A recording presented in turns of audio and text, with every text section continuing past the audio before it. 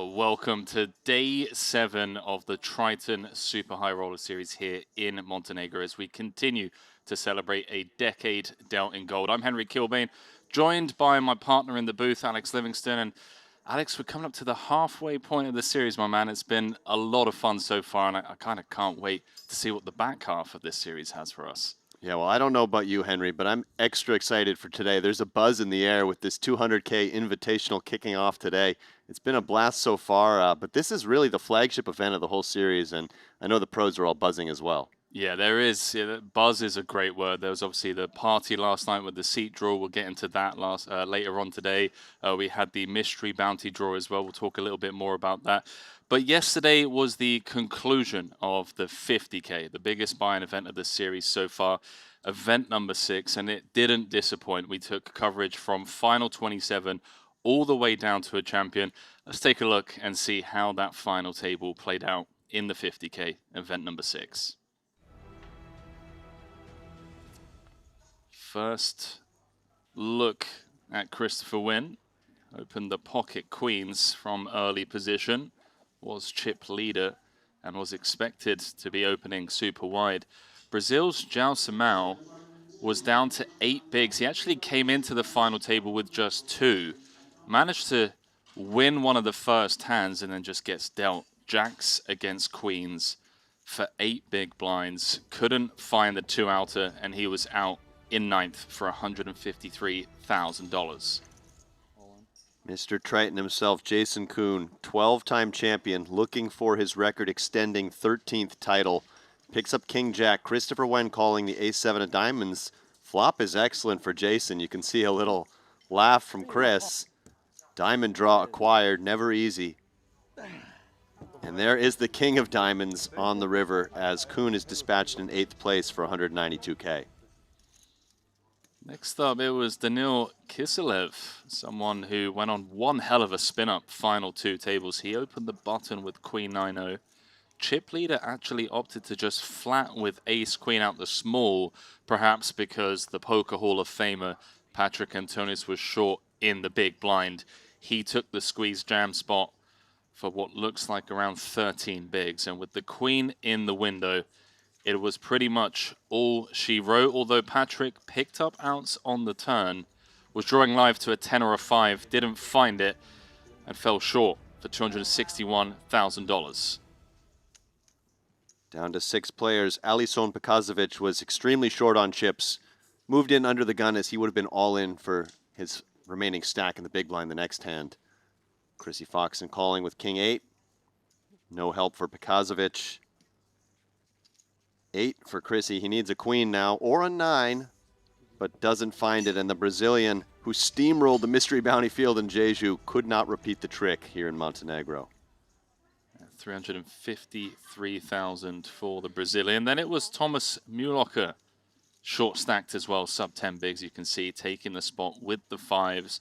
Kristen Foxon also short on the button, but covering with the Ace-9 of spades, flopping top pair, top kicker. Getting some advice from Daniel Rizai whether or not the call was fine. It was indeed. Mulocker was drawing to a 5 and a 5 only, couldn't find it, and he was out in 5th for $456,000. Christopher Wen opening things up here in the cutoff. He had the chip lead for much of this final table. Danil Kiselev, who won a big flip earlier on prior to the final table, was short for much of the affair. Flopping top pair. Wen middle pair, backdoor flush draw. And turning 2 pair is Chris Wen. Kiselev and his duck check it over. Wen's direction. Wen firing big, a polarizing sizing. A card he would attack often, and just disaster for Kiselev on the end as he makes 2 pair. Maybe can beat some value hands at this point. He doesn't love it. Consults the duck, makes the call, and he was out in 4th. An outstanding debut series for the Russian, capped by this final table appearance. That was a tough beat. Bit of a cooler. Down to 3 after Danil went to collect $568,000. Then it was Daniel Rizai, one of the most informed players in the world right now. Picked up his Triton First Triton title in Jeju just a couple of months ago, taking down the 60K. Was looking to pick up title number 2 here and was flipping. Jack 9-5 gave him additional outs. And the 9 on the turn gave him even more. He was looking for a king, queen, jack, or a 10 to double up to 11 million. Couldn't find it. Third place for $693,000 for him. Which set the stage for our heads-up battle. Chris Wen decided just to open shove the 9-7 offsuit. Chrissy made the call with the king-9 of diamonds in great shape to double up and take the chip lead. Flopping top pair, but an open-ender for Wen. She needs to fade 5, 7, or 10. She doesn't. 5 of hearts hits on the river. Chrissy, after a 4th place finish in the 30K, runner-up here, but it's Chris Wen, the 25-year-old, claiming his first Triton title. A dominant display from the online cash game star who never relinquished the chip lead after surging ahead early. Yeah, an incredible run. I had the absolute pleasure of interviewing him, and he said, you know, he ran really well, built that chip lead up, but he still felt the pressure. And it's so interesting speaking to people like Chris, who at the table seem really composed, coming from a high-stakes cash game background. We saw Linus Lolliger in his winner's photo. But, you know, these guys, bright lights, cameras, the Triton stage, they know everyone around the world is watching, still human and still feeling those kind of emotions of the big pressure points. Absolutely. It's always an interesting transition when somebody who primarily plays online ends up coming over to the live arena. Usually, if you're a good enough player online, you're eventually going to have success, but there's some getting used to the mechanics and the ins and outs of the live poker scene. What do you think it is? Like, what's the reason for the transition? Because it's safe to say, you know, grinding cash, you're at home, you've got your grind station, it's safe. Out here, it's a different ball game. It's a different ball game, but the upside is so high. Not just the amount of money you can win in the tournaments, but perhaps the connections you make, the experiences you have. I can see why everyone wants to take their shot, but it's just a whole different universe. And as someone who myself, I've bounced a lot between stages where I played more online and where I played more live. They're different worlds, and you need to adjust to your surroundings each time. Well, someone who seems to be out of this world is none other than Fedor Holtz. Took down the mystery bounty, and we did have that bounty draw last night, and the biggest winner was Fedor. He had 11 bounties to pull. He actually ended up cashing below EV, I say only 680K, but 680K compared to the EV of 790,000. He did draw the 200K envelopes, but it was Zhao Samao. 1 bounty pull. And what did he take home? He took the 400K, and he called his shot, I heard earlier. He said something, I don't know if it was an Instagram post or he said something to the players, but he called his shot that he was going to take the 400K, and he did. And it was Jamil Wakil, the Canadian, who drew one of the 200K bounties, and he only had 1 envelope. So, you know, it was one of those things where a lot of the big bounties went early. Yeah. So you never know how it's going to run out, but it ended up being a bit anticlimactic by the time it got back to Fedor. It did, by proxy of Michael Watson, who had 2 pulls and pulled 300K. He pulled a 200K envelope and a 100K envelope, then left the bounty draw, went to event number 7 and took down his 6th title, winning the 30K turbo, beating Mehdi Shawi for that 6th title. Congratulations to him. And yeah, we'll be seeing plenty more of those guys in the 200K Invitational, which we'll be bringing you today. A decade dealt in gold as we continue now with the 10th edition of the Triton Invitational. A total of 48 pairings, can you believe? And we've got a stacked feature table to start things off. On the invitee side, we've got Ding Biao, Paul Poir, Nikiforov, Andrade, who final tabled the one in the Bahamas, Jules Dickerson, who's ever exciting, Jason Moe, Garibli, and Gabriel as well, going to be kicking things off. 96 unique entries, Alex, in a 200K buy-in. Yeah, so 96 unique, and the invitees are able to re-enter up to 3 times, and then the pros are able to re-enter up to twice. So the idea is that we're at 96 right now, but we could hit, I don't know, upwards of 200 entries. I know there's a real buzz in the air about the number of entries they got this year, about the distributions. And, you know, it's just so fun to watch. You've got the pro side, you've got the invitee side. They're all on their own right now, and then they combine later. And we've also got fantasy to talk about. We do. You were just talking about the buzz in the air. How about having over 1,000 teams in that fantasy yesterday? I think we're going to double that today in this invitational. Walk me through it.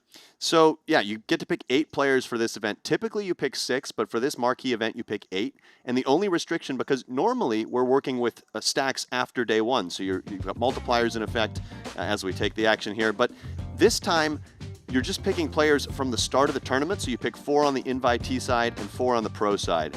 Right. So I can tell you my lineup, Henry. Tell me. So I've got Rui Cao, he's on the invitee side, Ding Biao, Alejandro Lococo, and Albert Daher is my captain. Those are my 4 invitee picks. And then for my pros, I've got Jesse Lonis, Artur Martirosyan, Alex Ponikovs, and Steven Chidwick. That's a stacked team, mate. Top right-hand corner of your screens, you can see that QR code. Triton Fantasy, you can build your team and win prizes. Prizes up for grabs in this event number 8 Triton Invitational, including an Ambassador signed Triton hoodie and cap, Ambassador signed Triton t-shirt, and Ambassador signed Triton cap. Get involved, guys. It is completely free. It has taken the poker world by storm to the point where all of the players are talking about it at the tables. We keep talking about it in the commentary booth. We've got our own little roster going on between me, Alex, Kevin, and Randy. The Share Hands crew, they've got their own little league going on. It is just the talk of the town. Good luck. Let us know who you've picked, who your captain is, who you're rooting for. And what is it you like to ask the fans for as well? Well, yeah, let's get your BLT, guys. Let's just see if they know what that means. Shout out your BLT in chat. And Henry, I was out for breakfast this morning. I saw 2 players out going for runs. I want you to guess who those 2 players were. 2 players going out for runs. I'm going to say Leon Sturm and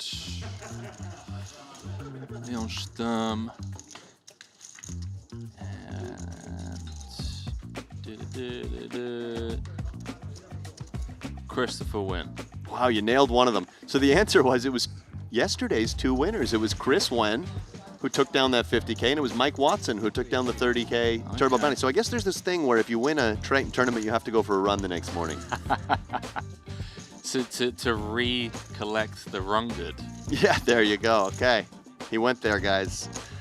Hit us with your BLTs in chat, please. We have Indianapolis at 7:11 a.m.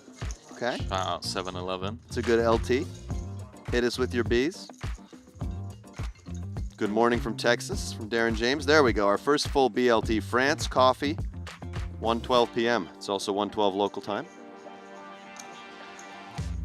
One of our founding players, Richard Young, taking a quick call before diving into this. Hopefully making a bit of a run. Number 3 on Malaysia's all-time money list. Over here, we've got Rob Young with a last-minute entry, pairing up with Kristen Foxon. Samuel Ju, the poker base founder, serial entrepreneur, and high-stakes player.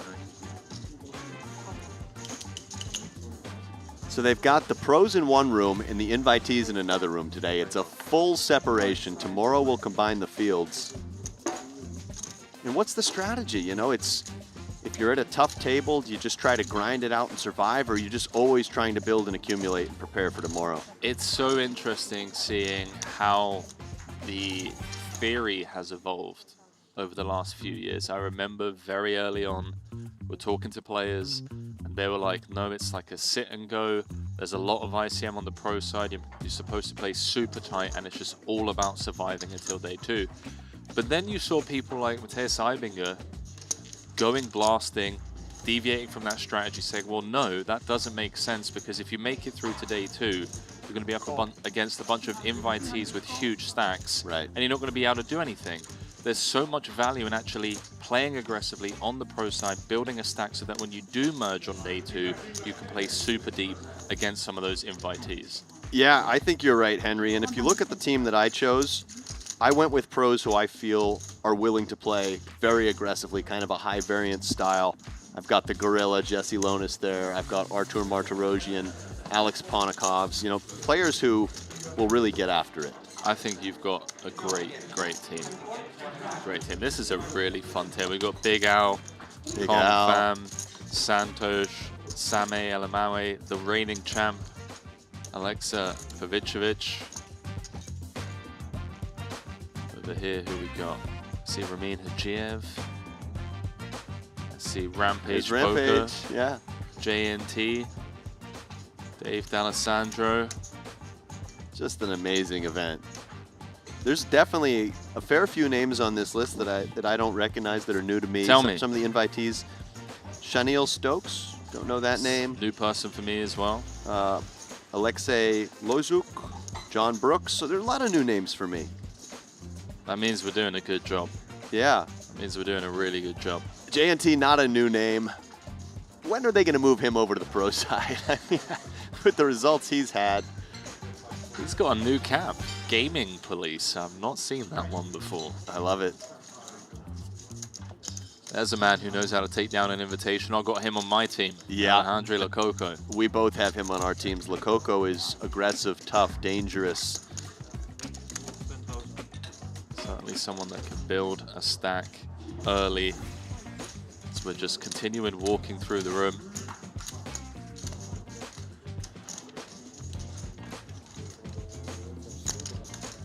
Guys, get your teams in. Triton Poker Plus app, Albert De Hare, who came 3rd in the last invitational. Get your teams in over in Fantasy League. You are not going to want to miss out on this one. Some great prizes up for grabs. Yeah. We will be heading over to the feature table shortly. We're just showing you around the room the who's who. Anatoly Zlotnikov almost picked up his 3rd title last night. He was chip leader with 4 left in the 30K. Wow. Then lost a massive flip against Michael Watson, who then turned things around and went on to win it. The ever chatty Russian. The Russian This is our Jim feature. Gary. Sorry, go ahead. No, I was going to say, have a look at our feature table. Jason Moe, Ding Biao, Louis Gabriel, Jules Dickerson, Gabe Andrade, who was runner-up in the Invitational in Bahamas. That's right. Is that right? Yeah. Ilya Nikiforov, Paul Poix, and Ilkin Gabrieli. Really looking forward to this. Got some very aggressive invitees. You know, Ding Biao, anytime he's involved in a hand, you could just be all in at risk. Got Jules Dickerson, who was one of the most entertaining players at the last Montenegro stop. Of course, you've got Paul Poix, one of the most decorated Malaysian players of all time. #1 on Malaysia's all-time money list and one of our founding players. And shout out to Ilya Nikiforov, of course, founder of Click. I see a lot of the players rocking that Click merchandise. Here we go. Hand 1. Alex, I know you're super excited for this, mate. I can feel it. I felt it all day. I can't wait for this one. I mean, to me, I love calling a tournament that has a mix of player types. It's always the most interesting. Even when I'm playing poker, I like having a few tough pros, a few newcomers, a few players of different playing styles, some aggressive players, some passive players, some tight players. Anytime you can make the dynamic more interesting, I enjoy it, and that's what we're going to see tomorrow when the fields combine. But today, to start off at an invitee table, couldn't ask for a better start to the tournament, as we're going to see a wide variety of playing styles. We're going to see some creativity and a mix of experience levels as well.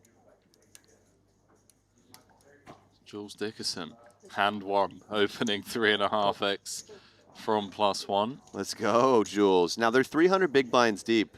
This is Jason Moe. It's his Triton debut. He was a poker player a while back, but moved into the crypto space. He's done quite well. So we're going to see this one heads up. He's done very well for himself. Yeah. Shout out Jason. Top 2 for Garibli. Jules checking his bottom pair out of position, just recognizing that this board texture is likely to interact a lot with Ilkin's flatting range on the button. Different sizing options available for Ilkin here. Goes small.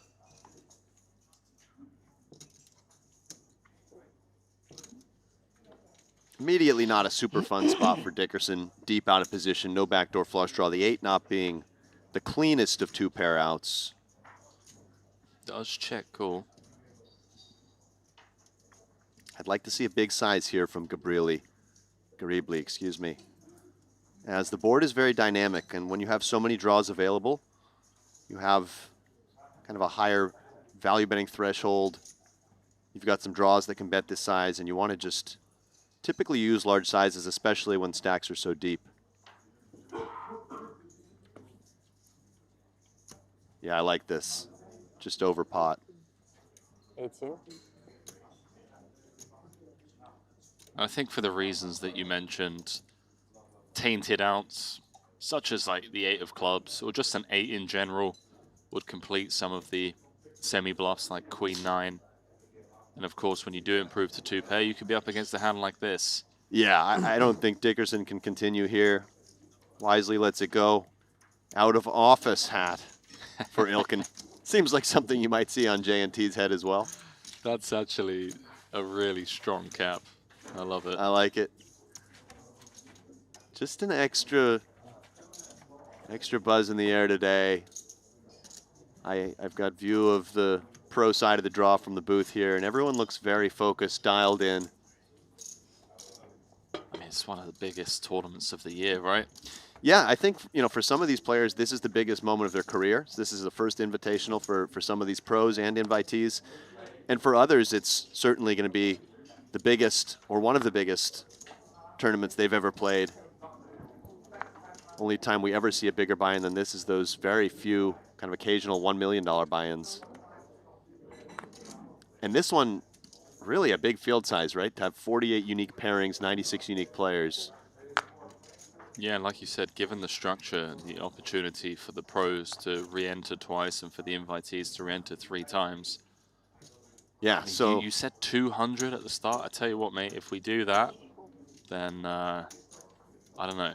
I'll have to buy you something. Yeah, maybe 200 was a bit ambitious, no, but it's possible, right? Possible. You know? It is possible. So just to give our viewers a little bit more information on those re-entry rules, if you're a pro and you bust out, they only give you a 1-hour window to return to the felt. So you can go get a little half-hour run in, maybe get a snack, bite to eat. If you're a cigarette smoker, coffee drinker, you can go take care of those essentials, but you got to get right back in it. You can't wait to max late reg. Whereas on the invitee side, they can re-enter at their leisure.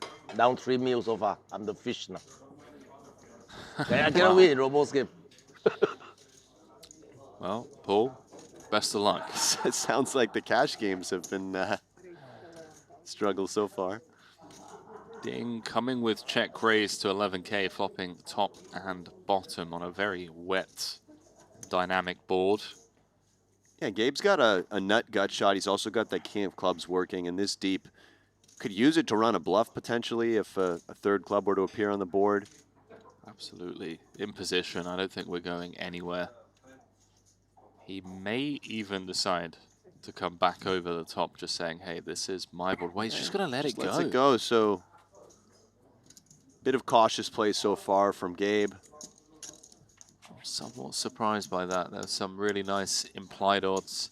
Look, I'm not going to question the man that came second just 5 months ago for 5 million plus.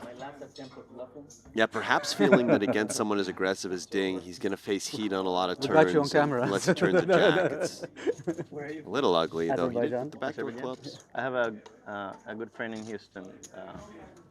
I cannot even pronounce his name. David Maestral. 那个 Elon Musk? Anyway, 3号 Azerbaijan 刚刚学的， Azerbaijan, yeah. 3号， We call him Russian Dave, 就是 but he's 我看着很 Azerbaijan. 年轻哦，刚刚学的。我还以为他长得年轻，原来是 Nines 他 now 叔叔方 for 叫他 Andrade. 哦，他都是我们打国的，打现金。嗯， First look at Ilya Nikiforov. Ace King will be 3-betting. These are very early positions and, of course, super deep.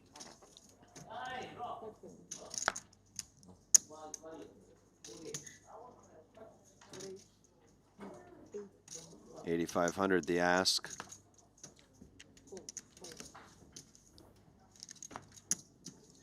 J-Mo's got one of those hands that this deep, you know, you almost want to just cold flat the 3-bet and get splashy. You It's see gonna it in be- cash games sometimes. Where are you from? Estonia. And you? I didn't ask, sorry. Ecuador, Okay. South America. I live in the U.S. though for 25 years, but Gabe lives in Houston. So you're from the US. Keep going for the I mean, geographical yeah, live read pre, yeah, just born asking and Ilya, raised where are you from before flicking in the call? Ecuador until engineering school. Then I went for business school to United States and I stayed there. That's the real attraction for a lot of these invitees, right? It's to come and play poker with a bunch of other successful entrepreneurs and business people from all over the world, yes, of course, where are you big from, buy-in and a lot of money up top, but a bit of a networking opportunity for them as well. Oh, definitely. I think everyone here knows. Just a amazing group of people. Ilya firing out the C-bet. Andrade, of course, going nowhere with the black nines. Overpair to the flop. Turn queen of clubs. Let's see. Nikiforov wants to get aggressive here, but we're going to move over to another table. Whoa, is that Big Al, Big Al's is he on a- short on chips? He is. Something's happened over here because Yeah, so he must have lost a big one. We can try to get information on that. trying to see to who. It looks like seat 1 has around 500K. That's Chenille Stokes, one of the names I was unfamiliar with. He's the chip leader. Let's have a look at what happened there. Oh, wow. Tell me. So Chenille Stokes opened it up with a raise with 2 jacks. DeCarolis completed 3-ways from the big with 8-7 offsuit, came 10-9 deuce, 2-tone. There was a continuation bet from Stokes with the overpair. DeCarolis was called, waving, and I the don't- turn was a jack, giving Can we ask for the service? DeCarolis a jack-high straight and Chenille Stokes a set of jacks. DeCarolis check-raised his straight, was called by Stokes, and then the river paired the 9, Wow. and DeCarolis bet-calling his straight into the full house of Stokes, and now that's why he's so short on chips. I'll take a. So that's our early chip leader is Chenille Yeah, Stokes. it's here. 5 minutes and 5 30, minutes? something like that. 5 and something. Okay. And this is his it's his second tournament. He played the 50K as well, 630. but it's his first series here at Triton. So basically, if we are between the 20 seconds, it doesn't go into a time bank, right? Something like that? Like you have pre-flop, you have 15 seconds Uh-huh. for free. For free? Yes. After that, it goes to your time bank. Yeah. Okay. After that, time is money. Time is money. Flop is 25 seconds for free. Spicy Yeah. poker was played, being announced. 15 seconds. I was in the before old era. you Yes, drop, indeed. and then it starts going into your time. I don't Last time know. I played, it Normally was you not have like like. this. Yeah. Some of the Yeah. players that are new to Triton Manual, just you just have the So it's like familiarizing themselves I with the love clock. it. I It's love much it. better. Yeah, it's really good. One issue You every can time play for no faster. reason. Stokes is a real can estate play- developer. We used in to the have US. Oh, yeah, okay, 30 okay. second. You can play faster. times, Yes. but Maybe now some you can do decisions 5 where you need seconds 35 only. seconds You for, only not waste 3 one minutes, time. you know, and Right. you don't have to better. use Much better. an extra I time mean, bank for it. So that's everything very they do great here, they think it solution that through. they came up with. Yeah. The best way possible. I'm just gonna try to play as fast as possible and I think hope for Played the here best. before? I think the first day everyone No, in this first room time is in going to be playing Montenegro, I fast. played this one in Bahamas, Okay. and it was the Tomorrow will be a the different old story. format. Mm. So But I most of love the it. big action so far has been on the invitee side. The company is As amazing. Rafael Mota also won a big pot against Yu Zhang. Really? What happened in that one? He made a flush, and Yu Zhang rivered a set of queens. So we've had a little bit of early kind of coolerish get more than swing the action on that invitee side. We should. We should. We are VIP. We should. At most I get more. Quite easy. I agree, actually. I think we should get at least a minute more Yeah, than the we pros. should- Than the pros. We should get 6 minutes. more. Look at JMO opening things up from the cutoff here. Louis Gabriel But usually we don't need so flatting much time. out Yeah, the big. Actually, in this JMO side, flopping probably best. This there's hand no, should be over and no done robot with. moving and tanking, which I Shout love. out to Andrade, I love it. Yeah. just giving Triton their flowers for how things are run here from an operational point of view. That's why the invitees love coming back. JMO just gets it through with a small c-bet there. He's got a lot of, back in the day, he had a lot of heads-up poker experience, I believe. Yeah, I don't know the full background, but I know he was friends. Well, he is friends live in with France, Doug, maybe? if I'm not in mistaken. Dubai. They were like Dubai. study buddies. Yes, for instance. But I think the last maybe at least 10 years, he's been more I love focused the on the south of crypto your country. space. Every time I can, I go there. I love the north of Dubai.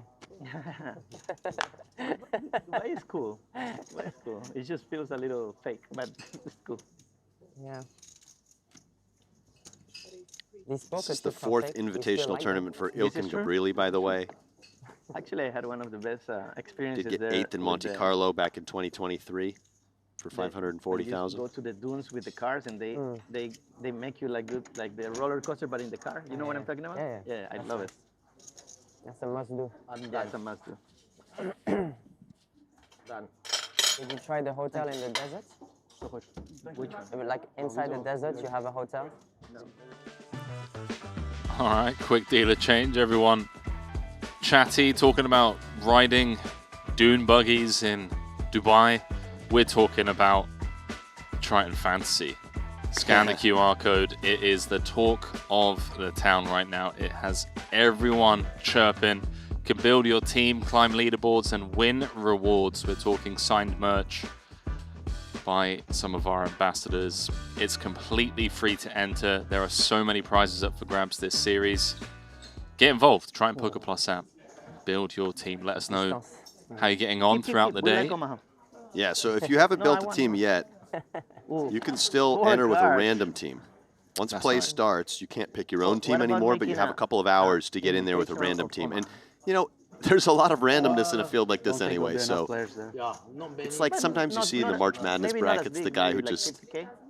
the guy or the girl who just pulled, I don't know, main event based is off of a randomizer or the colors of the team I that love they that. like or geographical things. They sometimes win these March Madness pools over the quants and the people who are really Yeah. That could be analyzing. interesting. You think there's going to be people studying this fantasy league? I do. I mean, I do think that some people will take this really seriously. It's like any fantasy, right? You have different Yeah, approaches. it'll be Some people just pick random just- names. just Some people having put a bit of thought into it. Some yeah, people I get think there'll be spreadsheets so it's out. not enough. Yeah. I think you'll see of some us. of everything. And then people like Randy actually just think choose their people love favorite PLO. players. Yeah. And then Yeah, he just yeah. crushes us. 3,000. Yeah. He's got the big lead. And we went double stakes this week, or this tournament for the Invitational, Not what? Not long. given it's a multi-day Until affair. Yeah, the bus will be. Gamble.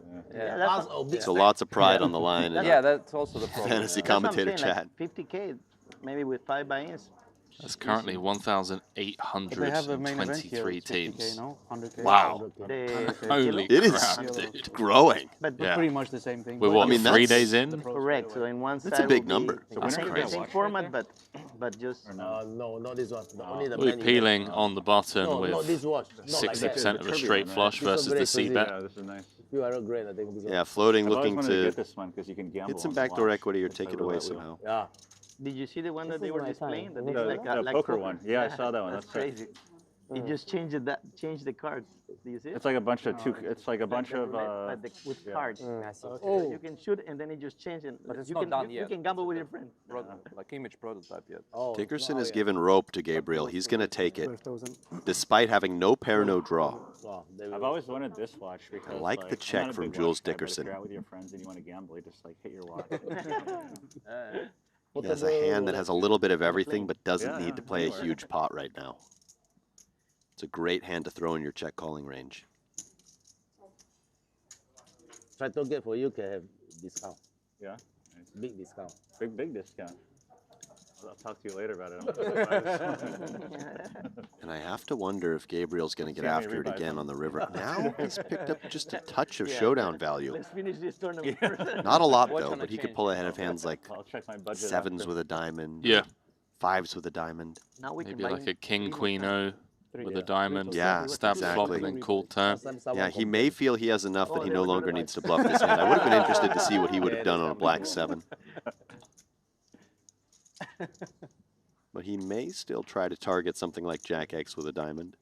It wasn't me though. I used 2 bullets. He's but it going was- for it. This is No not going to complaint. work. I don't believe. Yeah, as played, Jules, of course, setting the trap on the turn with plans of just going into check call mode. Yeah, it's somewhat unlikely that Dickerson will beat value here, but I just think ace-10 blocking the ace with that 10 of diamonds in hand is just a bit too much hand to let go here.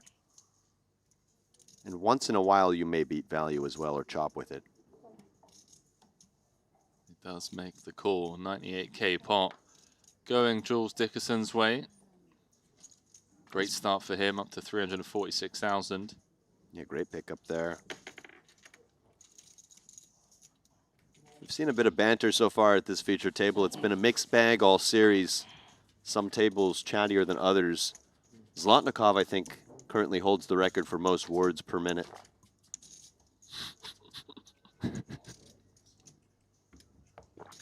Yeah, he's chirpy. He is very chirpy. Paul Poix. How much would he love to take this one down? Oh, that 10th anniversary special in Jeju was just, you couldn't have scripted it. You really couldn't have scripted it. Yeah, and he Second gave such a time. touching interview. Yeah. No, it was incredible.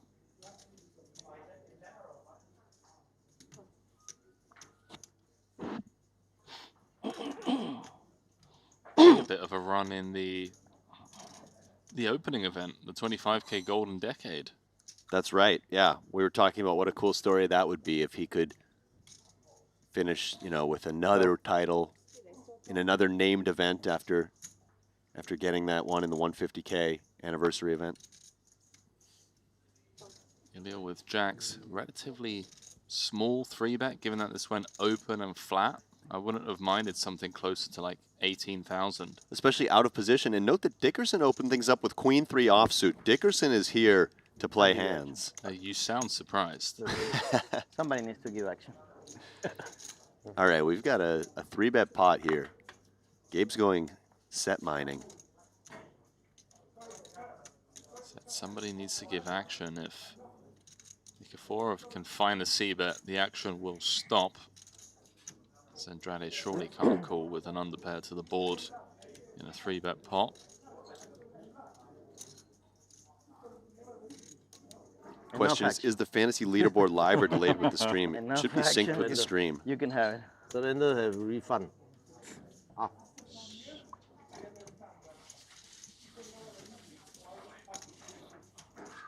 Ilya, a big supporter of the Triton Tour.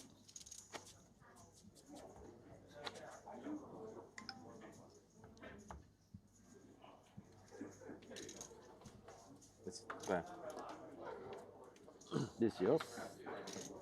Oh, yours? There you guys. If you know anything about some of the invitees that Last we're year we not started the same aware TV of, table, we've got all three of us. Arnold in the chat saying always make me Luis start the TV Gabriel table. Yeah, is you, still yeah, a but we student. Forgot to let us them not this We year. not. It was not our plan. That's cool. But cool. the seed draw Well, we made. Jules I was is in in the there, tank you were with there. Queen 7-0. I was in the same But place. he was in the same I was seat. in the same seat. By the way, the first 2 levels of this event are going to be 501K, which is pretty cool because that's 300 big blind deep starting stack. So you get all this kind of cash game play to kick things off. I like to call these early levels cash game levels. I agree. Hopefully see more players approaching it like a cash game. You see different strategies deployed by different people.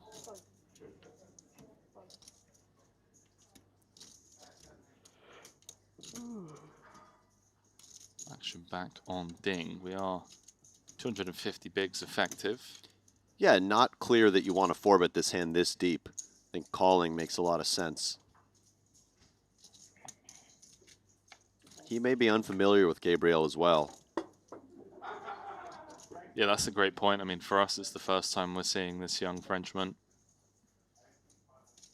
Ding, of course, an absolute staple on the Triton Tour. Multiple titles, #1 on China's all-time money list. That's 11,000.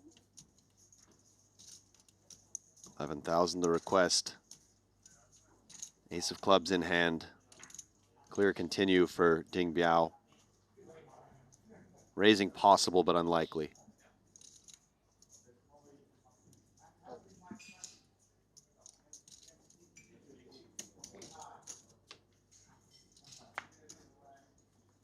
Brick turn. Queen of spades. Ace king is still good, but he's out of position, losing to all of the pocket pairs that Gabriel could have. If he finds a double barrel, I don't see how Ding can really dig deep here with just ace king high. Let's see.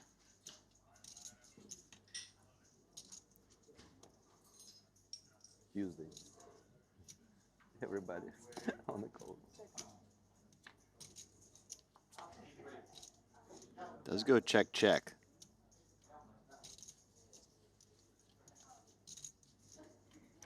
So not too much reason for Ding to turn his hand into a bluff here, I don't think. Still has some showdown value. I think block is ever a play. No, he's just going to check it over. I was thinking maybe something like 6K. kind of set the price. Just to target a hand like the one that Gabriel has. Something like that, yeah. And also to avoid playing a bit of a guessing game on the river. Yeah. But it does check through. Ding will be very happy to take that one down, as unlikely he could have faced the heat on the turn.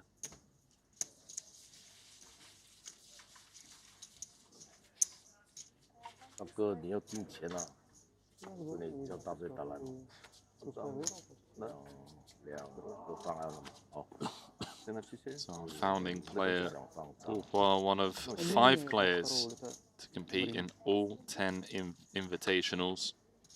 Okay, who else? Good question. Maybe we'll get that info. So 10 invitationals. I'm gonna say. I think Bryn actually skipped a couple. Richard Young? It would have to be. What about Kuhn? Kuhn? No. Nope. Mm, Ike? Or were they not around for the earliest ones? I'm gonna say Makita. Paul, of course.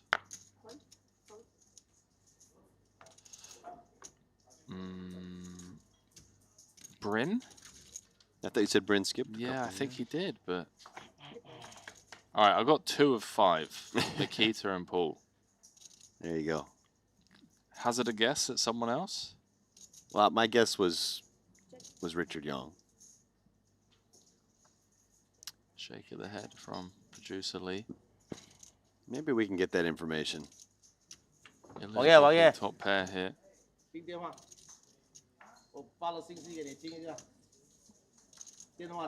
Checks through on the Jack 9-7. 9 pairs on the turn. All 10.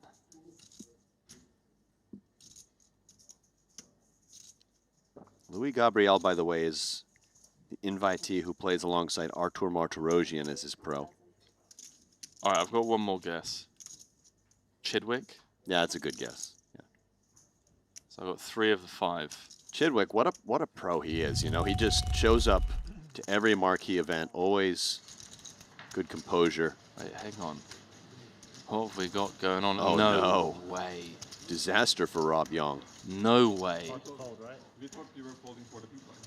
Aces against kings. Can you believe it? Level 1. Rob Young with the Cowboys. 2-time champion Zlotnikov with aces. Young, the covering stack. Oh!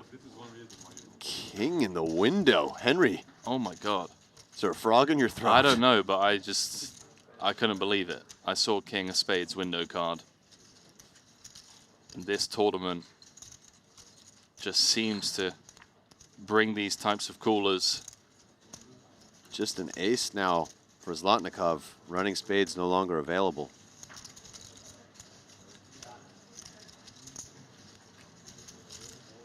Five, 9-3 in the middle. No ace. Rob Young does the dirty. Kings against aces. Spikes the 2 outer on the King 9-4 board. We've got a new chip leader. All the money going in pre. Wow. So Anatoly Zlotnikov is going to have to shake that one off, decide if and when he wants to re-enter. Players looking around.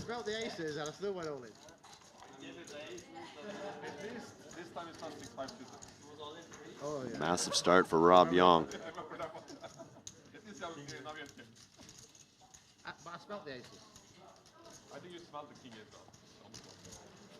Says, I smelled the aces and I still went all in. You guys won't believe that I was thinking about folding. Rob's saying he was thinking about folding. Well, good job you didn't, mate, because you spiked the king. Yeah, he opened there. There was a flat. Zlotnikov with a big squeeze. Rob 4-bet to 55K. Zlotnikov 5-bet to 134K, and Young moved in. So it was a 6-bet shove. Wow.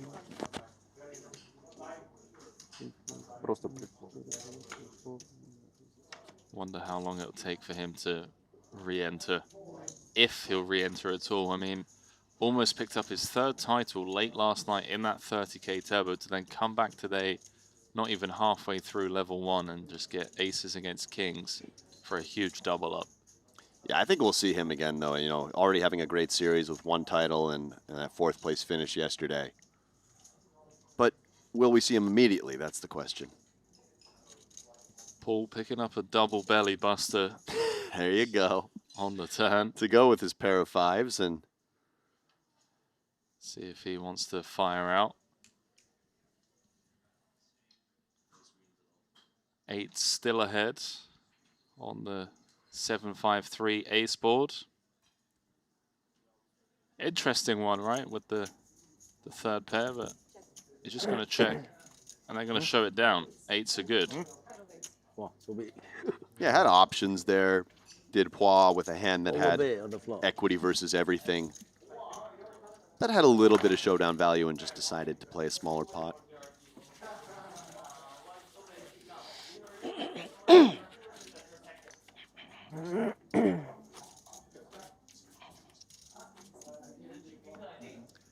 Already 1 player bust. Yep. Kings win against aces. A lot of random people in the chat saying black screen's gone. Everything seems fine here. King's one? Guys, maybe just refresh your streams. I don't know. That's why. Just pre. It's weird though. Maybe we're getting trolled. Well, at least I'm not the first one. Yeah, on our end, That is a good thing. the stream is working, but We're doing good. let us know. Task We're one back. accomplished. We're seeing we're back. It could be worse. Okay. First checkpoint, but Got Frederick VTube in the chat saying, I just tuned in, and sorry if this has been mentioned, but how does the invitation work? A pro pays the buy for the invitee? I mean, that could be the case. We wouldn't know. We wouldn't be privy to that information. I think it's more invitees that enjoy the game, you know, are passionate about poker. They want to come and compete in this very unique format because they get to spend all of day 1 playing against other invitees, meaning, you know, they're not battling against Jason Kuhn or Chidwick or Makita on day 1. They get to just chill out, have some fun, and play against like a perceived softer side of the bracket. And then for the pros, the only way they can enter is if they actually find an invitee to invite them. And that is a major part of, you know, what do you want to call it? Like, they've got to be on socials and be proactive and reaching out to people, making deals such as I've heard about, you know, swapping a certain amount at face or letting the invitee buy pieces at face, a bit of coaching perhaps. Yeah, usually, in a lot of cases, there's some type of pre-existing relationship between the invitee and the pro. So there's a lot of different ways that things can form. Deuce 4, Deuce 7 board here, double flush draw. Just having a slight graphics issue. I believe we're on the turn. Paul fired out a bet of 10K on the flop, which was called by Gravely. This was 3-bet pre. Turn 7 of clubs.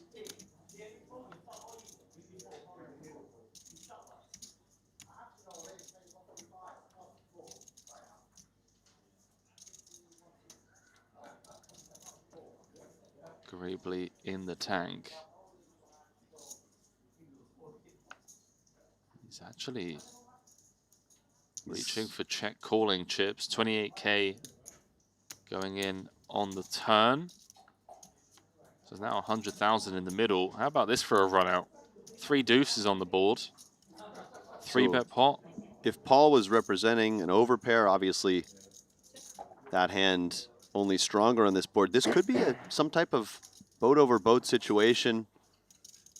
Also possible that Garibli had some type of draw that missed with 2 flush draws available. Straight draws as well. But it feels like Paul to this point has represented that he has something like 10s plus. All of those hands would be comfortable going for 3 streets of value. And for Garibli, calling down flop and turn rather than also calling pre-flop I think it's safe to assume on the turn that he's here with a hand like 9s or 10s. Exactly, yeah. So what's being represented is that Pois has a very big pair, and Ilkin perhaps a slightly lower pair. Ilkin also could have had some nut flush draws, that sort of thing, and Paul can bluff with just any of the weakest hands that he decided to 3-bet. So he could take something like ace-5 of spades, which unblocks all the ace-jack of diamonds, ace-queen of clubs types hands, and he could turn that into a bluff. Raise of the eyebrow as he does fold. On the value side, probably jacks plus or thereabouts. Take it down, Paul. Aces. You got him on the blades, huh? It's on the blades.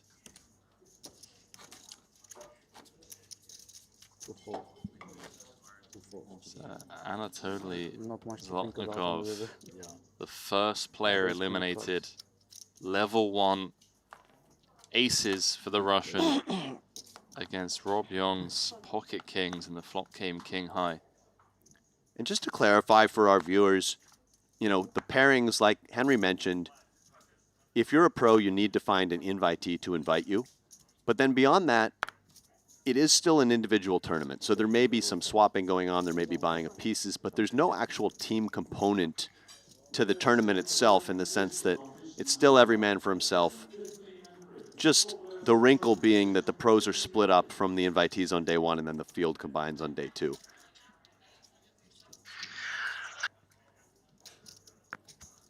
Big pot on the pro side of the bracket going Alex Foxen's way, squaring off against Punat Punsri. I would highly recommend you all download the Triton Poker Plus app, and you can use the updates tab.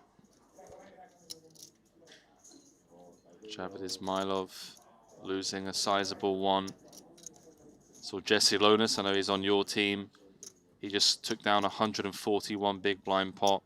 Okay. Yeah, I was looking at Lonis's table. He's got a tough table. I mean, you look at that pro side of the bracket, it's just insane. Looks like we're ping-ponging away. I see the all-in puck. So it looks like it was Same Elemawi against Big Al's 8-7. Same opened for 3K. Big Al called on the button. Came King 6-5. Open-ender for Big Al. Top pair for Same. Of course, Big Al was short-stacked, only had 60K. And all the money went in on the 7 of clubs turn. Big Al was looking for an 8, 7, 9, or a 4. Sorry, 8 wouldn't have worked for him, as it would have given Same a higher, a straight.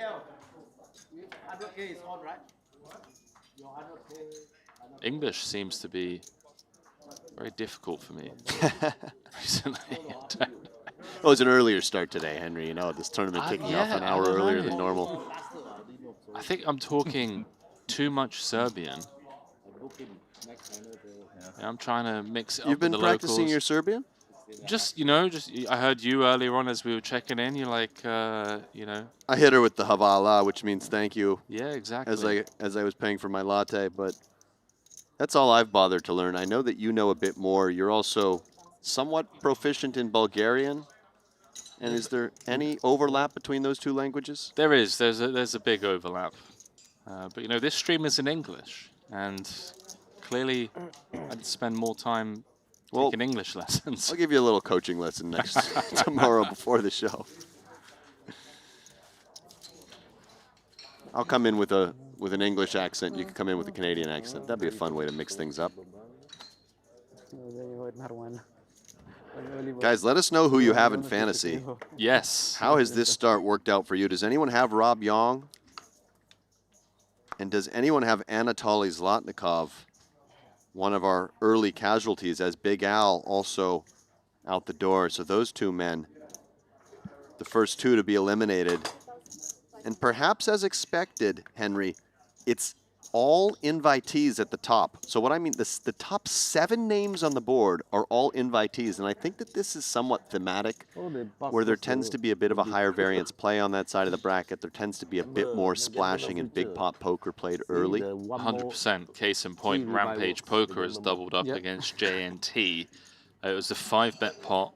Rampage 5-betting with pocket queens. JNT calling with 9s. Flop came 5-3 deuce with just 160k back. It went check from JNT. Rampage continued for 60k. JNT called. And then on the Queen of Clubs turn, giving Rampage top set, JNT actually opted to lead out and practically put Ethan all in, drawing dead with the 9s. Rampage getting the double up to 500 plus K. So hot start for a few of those VIPs. Chenille Stokes above 600. Santosh, he's at 459,000 to be in 4th place.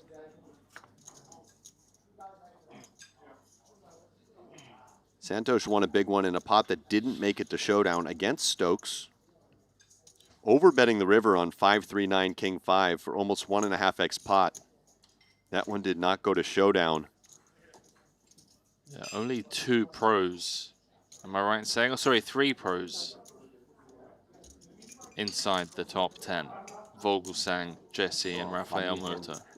Or is Mota on the invitee side? I do apologize. He is, yes. So only 2.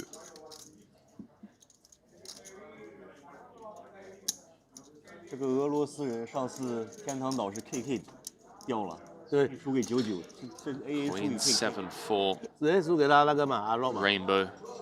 Board pairing. 那个老的也 Queen 掉 on 了。 the turn. 这样打牌的。 19k in the middle. Action on Jason, who checks back. Did bet 10k on the flop. Ilya check called the half pot. So now 49k in the middle. Guys, we're working on our graphics issue. We hope to have it resolved as soon as possible. What graphics issue? I don't know what you're talking about, mate. Clayton. Service. Yeah, picture you're watching the main event in 2002, before that whole card cam was introduced. One single espresso, no sugar. This might be the time to get chats going about fantasy. Hit us with your BLTs. Oh, there we go. Trip Queens for Nikiforov. Mo had nothing, was blasting.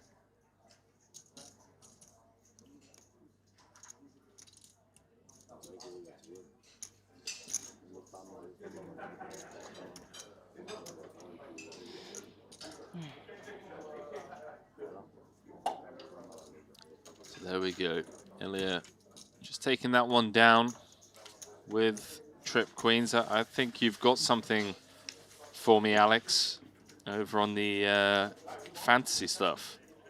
Yeah, so, you know, the system is complex, but they've done a good job of trying to make it as fair as possible and as dynamic as possible. So the total score you get in fantasy, it's the sum of your base points based on finishing position. So if you win the tournament, you get 100 points. And if you get 96th, you get 5 points. So it's basically taking your finish position and flipping it. So, you know, higher finish means more points and so on. Correct. Then there's a captain multiplier where your base points for that player are multiplied by 1.25. So for instance, if you were to win the tournament with your captain winning, you'd get 125 at the top. Or for 20th, you'd have something like 80 points, which would turn into 100. Then you have your head-to-head picks. So there were 4 different sets of head-to-head picks you had to make. Each of those correct is worth 15 points. And so that's how the scoring system is going to work for this one. And with 8 players in the mix, with so many entries, Henry, it's like the more entries we get, the more precise the winner is going to need to be with all their picks. Keep in mind, we also have a season-long leaderboard for fantasy. So there's some swag available for the winners of that. I think first prize gets something like a hat, a hoodie, a T-shirt, all signed by pros. Yeah, pros, Triton ambassadors. There's so much up for grabs. What else is up for grabs is this pot for Jules Dickerson, who 3-bet.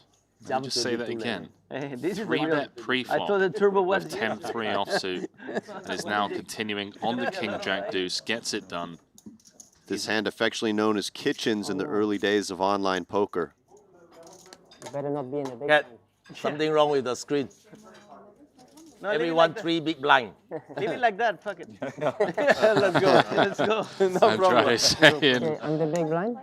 spin it up. Everyone's got 3 bigs. What was I going to say? Tell me, do you know the backstory of the kitchens? And sorry if I'm putting you on the spot. I believe it was Mark Herm who came up with the term. Okay. The term. His name was Dipthrong online. Taylor Poor may have been involved as well. Tapor, maybe Paul Volpe. That crew. Okay. But beyond that, I don't. I know that there was at that time a lot of online poker players were living in Mexico. I think that was maybe just after Black Friday, or even I think even before Black Friday, there was a decent number of pros who were spending time in Mexico, and I want to say they were involved, but I don't have all the particulars. So Joel Grinder 6506 is telling us his team is Alex and Kristen Foxon, who, by the way, just drew seats next to each other. That's crazy. Just random pairings. Santosh, Alejandro Lococo, Kuhn, Mueller, Javid, and Ramin. I like it. That's a really strong team. I like that team. Cheap leader is a fun. Gilbert says Binder is a must-have. He's running so hot. Definitely one of the hottest players in the world right now. I got him on my team.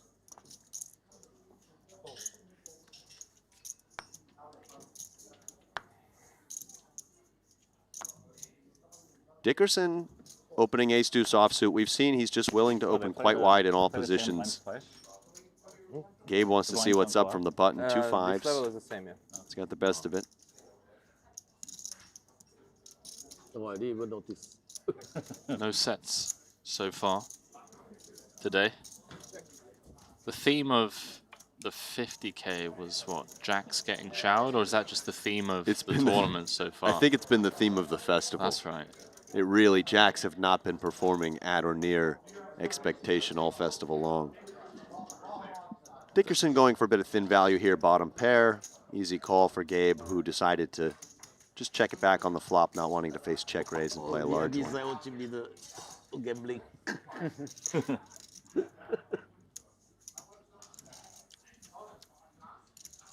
And I think it would be too thin for Dickerson to go for an additional street here, but he does just go for a small bet,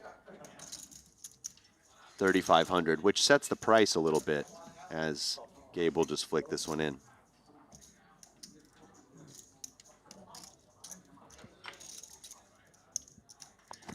There's a question, how do rebuys work with our fantasy teams?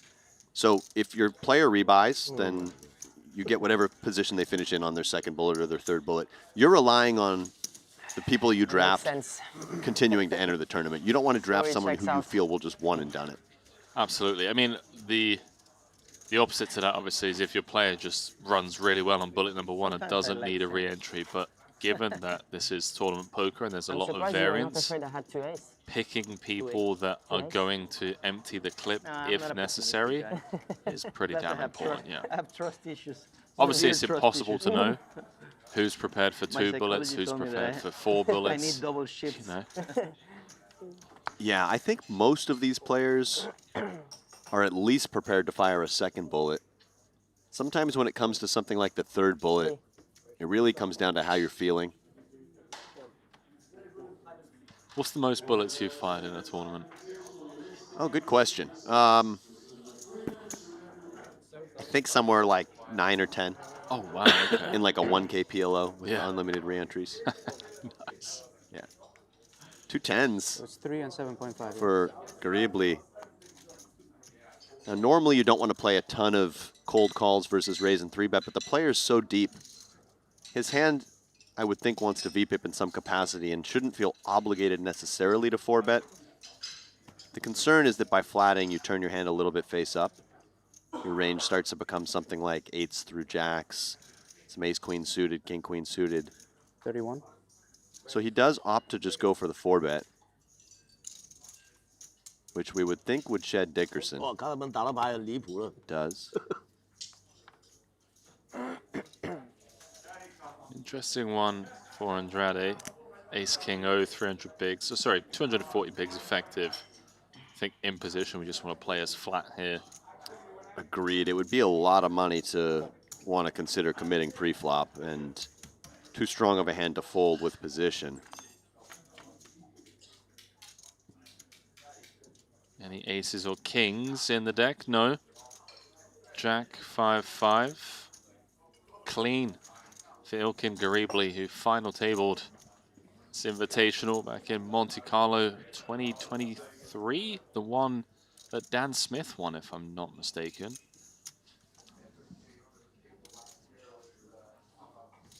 Alex, I hope we go back to Monte Carlo at some point. That, hands down, one of my favorite venues. I mean, you're talking about the view here. Imagine doing commentary with the view right in front of you. Oh, is that how it works? That's what you have in Wow. Monte Carlo. It's absolutely incredible.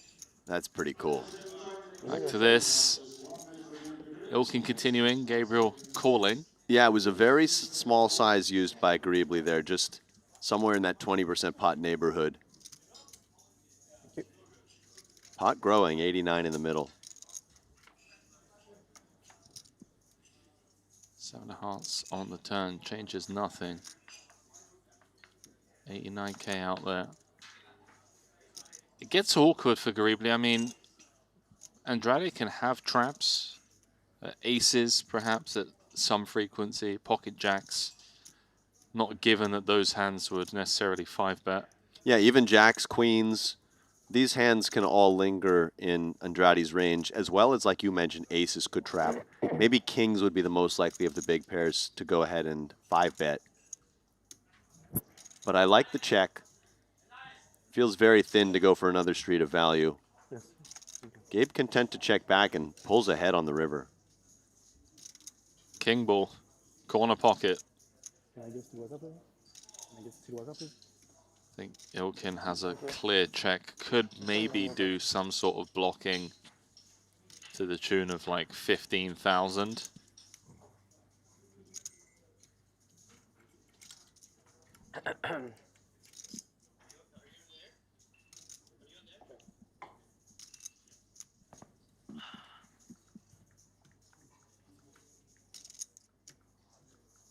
$89K in the middle. 25,000. Andrade doesn't get greedy. It looks really milky though, doesn't it? This 25K bet.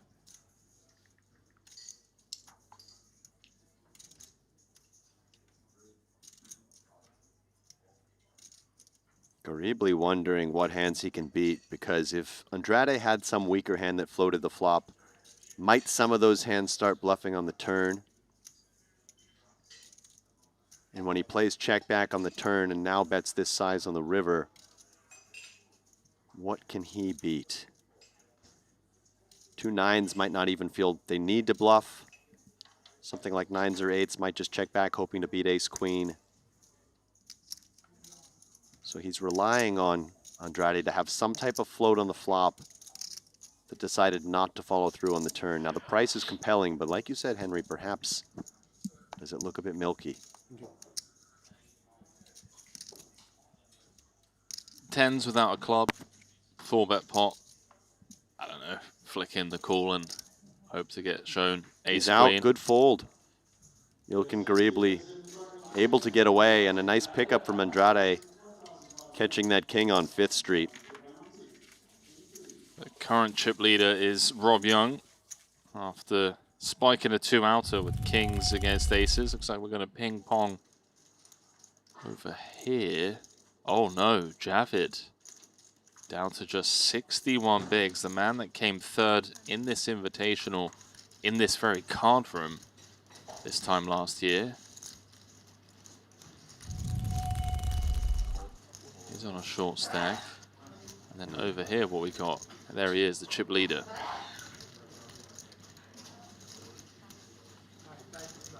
Rob Young looking super fit. He's got that whoop, as so many players do.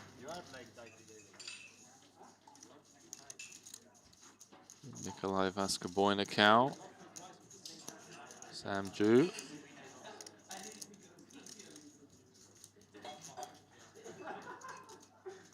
Big Hugo saying, why don't they just go all in blind? Well, I like where your head's at. Like a 200K Invitational all in or fold tournament.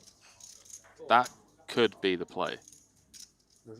Guys, if you're tuning in on YouTube, please smash that like button because CoinPoker is giving away 10 tickets to the $55 World Poker Masters main event satellite when the stream hits 1,500 likes.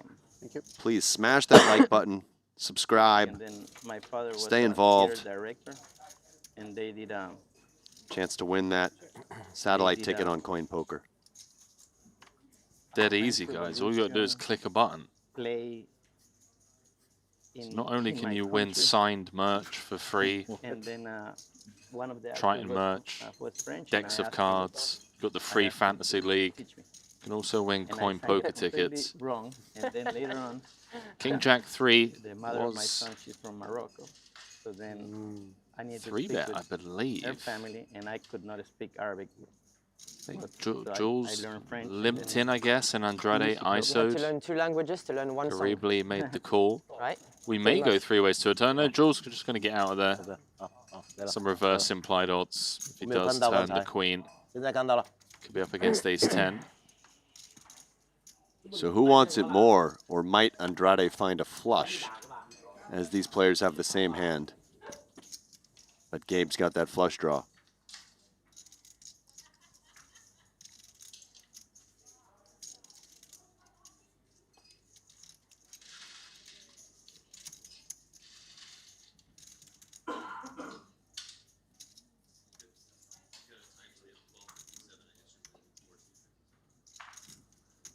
Andrade picking up the nut flush draw on the turn. Checks it on over. Yeah, a bit of showdown value for both players here, and perhaps we just see check, check. It's always fun when both players have the same hand to see if one is able to outmaneuver the other, but when both have a modest amount of showdown value, sometimes you don't get that excitement. It's more fun when they both have the 6 high.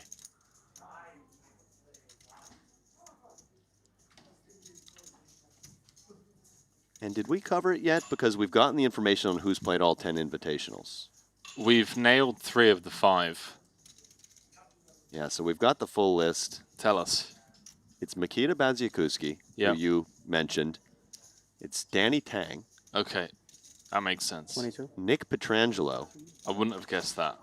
Stephen Chidwick, and of course Triton founding player Paul Poit. I didn't know Nicky P was in there battling from the start. Look at this from Garibly, by the way. Turning ace-queen into a bluff, just trying to get Andrade off of a chop, it seems. Maybe try to get him to fold some small pocket pair, like 7s or 8s. Say small, those are more medium-sized, but... So maybe one player did want it more. Let's see if Andrade is able to dig deep here. He lets it go. Credit to Garibly. 10? No, a bit better. Bit better. Have a request Oh, no. to call out the How much you recap feel of the better? I had Sean a ten. Winter Espin your I had a stat queen. hand. So Espin opened from the low jack to 2.5k. Hang on a minute, because we got a big spot over here. No, this one's all over and done with. Espin opened to 2.5k. Christopher Wynn flatted on the button. Sean Winter 3-bet to 18,000 from the big blind. Came 9-6 deuce with 9 deuce of hearts. Sean continued for pot. 40k to 39k. Espin called. Turn was the 6 of spades. 119k in the middle. Sean continued firing for 75k. Espin called. 269k in the middle, going to the 4 of spades river. Went check, check. And Sean winning with 4-5 of hearts. Okay. Interesting. So maybe Espin had some sort of ace-high hearts, something like ace-queen suited, ace-jack suited, would be my best guess. Some type of draw that bricked and Sean able to pick up that showdown value on the end. Espin still has 193k, so far from out of it. This great structure. We have 2 levels in a row of 501k before the blinds start to increase. And even in level 2, they're 1k, 1.5k, so even in level 3, you're still 200 big blinds deep with a starting stack. This is my kind of poker, you know. Deep stacked, action players, multi-way pots. This is what I grew up with. This is what I enjoy. Quick note, the fantasy late reg will remain open throughout day one. So for those of you that are joining and think it's too late, that is not the case. You can get involved.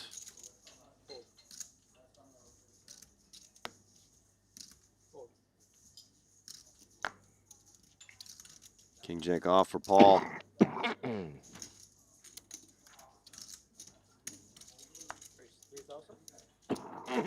Opening it up. See how Ding Biao wants to play. This probably just comes with flat. In the small, he does. And a multi-way pot.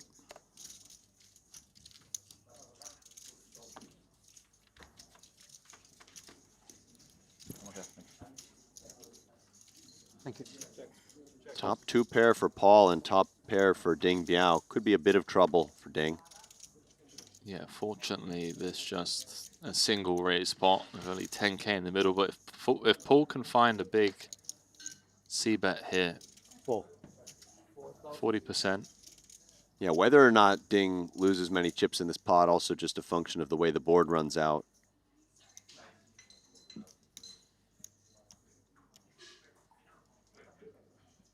The good news for him is even if he turns kings and tens, it's not going to be the cleanest two pair possible, as ace queen could really linger. So I don't think Ding's ever going to play a raise on any turns. He's going to be resigned to just check calling, and depending on the river, we'll see if he ever gets away from it, as Paul will go for 3 streets on almost every run out.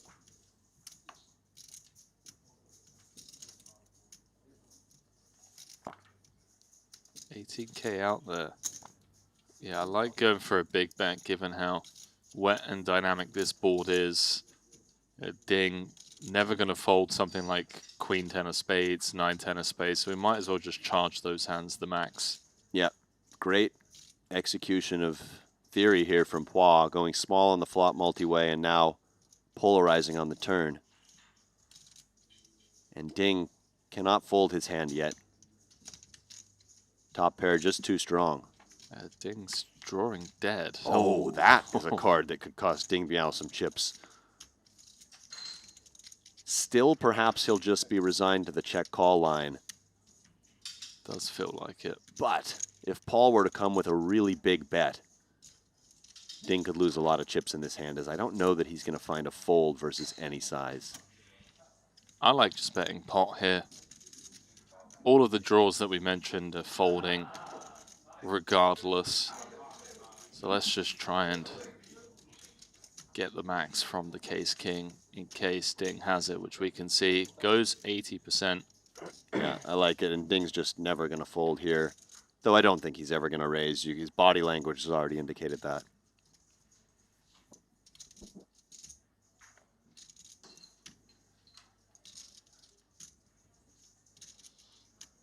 Oh, shake of the head.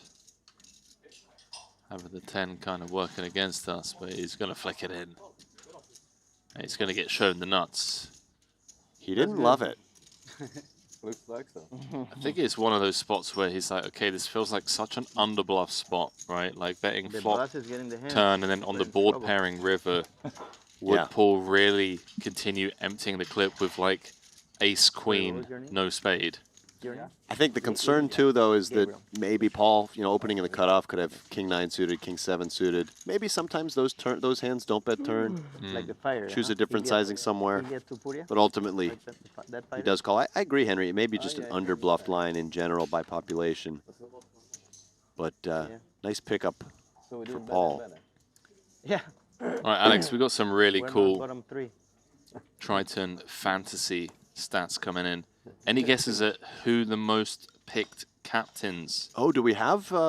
We do. Now this is within the app. No, this is just stats for us. A little tease for okay. Most picked captain. Oh man, I think. Get your guesses in the chat, by the way. I think it's going to be the most picked captain. I think it's going to be somebody on the invitee side. Javid Ismailov? No, way off. Way off. Tell me, is it invitee or pro? There's not a single invitee in this top everyone's 10 picking list. a pro as the captain. Okay, okay. Well, then I'm going to say it's Jason Kuhn. Jason is 6th on the list. Chidwick. Chidwick is 7th. Martirosian. Nope, not even on the list. Ponikovs. Ponikovs is 5th on the list.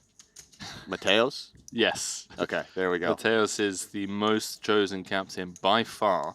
Yeah, that's a good pick. I probably should have given him more consideration.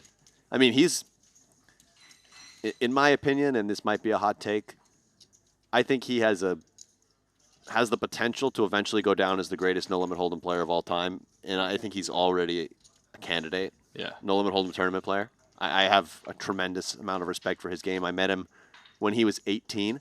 I played with him for 2 hours, and I told all my friends that this guy is going to go on to be an all-timer. So he just has that it factor. Yeah. No, he does. He's an absolute legend. Jason, flopping top set. 10-7-4. Yeah. Check through. Turn 3 of diamonds. Now comes out firing. It was Ding that opted to 3-bet pre-flop. Maybe a bit steamy under the collar. Bottom pair for Ding Biao. He's going to keep Jason honest.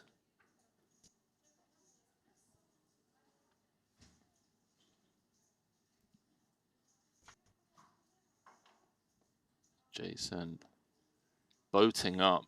Second nuts, only losing to quad fours. Yeah, all the draws have missed here. The 9/8s of the world, the flush draws.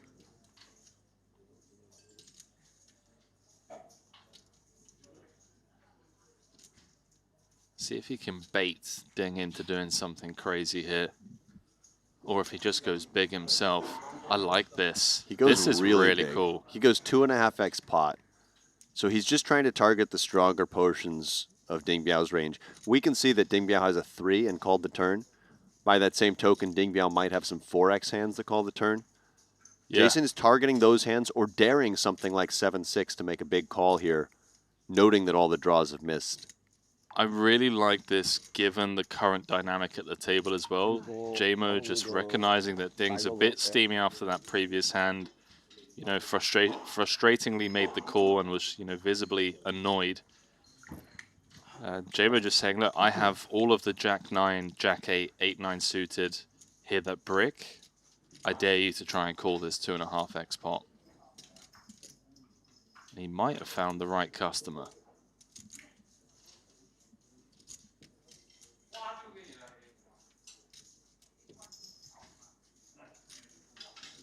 Ding probably thinking like, what does he do this with? But he does let it go.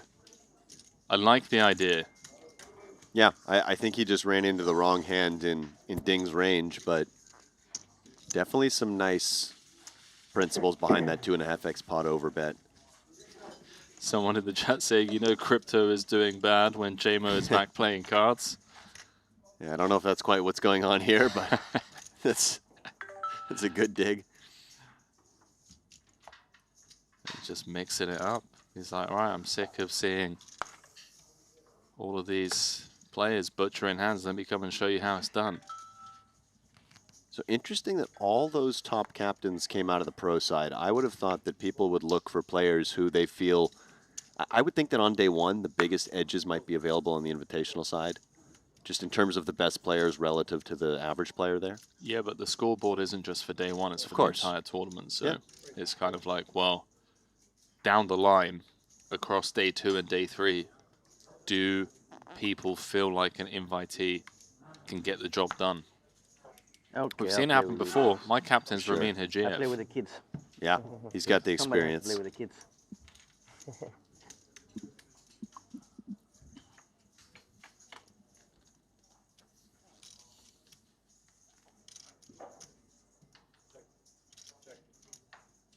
Three-way pot here. Dickerson, the opener.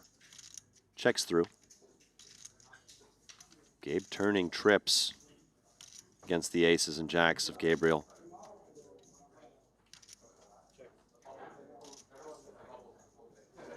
Rough day in the office so far for the young Frenchman.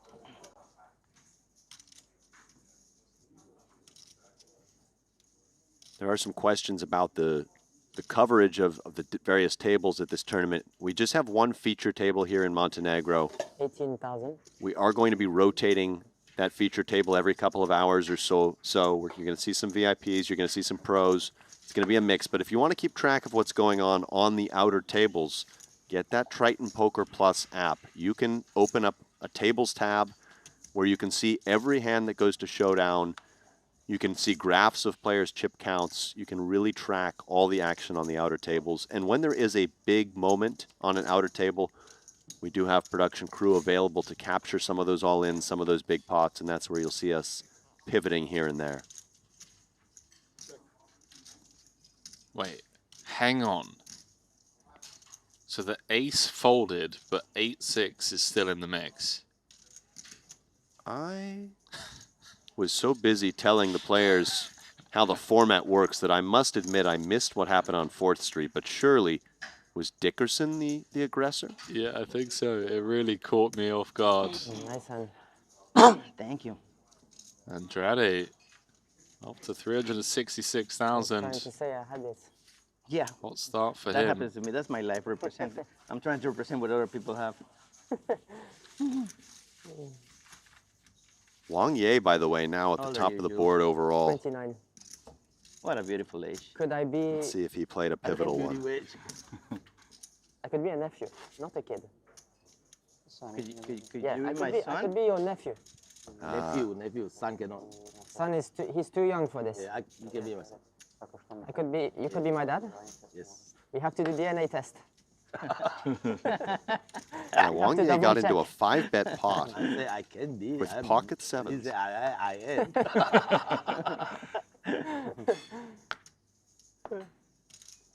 Qualify. Qualifying. No, we have the same age. I believe. Not. I have white hair because starting to come. Oh, really? So it makes sense. I have 3 on this side. And then have- I'm getting a touch here in the beard. I have 28 white hairs. Wow. You keep calm, huh? Yeah. One per year. And later Paul it saying will be he's a forest. old enough to be Jules Actually- Dickerson's father. You're probably too young. Did you ever DNA watch, request like, from a Jules. movie called DNA test Pretty request. Woman?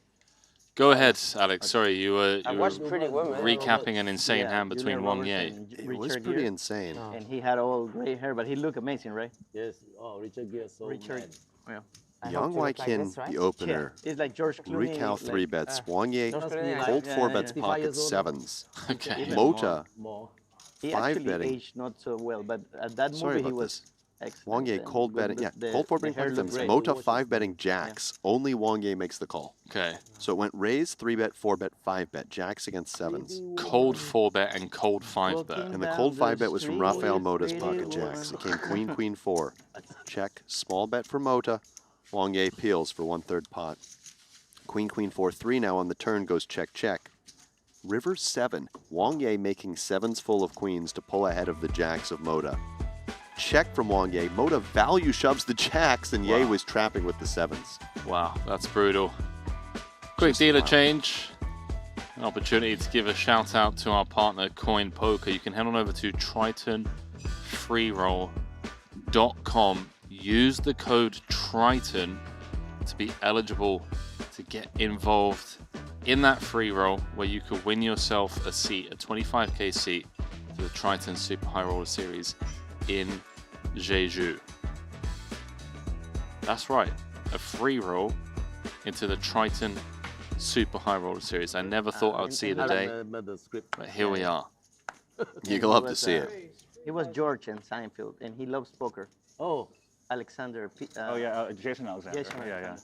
And he played poker. He came to the World Series a few times. Are these two going to tangle again? Ding Biao has a reasonable 3-betting candidate this deep, and he goes for it. I only remember this scene where she goes shopping, and then And they don't let kick her? her out, right? And then the next day she's like, big fucking mistake. You work on commissions, right? Yeah. Big mistake. I love that scene. What's Paul going to do so deep? Four betting and flatting both on the table. Four betting feels A great movie. more standard.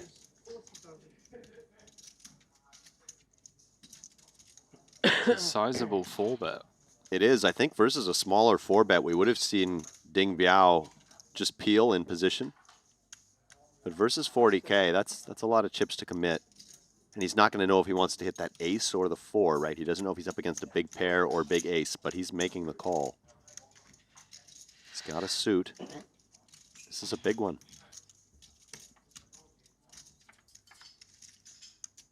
All kind of started off with that King 10 against the King Jack. Seemed to have ruffled the feathers of Ding. And Paul has flopped an overpair, but it's not the best board he's ever seen, as jacks and tens, both hands that Ding could play this way. Still, stack to pot ratio just 2.5. He actually opts to check it over. How is Ecuador as a country? Is it nice, safe? Not safe at all. Ding ever But activates it's one of backdoor the, spades, not because it's my country, but it's one of the most beautiful countries. Because it's giving very him small, some but has all turns the he can regions. barrel. And we also 3 to have a the wheel, Galapagos Island. 3 to Broadway. So Islands like Highland Islands, like no, beautiful? it's in the coast, and so it's very particular. We're on the coast of the Pacific, and then I'll tell you when they finish. That one. Shout out Andrade, just recognizing there's a big pot going on here. Doesn't want to distract Paul or Ding as Ding's fired out for 20K. Paul with options. The problem with check raise as played is that you do risk being forced to call off. And as Alex mentioned, jacks, tens looming, but also some combo draws like ace queen of diamonds could certainly be in there. Maybe even a hand like 10-9 of diamonds at a certain clip. Does check raise to 60,000.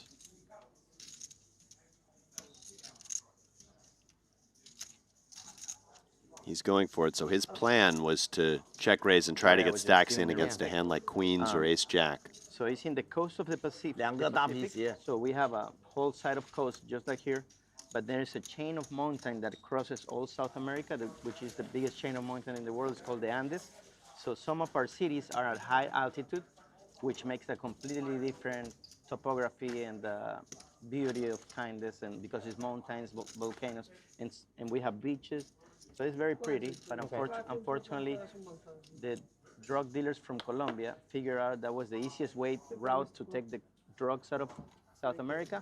So unfortunately, my country end up, even though we don't produce cocaine, we end up being like the route. So it's very dangerous, yeah. I see. But as beauty, it's, yeah, great. So much to see, so much to do. But it could just get corrected like El Salvador one day. Correct. We actually, please, Bukele, show up over there and fix our country. Yeah. He's a legend, right? In the Aces for legend Ding. zone. Yeah. Yeah, legend. Like he Ace won jack the for election by the Nikiforov. highest democratic vote ever known. Like 90% of people went and vote for him. Yeah. Because El Salvador was a nightmare, and he turned it into a peaceful place. So Ding Biao picking up aces one I don't hand know after South losing America. that pot to I Poix. didn't even know where Ecuador was. I had to check the map. Paul's playing his Now rush, I 6 saw where it tray. is, and Yeah, yeah. I thought I would ask. They're good footballers nowadays, soccer players. Yeah, fantastic. The national team very strong, huh? Yeah. Did you see that we have two in the Champions League finals? Yeah. One on each team. One in Arsenal and one in PSG. Okay, I don't follow football. Hincapié and Pacho. yeah, Pacho. PSG. Ale. Yeah, Ultra? Not Ultra. Not Ultra? Prefer Barcelona. Barcelona? Wow, that's weird. But for the final PSG, of course. Because Arsenal. Yeah. I need to go to Alex and I always doing our best to I'm a big just soccer fan. lay out for the table talk. Yeah. Good luck. We do have a hand developing. For this year. I think so, yeah. But I cannot go, but it's next week, right? Yeah. I think so, next Saturday. Then getting Sorry. one street of value. Can he get another? Oh, is it He's not 30? thrilled about this eight of What's that? clubs. Obviously now losing to trips. Paul certainly with all the 8x from the big blind. Perhaps that's why he's checked it back.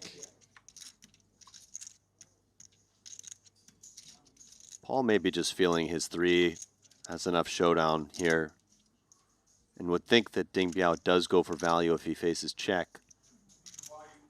Ace of clubs in hand to go with the aces and 8s.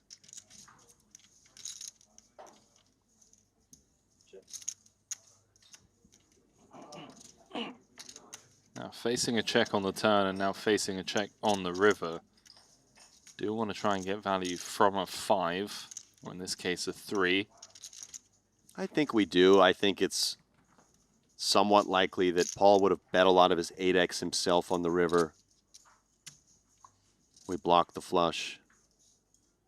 I'd like to see some sort of half pot or so value bet out of Ding Biao here.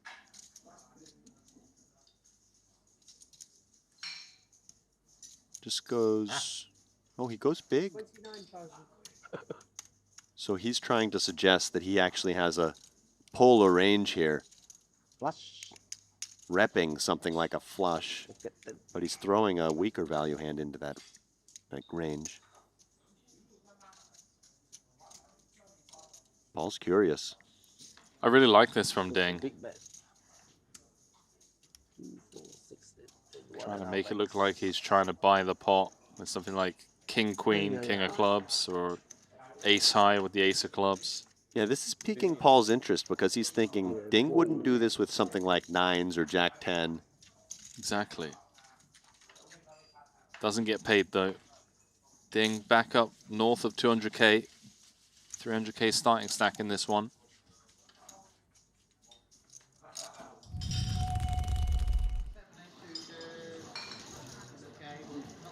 So a quick look at our next featured table. We've got Ramin Hajiev, who won this event in Cyprus.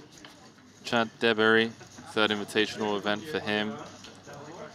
Chase Coca-Leon, Albert De Haer, who came third in Paradise. Richard Young, this is his 9th invitational. Saladin Badir, Rafael Mota, Alejandro Lococo, this being his third invitational. He won the 2024 Paradise event for 12 million, and then he finished 13th in his title defense. That was pretty incredible. That was a great table there. Yeah, could be a lot of fun. A couple of my fantasy guys on the same table. There's Big Al.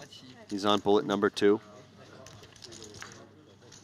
There was a question if we're doing any cash game coverage this series. It's still up in the air for now, focusing on tournaments. Zlotnikov also on bullet number 2, Henry. Oh, he's changed the attire. Bringing some new energy. Yeah, got a cap on now, just trying to go under the radar.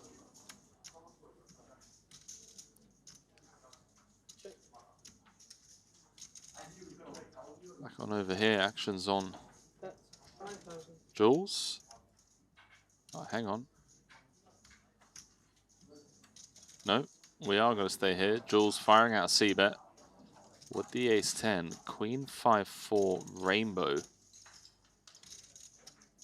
Ding really loosening up, this time getting involved from under the gun with Queen 7 suited. Yeah, very loose from Ding, and after checking over on a board that he's going to play a lot of checks on, I wonder if he has nefarious ideas. He does.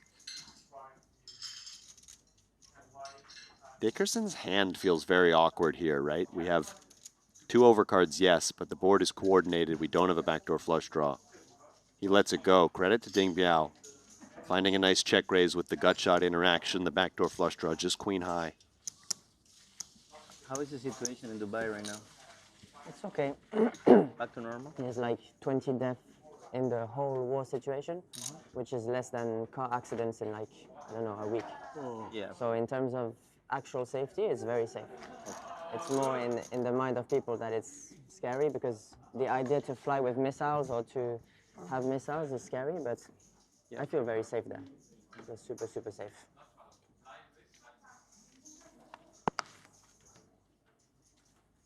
I think people exaggerate a lot about Dubai. Yeah, and then it's almost like funny to watch news, like you don't even know if it's true or not. Like people say things, unless you're in the region, you don't really know. It's true, but they zoom on it, No, right? I understand. They focus too much. Dickerson, 10-7 suited under the gun. He's active. I think it's an amazing city. Yeah. It has everything. Yeah, I liked it. I liked it. I enjoyed it my time there. Yes, if your selected player gets out and re-enters, then they are still on your team. Doesn't matter how many bullets they're in for. You have them for the entire tournament. What it sounds like some of the viewers maybe have fantasy players that are already Maybe out. I should have done the parachute. Jules over Dixon the takes that little one line. down. We did an interview with Jules, and Me neither, he that's views the why. Invitational as really I'm scared of prestigious, not just because of the roller 200K buy-in, but because you Are you have scared to of be heights, like, invited. Burj And that Khalifa? exclusivity No, angle I just used to. clearly That's resonates with called the acrophobia. invitees. Yeah. And then I did some work, meditation, and some to try to stay away, like feel better. Oh yeah? Yeah, and it felt better. Like I was in the Burj Khalifa, which it doesn't get more, and I was able to see down. Yeah. I'm scared of heights, actually. Yeah, you need. When on the break, if you want, I'll give you some pointers. That way you can start just. Like alone or with a professional? Like with a... I'm a hypnotherapist. Are you a hypnotherapist? Yeah, but you can start doing some work, because it's just something that unless you had a bad experience, something that ingrained into you. I don't even know why it came to me. Because when I was a kid, I used to jump over buildings. It just came 1 year, pop out, like existing. But now I feel much better. You scared of heights, Alex? Okay, so I'm not. It's a complicated answer. Wow. Because I've okay. looked up the thing that I have, and I don't know that it's a fear of heights. If they fall asleep, then they are not hypnotized. I've looked this up, and it's a real thing that other people have. I have a fear I see. that I'm going to randomly decide to jump off a balcony. And there are no suicidal ideations, don't get me wrong. Oh, but okay. this is a real thing that people have when they get close to an edge or a balcony, shit's real. that they have this fear that they're just going to lose control of their mind and just do this crazy thing and jump off out of kind of exhilaration. Wow. And I have What that. is it? Yeah. I forget the term for it. Alpha waves. Does anyone else in chat Right have before this you fear? fall I asleep, want you're to. in this This wave called sounds theta wave. really deeply That's where hypnosis is. interesting. Oh, really? Yeah. So I don't like getting on really high balconies on a 30th floor or something and looking over them. I have this fear that either someone will pick me up and throw me always off, thought that was or that fake I'll for just some decide to reason. jump off. All right, we're going to keep you grounded, mate. Okay. It's a real Very thing. useful. First floor rooms only for Alex, please. It's called the Call of the Void, we're being told by producer Lee. Wow. So does anyone else have the Call of the Void? Okay, Super Bernaldo says they've got the Call of the Void. Looks like there's a couple people in chat who have that as well. Okay, a lot of people have that, so it really is a common thing. And you've had that your whole life? As far as I can remember, yeah. Wow, a lot of people have this. I'm going to read up on that. That's fascinating. It's the first time I've ever heard of this. Maybe we can hit up Andrade. He claims to be hypnotherapist. A hypnotherapist as well, can help with fear of heights, which Jules Dickerson has. That was news to me that he's a hypnotherapist, but Andrade, a man of many talents. Gabriel, by the way, has the type of hand that might consider applying a lot of pressure here. He's got that double belly buster to go with 2 overs. Can target weak pairs to fold right away. Outs against everything. Could even be a triple off candidate depending on the way the board runs off.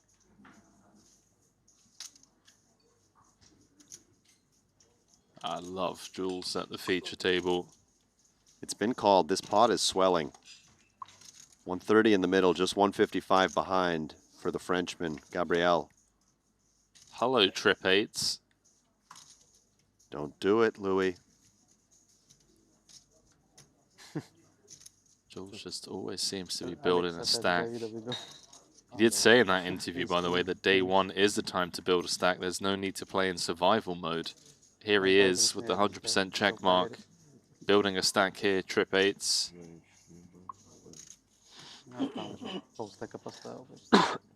Goes check, check. Dickerson's up to 384,000.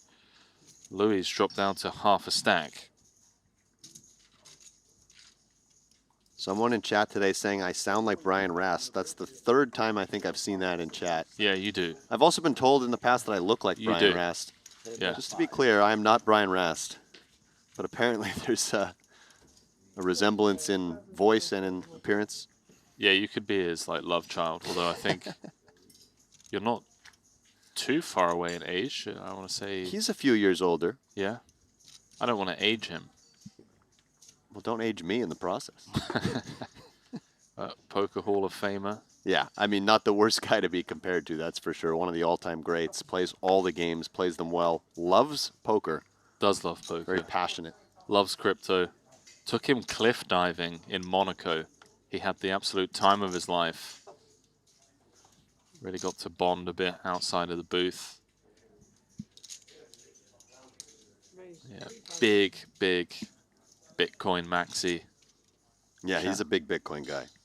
Shout out Brian. He said if I ever make it down to Brazil, come and visit him and the family.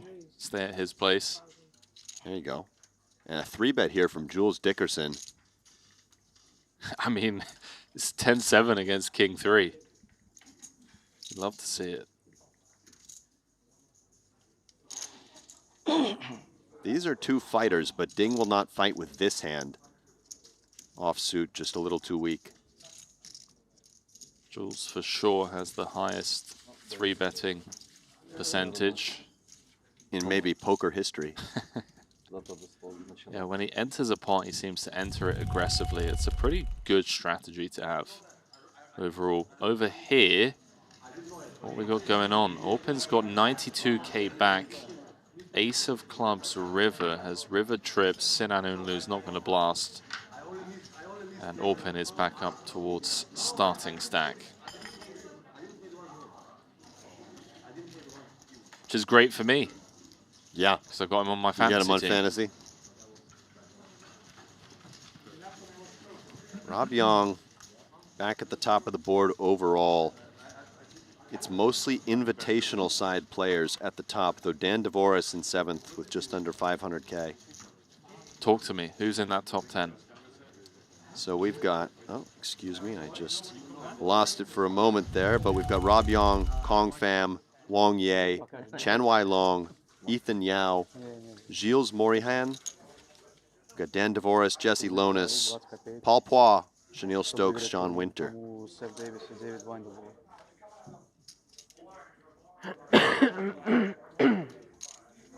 And actually, Gilles Morihan, who I mentioned, as I was saying that, won a big pot off of Kong Pham. He's now our chip leader. He made a straight on a King 5-10 9 deuce board. He had the Queen Jack, and he got paid across 3 streets in a 3-bet pot. Kong Pham's hand was not shown. Best what you can do is nothing. Yeah, yeah. Kong Pham, final table, the Invitational in the Bahamas. He lost that huge pot to Kyan Mokri, who ended up going on to win it. It was ace-king against 9s for a chip lead pot. Pham flopped 3 of a kind. Mokri spiked a 9 on the river to boat up. It's the last cheap hand of the day. Saying it's the last cheap hand of the day. I don't know. 1500. Cannot see yet. 1500. Dickerson has actually said in the past that he thinks pros can sometimes feel more predictable than businessmen because businessmen are more creative and less solver-based, and he's described the businessman as capable of manipulating you in a deeper way. There is something to this, right? When you're playing somebody who maybe has less experience and plays with more feel and finesse, they put you in spots that you're not used to. It's very true. Yeah, you see it. You know, you see people not knowing how to play against J&T, for example. You move us, guy? So, Are we moving after this? Yeah. It looks like the players from this table are standing up. They are going to be going on a break. got Randy Nanonoko Lu and Kevin Rabichow going to be jumping in the booth for day one coverage here as we ping pong over to one of the outer tables. So this went Rampage open to 2.5k, Berg called, JNT called on the button, Bob Vulgaris 3-bet to 16k, Clapstein 4-bet to 35k from the big blind, and only Bob called. Battle of the two Canadians here. Vulgaris, one of the most successful basketball bettors, probably the most successful basketball bettor of all time. Also, a lot of experience playing poker. He's played on high stakes poker, played big tournaments here at Triton and other places. Clapstein, relative newcomer, fellow Canadian. Yeah, 4-bet pot, King 6-5, went check, bet 27k, call, turn deuce of hearts, check, bet of 65k. Bob folding, but still has north of starting. The president of CD Castellon.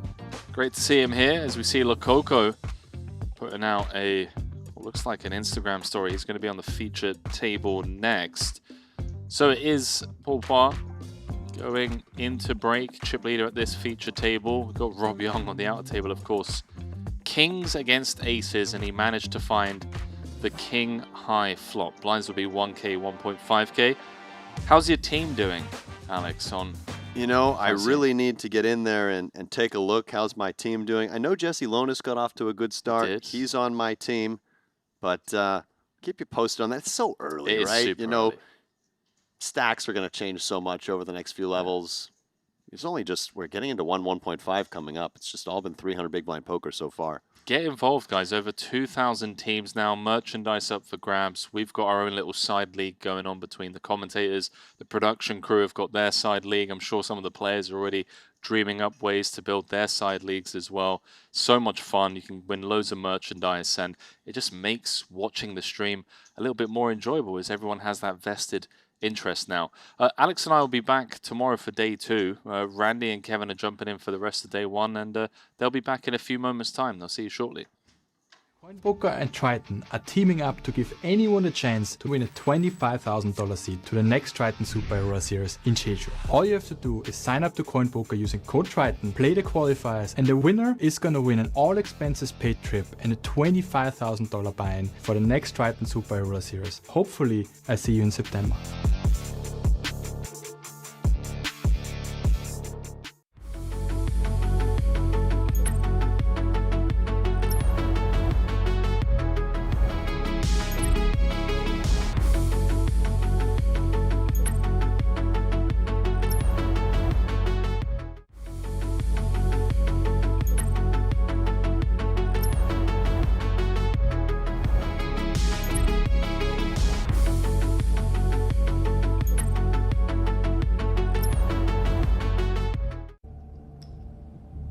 I'm all in.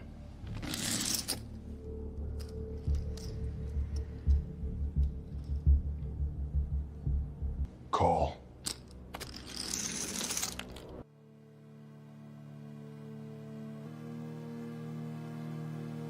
Triton.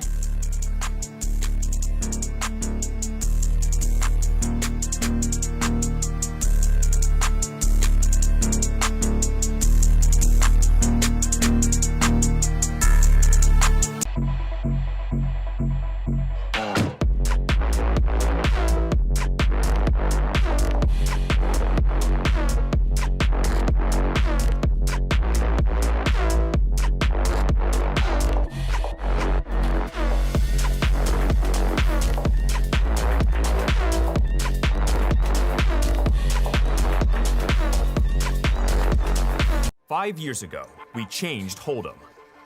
Now it is PLO's turn. Study any spot, any flop, turn, or river. We've got them all. Set your own custom sizings, all solved in seconds. Practice against GTO with instant feedback, powered by GTO Wizard AI. Early bird pricing is live. Try it free at gtowizard.com.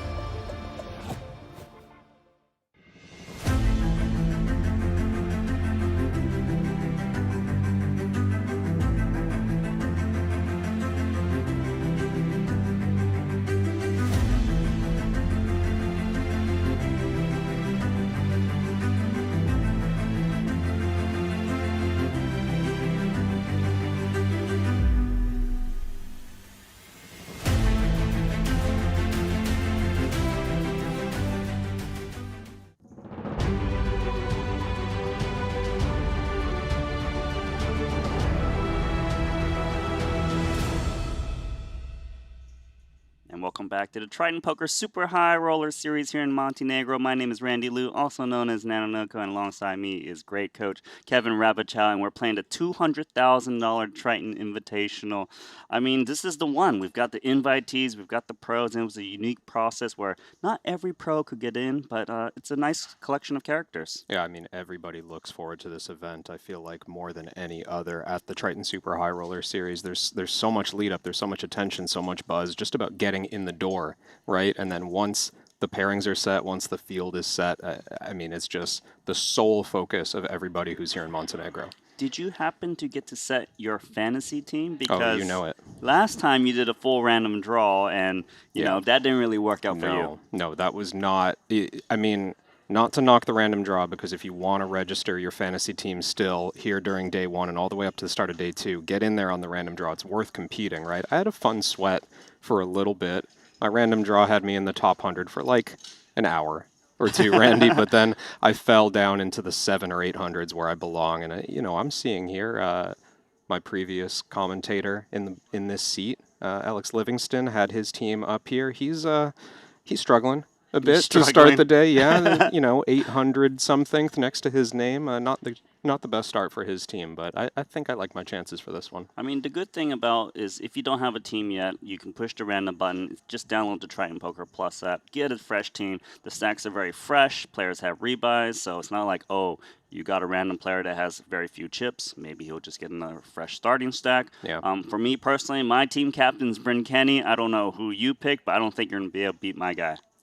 Team captain Bernhard Binder for me. I mean, he's on quite a sun run across worldwide competition. I like his chances here in the biggest buy-in of the festival. But Bryn Kenny won the biggest buy-in of the world. I mean, biggest cash prize. Didn't actually win the title, but it was $1 million buy-in. Big buy-in, Bryn Kenny. I mean, he shows up for the big stuff. He performs in the big stuff. I like your side on that one too, Randy. Me too. Definitely do. And we do have a new featured table for this $200,000 invitational.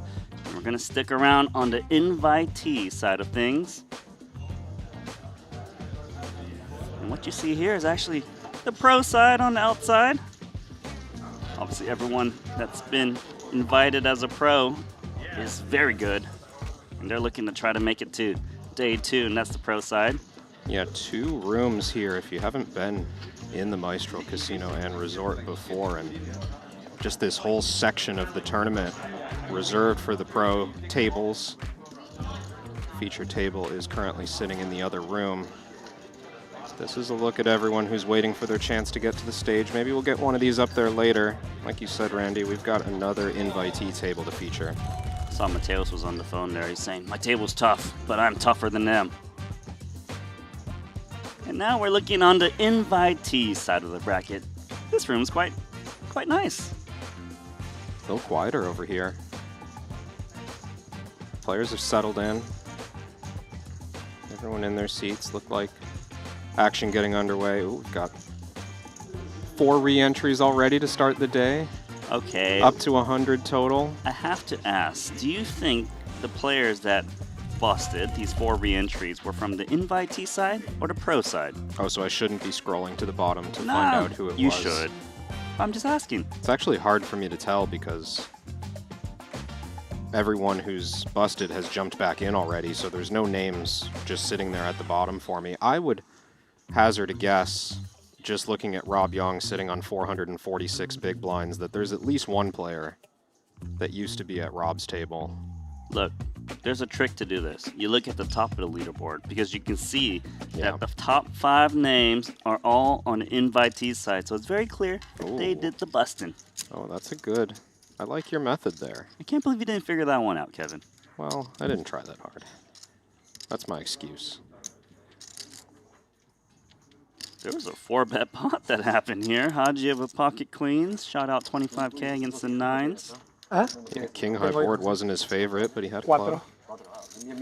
No, ¿de cuántos años me dijiste? No, 4 años tiene hijo. No, tengo uno de 5, tengo una de 10, tengo una de 19 y tengo una de 15. Hostia, yo 4 y 2. ¿Y tú cuántos años tienes? Tengo 34. Ah, yo tengo... Entonces eres un padre joven, tío.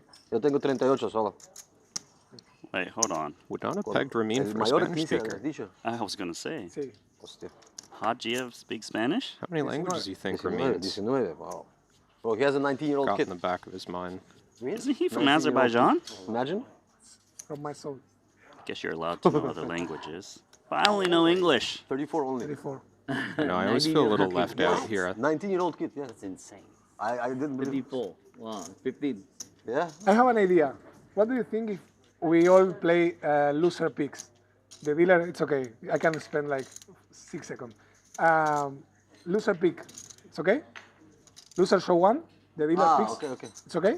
Show one card, you mean? Yeah, it's for make it fun. Winner or loser? Huh? Loser. No, the dealer choose actually. Of the winner. Of the winner hand. winner. One card. I'm okay. If everybody's okay, I'm okay. Everybody's okay? He's okay. Yeah? Yeah, Everybody's okay? I'm You're okay.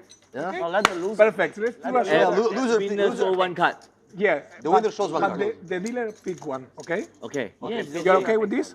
Or maybe loser of the hand picks. No, dealers. No, The dealer because it's faster. Okay. Yeah. To don't make it slow.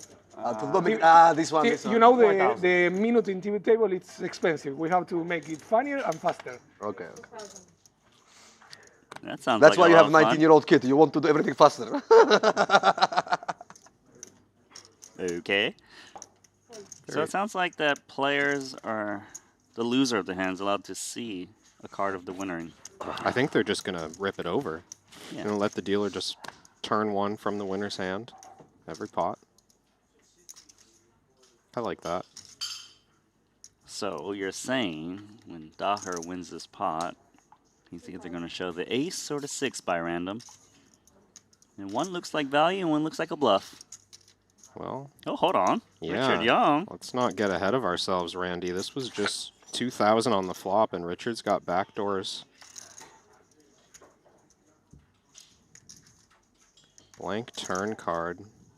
No obligation for Daher to bet this. He's got kicker trouble. Yep, hard to get called on another street with no flush draws out there. 9 of diamonds may get Richard into some trouble. Has some showdown value. Against the button. Some confusion there before the check. Thought maybe a small bet would be in order, but Daher's the one betting small. Oh, excuse me. Thought that was 4,000. He grabbed some blue chips. 13K is the price. 13 into 15. It's getting called by Richard Young. So Nice value bet. he gets to see both cards at least. Rather than one. Yeah. Cost him chips though. I got a question for you. Do you think they're playing the show one game on the pro side? Any table? I've seen it organized before. It happens. It happens more than it used to. You know, pros these days. But is it happening in this $200,000 buy-in event? I mean, it's unlikely that it's happening, but if I had to guess, maybe at Kaihan Mockery's table, he might have drummed it up. You know, there's a few people, John Jaffe maybe. You know, there's a few players who are instigators in that way. They're gonna get games going. But they have to convince the whole table because usually when one player objects, then it's just off. I find among these pros, it's not that hard to get a game going. I think it's, you know, everyone likes their chances. Everyone considers themselves quite talented, quite capable of adjusting to rule change. Everyone's going to think, oh, I could gain some edge with that. Like, I'd like some extra info. I don't mind giving away a little. That's a good point, especially when you're not on a live stream table. Do have the American Chad DeBerry opening King 6 suited. We've seen him before at an invitational.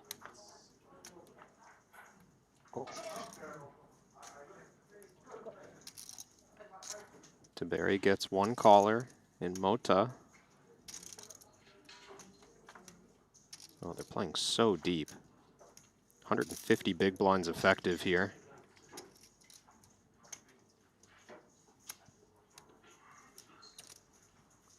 Here comes the C-bet.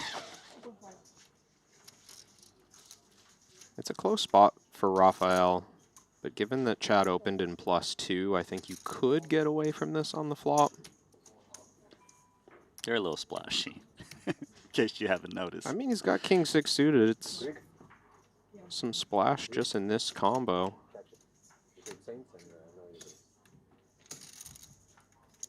They're headed to a turn. That's a brick. Might actually be tough for Chad to win this pot, unless the opposite bet here, because usually, if it checks through on the turn, Mota's going to want to bet Queen Jack high to shake out an ace high. Well, let's see. 3 of spades. This the kind of spot that Raphael's hoping for. Your float doesn't face turn aggression. A card that looks like it improves your range hits the river. I think this will work. Nice find from the Brazilian. And it's funny because usually when you see a 3, you're like, oh, that's a blank. But it's actually a good card for the big blind when it check calls because 5-6, ace-5 got there. Maybe an ace-4 can value bet. Definitely. We're forgetting to show the card. You forget it? Okay, we start now. Mm-hmm. Can you show it randomly? Okay, I will be. But that was the first hand, actually. Yeah? I mean, my... Yeah, he show you winner, he show all both cards. The one person that didn't show. It went to showdown, yeah. They forgot to reveal one of Mota's cards. Yeah. Lucky for him. Because it's likely a bluff. It doesn't look like value when you just have a random offsuit Broadway card. I must admit, I think I would suck at this game. The show one card thing. You tried. I tried so hard. I tried so hard. You know why? You'd give away too much and not learn anything? It's because they'll realize I'm always bluffing because none of my cards even connect with the board at all. And, then I'll you get just called. And I wouldn't adjust. I wouldn't You just play can't Triton. adjust, yeah. You're not capable. Only one gear. And that's called losing chips. Got a situation here. Salahadin Badir's got ace-king up against Albert Daher. Not going to be folding Jack-9 suited. It's my exact favorite combo that I named the other day, Randy. Jack-9 of clubs. That's your Playing favorite? deep stack. Yeah, this is a beautiful hand. Because it has the double gutter? Well, I didn't know the flop when I said that, but now that we're here, yeah. Not loving being up against top pair, top kicker. But there's a chance at a big pot for Albert.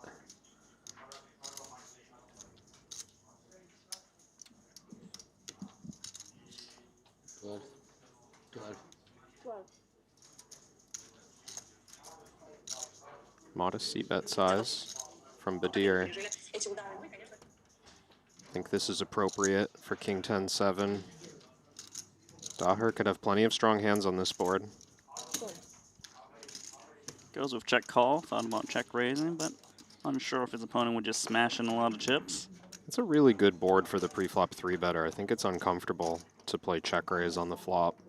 Unless you have really good removal, maybe something with a heart. It's not even the nut straight draw. If a queen comes, you could still lose to ace-jack. And here hearts have completed. Badir with that backdoor heart draw could be enough to go for thin value, but I wouldn't mind a check either. It's weird because he picks up a nice draw, but then he loses to more hands. With the ace-king. Go check. Just one pair in general. Not loving that spot. But Badir is loving this. Fourth heart comes. Albert going to be inclined to bluff. It's very difficult to be both unpaired and without a flush on this board. You have to think he's going to take his shot here.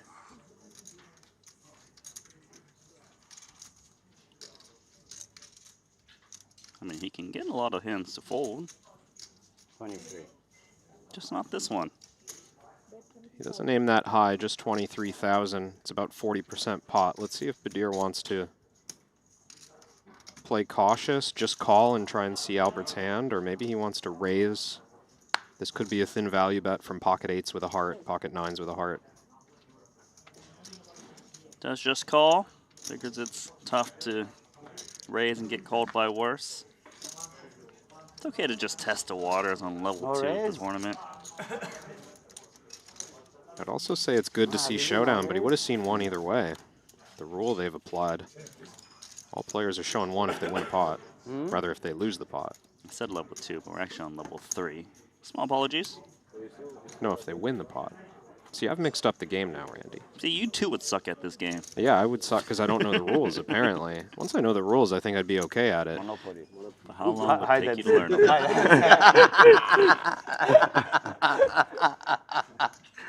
You see, I gave you a good game. You can use it. This is good. That is better joke than mine, actually. Fast too. Yeah, boom.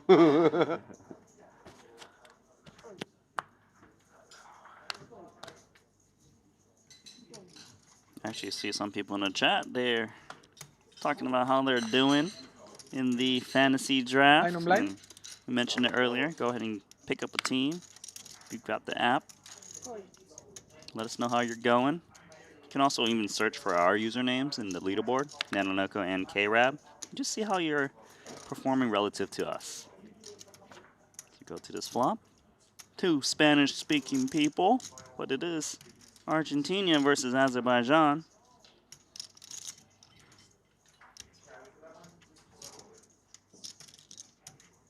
Lococo starting aggressively on the ace-high board. It's a nice call from pocket threes. 3 overs. Yeah, blind versus blind. Backdoor flush draw to go with it. It's too early for Hajiev to pass on this one. Interesting card because Hajiev is liking his threes a bit more, but his hand is vulnerable to counterfeits. 4? 4. I win with a 4. Hey, you would win with a 4. It's a weird thing to say, isn't it? Called for a 4. Totally honest. Now he's thinking, why did I say that? What do I do? How do I play off of it? Hard to bluff now. I win with a 4. You're basically saying you're unpaired. You could be saying I have a made hand, and I'm rooting for a brick. 10 higher. Okay, thank you. Yes. Play. I could have figured that one out. Of course he had 10-4 when he chose 10 high. Just trying to figure out if he's honest. What if he just had 10-7? Friends call you what? Friends call you Alejandro or Lococo? Papo. Papo. Papo. Paco. Papo with P. Papo. Papo. Papo. Ah, Papo. Not Papa. Papo. He's Papa actually. That was my nick before before start rapping.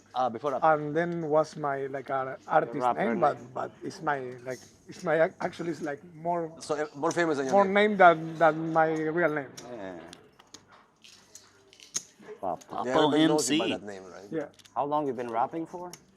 I spent like 16 years of my life. 16. Poker? Huh? Poker, how long?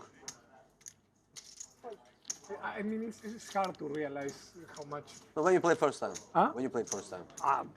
First time I played 5-card draw poker at 8 years old with my brother in the house, but like in a casino, let's say at 18, because we are in TV, and that's what I should say. But I have a brother. Yeah, let's say at 18. Playing hide and seek. I have a brother that is. I have a brother that is pretty similar to me, so yeah, I play cash there.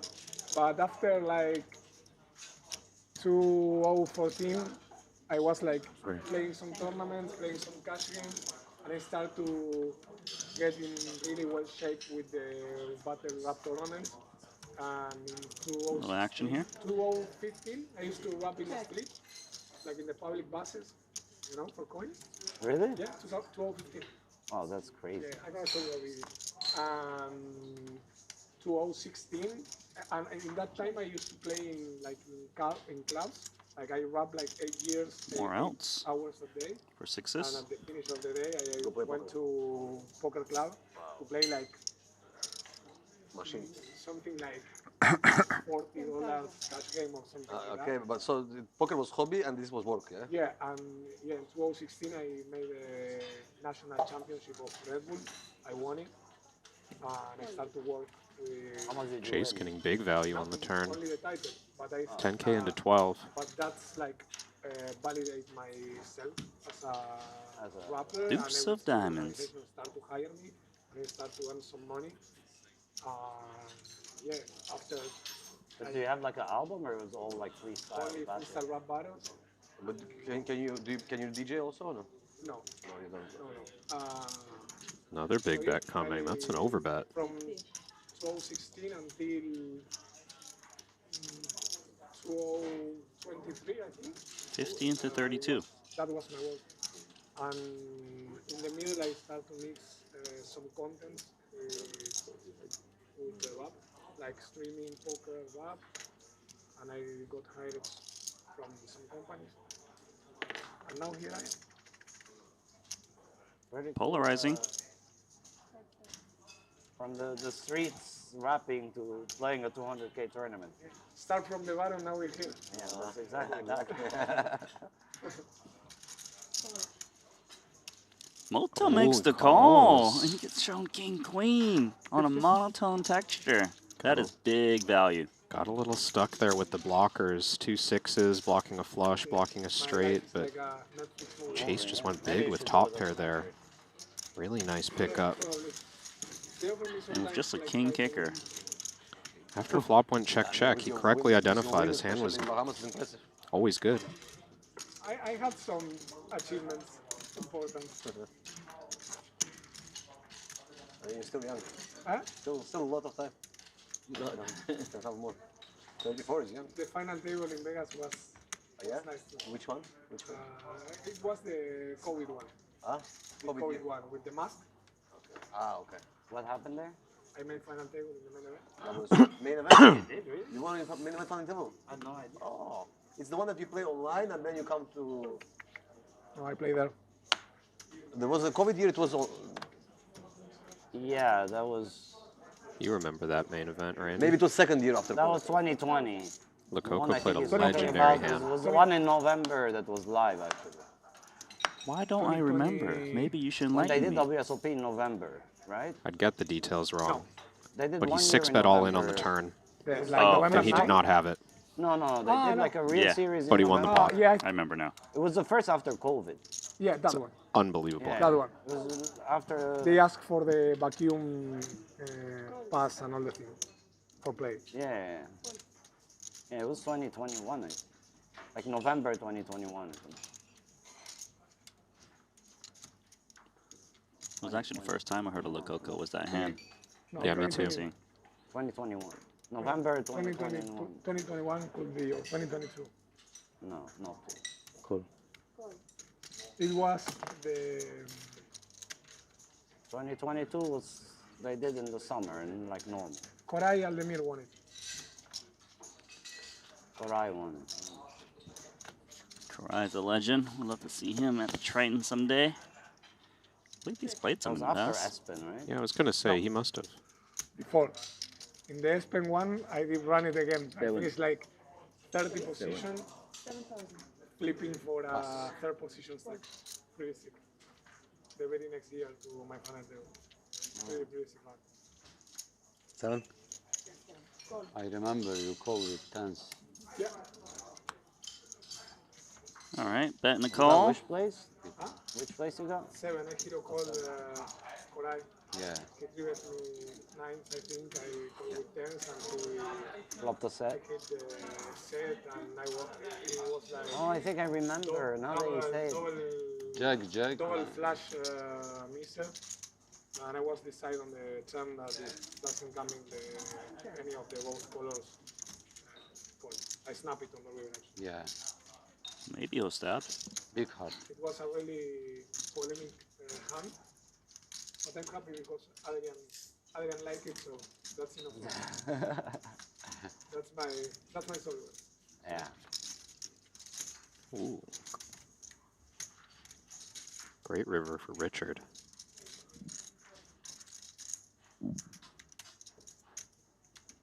Hadjiev passed on the bluff opportunity on the turn. Probably saved him a little money here. This is bluff, huh? 10. One card. 10. You want to see the 10? What is it? That's the 9. I'll see. Boring. I know bluff.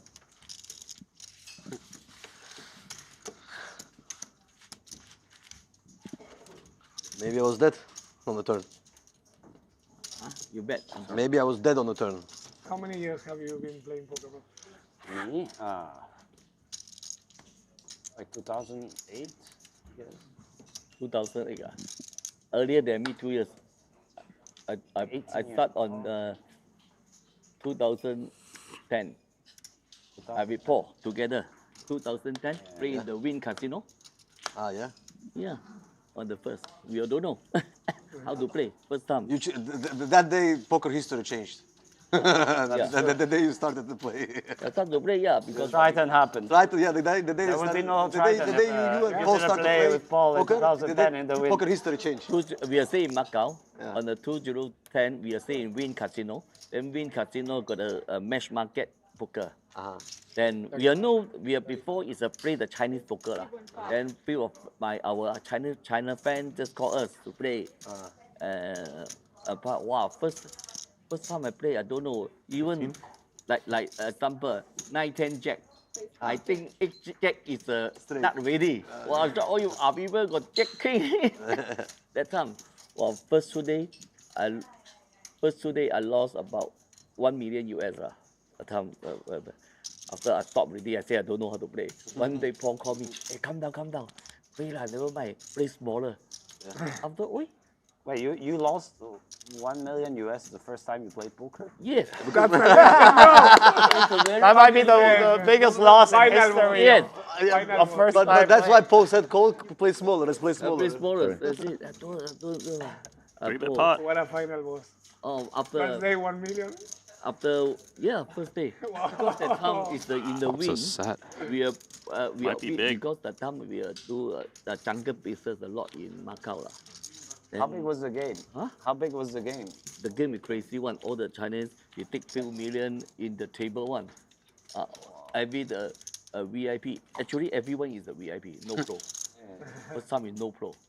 Not allowed pro first, but we don't know how to play. First, they know how to play a bit. After that, I call some guy to teach me the basics. Normal thing, a basic thing. I play. Slowly make money. Yeah. Oh boy. Yeah. Chad improves. And I think on 2011 and Bill Ivy and Tom Duan join our at the moment. Bill Ivy and Tom Duan. The first one. Nice. Very nice history. How much did Paul lose the first time he learned? Huh? How much did Paul lose the first time he learned? He not lose. He just break even. That's why he's so good in poker. Paul is so good. Chase with another big turn bet here. Don't think Chad can get away yet. He's turned a lot of equity. Are you older than Paul? Huh? Are you older than Paul? Sure. Yes. He born in 64. I born in 57. 7 years old. 7 years old. 57. My father is 58. Oh. So you're 1 year older than my father. Yes.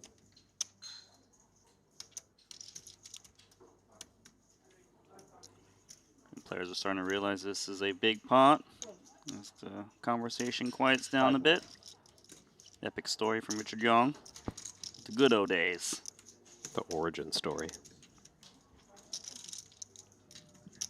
There's 55K apiece on the turn. Your card is the 9, so it's a full house versus top pair. Beautiful river for Chase Kokoliong.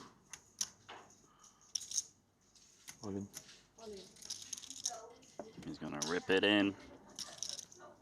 These spots can be so tough. Oh, he made it look easy there. Chad gets away despite ace-king breaking. Sometimes that makes players a little attached to these 3-bet pots. Oh, yeah. Oh. No, all in. It's the same. It was here. Okay, no, I didn't play this. It's the same. I knew what it was. I knew where his cards were. You know. It was a jack or a jack?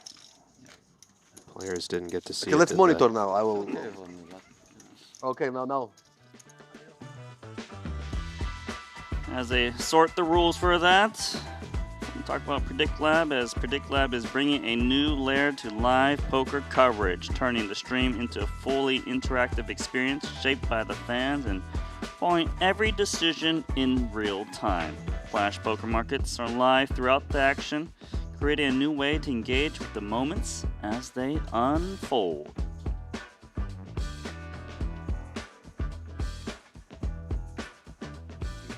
You happy not to show? Yeah. Bluff? Both Bluffy, was same, bluffy? right? Full house. Full house. Queens again? No, no. I'm kidding. I missed my draw. Yeah? Yeah. You'll see it on TV. I mean, you look like happy after the fall. You look really happy, actually. I believe you. Chase. I mean, happy with stress, you know? Yeah, yeah. Like red happiness. Yeah, happy. Suffering happiness. Can't believe this guy lying on television. You never lied before? Poker players, man. Unbelievable. There's reality shows where people lie all the time, but also reality dating shows where people lie all the time too. Well, you know, everyone has a motivation. Just trying to take care of number one. Always enjoy some chaos. Not much happening here though. Show a card, man. Yeah, perfect. All right, the 5. Nice one. Maybe 6. No, ace. 5's a good card on that board. Well, if you're gonna tell him what the other card is, what's the point of the game, Albert?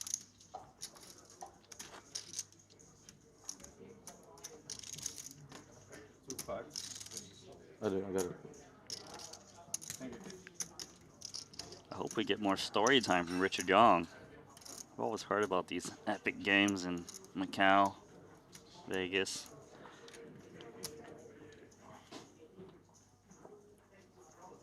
Yeah, it's great that he's not like fluffing it up either. Just like, oh yeah. Just dropping auto knowledge about it. I showed up, lost $1 million. I know, right? Paul had to pull me aside. Be like, hey, let's slow down, buddy. Let's move down to stakes. I remember when it was $1 million WSOP the first time they were entering that tournament. I think they had not that much experience, but I believe Richard Young did make the final table in that one. Was that even in the money? Yeah, I think so. Oh, He was it wearing was a these big really one. cool pants, I remember. They were like starlight, had like little sprinkles. It's always fashionable. Yeah. Seen him rocking some great fits at the Triton series. Chase just flatting the ace-jack of clubs. Oh, I thought the deer would come along in the big blind. He's content. This is mine, you know.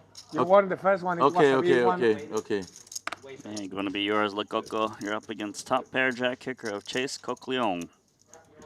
Chasing straight to a turn. Or he's just gonna make 2 pair. Never mind, it's your pot, Lococo. You're really quick to just call the pot.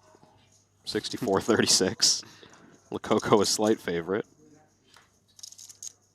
I'm just saying, he's got the best hand. I believe in his premonition. That was really Can fast, they bro. play any faster? So I project I'm strong, so you don't bluff me, River. 2. So you don't bluff me. Oh my God, how you do that? I'm a magician, but now I have a little bit of fear that you have King Shack. That was really fast. Sounds like you have King Shack with some spade. Is that? Or you should have like Ace-5 of hearts. And that was the snap. I mean, for sure you have something. But this is the point that when I'm asked how big I have to size to get your fold with the ace. Yeah. But you just want a really big pot. You know, my mind is like putting a lot of information. What do you think? Can I ask ChatGPT? 5 seconds. 30,000. 30,000.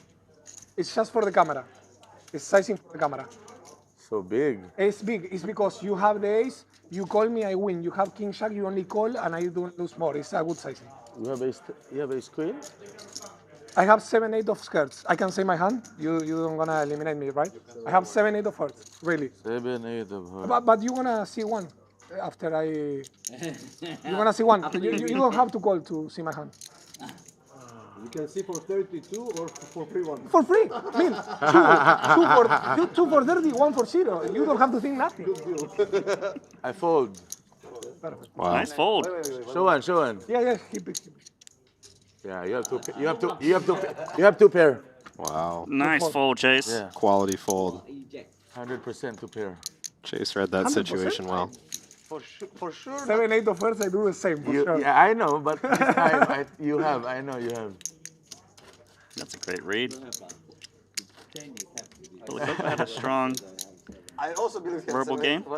Yeah, ace 10. I put you ace 10, so. Well, I think I mean, for sure not tens. I had a 10. For sure 2 pair. No 10. We'll see. Chat's cracking me up. Dude would get a 1-round penalty at the Orleans. You're not wrong. That was a really cool hand. The more you listen, maybe more information was being released there, and Chase capitalized. I like when players are willing to give off a little to try and get back more, you know? Like, I think Lococo knows, this might not go well. I might reveal value, but let's get people talking. Let's make this part of the dynamic, right? I think that's what he's going for. I want to see Lococo give another huge speech, but do it while rapping. You know? Oh, imagine he with a beatbox puts together a spoken word bluff. My God, that'd be great. Freestyling. That's his thing.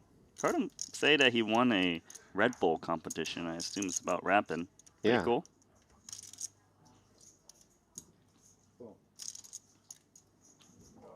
Decent hand for both. Oh, Even better for Mota. He's picked up the straight and actually a draw to the royal flush. Yeah, more than decent, Randy. The nuts with a redraw. Hey, and Richard Young is betting into it. What if the king of clubs shows up? He would have a royal flush and he why would have a full house. Why would you even put that into the universe, Randy? Because I want to see it. Because you want to see Richard Young lose 250,000 more chips? I like Richard Young, but I want to see a royal flush more. That's a devious river card. If it's left in there. If we even get to a river, Raphael thinking about a check raise right now, and I think Richard Young is going to quickly recognize that kings and sixes are not as strong as he first thought. But he's getting raised quite small. Yeah, it's pretty cheap. And sometimes that makes you want to make a crying call where like, maybe I'm good or maybe I boat up. 4 outs. Outside chance you're up against 6x of clubs that shuts down. King X of clubs that shuts down.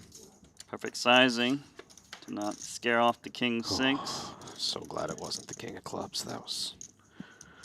Do you need to fix your optics? Because 7 diamonds didn't look like the king of clubs at all. No, I'm relieved. Oh, okay. That it wasn't the king of clubs. I got worried as soon as you said it. So you're a Richard Young fan then? Is he on your fantasy team? He's not, but I am a fan. All right, so he check raised the 40K on the turn. Now he's going to bet how much? 85K. It's not aiming too high. He's got the first nuts.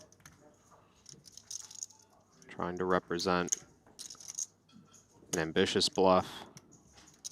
I don't think Richard expects to see weaker 2 pair. Pretty hard to have weaker 2 pair. Unless it was 6, 7 clubs, but even that sounds ambitious.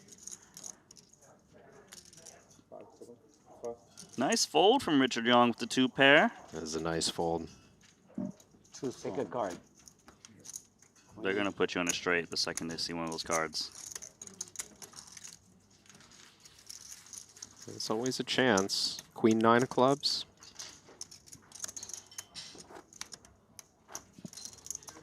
Or Queen Jack of clubs. Queen 6 of clubs. Queen Jack of clubs. I'm going to keep saying it. I guess it could have been Queen Jack offsuit, so pretty overwhelming chance of value when you see the queen. Yeah, you're probably right about that. I think I see a red 9. It's? Huh? I had 2 red cards. No, I think I see a red 9. I don't know. Okay. Chase Coqueleon of the Philippines. He's played a invitational before.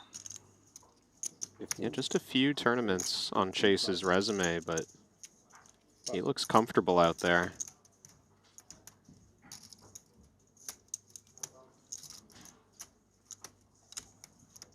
Albert Daher, Queen 8 suited. Ooh. Salahuddin Badir is on the button with a very strong hand, but an uncomfortable amount of action ahead of him. He does just pass. Do apologize. Chase Coquillon has not played an Invitational before, but I definitely have seen him before because he showed up for one event in Jeju 2 and got a 14th place and then bounced. I hate this hand. No shame in folding. Ah, man. I have Ace Jack. 8-10 of hearts. So attractive. Dominated. Ah, but I want to play it equally. Oh, okay. No worries, no worries. You are dominated. It doesn't matter. You showed an 8? But it's like 8-8. Yeah. Yeah.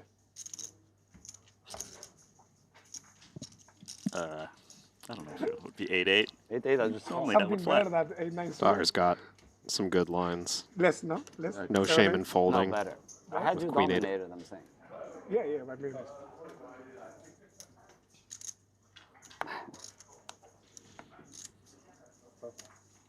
Just one of Albert's hands. Something. Albert can.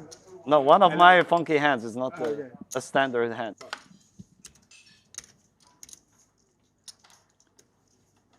Here comes Badir. Rafael Mota, King 10 suited.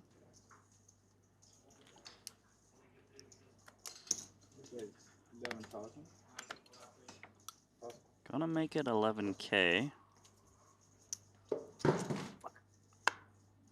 Hard for A7 to continue, even with the deep stacks, so he'll pass. That pot to Rafael Mota. I think he's rocking the New York Yankees cap. You say that with so much uncertainty, I'm concerned. One of the most recognizable logos, perhaps, in the world. So yes, I'm right. Because normally isn't it like You are blue and right. white pinstripes? Well, no. No? Come on, of course I'm right. Black and white? Dark blue? Light black? Maybe not. What is light black? I don't know. Gray? Yeah, there's definitely no grays there. I will stay away from the Major League Baseball teams. Not a big sports guy. No, I'm big. That's the... Just not sports. Yeah. That's a big hand. Ace King for Badir. I'm liking the overall level. Not that this hand is anything out of the ordinary, but the overall level of pre-flop aggression at this table has been quite high, even though you're very deep. Obviously, just seeing a pretty high level of play. Yeah, I feel even like on the in invitee side, right? these invitational tournaments, we look back at like the $1 million one, we probably would expect a lot less aggression from the invitees, you know. But Yeah, you show up they 300 big evolve. blinds deep, like you'd expect these players just, oh, raise 5 calls, let's head 6 ways to a flop, like a fun cash game, right? It's not exactly like that. There's definitely been some evolution, like you said. And there's some sharp players out there, and you know, these players that don't play professionally are still quite good. Still, it is a tad splashier than the pro side. Just good funds and games. Just cost 200K to play. 6s in the muck. I'm a little bit surprised. I don't think the 6s hit the muck. I Oh. think Badir was helping Richard's cards get pushed forward there. You got tricked? Pretty sure he still has his hand. Yeah, I see the cards under the 6s. You got me. Well, he got you. Yeah, he got me. And you corrected me. Your team. Yeah, I got your back. I guess so. What does... Ooh, Ramin. Speaking of a little splashy, Jack-8 suited, squeezing the button. Again, just high aggression. Daher's a little out of line even with the King-Jack offsuit under the gun, so he'll have to fold. I think Salahuddin will want to see a flop. I guarantee you he will pay 11K to try to flop a set because there's always the dreams in 3-bet pots when you're the defender. And you got a pair like this that you might be able to stack pocket aces. With the right flop, of course. So there's the call. And Ramin doesn't have the best hand, but he picks up a gut shot, and it's 2 overs for the 6s, although I'm not sure if Badir is concerned about those overs specifically. It's a pretty good board for both players. Badir likes that there's no Broadway cards out there, but Hajiev likes that he's flopped a gutter to the nuts. I think I'd give a slight edge in terms of chance to win this pot to Ramin still, but I expect to head to a turn.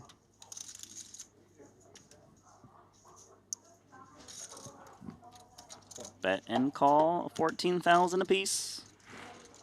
Hey, it's 66K for pocket 6s. That's a sign. I'm taking the 6s in this hand. Wow.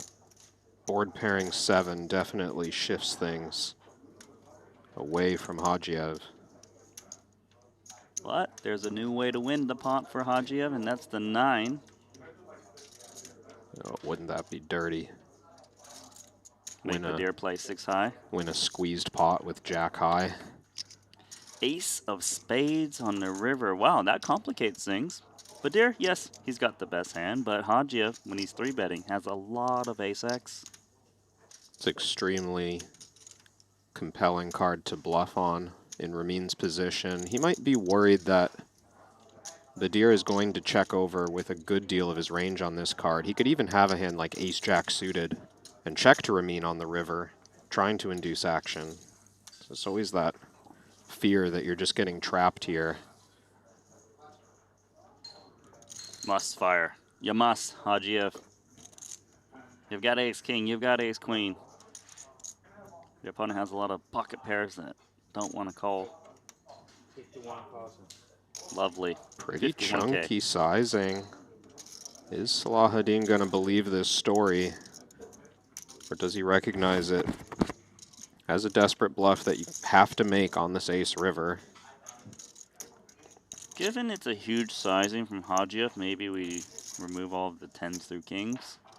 Oh, definitely, yeah. I think those hands would either bet the turn or would check behind the river. So then what's left? This is just the claim of a good ace, and that's where I bring the sizing into question. If Ramin had a light ace pre-flop, like an ace-10 offsuit or an ace-8 suited, I don't think he sizes this big on the end, because Salahuddin could have ace-queen, ace-jack. He does eventually fold, nicely executed. Open one. Oh, you don't want to show one here? Ooh, it's the 8. Oh, he showed the 8. Yeah, that's a bluff. I knew I should 4-bet your ass. I knew I should 4-bet your ass. 8? What the fuck is an 8? You check the turn? Yeah, it's like, what's the side card? Man, this fucking game, man. Ramin with the moves. Very beautiful poker from Ramin Hajiev. 10 million in Triton earnings, 2 titles, and most famous for winning the 2023 200,000 Luxon Invitational for $4 million.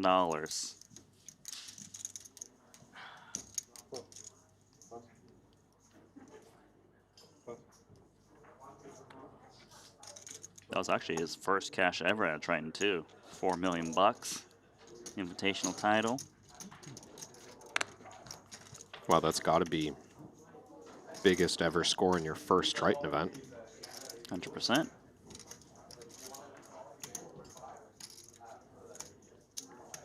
Come on, Lococo. I want you to just start chatting away. Do you think he could somehow talk his opponent into just like open mucking the hand? Like, is he that good at chatting? I'm not convinced that that's possible. You don't want to entertain the idea? Come But on. I've seen speech play do some incredible things on lower caliber tables than this one, granted, but it can do incredible things. Well, if he can't get this guy to fold verbally, he might as well just try and float here, hit his hand, or maybe make a move at some point. This is a pretty light float from Lococo. He seems suspicious about this small c-bet out of position. Bro, you just read my mind because there's no dinner break and I was just gonna text you about this.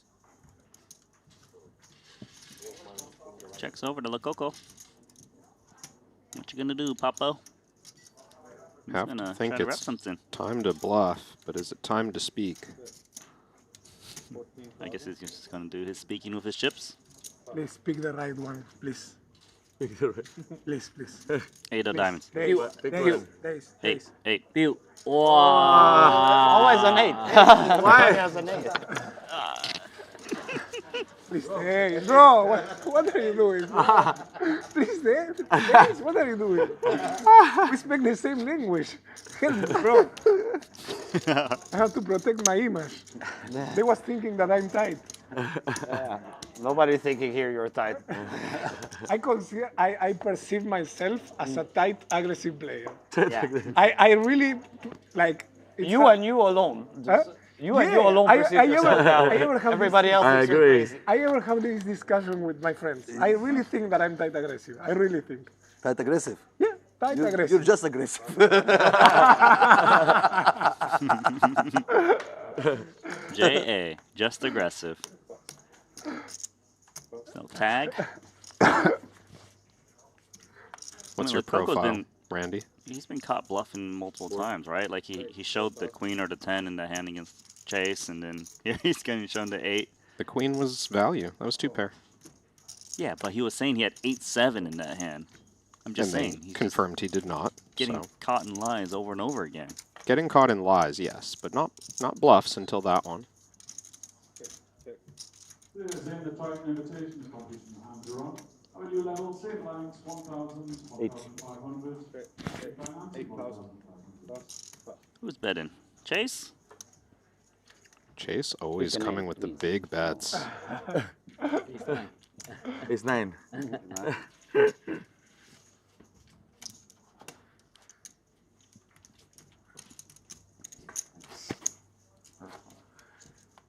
How long until they find out that he was lying Should be a about rule, the loser that pick misdraw? for the TV table. Make it so fun. Yeah, but I think it takes too long. No. If a dealer remembers, it doesn't take too long. Yeah. No, I mean, This guy is loser fast. pick, he means loser picks. I'm okay with anything. It brings good dynamic, though. Yeah. Okay, so give me my chips.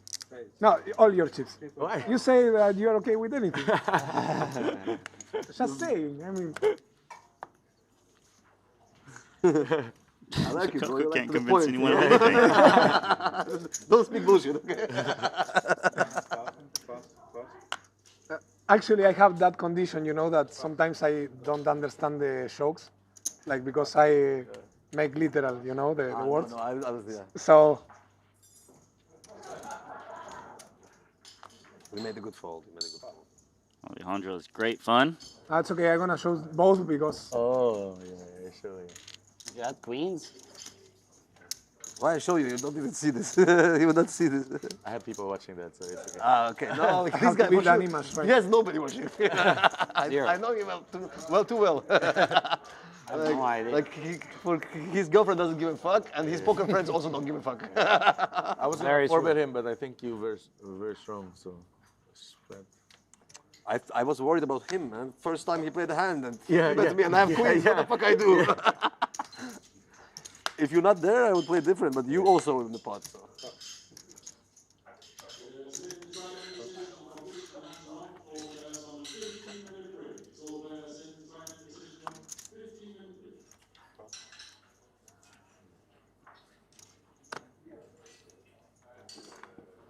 This table was just so much more fun than watching on the pro side. Now, I know there's high level of poker happening on the pro side, but the action's been good. The chat's been great. Love the banter. Level of play is good too. For your queens, huh? No, I had a club. I had a club. I had a club. You had a club, yeah. You're not going anywhere. Good thing I didn't have a club. If I had a club, I'd call. Yeah, 4. 4,000. What do you have, red jacks or something? 2 nines. 2 nines. No clubs. No club, yeah. Yeah, I have club. You at least play one more. Yeah, I call. Maybe two even, more. maybe even more. Right? Depends on the turn. Yeah. So it's actually for you. Dodge the bullet. Richard picking up equity and quickly checking behind. Probably just show down this queen. Ooh. Going for value on the end. Doesn't think he's ever up against an ace. He's Bit right. Bit of a free roll. Oh, and Mota.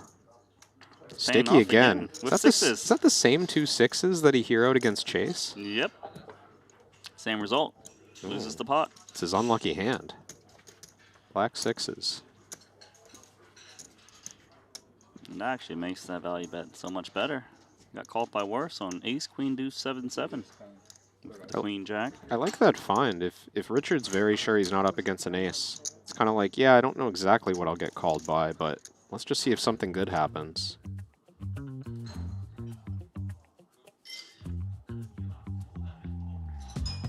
Those are the chip counts at the moment. Anything happening on the overall leaderboard? Let me take a look, unless you want to look too, Kevin. Go for it, Randy. I'm scrolling down to the bottom. Whoever's been eliminated have all rebought. Rui Cow is near the bottom. He's on my fantasy team. Oh no, Rui Cow, he's on my fantasy team too. Only has 71,000 chips and 47 bigs. Actually, I'm, you know, not to root against his financial situation, but he is allowed to buy a fresh stack if he were to bust. He bluffed off a lot of chips, just saying. Standard. Are you surprised? Not surprised. 4K for pocket fours. Always with the bet sizing tells. I know. I thought about bringing it up again, but then I thought it would annoy you. No. Maybe the chat, but not me. Because I think it's a real thing. It's the only thing you've ever said on stream that I actually believed. Ace 5 suited. Hagio's turn to try to set mine. But they never have aces.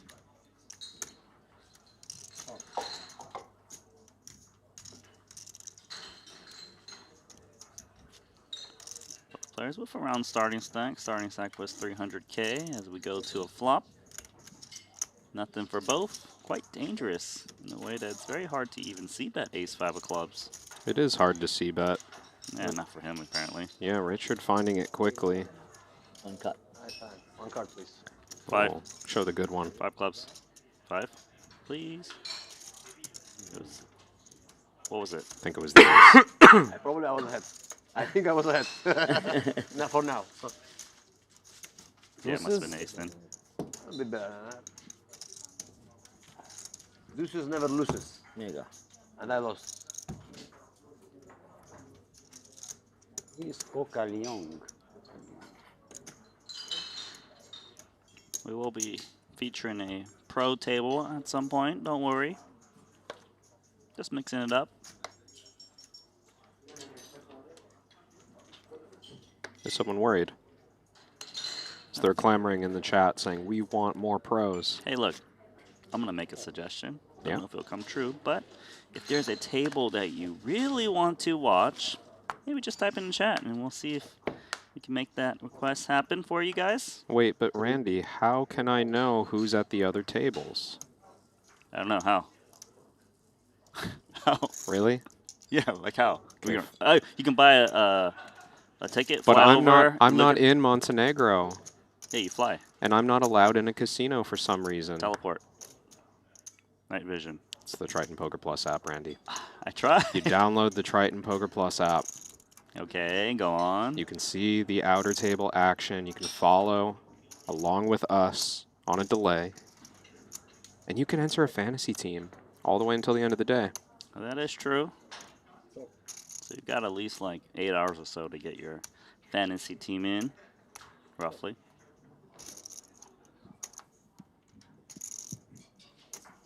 Don't trust your math, Randy. I think it's like 6 hours.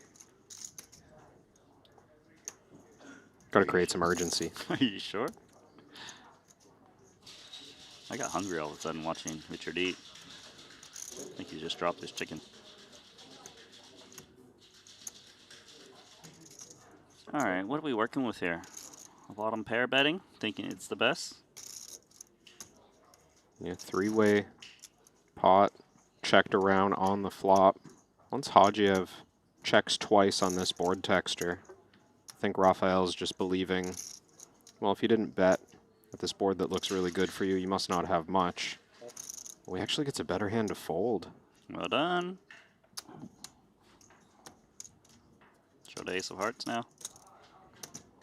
You have a pick. Come on. Yeah. Ace of hearts. Yep. It is? That was the ace. I can't tell because of the bokeh. It's too blurry. Deuce would have been a funny one. Yeah, Ramin but either would have pair. known he had a best hand, or he would have started to think that he checked back a set on the flop. That's a good point. Yeah, that's a good point. With the ace, you can just suspend disbelief and think, oh yeah, he had ace-5. Like, no big deal. Made the right fold. Saw some people saying, bring Adrian Mateos to the feature table. I think that's Good a shout. fair point, mainly because we have some stats for you of which of all the 1,000+ teams that are in the fantasy draft, who was most picked as a captain, and it was actually Adrian Mateos. 189 people picked him as captain. Really? And the second most was Fedor Holtz at only 110. Wow. It's a big difference. I did not know that Amati had so many fans. That's wild. It's like 10% of the field picked Love Adrian Amati. as their captain. That's right. Sick. I picked Bryn Kenny. He's the third most picked person with 99. My guy's not very popular. No. Just give him a few years. He's still a young gun. But he's good. One of these days, Bernie Bender's going to break through. Foxen, fourth most picked with 90 as the captain. Then Ponakov, 71. Jason Kuhn, 63. And Chidwick, 59. All right, so this is what I kind of expected to see. Too many cards on the screen where players are, you know, scrambling. Font getting small enough that we need to put on an extra pair of glasses. When the font was small, I thought Lococo had ace-4 suited for a second, but it's just Yeah, offsuit. yeah. It slipped by me for a second that this is out of line. 85. Chase Leon's got enough. with the big 4-bet out of position, ace-king You don't give me offsuit. space to bluff, bro. What are you doing?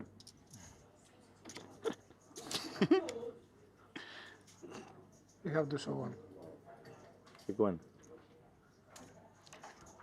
King. The ace. Yeah. See? Pick the ace. No bad card. Most likely a strong hand, regardless, but more bluffs if the ace was shown, technically. They're not letting Lococo run the show, are they?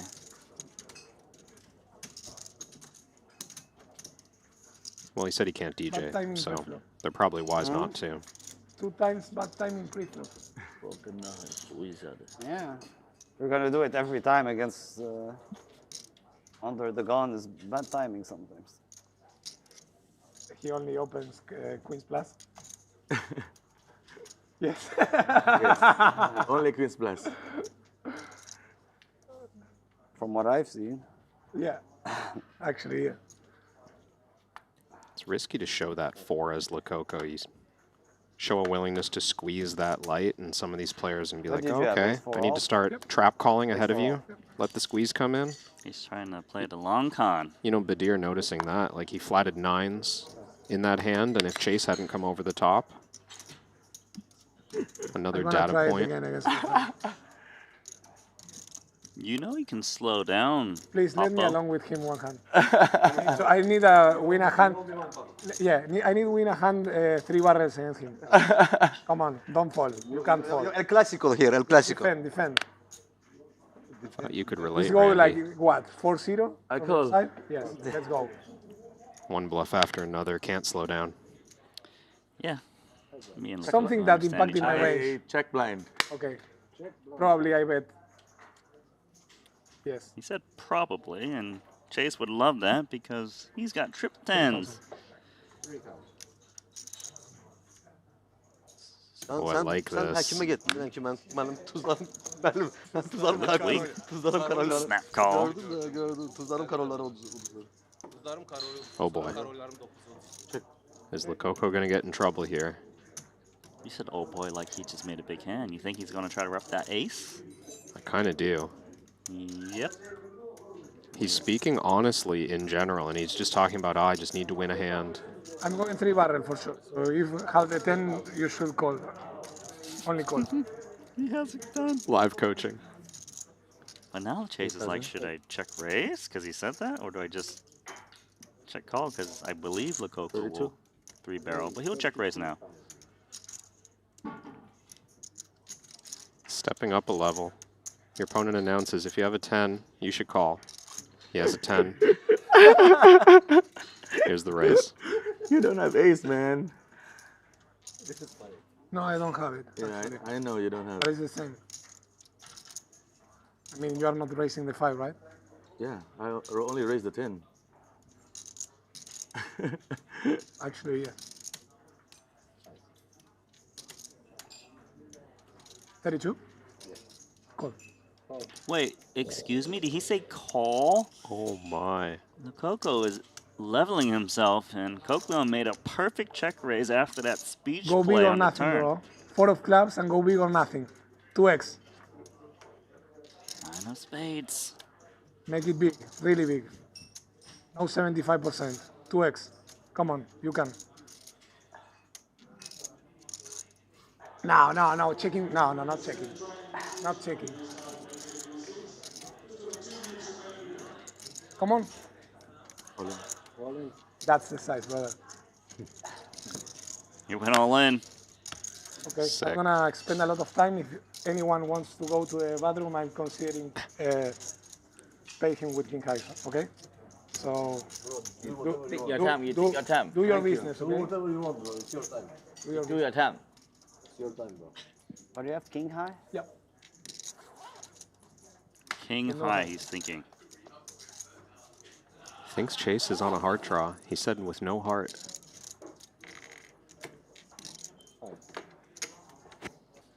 It's a huge overbet.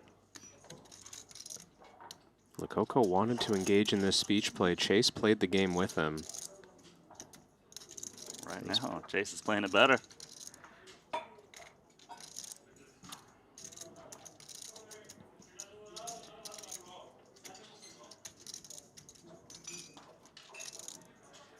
Chase is thinking, how can I look bluffy?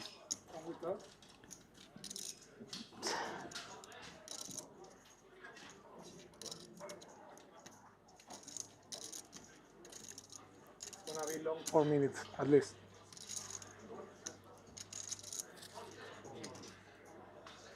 Typically, if Chase genuinely thinks that Lococo is leaning towards calling, he might try to talk him out of it with a bluff. Might re-engage. But if Chase thinks that Lococo is going to find this call and he's got 3 of a kind, as he does, maybe he'd just sit there and let it happen. There was only 80K in this pot. It's almost a 3x pot jam, and he's thinking about calling with king 7 high. Single raise pot. He's looking for a live tell. Don't know what he sees.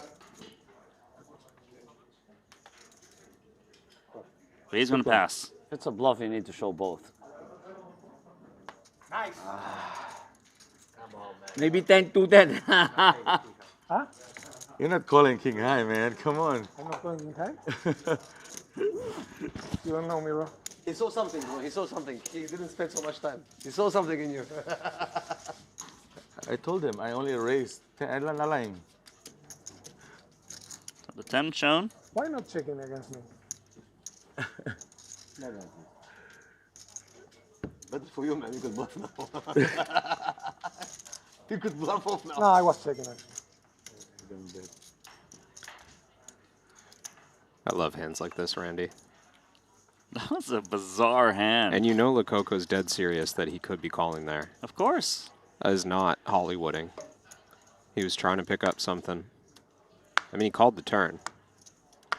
He was bluffing turn. That hand did kind of seem like something you would watch at Hollywood. It was a crazy hand.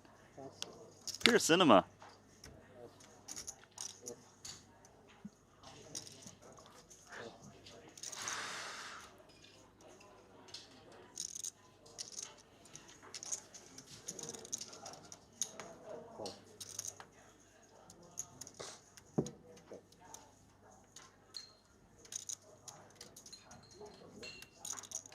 think the table's a little bit confused now, because that hand was so insane. There's some silence, and now we've got trips versus trips. Same kicker.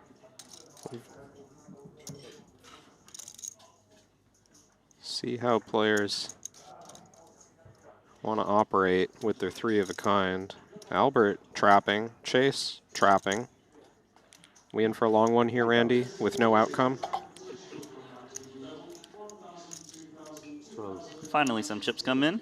Delayed pot and Check raising machine, man. check raising to 12. Excuse me, Daher announced 3,000. That was not 5K, even though he flicked in that single blue chip. Daher pleased to see the check raise, but I do think that he recognizes there's a chance his 4 is no good. Doesn't have a strong kicker.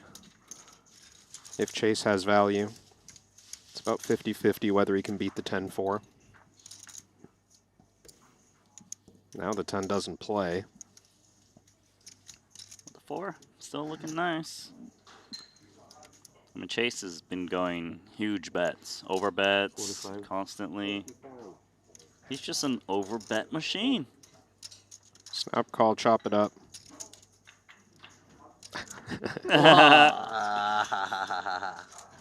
The chopping slow roll.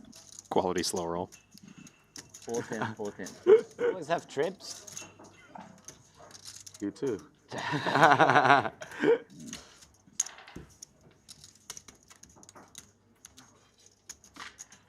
410, 410. Nice, you didn't raise. Where? The river.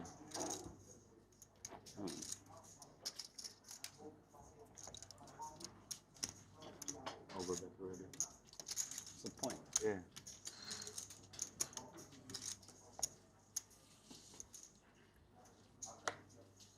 Ten four. BBB. Crazy. That is kind of crazy. Yeah, crazy. We both have the same hand and we both flop. Yeah.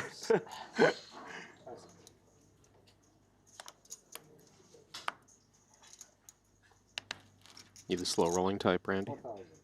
Nah, I'm not. Never done it? Probably have. But you don't make a habit of it. That's not one of my You don't routine plan your go-tos. slow roll moves. No, no. We actually had a really sick slow roll. I don't know if you remember. It was on our feature table where Wasserson had slow rolled Benny Glauser. Yep, I do remember. That was a big one, aces. And it was like final table bubble, I believe. It was a big spot. Very big spot. Pretty common practice in the cash game streets, I feel like. At least small slow rolls, you know. At least in the Triton cash games, they might not be slow rolling, but they're always laughing at the person who just lost hundreds of thousands of dollars in those. They're like, Tanchuan, ha ha ha, you got bad beated. They're all high-fiving each other. You gotta be able to roll with the punches a little bit. I'm even a fan of the, like, players at final tables aren't taking sweating the run out all that serious these days. Starting to root against each other, call for cards. I know. Talk trash before you leave the table, that kind of thing. I'm here for it. We might need to bring back the get mega tilted moments. You mean someone just snaps? They just break the table in half. You want to see a fist fight. But that doesn't happen at Triton. Everyone's all class. I know you're rooting for it.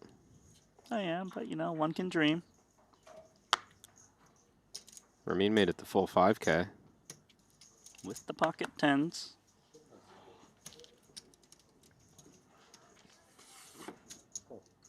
He'll get action.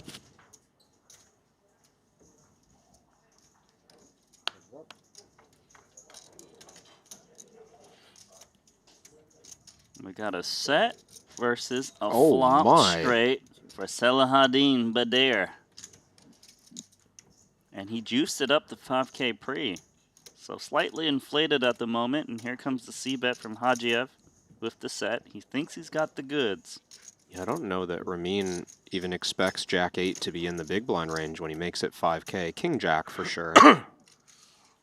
Ramin has every reason to believe he's near nutted here, barring a Just calling. four-liner. Sets the trap. King of Diamonds is gonna save Hajia because there's a 4-liner out there. He probably doesn't want to bet this turn card with the set of 10s. I think he could go for a turn bet here. Fair bit of equity even if he is behind a straight. He only gets check raised by ace-jack or maybe jack-x of diamonds. Does decide to check it. Is he gonna butt up? Yep. Boom. Big river card for Hajiev. Badir maybe going to go for value. Oh, he checks. I mean, he does lose to full houses. A lot of 2-pair sets would check the turn. Hard to get called by worse as played. I don't know. I think he could have gotten called by trips. Ace-king, pocket aces. You could represent a missed straight draw. 7-8 missed. It's over to Hajiev. Does he just try to size in a way that can get the max from a jack? I think it makes the most sense. If he expects a jack to be here. Looks like there's a white chip in there. This is something chunky. 1.5 pot. It's a big bet. Pretty tough to fold a jack in this spot. Very tough. Extremely under-repped. Be a pretty incredible fold to get away from this, given how little has gone in. Yeah, Badir is thinking, well, since I checked the river, it looks like I've got 1 pair or trips at best. Everyone's overbetting at this feature table on invitee side. But you know, Badir, he doesn't feel good about his hand. No, his instincts are on point. Why so much, Hajiev? Nice. Oh, you got that one. Why so serious? And you gotta do the hysterical laugh after. I don't have that in my repertoire. Okay. Props for going for it. I tried. I think I failed. Didn't deliver.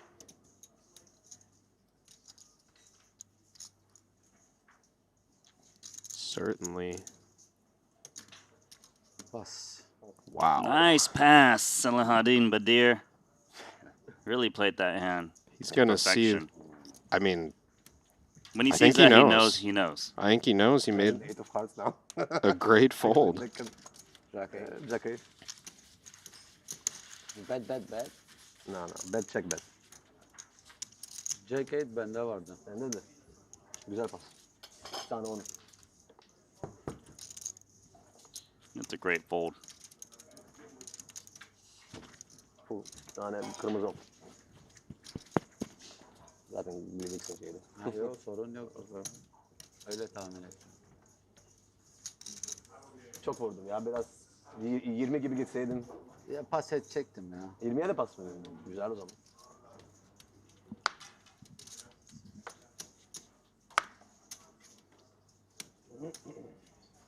This hand looks like aces to Coco. Because he has not been really dealt great hands. He's been pushing the action. Fold, my friend. I already learned. It's okay. Fold. It's okay.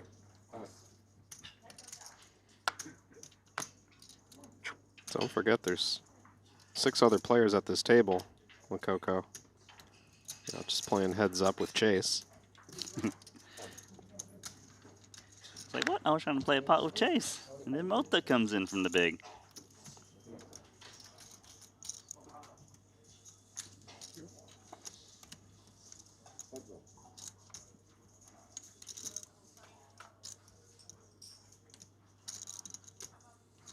Finally, he makes a good hand. Top pair. Mota with the ace of spades might give a little action to Alejandro.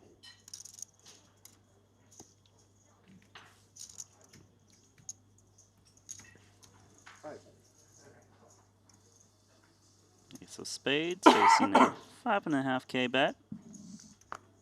It's a chunky enough sizing that you don't need to continue unless you have maybe a 9 kicker. Nice tidy fold from Mota. Like this comment in chat from Tilt Alvarez. Bro, why did I even put Lococo in my fantasy league? He is Lococo. Well, look. Don't you remember when he won $12 million in that Invitational last time? That's because he plays this style. Yeah, if you're betting on the deep run, it's a pretty good bet. Although I feel like there's not enough players in this field for Lococo. Give him 10,000 players, and he's your guy. 100 players? We'll see. I mean, he did it before with the 100-player field, right? Fair point. I mean, like, maybe it's the middle-sized field is where he's lost. 35. I don't think he's lost in any size field. Just saying, if you need a rocket ship to ride as far as man can go, you need a certain type of player. Trying to take a look. So in that Triton Million that he played and won $12 million, there was 96 entries. That was in 2024.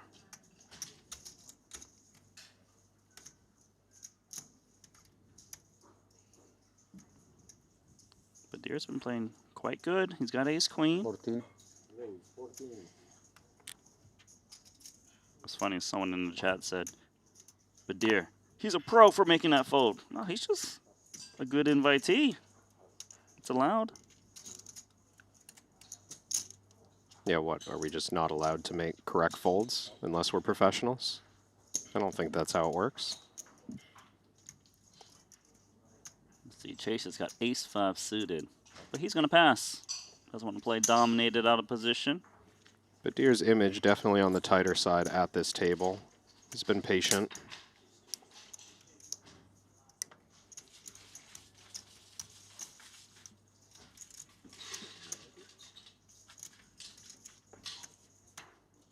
Randy, is there an argument happening in chat over where the best coffee comes from? Is that what's happening? How did that start? The best coffee comes from Australia. I think that's just a worldwide known fact. Wow, I mean, you're going to It's really true. trigger some people. No, it legit is true. They won the World Championship of Coffee last year. Well, you've got Vietnamese coffee is the best being retorted with, no bro, Turkish coffee is superior. All right. And somehow Swedish coffee got a shout out. I mean, to be fair, I've never been to Sweden, so I shouldn't be throwing them under the bus, but it just doesn't I don't think hit that's a my thing. ear like there's credibility there. No. It's not a thing. Ethiopian coffee, yeah, I'm with you. Are you talking about where the beans are sourced, or which country brews it the best? Well, that's a good clarification to make. I think the first few comments, Turkish, and I already forgot what the other one was. How about an Americano? Vietnamese. Those probably about the coffee culture in the country. And definitely Australia deserves a shout for coffee culture. Because it's #1. But Ethiopian sourced coffee, like the beans grown in Ethiopia, some of the best. They all taste the same. Let's be real. That's your worst take, Randy. I'm just saying. It depends on how Absolutely. you have the coffee burrs set to. You've had some. To get the perfect grind. I mean, okay, that's real knowledge. You're on something there. Yeah, I've seen some random Instagram shorts. I don't really know how to But do the it myself. the different beans definitely matter. Debatable. Instant coffee. Oh my god. You can make it taste good. Put a little sweetener. You really cannot. Have I triggered you enough yet? I'm on full blown tilt. Hello? Check. Oh, 有聞到咩門？ 6 of diamonds. Pretty good for Mota. It's an undercard to the 7s. Picks up a gutter in case he needs it.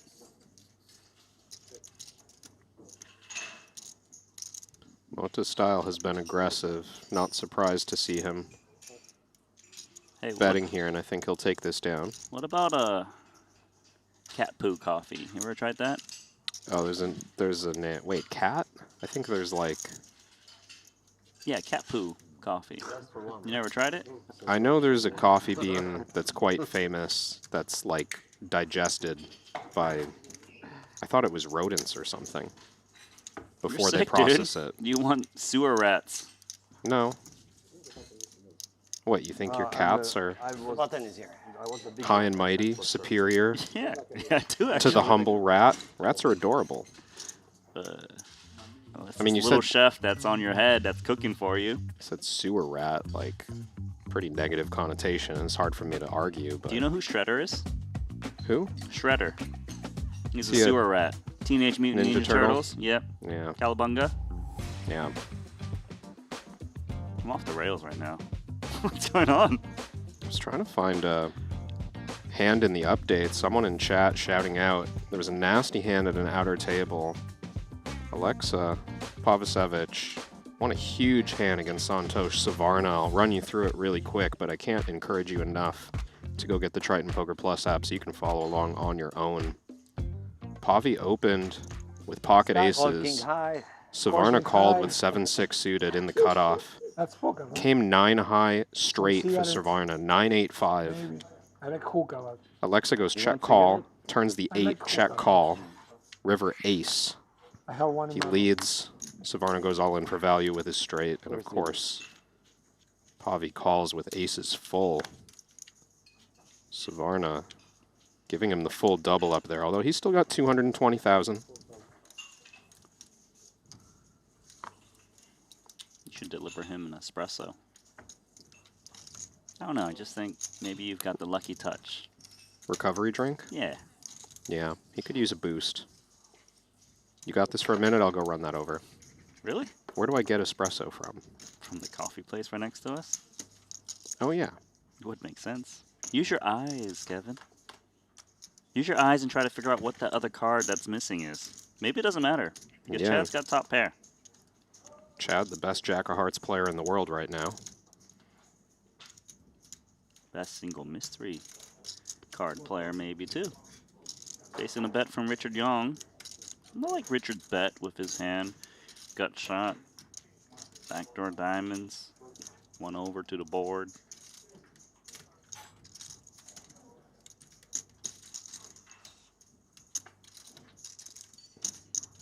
Ooh, Queen of Clubs. Right now we need to know Chad's other card. Well, he needs it to be a queen to be ahead.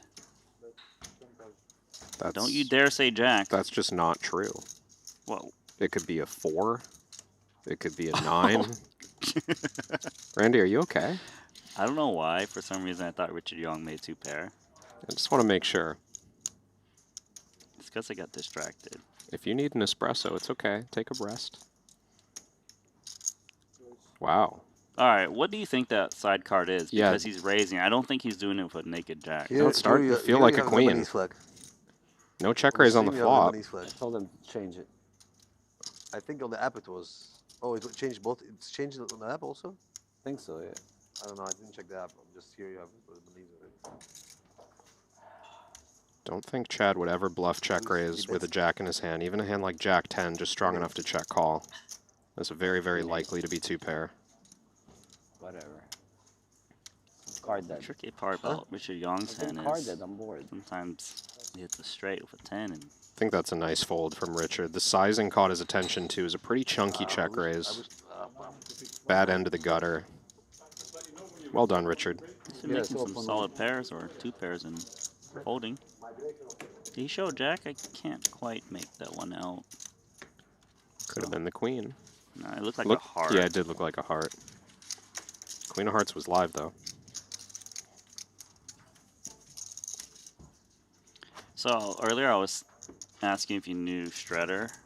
And I was saying he's a rat from Teenage Mutant Ninja Turtles, and Yep. I got it wrong. It's Splinter.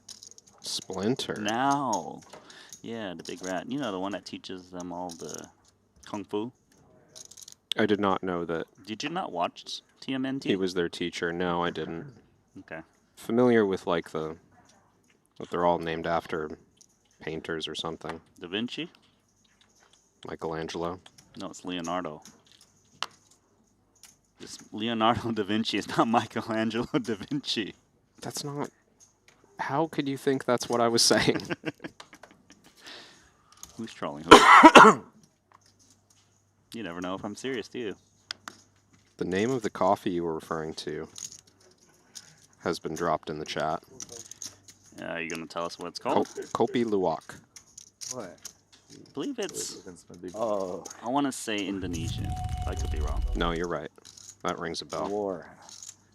You see this pot? Because Alexei fold, Lazuk Yeah, is I out will of fold if it's ace-king, top 2 pair against Mikolai Vasca Boinakau. Broadway. Maybe I win this. Brutal. But in other case, Belarusian on Belarusian blood right there. Vasca Boinakau just overbet, jammed the river with his straight. Knew he was in kind of a cooler situation. That was a 2x pot jam on the river. That was sick. Because only 6K went on a flop, 18 on the turn, and then he was like, I want to ask for the last 111K. Maximum value for Nikolai. We talked about his success here in Montenegro over his career. One of the winningest players in this room.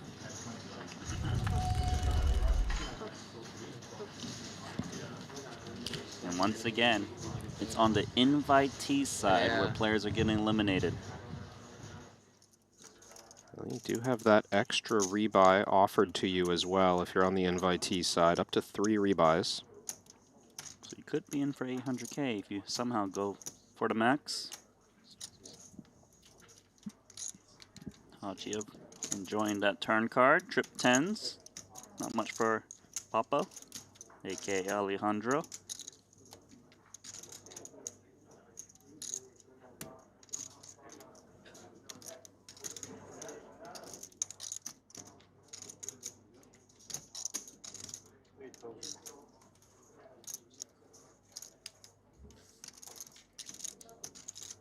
Bet from Hachiev.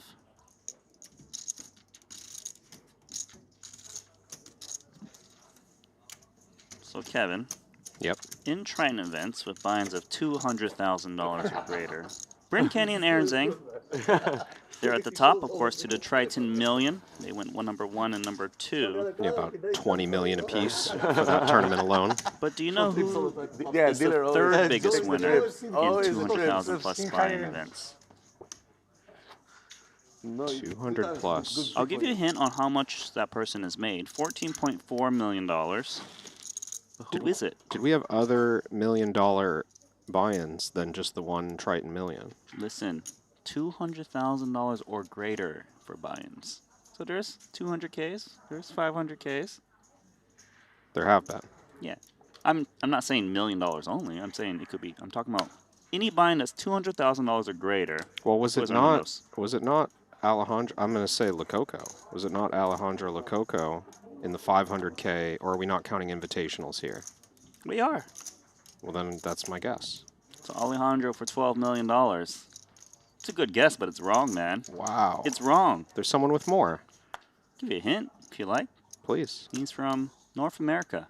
I'm not going to say Canada or the United States or Mexico, just North America. He's from America. You happy? Well, Come yeah. on, surely you can get it by now. A little bit happier. 200K plus. Maybe chat will get it before you do. I hope they do.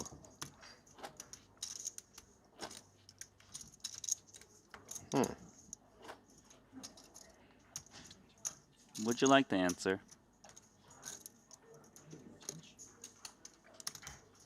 Would you like the answer, Kevin? Yeah, just you're tell taking too long. Just tell me. Clock. Dan Smith. Dan Smith has won $14.4 million in buy-ins of $200,000 and bigger. Wow. He strung that together in a few events then. Of course. Wasn't just one event. He's actually in our invitational today. Just played tennis with Dan Smith this morning. Oh, so you should have known the answer. We played a grueling set. Well, it didn't really come up. You know, I didn't start hitting with him and then 5 minutes later be like, hey, how's your performance been in 200K buy-ins or greater, Dan Smith? But how did your set go with him? We played 3 sets, went 1-1, and then in the final one, it was just like playing points. You have to win by 2, game to 11. And we couldn't, we just ran out of court time. We couldn't win by 2. We went 17-17 and then just stopped the set. Oh, you guys just called it a chop. Yeah, so we drew. Should have just did sudden death at some point, no?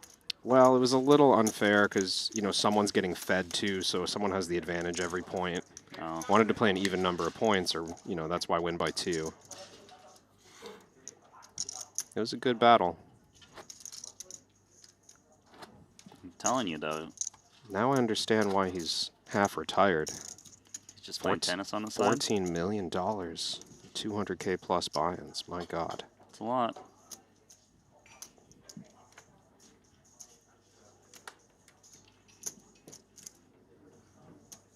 How's he doing in this one? You see him on the leaderboard? I think he's above starting. He's sitting on like... Yeah, I found him. 385. 23rd place. Not bad. Are obviously losing very few players early on here. Average stack is just a touch more than a starting stack, 322,000.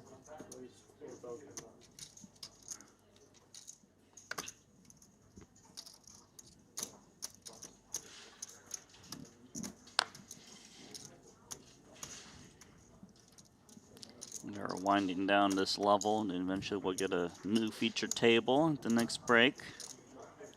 Surprised to see as I glance through the leaderboard, both Alex and Kristen Foxen now in the top 10. They started at the same table right next to each other. I remember looking at that in the table draw when I was picking my fantasy team last night. Yeah, that was a really interesting one. Means chips were flying at that table. Top pair versus top pair. We do have a situation. Badir just calling the big blind with ace-jack. Probably feeling a bit under-repped here. Continues to just check call. This is the product of playing very deep.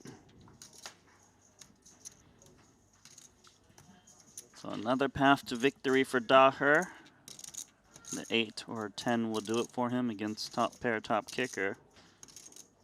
Might even go for more value here. Thinking he's up against some diamonds or pair straight draw. Continues to bet pretty large here, and I think this is all that Daher is going to try to extract in terms of value, unless he improves on the river.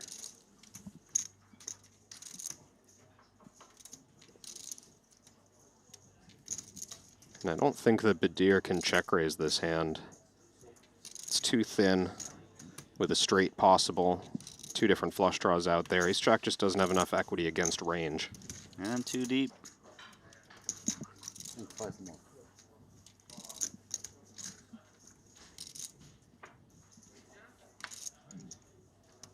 4 of spades. It's a good card for Badir, just in case he's up against 9-7. Should go check here. Albert's kicker doesn't play. Possibility of running into 4x of hearts. Jack 9. Better jacks. It's a lot of better jacks. The only worse jack is what, Jack 6 or Jack 5? Yeah, I mean, it's a big blind range. Well, you chop with those jacks, so it doesn't really matter. But Right. there's 10-9 or 9-8 to think about. Maybe 10-7, 7x of diamonds. Well, Daher's going for thin value here. He's likely to get snapped. Tried to win the max here, but value cut on the river. Value owned himself. It happens. Another nice pot going Badir's way. At least making some nice folds.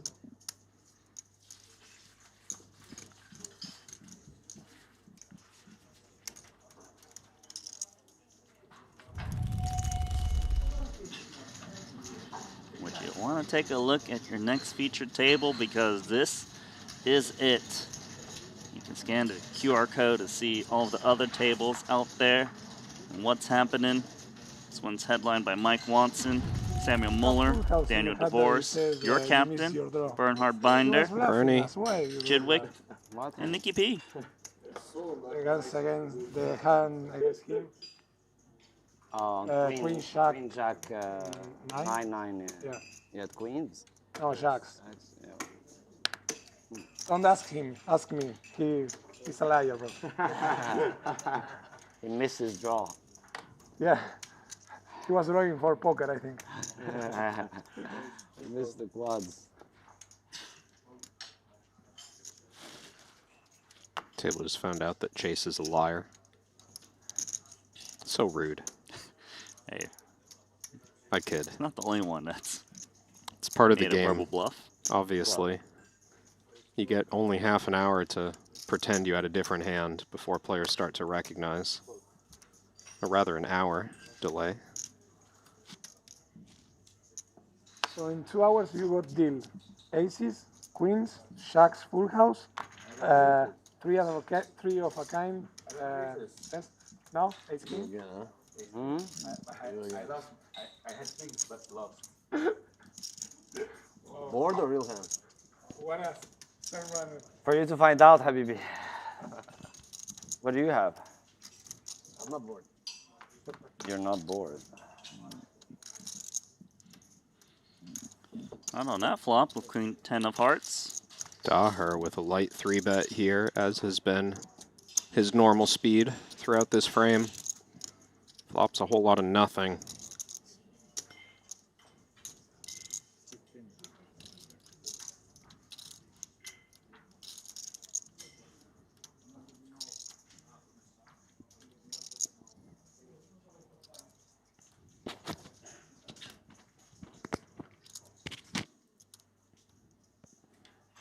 Remain out of position, still quite deep. He might not want to build a pot here with his queen high flush draw. At the same time, if he thinks Albert's light, it's kind of nice to just take it down on the flop when you can represent all sets. He goes with the check raise. That should win it. Nice one. Notice that Daher has been 3-betting light. Had an 8 shown earlier at one point. Here's an 8 again. Sees that he's up against Guessed his other card. Yeah, thought Queen 10 of hearts now. 10-8 of clubs. Dominatski. Domination. Drawing dead. So bored is the answer.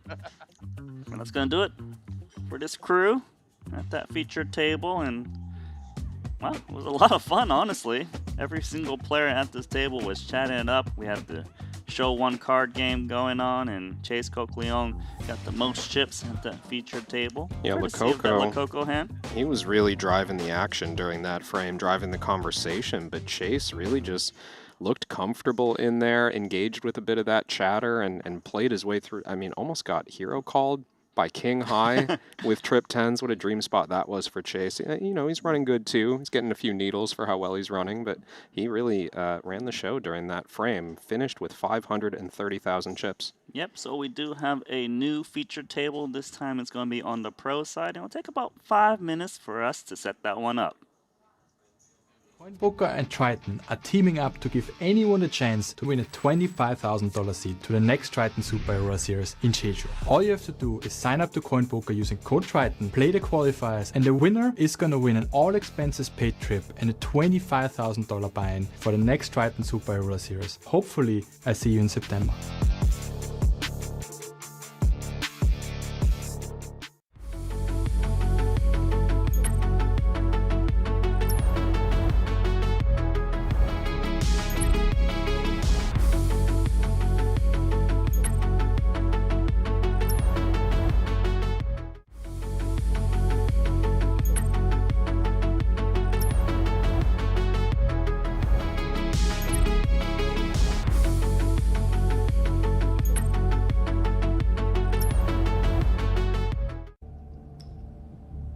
I'm all in.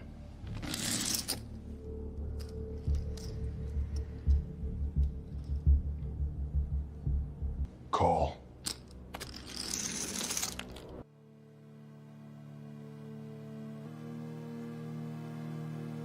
Triton.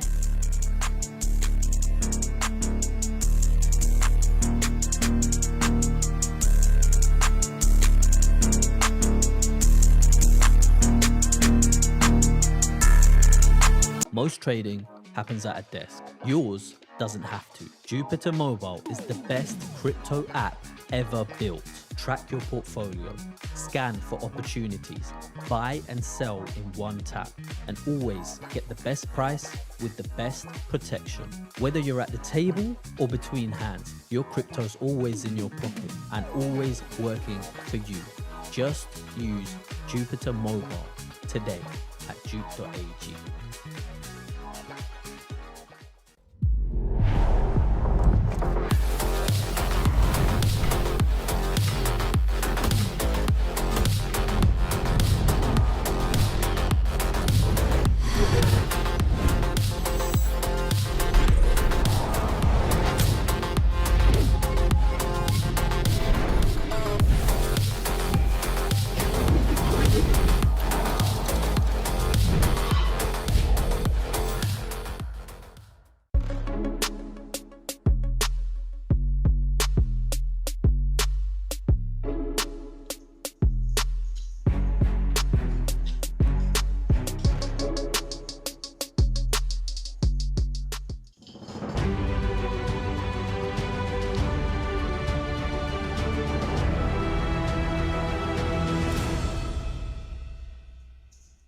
Back for the Triton Poker Super High Roller Series here in Montenegro. My name is Randy Liu, also known as Nanonoko, and alongside me is Kevin Rabichal. And now we got to see a couple frames of the invitees get to play. This time we're going to have a full set of pros, so a little bit of change of play, I would say. Maybe a little bit less chattiness. But I want to take your attention to the leaderboard because we did have our first pro eliminated from the tournament. That was Sean Winter. As I take a look in the app, you can see how the damage was done. He had a pocket queens up against Alex Foxen, and as I scroll down, you can see that Foxen squeezed with aces. Winter called and came 10-10 deuce. The check raise from Winter with the pocket queens. Decided to get more passive check call and check call to jam, and that was the end of Sean Winter, just like that. Yeah, I mean, uncommon that we see players on the pro side, as you've been alluding to, Randy, eliminated this early. They do get a couple of rebuys in this format throughout the day, although you have to make that rebuy within an hour, as I understand it, of busting. I mean, that explains why we saw both Alex and Kristen Foxen near the top of the chip counts. I was surprised to see a lot of chips were flowing at that particular table. That's a good point. Foxen, Alex that is actually second on the overall leaderboard, 738,000 in chips. Kristen Foxen has 653K, fifth on the leaderboard. So the Foxens are doing very well in this 200K Invitational. But I said it earlier, we've got a new featured table. We've got a lot of big names: Daniel DeVoris, Chidwick, Samuel Muller, Michael Watson, Petrangelo, Paulie V, Paulie P, and in Binder. Wow, you've got the Paulie versus Paulie feature table once again. My captain, Bernie Binder. But let's talk about DeVoris and Watson. Both of them Triton Trident champions, right? They've both won titles in No Limit Hold'em, Pot Limit Omaha, and in Short Deck on the Triton Super High Roller Series. Also just huge numbers overall for how many events they've played, how many cashes. These are just two of the all-time greats in the Triton arena. Yeah, but Watson did it first. So that's it for you? That's it. Watson's your GOAT? DeVoris did it this week.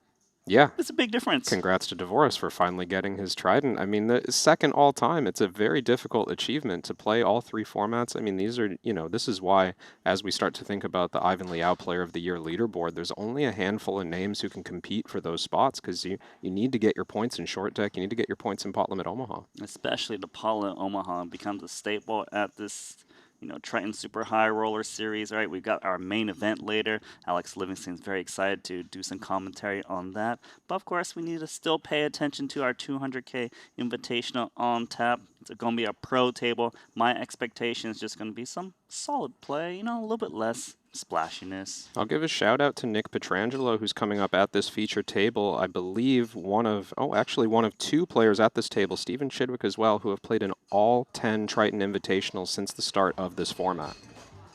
And the Invitationals came in various amounts of buy-in levels, 200K, 250, 500, and even a $1 million version. And not $1 million, £1 million.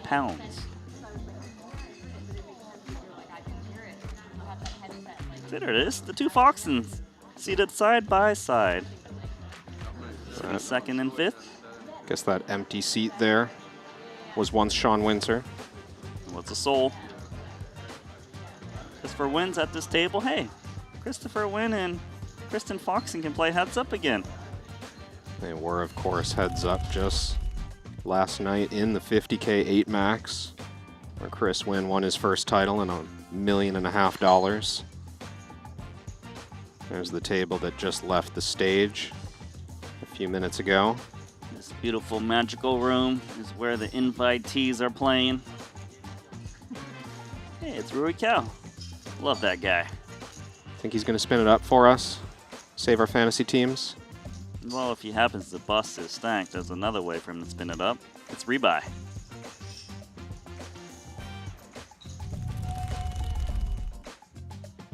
Time to look at our featured table and their official chip counts.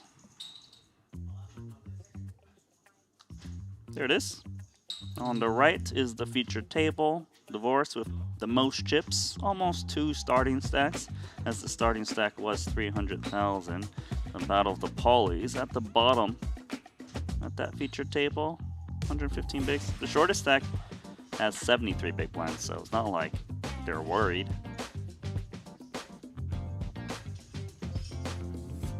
Talk about Samuel Muller, a Triton 1 champion, but no super high roller titles yet. Is this his first invitational?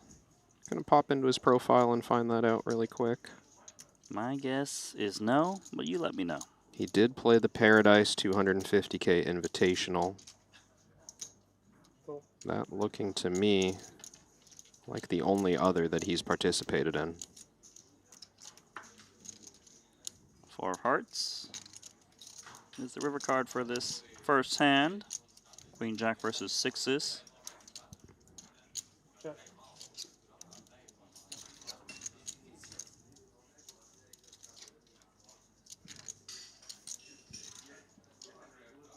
Let's see if the Queen Jack goes for value despite the king out there.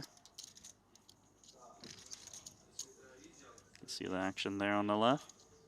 Petrangelo actually started the betting on the flop. Then check called 6K on the turn.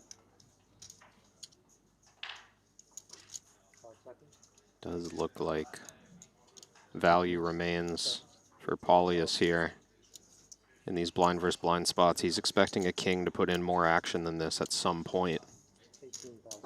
Believes the strong pair of queens is the best hand almost always. It's a decent sized bet there, 18K. Looks like it's going to get paid off by the sixes. Well done, Paul EV. Reasonable calling hand for Petrangelo. Interacts with the gut shot that could have completed on the end. He expects ranges to be very wide. Paulius only had to call a 1 big blind bet on the flop to get to that point. Thin value bets. What you're going to definitely see on the pro side. So important, blind versus blind as well. They're all technically sound. All well studied.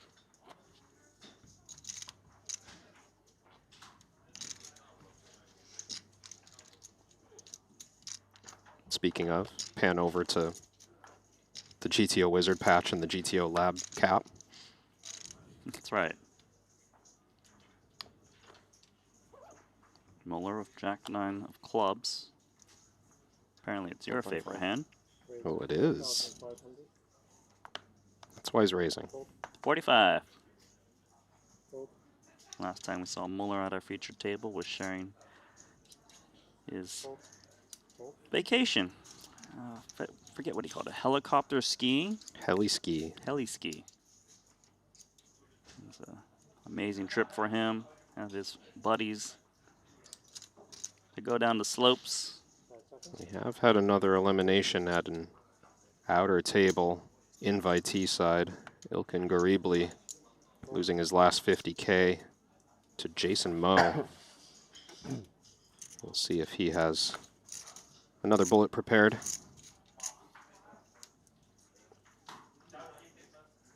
Saw Jason Moe in the first frame with Alex and Henry. Action. Super action. Top pair for Muller. Petrangelo made a light flat on the button with King 7 of spades, but we are playing deep enough that I'm expecting these positions to play a much wider calling range. So it's top pair versus the king high flush draw. Usually we see the UTG players check here in these kind of boards, and here he comes swinging. I have noticed kind of a shift in the meta back towards more out of position c-betting. I think a couple years ago we saw players start to recognize, oh, I've been too aggressive out of position, my range actually isn't that strong. Let's just check everything and play from there. And now I think you see a little more precision where it's like a low frequency betting strategy, but still some bets. Players wanting to maintain aggression.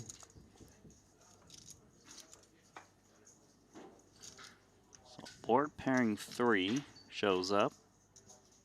Muller still with the best hand. After that large flop size, Muller might be inclined to slow down. His hand's in better shape when it's ahead on the board pairing 3, but he could also be behind here against 10s, jacks, ace-9 suited, king-9 suited.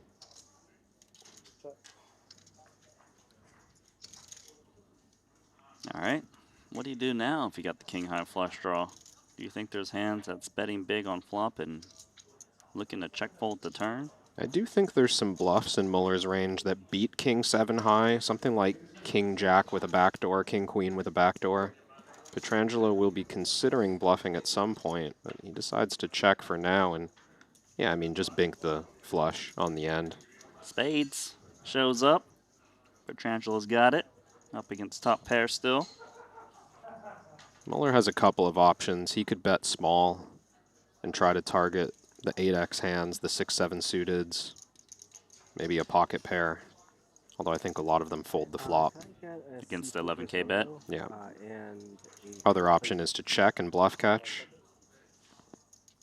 Might be more attractive for him to block bet, just because he blocks jack 10 and queen jack. Those are going to be primary bluffing hands for Nick. He does check though. Yeah, but once he checks, we know a bet's coming. Muller's going to feel inclined to make a call here with jack 9. We'll see what sizing there is in Pietrangelo's strategy here. If he overbets or bets very large, jack 9's not looking great.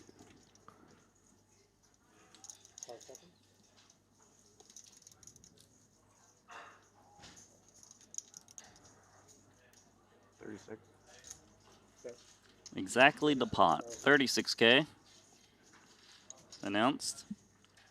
It's an ugly spot for Muller in that the jack does block some bluffs, as I mentioned before. He's also going to feel like this is never worse for value given the large flop size. Maybe the bottom of Pietrangelo's range is ace-9 for value. So you block a few value combos, but you block a lot more bluffs.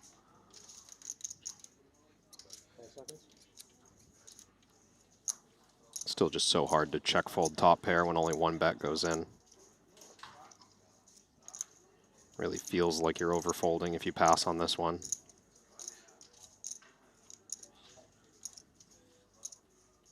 Don't think he has raises in mind, but no, you never know with this guy. I mean, rep the full house, try to fold out a flush. Is there any chance? I mean, it's pretty heroic.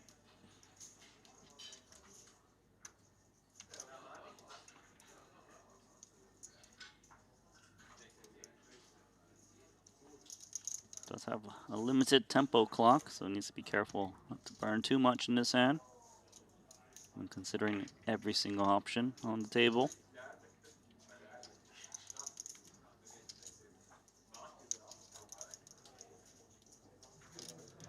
I don't know why, Randy. I just feel like there's another option on the table here. All right, he's going to flick in the call. There's the flush. King 7 of spades.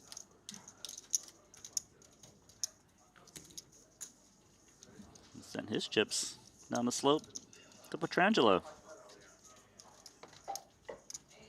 It's a good point you made about the tempo clock. These are not working? I think it's easy for players to lose sight. Rui Cow. Oh, he's all in. He is all in. Cards on their backs. Wang Ye with ace-queen offsuit. Rui Cao with ace-king offsuit. Looks like pre-flop all in. Yep. Board is 999.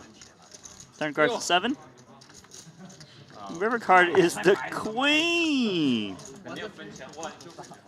Rui Cao. Gone. He's in good spirits. He was about to leave, but I think he's thinking about rebuying straight away. Wang Ye. With the lucky queen. You know those guys have tangled in the cash game streets at some point. You know what else about those guys? They're both on my fantasy team. You got Wang Ye? I got Wang Ye and Rui Cao, and I got one of them eliminated. So you didn't take my advice on the whole table draw situation, not picking players who are seated next to each other thing, huh?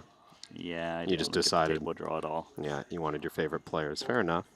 Why not? If I'm going to be rooting It's for more players fun for that 3 way. days, choose my favorites.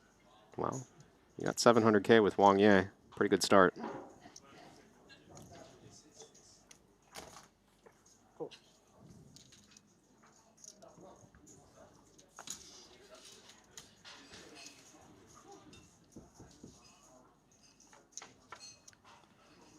Single raise pot, 3 ways. Chidwick started the action with 6-5 suited, and he flops top pair for gutter. Paulie P, he's got 2 overs on the flush draw, and Muller has a pair of 3s.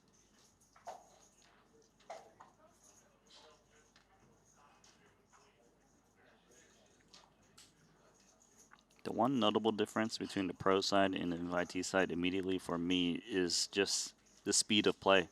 Players are very methodical here. They're not really snap checking and snap calling.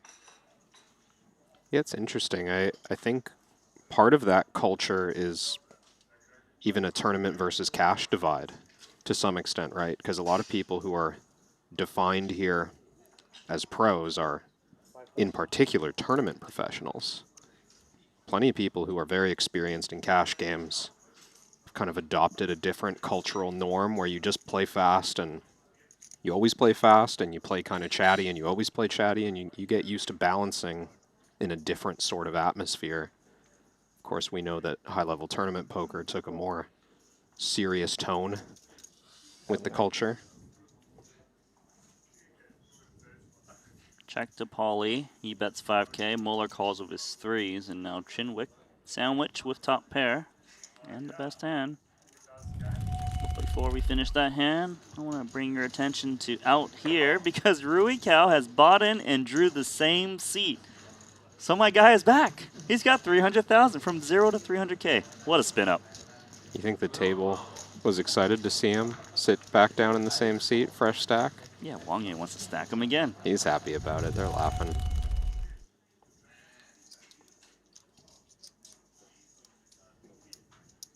All right, so Chidwick has raised it to 17,000 with top pair. Muller's out. Nice little squeeze play from Chidwick, as you commonly see in multi-way pots among these pros. It's thin, and the diamond seals it for Paulius. I mean, now Chidwick has to think his hand is no good. He's either up against a bigger pocket pair or he's up against the flush. Yeah, I think Chidwick is going to give this one a full shutdown. Very bad turn card for him. Paulius plays quite a lot of suited hands in the hijack to begin with. Suited hands and pairs are a massive portion of your flatting range pre. So then when you call the raise on the flop after betting, pretty much the whole range is over pairs and diamonds, as you said. Maybe a handful of ace-queen, 1 diamond, backdoor clubs, who knows, but I think Chidwick's comfortable just getting away. Yeah, it kind of feels like the only main stab is like ace-4, ace-5 of clubs that he beats. Regardless, this looks like a pretty easy fold. 6-5. Especially because what? sevens, eights, nines. They would never bet 30K on the turn when check 2, I would think. So then what's left? Just flushes? But there's a lot of them. Good deal of flushes, small handful of bluffs. Chidwick correctly gets away.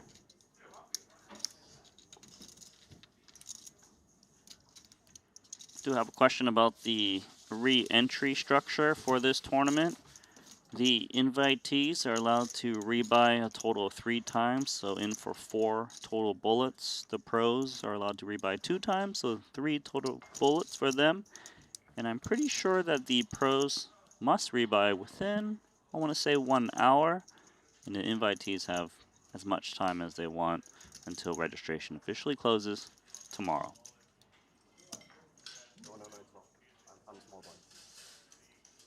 Yeah, just I mean, no, there's too many cards out. Like, Misdeal. well, like once people like touch them, already start touching. handle them, right?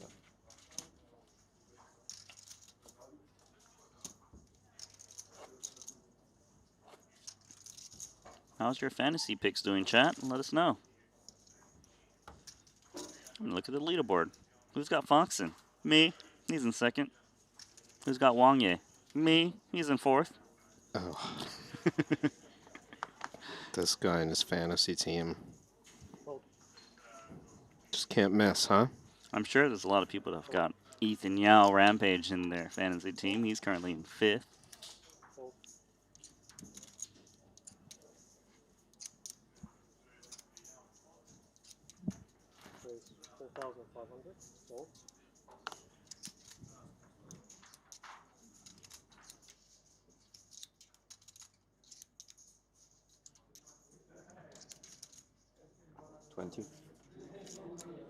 Where is 20,000? Samuel Mueller. The Black Shades. Opens it up to 20K. 3-betting, quite large. Yeah, out of position, playing 100 big blinds deep. Mueller willing to go with the ace-jack offsuit because Paulius is in late position here. You wouldn't always want to 3-bet ace-jack when you're this deep. Queen 8 suited is gonna take a flop. I was gonna say a little cuspy. Yes, you're in position with a quality suited hand. Thought maybe Queen 9 was the line. Looks a little optimistic, to be honest. Paulie V likes his odds. He whiffed it. But so has Mueller. Yeah, but king high rainbow texture should generally be followed with a small c-bet, and Paulie V's flopped about as poorly as you can. No backdoors. Queen high.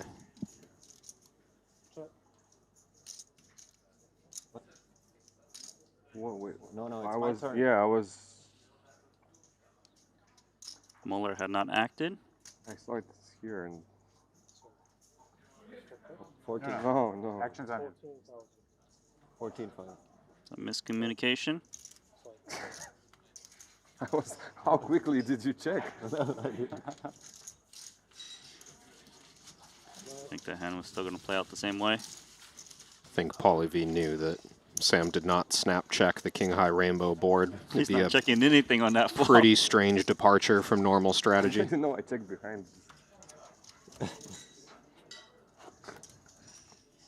Like, what is the... Is there any hand he checks on that flop? Maybe a set of kings? But even then, it looks suspicious. The problem is I saw it. He doesn't look at me, so I No, I saw the clock running on me. Yeah. And I'm like, I haven't seen I thought this. about saying something, but then I wanted... I mean, I was surprised to see a check on this flop and like how quickly.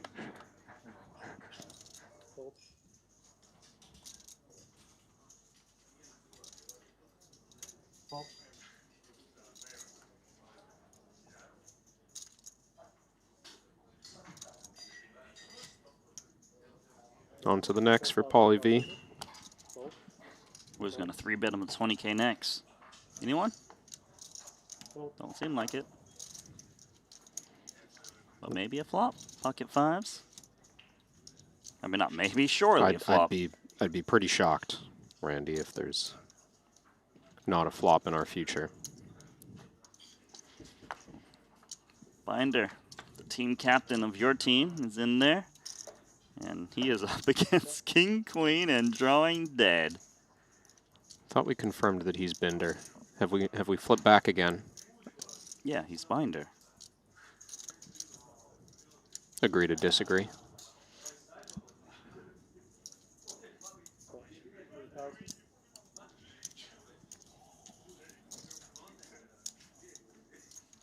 $3,000. Cheap enough to continue.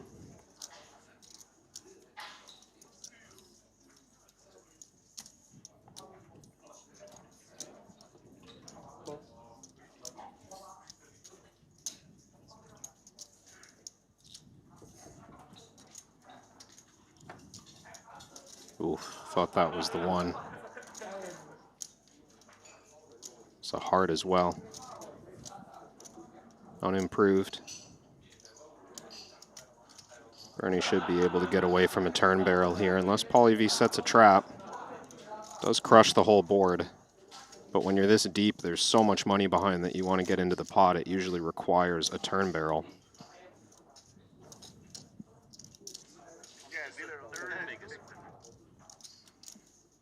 Pauly gonna fire a bet. I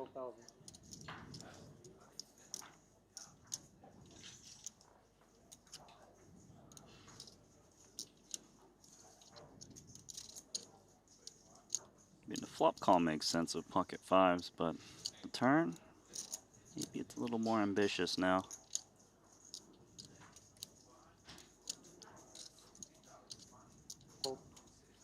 Let's pass. I think you're right. It is Binder. I apologize. Only took him winning $10 million and then another 3 months passing for us to get it right. But we got there. We're trying our best. Sorry, bro. I'm sorry. Oh, it dripped a little bit? Yeah.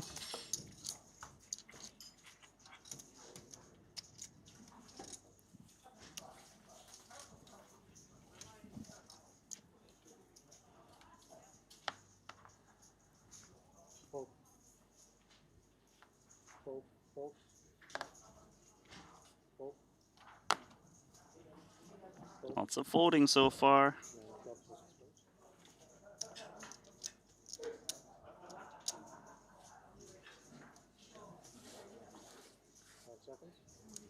Once upon a time, this man, Daniel DeVorsh, used to be a cash game pro and has transitioned very well to multiple games. Triton, you mentioned. Amazing at tournaments, obviously. Here comes Binder, King 4 offsuit, and he put in a pre-flop raise. Offsuit 9. Folding Like, offsuit 9x from the cutoff. No, I didn't have a 9. I had a close one that maybe you did. Did you, Dan? Interesting. If you have 9-8, you fold 9-8. 9-8 probably the only, but feels like Queen 9 still opens. No, I didn't have a 9. Yeah, but you would fold 9-8, right? Yeah, just 9-8 though. Huh? I think. What about 9-5 suited, 9-6 suited? Nah, because then the flush. 9-6 the is. flush is more likely. I fold 9-5 and open 9-6. Fold. Fold.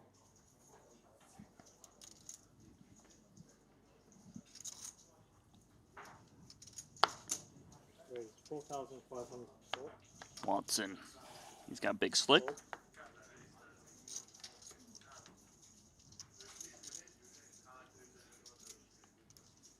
King 10 suited for Binder. 15. Aggressive choice. King 10 suited. Not necessarily going to see punishment when you're playing 150 big blinds deep. Watson does not have a pure 4-bet here with ace-king offsuit. He could flat.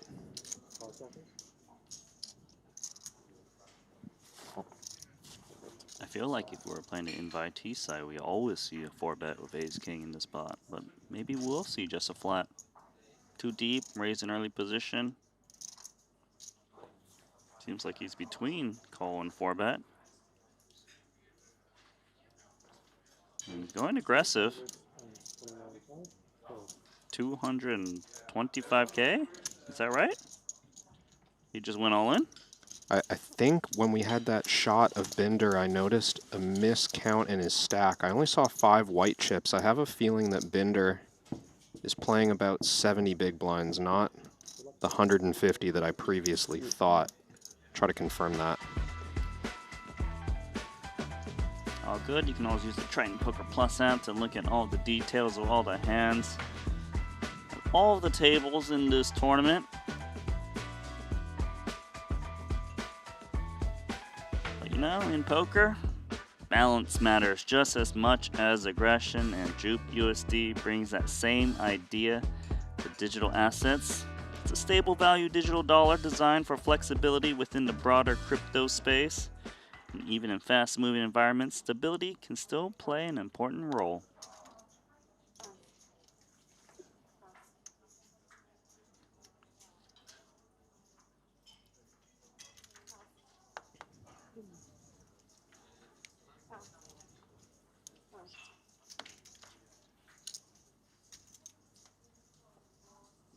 It's been folded to the blinds a couple times already.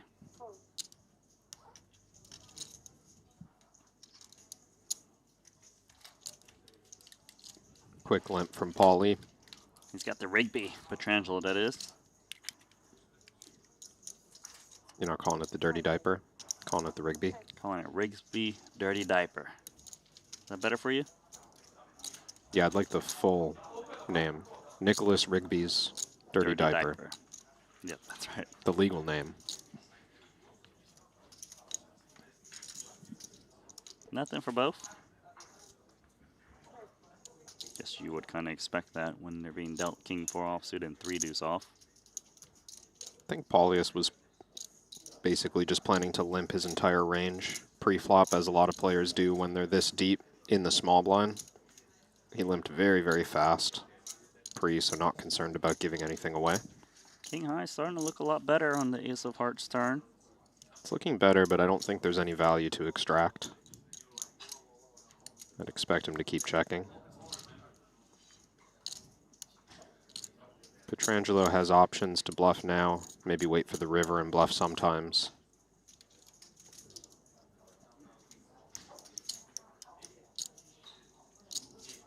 He can represent a jack or an 8 in position that will go for 2 streets of value. He's got absolute nut low with a heart blocker, which kind of matters.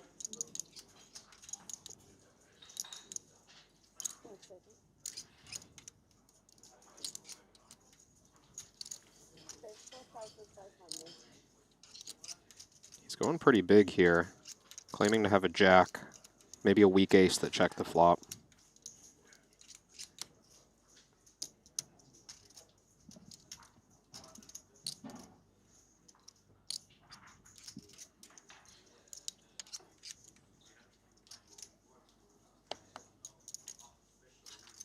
Big sizing got the job done there. I think a small bet gets called by the King 4.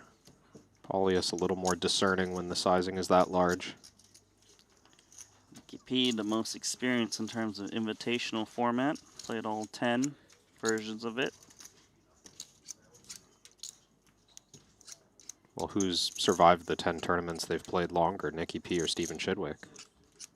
What do you mean by survived? Maybe Stevie's played more total hours of the Invitational, depending on results.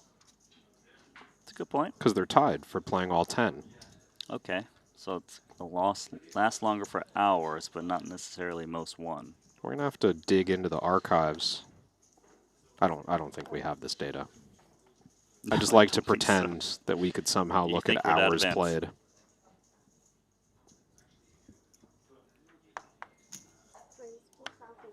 Beautiful Jack 10 suited. Less beautiful, but dominating. Ace 10 suited. You prefer Jack 10 suited over Ace 10 suited? I think it's objectively a more attractive looking hand. Pre-flop. Chidwick Gonna look to get involved with the 2-8s after Binder decides to play his ace-10 suited as a flat. Okay.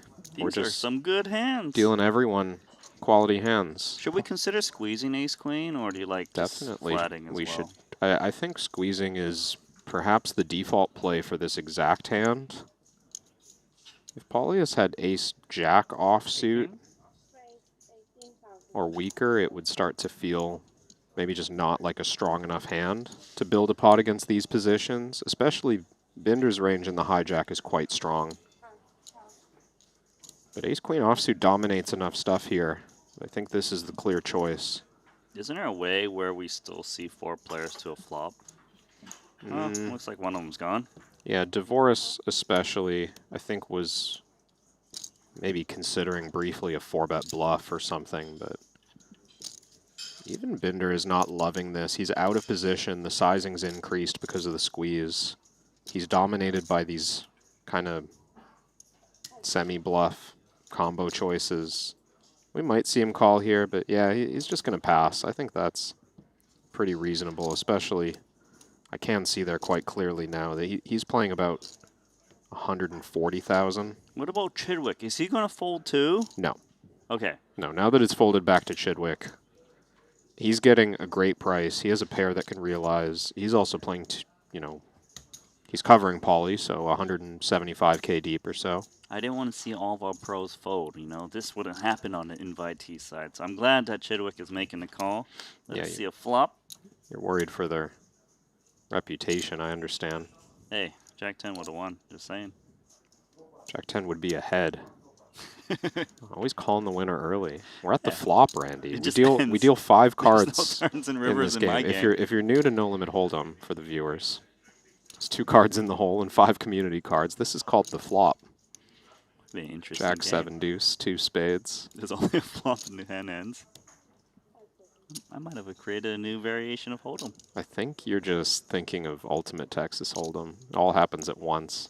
Actually, no, it doesn't. No, it's there's flop turns and then river. turn river. I've played that game. Yeah. I've tried to get an edge on it, thinking I can outplay the dealer. Doesn't work. Yeah, you and everybody else at the Atlantis. 20K for the ace queen, and what does 8s think right now? No spade in hand for Chidwick. Does feel too early to fold on this texture, but it's uncomfortable from the start. Just nice that there's no ace or king on board. Makes it a lot less likely that Paulius has connected here. Chidwick just worried about overpairs. Maybe the odd ace jack. Ooh. He just passes the pocket 8s. Yeah, he does fold the flop. Kind of weird though, right? Because if you call pre-flop literally just to set mine it. Yeah, I don't think it's literally set mining, but I did think that was one of the boards where maybe absent a backdoor flush draw, Chidwick decided it wasn't enough, but with no ace or king on board, I thought we were going to see him call one street. Something convinced him that Pauly P's range was too strong.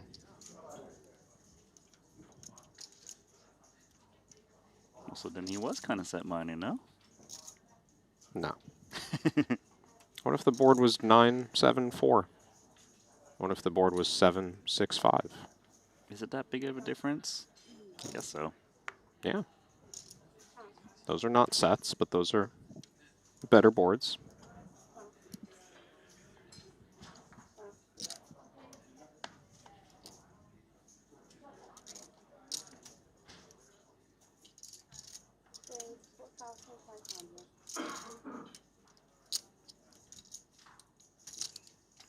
I almost feel like the pro side of the bracket is like, I don't know, some kind of odd variation of a satellite, because when you make it to day 2, that's when we start to combine the fields.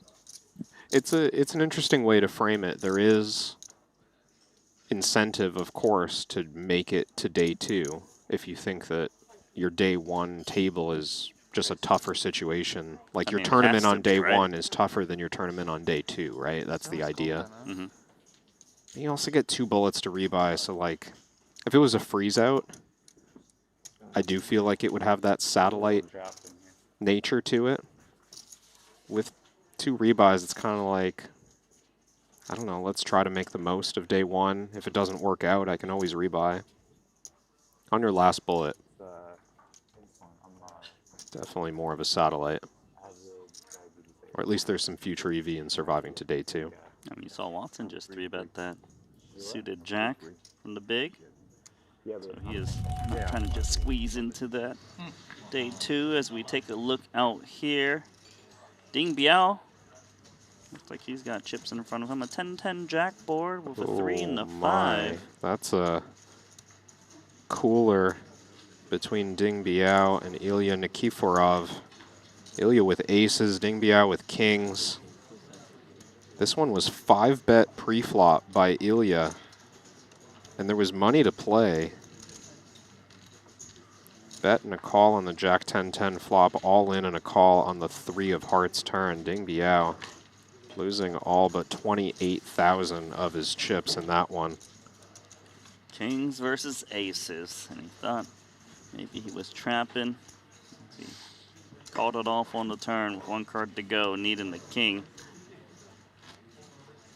I'd argue that Ding Biao is one of the strongest players on the invitee side, but a lot of things happen, like not many chips now. It's really hard because. Did you draft him too? I didn't. I actually did not, but I know a lot of you guys I did. think it was me and Livingston maybe who have him. Henry might too. That produces insulin. When it happens, the body produces. I could check. In the background and lowers it. You check on that. I'm going to observe Sam Muller dealing with this limp 3-bet from Mike Watson. 16 big blinds is the price. He doesn't. Out of position. Limp re-raise, huh? Ace-9 offsuit. Interacting with some of the bluffs that Watson might take, but ahead of the bluffs I think that Watson would take. He's not going to 3-bet bluff with ace-10. He's going to use something like ace-6, ace-5. I had a feeling already. You have like a normal job, wake up every day at 8 and go to work only at 5 and keep it on time all the time. I would wear something all the time, so with all the traveling and stuff, to distract me to do other stuff. How many carbs are you allowed to? I mean, well, you can eat. I only eat 100 per day, but you could eat 300, but you could take more. So Nikiforov is tournament chip leader with that aces versus kings against Ding Biao. So I'm counting the top 10. There's only 2 players out of the top 10 that's on the pro side. That's Kristen Fox in 8th and Daniel DeVos in 10th. Oh, and actually it's kind of funny because 11th is Rui Cao. He's the man who already busted his stack, and how did he get those? He won 300,000 chips with queens against 7-6 suited of Anatoly Zlotnikov, and there was a 4-bet pot. He had the queens, and Zlotnikov turned 2 pair, and the river was a deuce to counterfeit the 7-6, so Rui Cao with a big pot. That's a nasty one. Rui Cao was 1 card away from having to rebuy again. It's even worse because for Zlotnikov, he had that brutal hand in the first level with aces versus kings of Rob Young, and then the king showed up, and then he gets 2 pair against Rui Cao. He gets counterfeited by kings or queens. Not a good start to the Invitational for Anatoly Zlotnikov. It was a good week, though. Does have a title under his belt, the second one. Maybe not so much now. Don't know how much that eases the pain when you're hearing the big one. That title won him $715,000. And this Invitational tournament could end up being a $600K for him. So there's all things that raise your blood sugar that you wouldn't expect. Although I did notice as I glanced in his profile, Randy, that he final tabled that 30K turbo. Finished 3rd for just shy of 300,000. It was a satellite to this event, basically. Satellite to this event. Of course, Mike Watson won that tournament to pick up his 6th career title.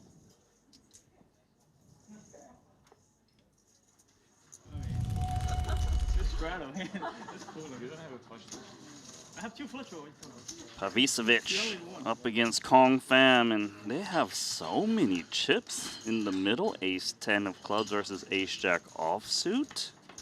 Excuse me, and we're going to a flop? Top pair versus middle pair. What an insane hand. Just crazy. How did they get this many chips in with ace-10 and ace-jack pre-flop? Well, I can tell you, Kong Fam 4-bet to 50K.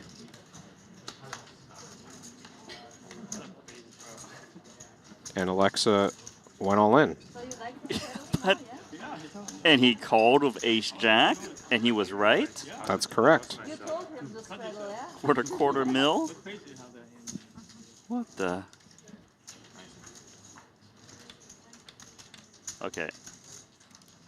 There's a chance I understand what's going on here. I heard the word straddle come up. I think there's a chance they're doing fake straddles. Kong Fam raised under the gun that hand. You think it was kind of a dead raise that they've been doing? Implied straddle situation? Yeah, because that hand was 4K under the gun blind and then 8K from Pavicevic and then 50K and then all in. So Alexa's 3-bet was effectively an open raise. Still Kong with a Fam's lot of chips. 4-bet was effectively a squeeze out of the big blind, and Alexa just 4-bet rips. What's happening now? Is there another elimination? Believe so. Louis Gabriel, pocket sevens. He's walking out the door. Ilya Nikiforov is stacking his chips. That was a pre-flop all-in with ace-king against sevens, and the ace came without having to wait. Window card on the flop. Nikiforov chip leading and flying. Once again, all of the big action on the invitee side as we take a look back over here. Paulie V makes a full house. Ace is full of queens. No betting though. Wants them pairs up, but there's 4 hearts and just a terrible board.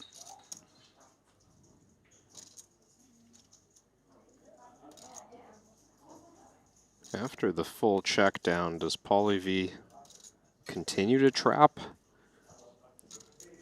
He is out of position against both players.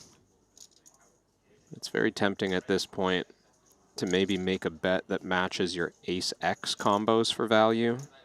Open the door to getting raised every now and then by a rivered flush or rivered straight. This a little bit chunkier than that. It doesn't get looked up by Mike Watson's pair of nines. Too much hand, Paulie V. Hard to get paid.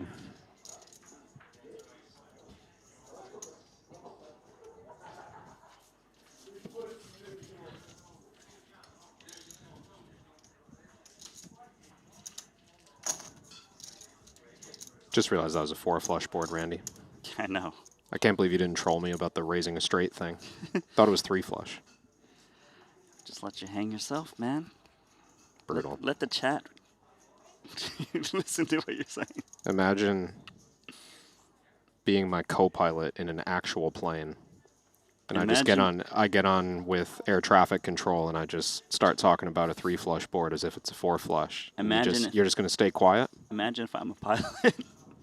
Just imagine It could have just ended there. Is that the scariest part of the story that I just laid out? I would say so.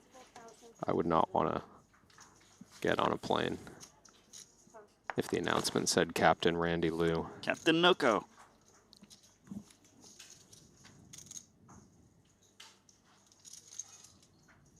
Wonder how my captain's doing. Captain Bryn Kenny. Let me take a look. Can I find him in the leaderboard? I don't think he has starting stack. No, just shy of it.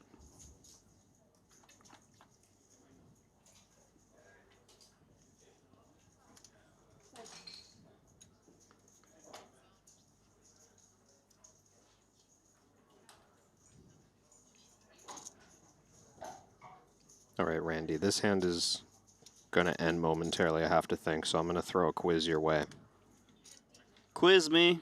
You asked earlier who has won the most money outside of Bryn and Aaron in 200K plus buy-in events. Yeah. I'm going to throw back to you. Who do you think has made the most final tables in 200K plus buy-in events? And that's including anybody. Including anybody. We're not ruling out anyone here. Wang Ye. Did I get it right? No. Wang Ye, if I recall correctly, the 150K specialist. So that price point not included. Okay. Then I am going to say, I think it's just a safe guess. Jason Kuhn? Nope. Chidwick? Nope. Watson? Tell me when you want a hint. Can I name all of the names in this tournament? Go for someone who joined the tour more recently than any of those guys. You're in the right neighborhood. It's not Punat. Come on. There's no other players, are there? Mario Mosbach. No, that's I'm just saying colder. names now. If you remember, there were two names of players who have won the most money on tour since they joined in 2022. Punat is one of them. And the other? Alex Ponikovs. Alex Ponikovs. You really had to fed me the answer I there. really did have to give you the whole answer, but he's made 4 final tables in 200K plus buy-ins. I mean, we did often say that Ponikovs has so many $1 million scores and no title. So he has a title now. That makes sense now that I think about it. Mm-hmm.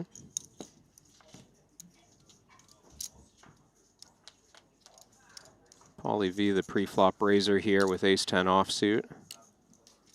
Dvoris flats in the cutoff with king-queen offsuit.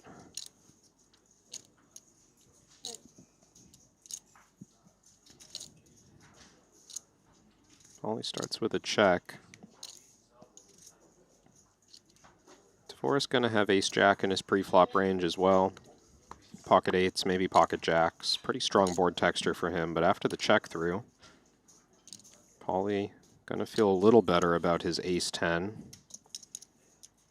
I've heard we're calling these straight draws double belly busters now. Is that official? I don't do that. You've never heard of that before? As long as that's not in the handbook, I'm going to keep on calling this a double gutter. Yeah, that works. The double belly buster. But do you really say that when it's coupled with a pair? I'm not sure. Pair and a double belly buster. It's a lot of words. Dvoris, second pair. Gut shot. Suit blockers. I think he's got options on the table.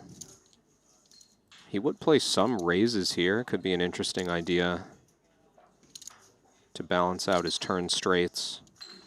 Maybe his ace-queens. Calling certainly the more common and standard choice. Goes with the default play. Jack of hearts. It looks pretty busy. Flush comes in, trips. Although I wouldn't really expect Paulie to be betting a jack on the turn unless it was like 2 pair. No, an ace-10 feeling pretty devalued on this card. Hearts came in. Dvoris could have checked back the flop with hearts. Certainly king-jack or jack-10 going to be part of the cutoff flatting range for Dvoris as well. Paulie decides he needs to check. Doesn't even go for the block bet, and I think this should just show down. Dvoris's hand is too strong to bluff, too weak to value bet. Well, that means you're supposed to check, Daniel. Going to take his sweet time and probably find action we expected. There it is.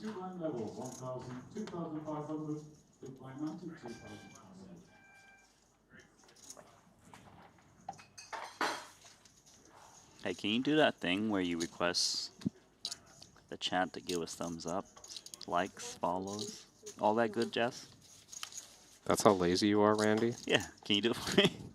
Just like, hey, can you literally farm for likes right now? Yeah, can you do it? Chat, what do you nicely. Chat, what do you think? Was that a nice request? I'm hearing we'll accept it. Okay. If you're enjoying the show, day 1 of this $200,000 Triton Invitational event in Montenegro, please support the channel. Give us a like, subscribe, share it with your friends. And while you're at it, download the Triton Poker Plus app and get in on the action. You can still enter a fantasy team to sweat in this event. It'll be random choice because you missed early reg, pre-reg. Had to be on time to pick your exact roster, as about 2,000 people already have. Oh, there's 2,000 entries in that? It's huge. I didn't check the exact number, but I Yesterday know I from the looked. start of the day it was 1,800. Oh, okay. Yesterday it was like 1K last night. Yeah, we're blowing up, Randy. And I can't believe I'm going to win the overall leaderboard. I'm looking in the fantasy tab now, 2,317 teams. Massive. You know what? Let's shout out who is #1 on the leaderboard right now. Like, That's a who's good doing the idea. best. Let's give them some love. Loading. We're Takes a dial while. up, all right? Takes a while to load 2,300 teams. It's not DSL. It's by the narrowest of margins, but currently in first, Caleb22. That's Caleb with 2 B's. They've got Paul Poix as their captain. Well, I'm sold. It's a good choice. Definitely one of the most experienced invitees in this tournament. We got a little something here. Petrangelo, he's got bottom pair with back doors. Chidwick, middle pair, but top 2 pair for Daniel Divorce.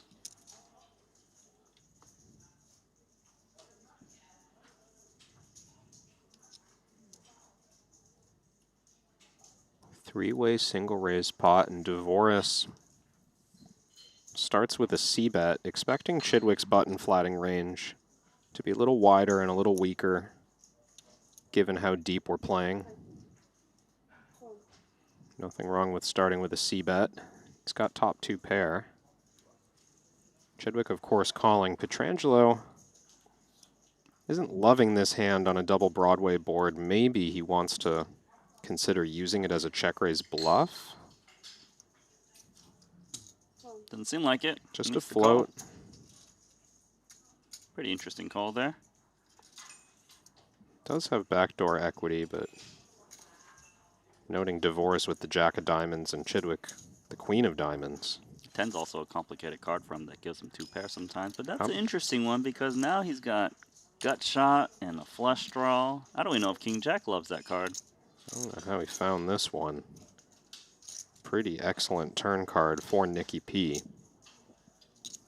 And I agree, Divorce is not going to love this. Queen 10 offsuit, I believe in both ranges, both Chidwick and Petrangelo. So this is a pretty meaningful turn card. The value of 2 pair taking a pretty big hit. Loses the ace jack as well, and if you're saying there's offsuit queen 10s possible, that also means that ace jack offsuit variety is possible. He's going to bet once more though.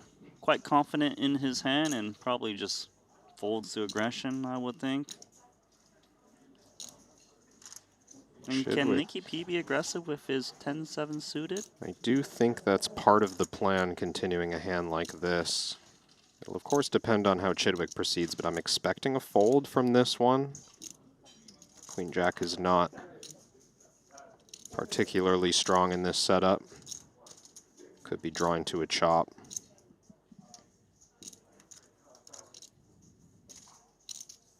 Petrangelo's got options. Another question for him is, does he even beat Divorce's bluffs with his pair of 7s? Or is he going to start running into better hands when he goes down the check call line? Divorce could have something like pocket 8s through 10s. Maybe Queen 7 suited opens the hijack. Maybe Jack 10 takes this line from time to time. Ooh, spiked it.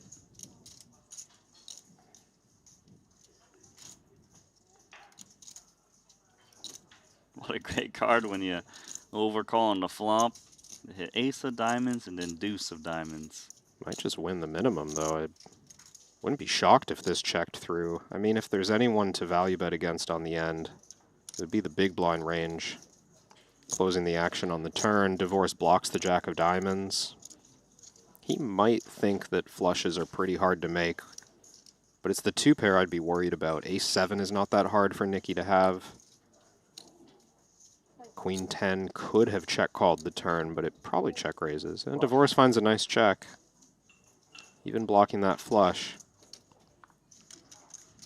It's like, really? You got there with 10-7 suited? All right, I see how it is. I'll come get you later.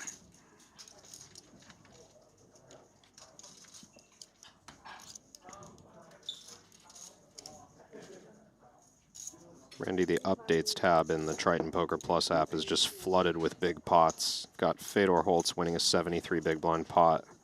Oh, yeah? Chanel Stokes winning a 91 big blind pot. David D'Alessandro winning a 78 big blind pot. And most recently, Orpin won a 91 big blind pot.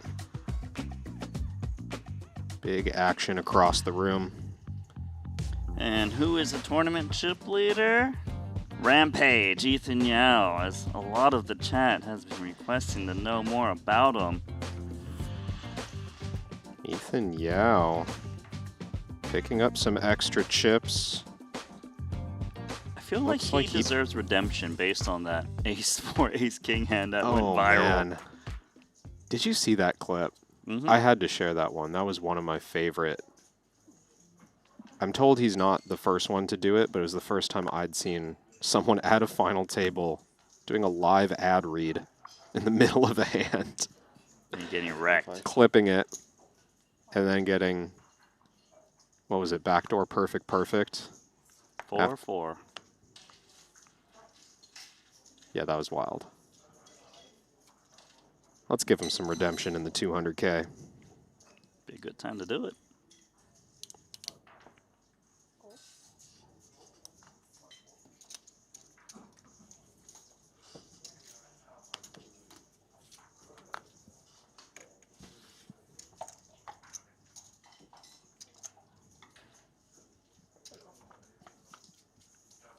This one going to be a single raise pot, top 2 pair. Well, not top 2, but practically the same thing. It's top and bottom pair, ace-10.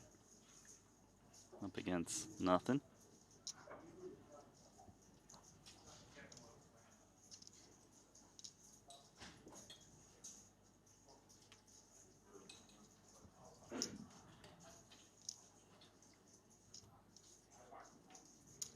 Mueller decides not to stab at this board. He could have considered bluffing on the flop. As I've been mentioning, button flatting ranges can be fairly wide at this stack depth. Ace-10 is checking it back for Paulie P. I am a bit surprised. A little bit of caution being displayed. I mean, it works out against this hand specifically. But I thought he would have wanted to get value from like a king-queen or a worse ace. Players these days, you know, and Paulie P, I understand, plays a great deal of cash, so he's used to deep stack poker, and you're just seeing more and more players recognizing that those hands we used to always be aggressive with for 3 streets that were a little bit on the thin side and sometimes got turn or river cards they didn't like. Finding more checks with these hands at the early stages of the hand. Building more strong ranges in their checks, building more raises in the delayed line. Evolution of the game. 25. Now he's saying an overbet. Muller's like, really? Okay, doesn't really matter what you bet. I was folding anyways. Easy fold for the 5s, and Sam will probably feel pretty good that he decided not to bluff that hand, both on flop and turn. He had the option.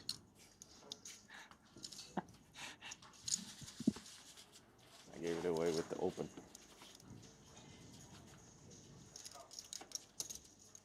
Yeah, he said he gave it away Did with the Sam open. did Sam just reference the size of his open being his hand? Yeah, 5.5K equals pocket 5s. I told you it was the thing. Randy, it finally happened. I know. The players acknowledged it. I know, because I've been saying it for days. It's a real thing. Believe it or not, gold does come out of my mouth.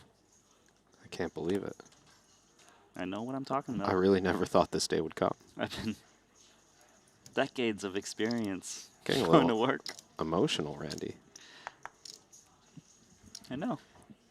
You want to hear any other strategies out of my mouth? Arsenal could win today. Don't force it. Arsenal can become Premier League champion. No. Another glorious 1-0. Glorious 1-0. Last game. Still. It's insane. I mean, would be What chips do you have? Against who's the last game? Crystal Palace away game. Away? No, it's if City drops points, Arsenal wins. Yeah, So they play today. Blind versus blind. Tough game against Ace Bournemouth 5 away. for Paulie. It's actually one of those hands that might make a move from time to time. Thinking about going to the last game. I don't know. Seen a lot of limp 3-betting these days. About it would be very nice. And asked Sam. Sam is going, and How much are the tickets? Not looking to do that. Just call. 1K? More? 2K? More than 2K? Not a bad board for Paulie. Ace of clubs, gut shot, and a board that is unlikely to be c-bet on by Watson. Yeah, just a regular ticket. Get beat up by like Palace fans or what's the point? Just don't celebrate that much. After 22 years.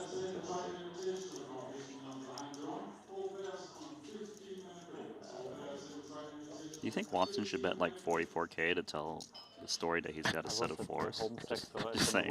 And once Champions League, Barcelona, Chelsea. I think it has to still be a reasonable bet size choice. Maybe that would only work against Samuel Muller. It has to look subconscious. It can't look intentional, right? I didn't fear for my life.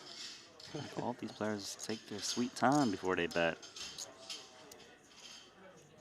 Pretty chunky bet size here from Watson. He's playing a big bet or check strategy and taking a less common combo in the betting range. A good ace high that could have checked back. I was about to say Bet Palace is in London. I was Still doesn't shake ace 5 high. London. Ace of clubs. Wow, Watson hits one of the best cards for him. Top pair, top kicker. Prefer City dropping points. 10-9 completes though, and Paulie V's going to have every combo of 10-9 in this pre-flop line. They lose both. City drops points, then we are champions. Then we don't have to play with the starting team, and then we go into Champions League final and crush.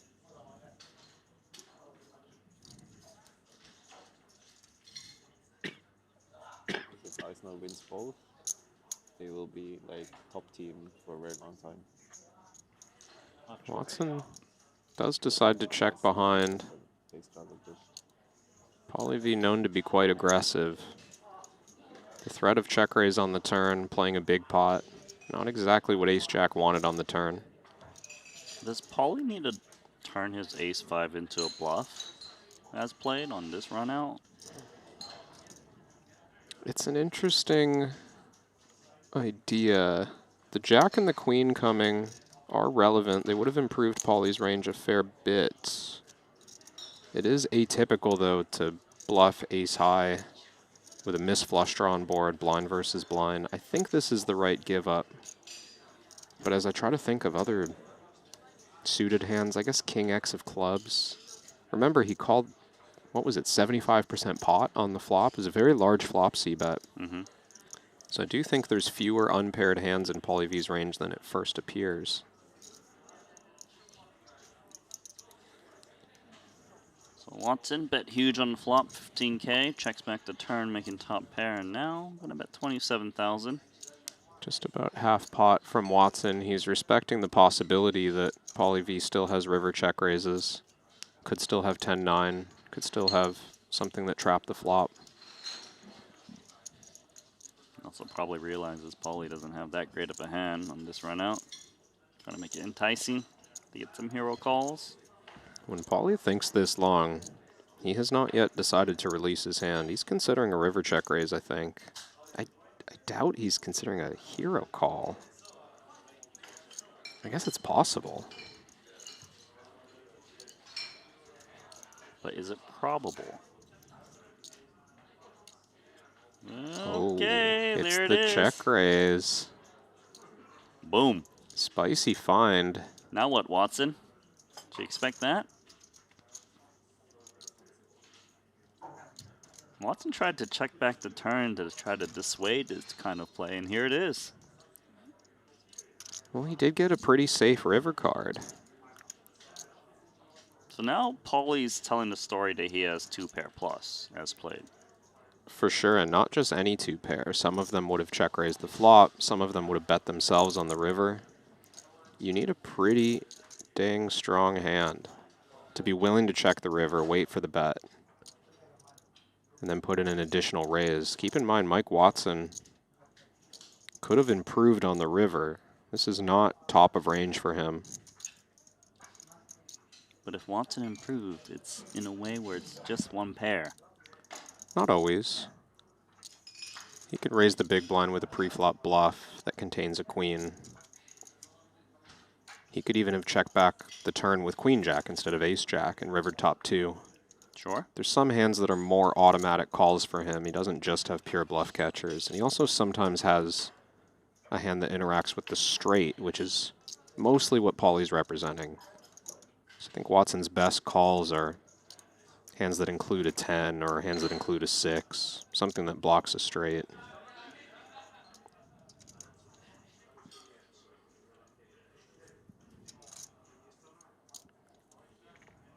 Watson is so good at sniffing out bluffs. He's been doing calls since he became a pro. It does seem suspicious, the odd line. Would Paulie always go for a check raise if he had a straight? That's a big question. It's also a spot where if you're actively looking to bluff with a blocker in your hand, if you're taking hands like 7-6, 4-5, and considering bluffing all of them at some clip, where blind versus blind, the ranges are really wide, does Watson think that Paulie V just eventually ends up over bluffing because he goes for it a little too much? This is a real possibility. It's hard to control frequencies in these spots. I think he's going to make the call. That's the read I'm getting. I trust Mike Watson on this. He did just kind of drop a little bit. I wonder if you wouldn't know because you don't randomize, Randy, but sometimes you feel like you want to call and then you're like, I'm just going to call 40% of the time. And then you roll and you don't hit it and you're like, but I wanted to call. Yeah, so you know what you do? I feel like Watson just kind of sunk a little bit. Like, You I re-rolled, though. didn't hit my number. Maybe I'll try that again. You can roll again. Yeah, maybe I'll just see if I hit it this time. It's house rules. Your choice. Oh, he is going to fold. What a play from Paulie. Beautiful. The bluff gets through. That was a bold play, and it really paid off. It's a tough customer to shake. Paulie V not backing down from an out-of-position spot against one of the all-time greats. Beautiful check raise, 170,000, made it 80K more, and Watson took so much of his time there, but couldn't find the call eventually. Thought he was going to make it. Story did seem a little suspicious, but then again, it's such a big risk. You just never believe people, Randy, because you're always bluffing. It's called projection. Took him a couple minutes, I imagine, for Yeah, that one. Looking at the time banks, most players at this table still with plenty of time, but Watson now under 2 minutes in the bank. Minute 53 to be exact. Sorry. Bernhard Binder. He's got King 9 suited.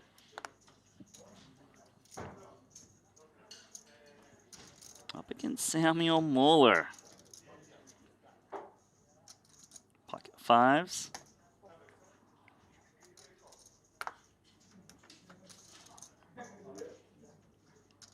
It's going to be King 9 versus pocket fives.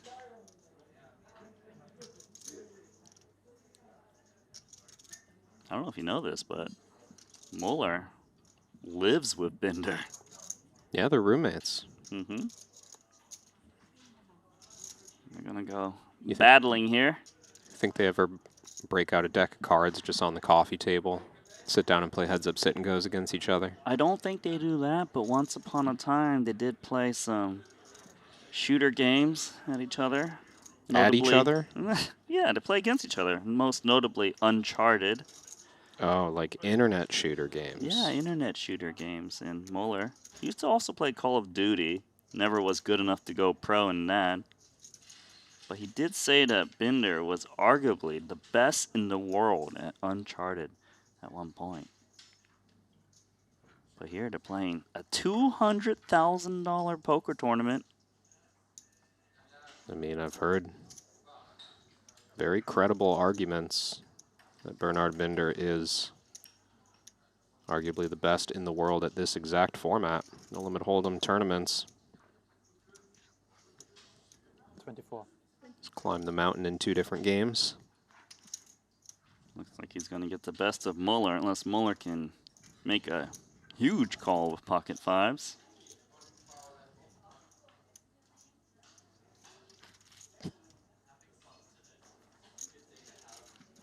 I'm going to take that one down.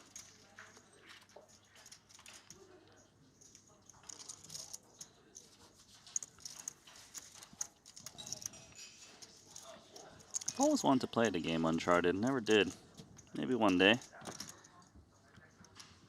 You said it's a third-person shooter? Pretty sure it's a third-person shooter, but I believe there's a multiplayer mode, and that's probably what they're playing. I assume they're not speedrunning the solo mission, you know, like story mode. Best in the world at solo. Like speedrun the dialogue. That doesn't sound very fun. Nah, it doesn't. Pretty sure they're playing the action. Probably some kind of team mode. But no teams here.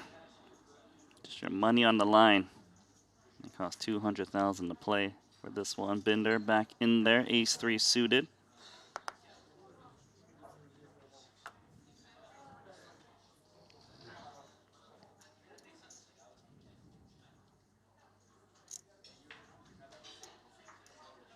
Getting some pretty good Bernie Binder nicknames to break out later from the chat. Well, tell me now, he's in his pot. That's why I'm bringing this up. Randy, give me a second. Well, this is not a nickname, but just a reference. Suha's saying they've known each other since Bindergarten. Bindergarten. I'm going to use Bindergarten at some point, keeping that one in mind. Earlier, I heard Bernhard Blunder, if he ever makes a mistake. But he doesn't. For now, he's been Bernie No Blunders. That's your team captain on your fantasy team. Struggling at the moment in terms of chip counts, but it's not over. Far from it. Looks like we did update that count on Binder's stack. I think we had shorted Pietrangelo by about 100,000. Left the chips with Binder. All is corrected now. Thanks to the production team in the back. Sharahan's working hard to get this show going. By the way, Ding Biao, who lost with the Kings versus Aces earlier, officially eliminated. Got in his last 23K of Ace-8 offsuit, or Ace-8 suited versus Paul Poix, and Paul paired to 5. So Ding will have some time to rebuy, but I'm sure he's a bit annoyed. Take a lap. Take Breathe several away laps, the man. steam. Yeah, a few laps if you need it. I'm counting on you, Ding. Hit the steam room or something. Heard it's nice here. Wouldn't know, because I'm not staying on property. But I heard. I can't really last in like a sauna. You know how they got those sand glass hourglasses or whatever in there? Like, I'm Yeah. always just staring at it, waiting, like, come on, come on, come on. I'm just sweating like crazy. I feel like I'm going to pass out and no one's going to realize that I think I'm that's a corpse in there now. I think that might just be the ADHD, Randy. You think I've got ADHD? I'm not accusing you. I don't think I do. You know, it's that generation. Don't we all have it? We do? But I don't like that pink chip on top of Pauly P stack. It's quite annoying in the off-balance white. Okay, I think there's a, I'm not going to diagnose you on air, but there's probably something else if the pink chip's bothering you that much. Yeah, because pinks are not reds. Fixed it, so it's all good. So you're a steam room guy or a dry sauna guy? That sounded like the dry sauna. I think I was describing the dry sauna. Yeah. I like the steam room. I can't see. Yeah. It's like Silent Hill in there. It's too foggy. I actually get that reference. Proud of you. It's one not of the common. worst movies I've ever seen, by the way. And one of the scariest games I've ever touched. I played it for 5 minutes and I quit. Probably not the only one. Pietrangelo getting after it from +1 with ace-8 suited.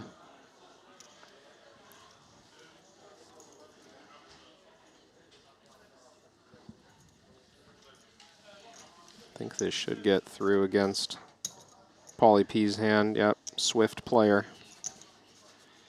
Nikki's like, you know, I played 10 invitationals. How many have you played, Paulie? Oh, less than me? All right, I'm going to 3-bet you. You think that's what's going through their minds when they play? He should wear all of his jerseys just on top of each other. Like, you know when you're going to the airport and you can't quite qualify for the luggage weight limit, so you just wear like 8 layers of clothing? Yeah, I think these high rollers, 2 pairs of shoes, playing for $200,000 are unable to pay for a package. You know, I think it was here a year ago. I might have my location wrong. It might have been Jeju, where Nick Petrangelo's luggage did not arrive on day 1, so he hit the Triton merch shop and bought like 6 T-shirts. And he was just wearing Triton tees every day until his luggage got shipped here. It's a living advertisement. They are good quality. But no, just as like as a flex for the 10 invitationals, he could wear all the jerseys. Yeah, I believe you're referencing the fact that when they register an invitational, they get some kind of gift bag or something like that. Yeah, I'm not sure what was in the gift bag. I saw some players picking it up at the players' party. And all sorts of goodies. But I haven't seen the jerseys like we did at the last invitational. This must have been something different. Pocket jacks versus pocket threes versus queen 6 of clubs. Wow, they all hate that flop. Hate's a strong word. DeVoris looks at it optimistically, thinking, if I'm checked to, I have a bluff candidate with my underpair and backdoor diamonds. Perhaps Paulius thinks, if this checks around and I turn clubs, maybe I'll bluff at this one with a large size. All right, you are quite the optimist. Sam Muller hates the flop, though. Yeah, Samuel definitely hates it. There's no way he's spinning that story. And there it is. Maybe you're right. DeVoris with the bet. I think this just wins it on the flop. Sam not going to try and bluff catch against the cutoff flatting range. Not with a hand so poor.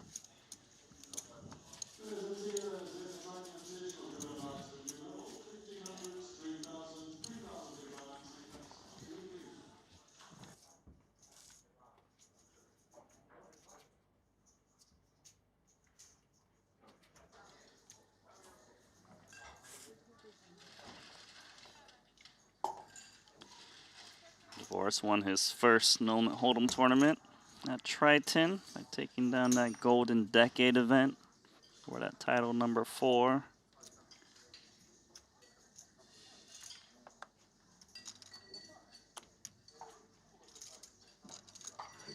$5.5.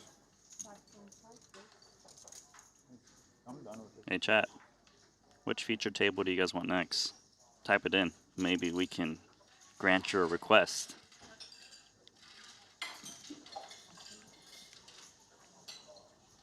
But it has to be like a lot of you. It's kind of majority votes.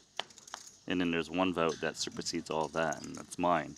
So I need to see what you guys want to see, and maybe I'll pass on the message. Maybe. Maybe. Keyword. Really feels like you're over-promising to under-deliver here. I'm good at under-delivering. That's your MO? Yeah.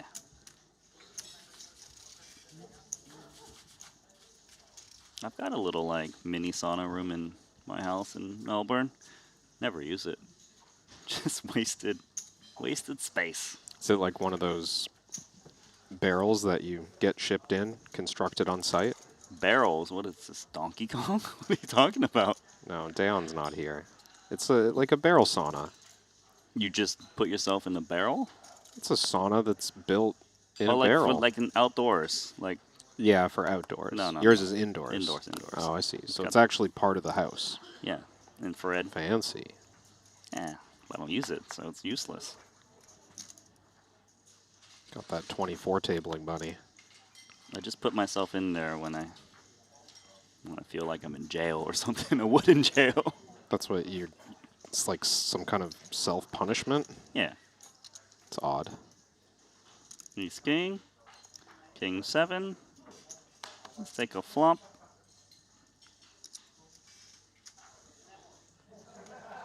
Apparently Apparently some people want Rampage's table or the Foxen's. Not much for King 7 here. Does look like Paulie P is going to win the Paulie battle. Top pair, top kicker, certainly going to see bet. Yeah, but it's not a fair fight.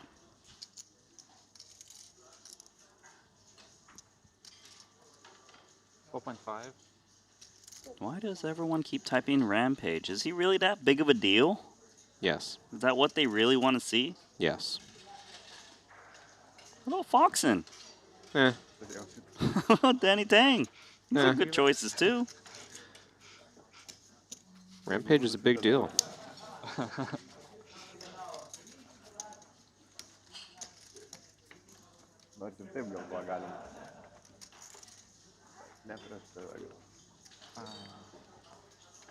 I like the whole table too. Did you see who's at his table? Nope. Maher Noura, David D'Alessandro, Andre Berg, John Brooks, Diana, Calatina. You're really grinding that Triton Poker Plus app and just looking at everyone at Rampage's table to see if we should send it. I'm not giving you the highlight. We got JNT at that table. Yeah, but I'm still looking for better tables to put up. I might be able to find one. Mr. Bob Vulgaris. I don't know.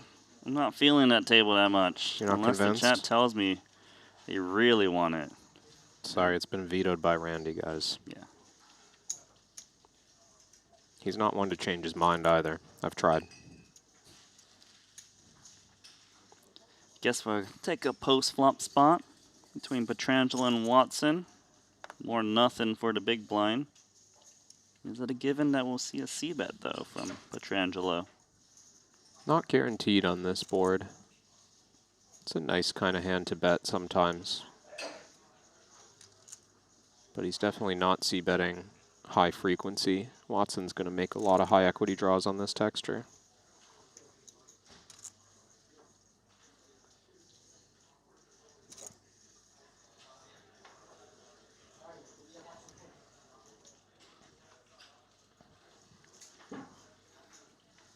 How are we doing on the light count for today, Randy?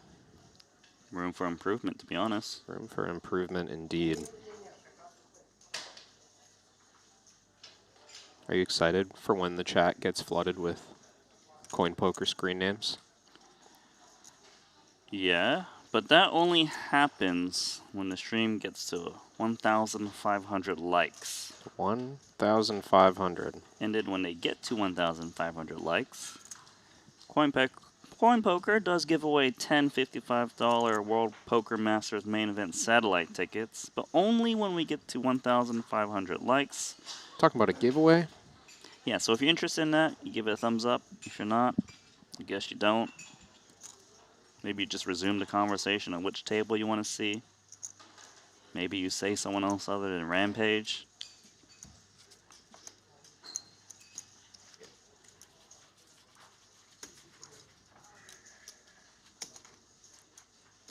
There's a guy that says he has 10% of Rampage's action. And I almost feel obligated to put him on the screen at some point. Wow. Jesse Pang donating to the channel. Thank you. TBD, still haven't decided.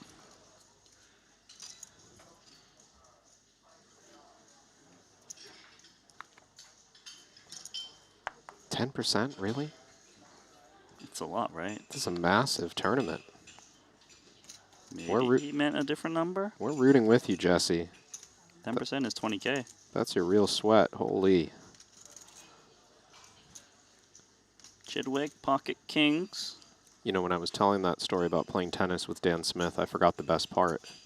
Oh, what is the best part? Which is that he didn't have cash on him, so I paid for the court. Mm-hmm. And he said he would pay me back by giving me $50 worth of action in this tournament. Oh, so you got $50 of his so action. I have like 0.004%. Not 10%. That's a good sweat. That's cool, though. I guess I don't know. I'm probably not on for rebuys. I should confirm. Hey, Dan, are you listening? Dan, are we on for rebuys? Can you imagine he ships a tournament, you're coming up there trying to get your Just let me know when the delay catches up if we're on for rebuys. Got something going on here. We got Pocket Kings opening. Petrangelo just calls in the cutoff. Paulie V activated with 10-9 suited on the button with position. There's room to 4-bet here.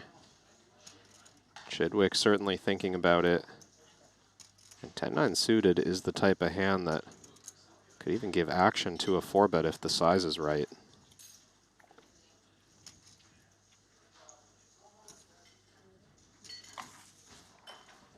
There is the 4-bet. Nick Petrangelo will be happy to step away with ace-queen offsuit squeezed between two ranges that look a heck of a lot stronger. I think the price might be too good for Paulie V. Saw him peel the 3-bet with queen-8 suited not long ago. He's not shying away from these confrontations. 29,000 more chips. He's got position. Maybe he's up against ace-king. Oh, he folds it. All right, but he folds. You a Gets little surprised? away. You seem like you wanted him to call. I'm a little surprised. I don't think he's dominated by bluffs. I think Stevie would bluff hands that are higher than 10-9. Something with a jack, something with a queen. Pretty sure. Right, so you're saying Stevie's not 4-betting ace-10 offsuit? Yeah, so Paulie's not dominated that often with 10-9. It's important that he's live if he's going to call a 4-bet. 40K and then the 50K 2 days in a row, kind of fucking. Guys. It's official. I did it. I'm going to give you Ethan Yao, Rampage's table on the next break, and you guys get to watch every single hand. But not only do I give you him, I'm going to give you JNT, the gaming police hat. He has done extremely well at our Triton events. It's going to be a really fun table for you guys, so do stick around and, hey, give me a thumbs up because I got the job done. Randy, I honestly cannot believe that you have the influence to set that feature. I'm a big deal. I hate to say it. I legitimately did not think I like doing stuff in the anyone knew your name in this room. Come on. Come on. And here you are just setting features. I'm impressed. It's me. I'm Nano Noko. I've got magic. We had the placeholder for the bar. It's very weird. I don't know how to move it. The hooks? Yeah. They're easy. You probably I've never used hooks. Oh really? They just. Wait, why are we going back out again? What's happening? There's a confrontation. Alexa Pavicevic, invitational champion in Montenegro, has pocket queens, but he's up against Marty Hines' pocket aces. Oh boy. Gio Morahan coolering Pavi here. 600K pot. A flop. Yep, and that flop is King 8-6. Not good for Pavicevic. King of clubs.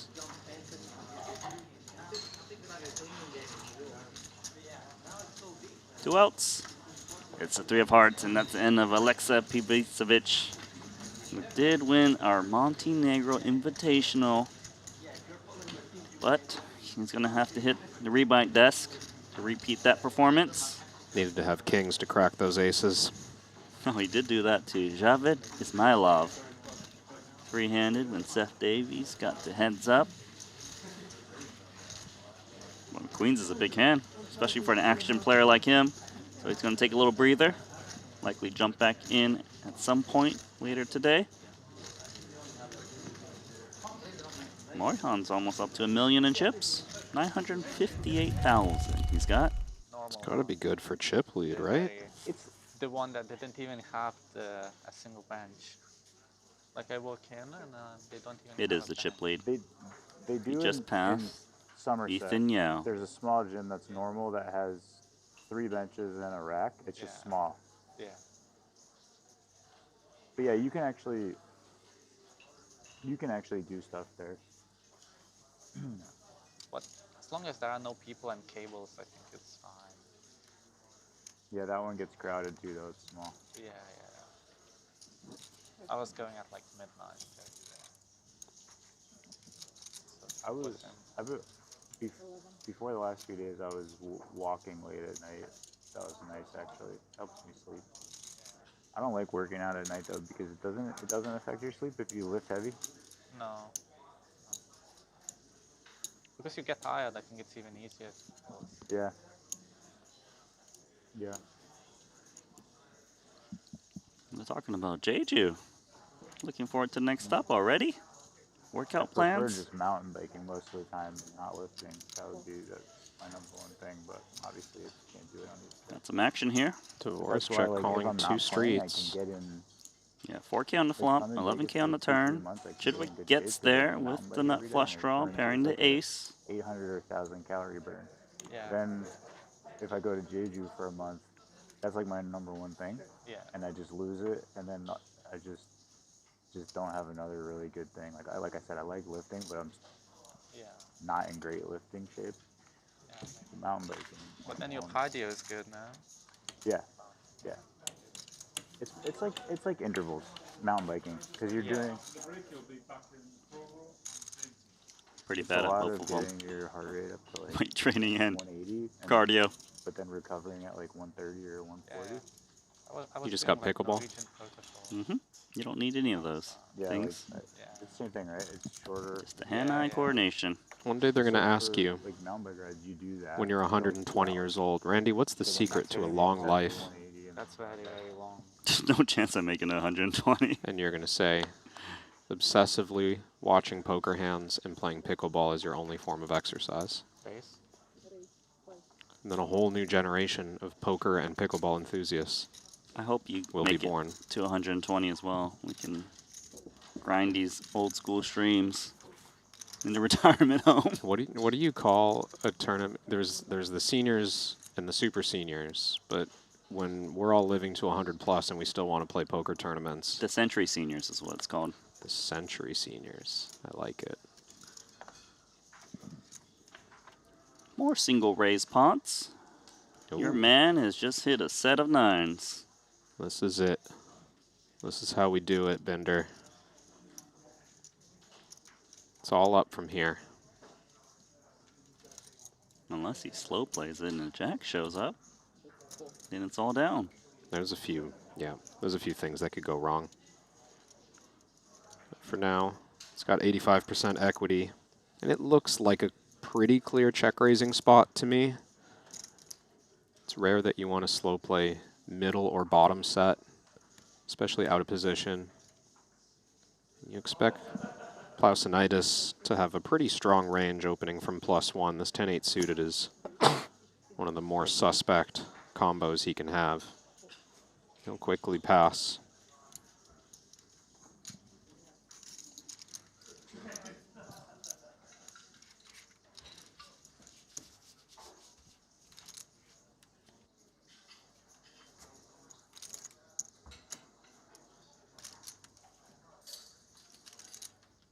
Is what you're saying, you just do like, I mean, some people say you can even just do like 12 minutes, right, of the really hard intervals. Yeah, I do like 40, but I think like half hour is enough. And you just do like 30 super hard and 90. Yeah. So everyone's just fit now that plays poker? No, it was like 4 minutes hard, then It's a 3 requirement. easy, then 4 minutes. Like, oh, 4 You didn't minutes know? straight hard. Yeah. Oh. And then like 3. That was a weird way to It's fold the like card 4 smaller. minutes, zone 4, zone 5. Oh, They got caught in the screen. And then like 3 minutes In the corner. cool down. But like still running, like zone 2. And that OLED screen. Running. Yeah, Yeah. Don't think it's OLED, but Yeah. one I could do hope. 30 as hard as you can, and 90 a little bit easier.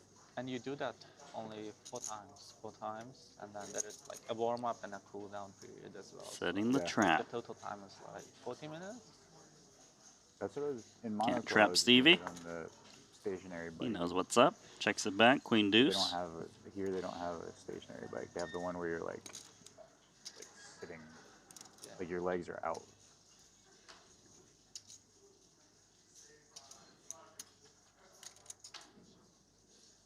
You going to Vegas or no? Only Maine, I think. I would need to pay tax, so it's Oh, really? it's not appealing to go to America. Anacos doesn't have that? Well, I'm Macau resident. So. Oh, right. So, Macau has to pay tax in Vegas? Yeah, because they don't have double tax agreement. Oh, I didn't know that. So like countries sign a treaty. Something's happening. And Alexei Pavicevic is back in it. Ponies up another $200,000, and a fresh stack actually grants you 120 big blinds. Still pretty healthy. I think it's good for me and you, because he is on both of our fantasy teams. Oh, you drafted him too? Of course. Hometown hero? Hometown hero. He's won an invitational before. How can you not? Brian said they were playing a lot, right? Like, Yeah. It's nice. what is it, like 125, 250 USD that you play the most of? It's one with a straddle, 500 straddle. So it's mostly 125. Yeah. Oh. Well, I didn't play much. No ante, right? No. Gets 10-handed. It's very boring game. 8-handed, no ante straddle. 10-handed. Yeah. 10-handed, no ante straddle. Yeah. And then just like one guy plays too loose and everyone else is pretty reasonable. Yeah. But yeah, something like that.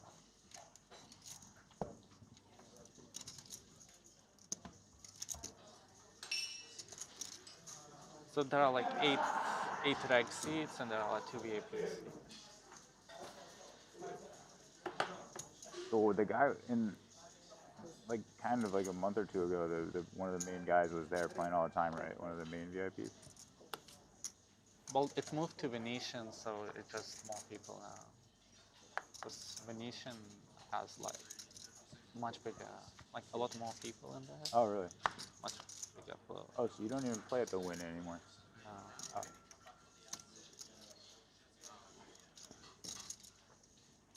The landscape of the Macau cash games. They are different.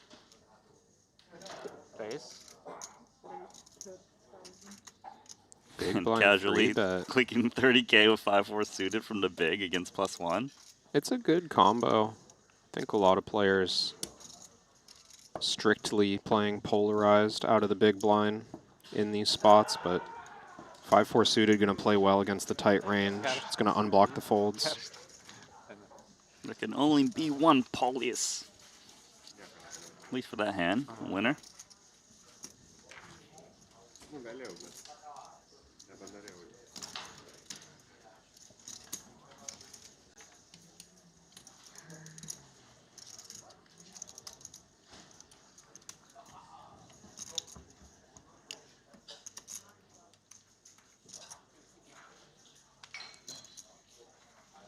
And the rate got increased a lot, so it's like a big rate now as well.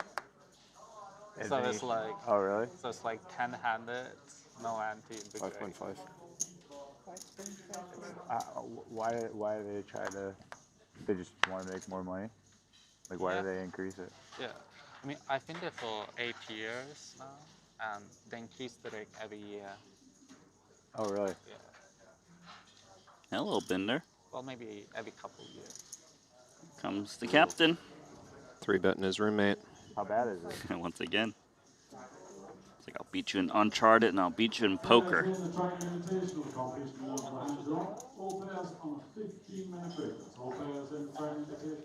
It's a close spot with the ace-jack. Muller might even move out after this hand ends. It's like, I'm done with this guy. Disrespecting me. Wow, tight fold announced. Shows it. Yeah, they'll show each other the goods, and now they're friends again. Don't love to see that. Dodging When you have kings pocket left kings. and right. Ich bin so bad, ich schwöre, ich hätte nicht eisern dürfen. Ich hab's so gerochen. Looks like players are going on a break. Maybe Binder and Muller should play a quick game of Uncharted. Well, they can, although it's probably been pretty hard, given the breaks aren't that long.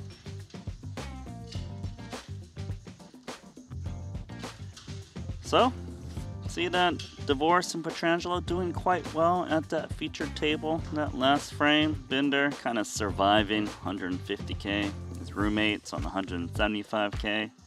Battle of the Paulies, not much blood, I would say, between them.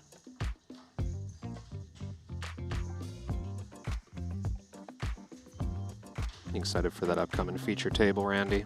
I'm very excited, because you guys requested Rampage, Ethan Yell. You said it in so many different ways, and I was like, all right, they deserved it. They've been good. They've been giving our stream the thumbs up like I requested, and you guys got your wish. You got it done. I got it done. You proud of me? I'm shocked, actually. I wouldn't say proud, but I'm impressed. So why don't we go ahead and set up that featured table that you guys are looking for, and it'll take us about 5 minutes, and we'll see you guys soon.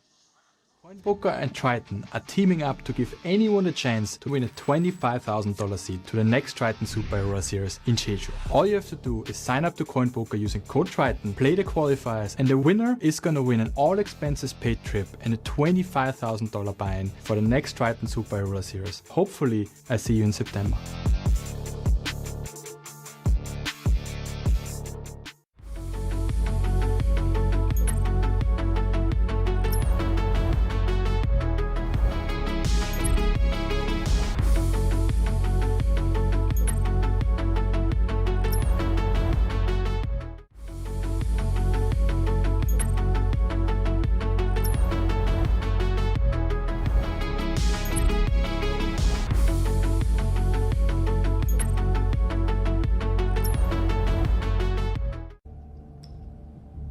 I'm all in.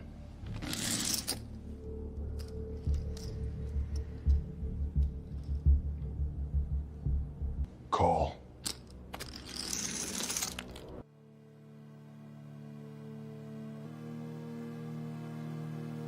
Triton.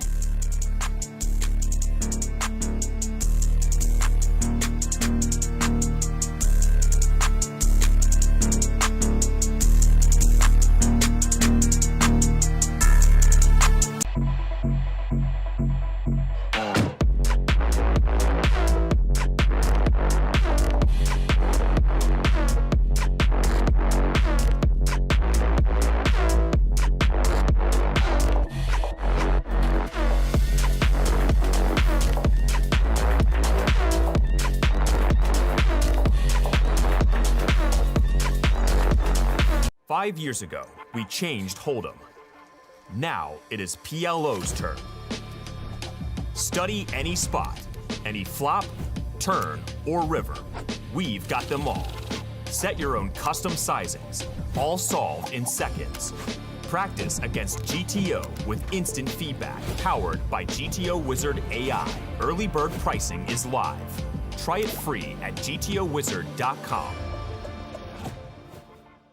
CoinPoker and Triton are teaming up to give anyone a chance to win a $25,000 seat to the next Triton SHRS Series in Jeju. All you have to do is sign up to CoinPoker using code Triton, play the qualifiers, and the winner is gonna win an all expenses paid trip and a $25,000 buy-in for the next Triton SHRS Series. Hopefully, I see you in September.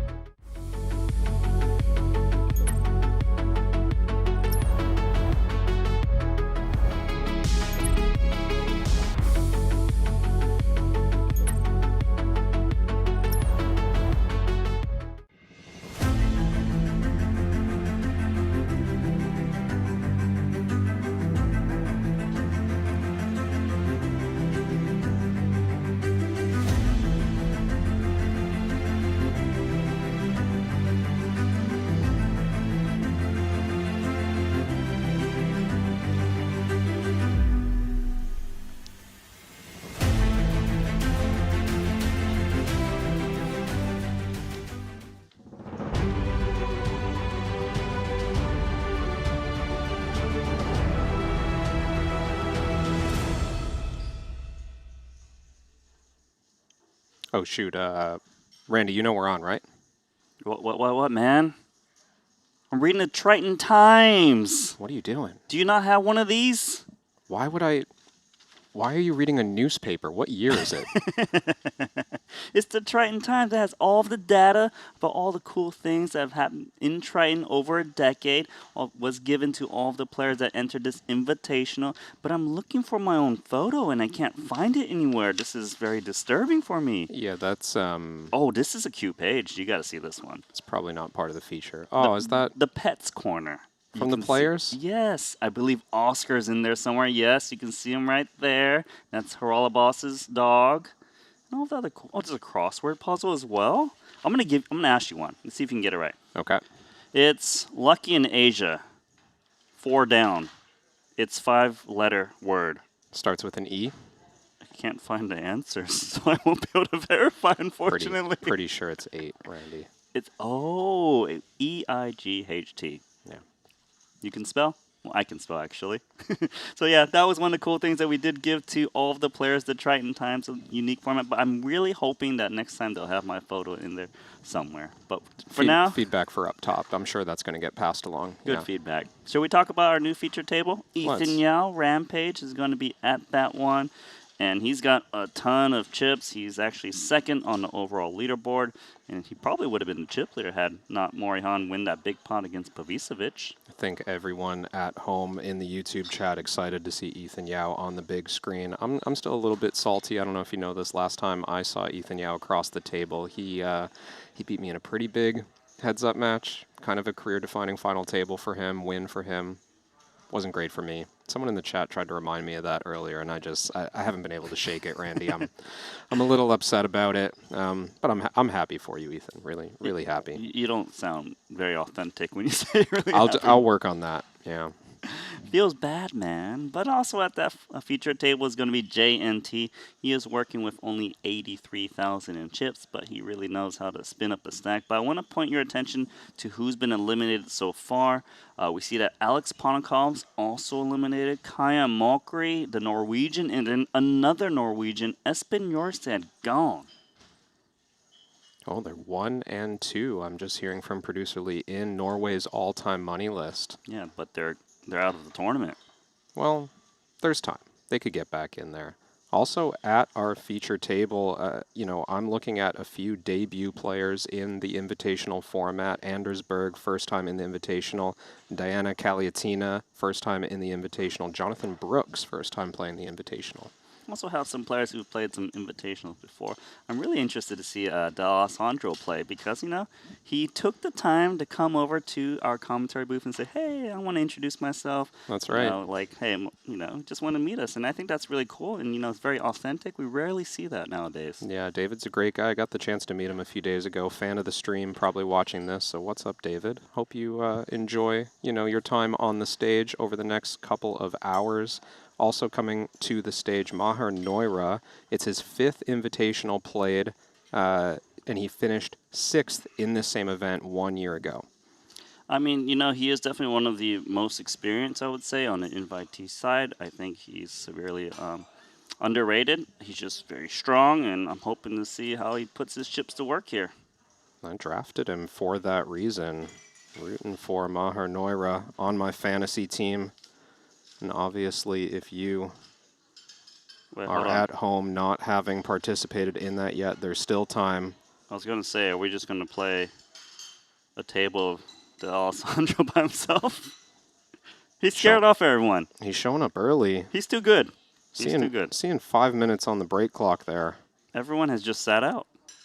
Was there a long hand, maybe? No, they or saw. He's too good. Why else would no one show up? You think he knocked out the whole table, Randy? You think that's where we're at here? He's got 735,000 chips, 245 big blinds. As he's chatting away with the only other person there, our production team. I'm going to say that he wins all the chips. 110 entries so far. It's a lot of rebuys, actually. This is your table. Tell me. Hey, look, guys. This is your table of Ethan Yao Rampage. I got you. I really did get you guys, didn't I? You thought I was going to give it to you? I just give you this table. I see Ethan's hoodie there. Yeah, but do you at the see him? table, and I see his name here on the chip count. So I'm pretty sure, Randy, we are going to get Rampage. No, I feel like I just rickrolled him. It's just going to be a moment, and there's, oh, I'm feeling good. I hear the music now. Yeah, but there's no I'm gaining players. confidence, Randy, that we will indeed have Rampage on the stage. I tricked y'all so bad. Despite how it might have seemed with how salty I was during the studio, maybe, you know, rumors spreading that I did something to Rampage on break that didn't allow us to come back. Those rumors were false. He's here. We're catching up with the action. All in from J&T. J&T mid-hand here. Oh, he's getting snapped. All right, who has the winner? All I know is that J&T has got less chips, so he's all in.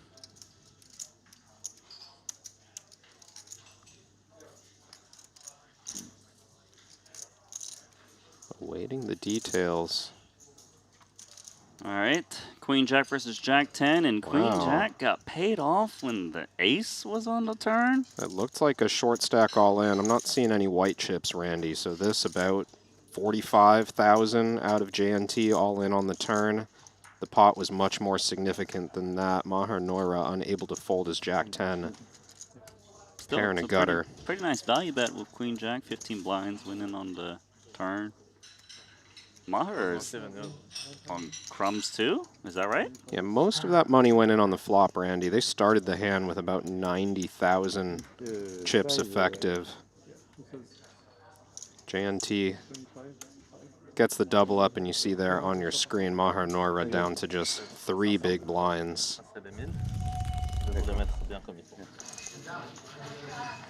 Whose turn is it next to get their chips in? Oh, Alejandro Lococo, Papo MC. Uh-oh, is he left with a single pink chip? Because the dealer has moved most of his chips across the table to Albert Daher.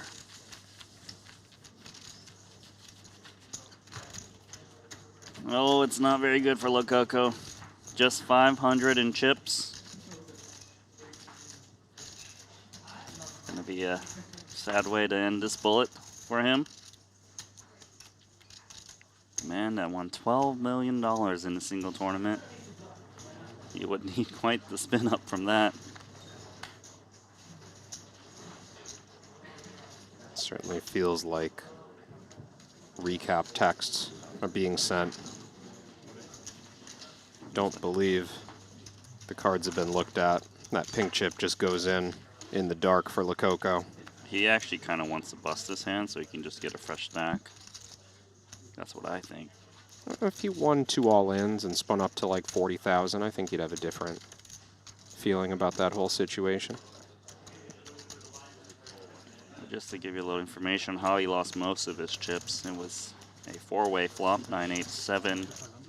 Alejandro had 10-7 for a pair, and Albert Daher flopped the straight. And Daher jammed, and Alejandro hero called incorrectly. With a pair of 7s on 9-8-7 King Deuce. Never afraid to play the big pot. Remember, he thought about calling a king high earlier. That's right. So there's action on the side here between Alexa Pavicevic and Chase Kokoliong. Alexa showing down ace-5 for aces and queens. Chase with the same hand, ace-4. They're going to chop that up, and Lococo does not beat the board, or rather does not beat the ace. Playing just 9 high. He's going to be eliminated. He will. Looks like Ding Biao is observing because he's taking that seat. He was like, sir, Alejandro, you were in my seat. Lose your 500 chip before I sit down. Oh, that was very quick. Did they just punch in seat open before you even lost the pot? Yeah, that was pretty funny. There is often that imaginary seat. It's like, dang, at the just Triton tables. You familiar with like the random ability to join tables that are already full? I wonder if Dingbiao was joining that table whether or not Lococo busted. I think he was just waiting behind Lococo. It's like, you will be sitting here because there's no way this man's going to run up 500 chips. One pink chip. Disrespectful. All right. Let's go back to our featured table.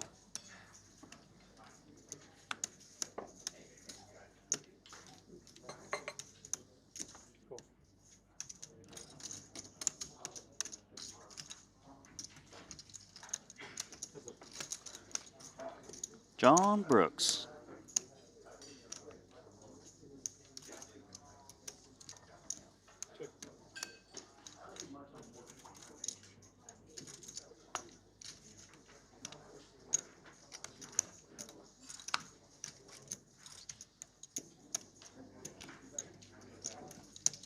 So rollables, Jack 8. Got the best hand. Gonna flick in 5,000.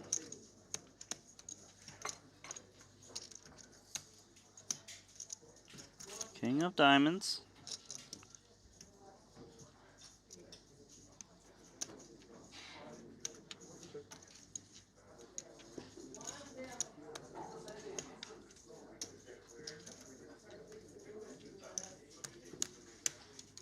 Let's see if Brooks wants to try and represent the king.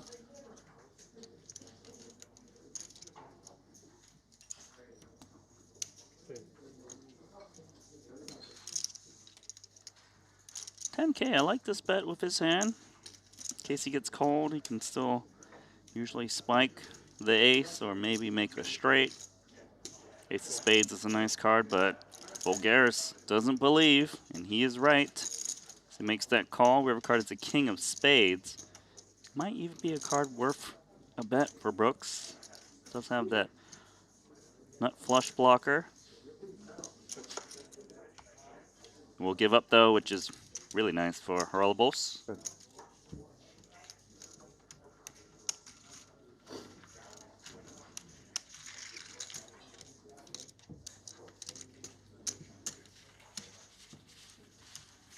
This is Vulgaris' 5th Invitational. Finished 9th in the 2023 Monte Carlo rendition.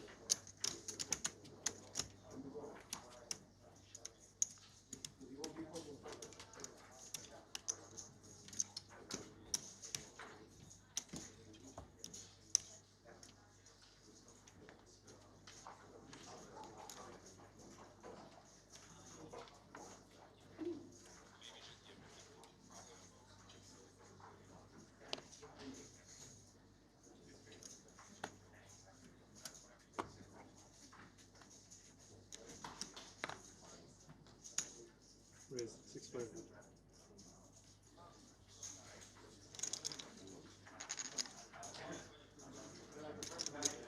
Raise 17.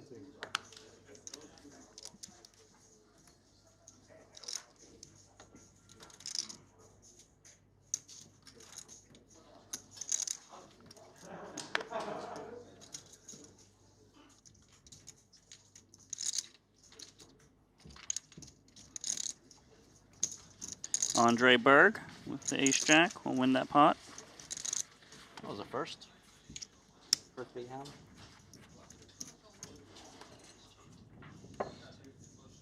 Medium hand.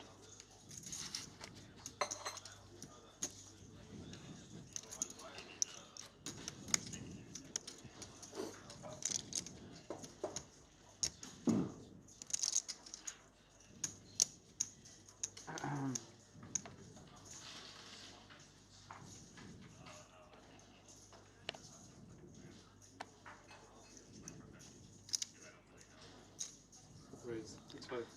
Rampage. You think that's his middle name? I think it's his legal name. Okay. Just one name, Rampage. See. Formerly known as Ethan Yao. Gonna open up. I definitely saw it face me? I have no idea what it is. It's a weird statement. I definitely saw it face me, but I don't know what it is. So, did he see it? The card? Yeah, apparently a card flashed. Yeah, that happens sometimes. I know what he means. Like it tipped up, but I didn't see it. So did you see it? It's kind of like literally that. was in the sentence I said. I didn't see it. I was going to say, it's like, you know, when the tree falls down in the woods, does it make a sound if no one heard it? If the card gets exposed And no one was looking. Yeah. Did it get exposed? Makes you think. Profound, isn't it? Didn't take you for a philosopher. A man of many tricks, I'll tell you that.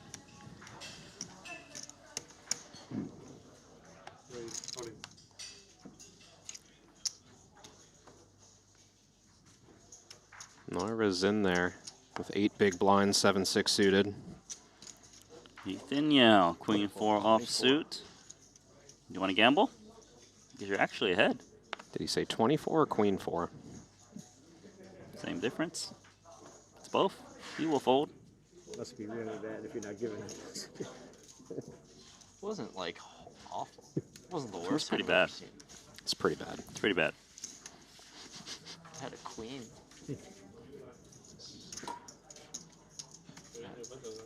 I had a queen.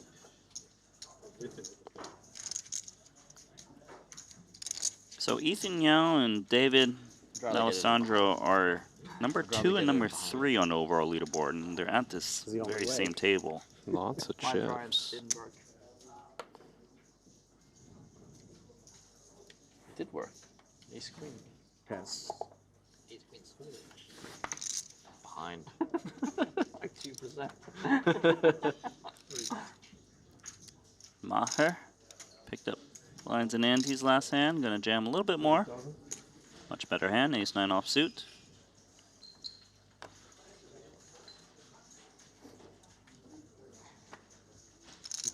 And another pickup.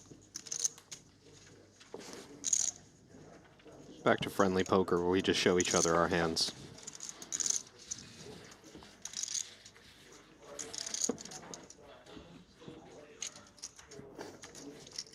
Outer table update. Bernhard Binder doubled up.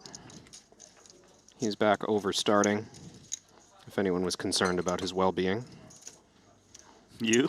You specifically, because he's on your I specifically team. was concerned for my fantasy team, and now we're good. I don't see Kaya Mokri's name in the eliminated players list anymore, so that means he rebought. But Esped's still on the sidelines. Enjoying a long walk. Yeah. Maybe Back to his room, maybe. 58-minute walk before re-entering. He gets more time than that. He's an invitee. Oh, wait, sorry. I thought you were talking about Lococo. You said Espen, right? Yeah. But I saw both their names together. I got a little confused. I'm allowed. Yes. Indeed.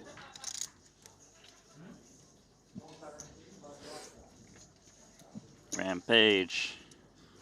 Wonder why he chose that name. I think he was just angry one day and just mashed on his keyboard and randomly spelled out Rampage. I think it's just a reflection of his approach at the table. If you put all of his hands back to back, you might think that what he's trying to accomplish is going on a rampage. I guess so. I know you don't really play video games, do you? There used to be a game called Rampage. Ever heard of it? There's like I don't think so. A bunch of buildings and you just try to break them down like you're King Kong. No? Sounds right. Reference over your head? Yeah, all good. it is.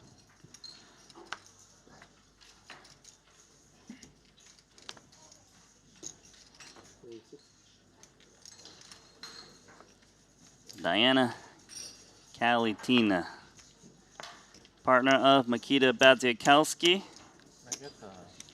You're playing on the invitee side of the bracket. Just shy of starting stack at the moment.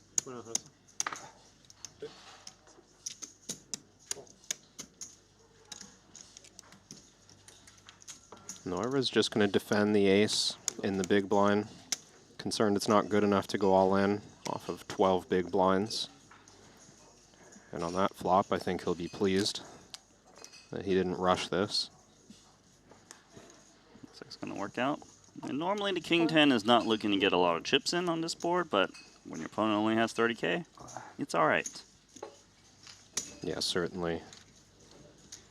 Diana would be willing to put in all of the money. Nice pot for Galiatina of Ukraine, 31 years old. She did invite your captain, Bernhard Binder. Oh, is that right? Mm-hmm.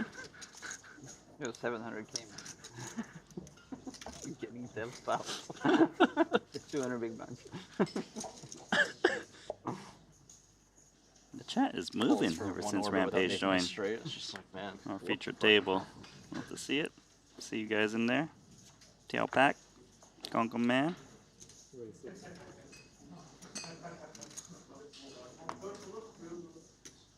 You know he goes by Ram Punts. When he's punting. Which is historically a lot of the time. He's punted some tournaments and cash games in his life, and he shares it on his channel. Does it qualify as a punt just entering the tournament? It's $200,000. It's a big buy-in. I mean, it might be a big payday for him. Biggest ever. He can win this one. Doing quite good.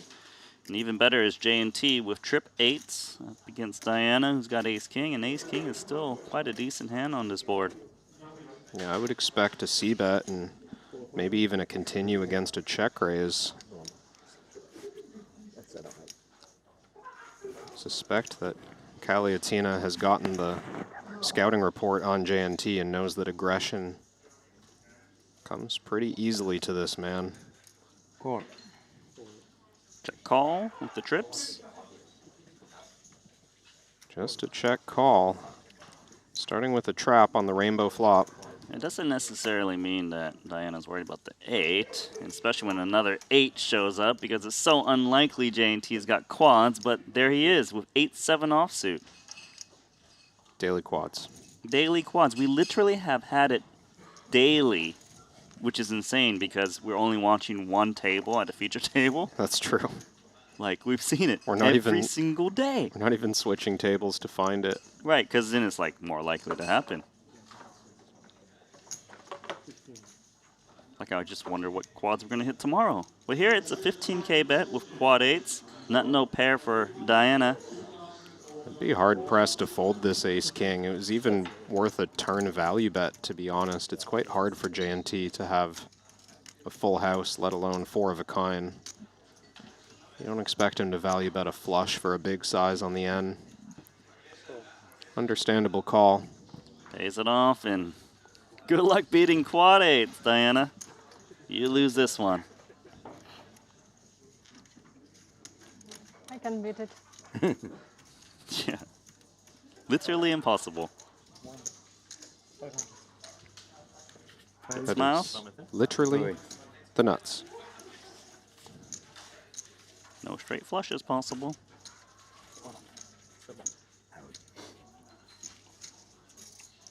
Wonder which hat J&T will rock next time, or at least the next stop. He had an FBI one, a police one, and now a gaming police. How many languages do you know, Maher? How many languages do you know? Arabic, 2 dialects, French and English. French and Indian? I'm trying to learn Russian now. And quads. Huh? And quads. Quads. I don't know if I speak this language. Je suis un chat. Hmm? Je suis un chat. Chat? Chat. Cat. Wow. And cheval. Cheval. Horse. Yeah.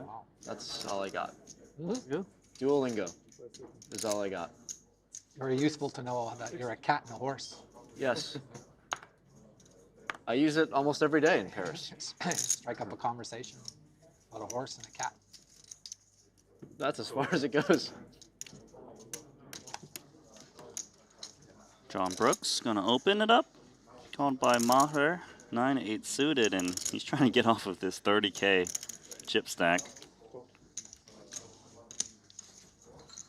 This one is played like Oma. Like PLO. Exactly. Bob Voulgaris just calls. Gonna be top pair, top kicker. Second top kicker for Brooks. Not a good day to be John Brooks in this hand. Now, can you fault him for thinking the queen is good? Here comes the C-bet. Maher will pass.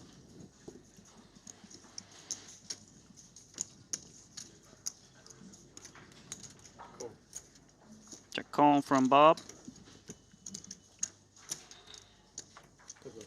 Voulgaris, many viewers would know, is a very accomplished NBA bettor.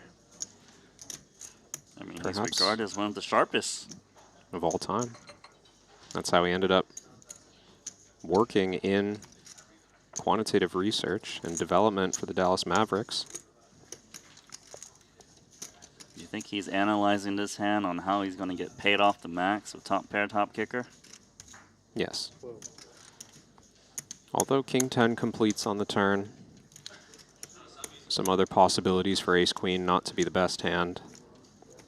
I guess when you see your opponent bet just 12K, you're not as worried, or at least it won't cost you that much of your stack. Certainly not folding the Ace-Queen. I did wonder if that bet size would tip off Voulgaris to even raise for value, but it's quite ambitious on this board. 8 of diamonds is a terrible card for both players. Straights get there, flushes get there, but they do still have some decent showdown value. Wouldn't say it's great, but it's enough.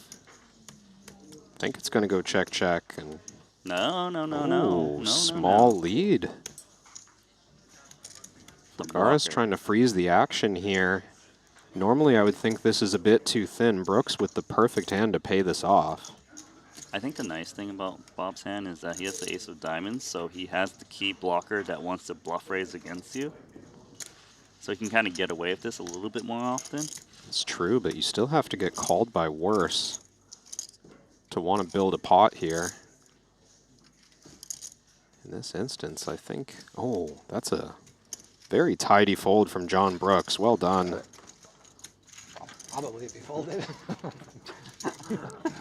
It's an honest reaction. Very cool from Bob. Whose turn is it next outside? Ramin Hajiev. He's got the all-in puck in front of him. He only has 2 big blinds. Really want to know what happened to his stack. That made him lose most of his chips, but let's see how his fate goes for the last remaining tokens.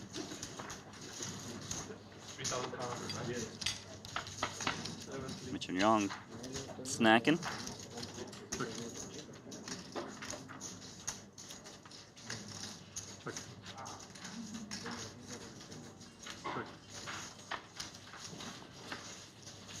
Do have a hand ongoing here between Ding Biao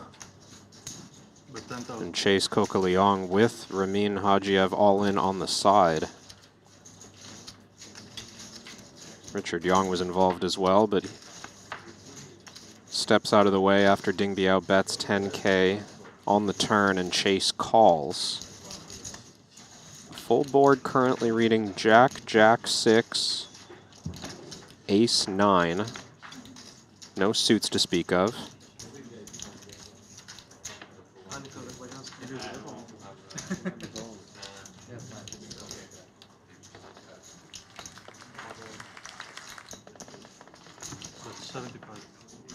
That is a chunky bet from Ding Biao. 75K into 48.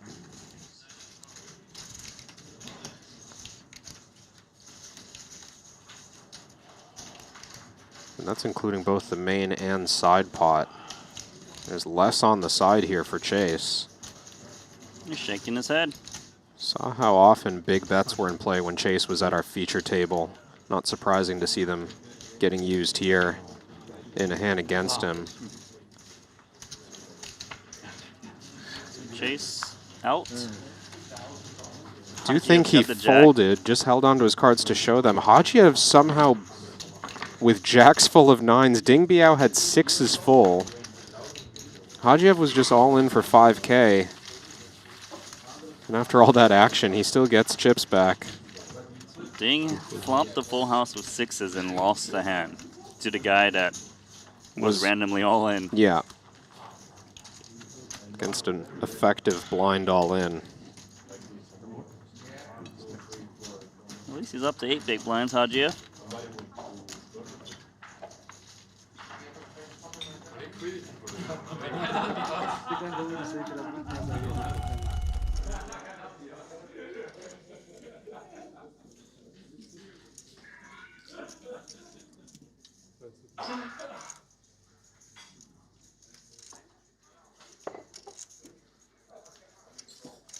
Back over to our featured. Noida, Queen 9 offsuit, jams, 22K. J&T's got queens, and can you be in worse shape? Can you? See that? That's good for the queen. Perhaps for that.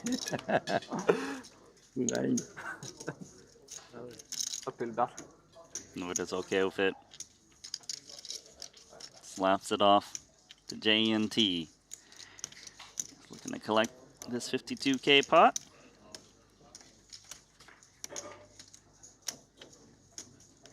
Queen 9 does have hope. Somehow. Good, not too bad. Neuro with more equity than he had pre. Oh, the 10 of clubs. Wow. It's crazy. So lucky. Okay. So lucky. We're going to chop it up? Doesn't seem like it. Wow. You won't die. Huh? Said you won't die. No. You won't die. I think you want to, that's why. No, now it's you're okay. No, it's I know. I'm just playing. Yeah. I think you would prefer to have the 52K pot than have to rebuy. J'ai fait quinte. J'ai fait la quinte. Ben moi aussi. Non, non, parce que c'était roi valet 8 au flop, pas roi valet 9. Ouais. Now you have 22 blinds, 23 blinds. No, I don't know how much I have, but around 50,000. Yeah, 23 blinds. Wow. You got it. Valet. Madame valet 8. Ah oui, oui, 10, pour le 9. Hey, some people have all the luck. Yeah. All the fucking luck. Sorry. My biggest pot in this tournament invitational, I lost to JT. My biggest pot. Vous vous rappelez à Monaco? Ouais, ouais, bien sûr. It's only fair that you get to suck out on him. No, he cut me in horses for the tournament life. How much? It was aces jacks on the turn. Oh, a different tournament. 7. It's the same one? This one. 7K for J&T. Okay. For Yeah, like different 1.8 million in day one. Oh god. Jack on the turn. That's a lot of chips.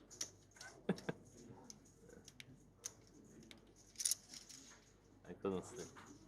21. Raise 21.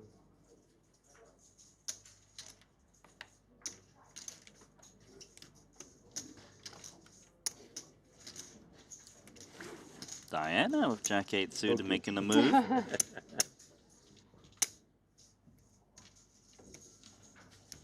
blinds I have? 22? No. Yeah, something like that. I have 52,000. So A little more. so less. So that's a little less. 18? Yeah. Yeah, 18. You big answer? It's okay. Yeah, of course. It's the turn.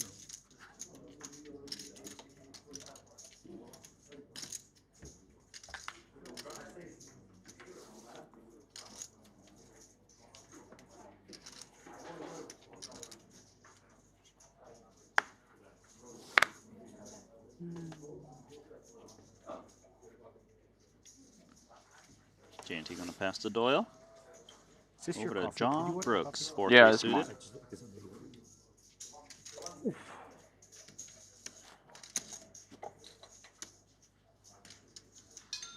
Looks like he's going to play this one.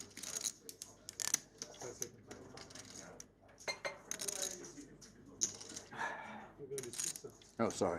6,000. Rampage, ace 5 offsuit in the small blind.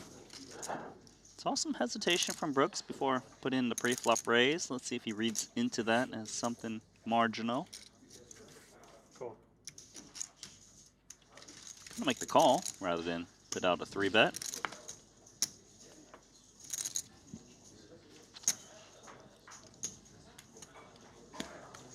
Rampage getting involved here. Not forcing the action.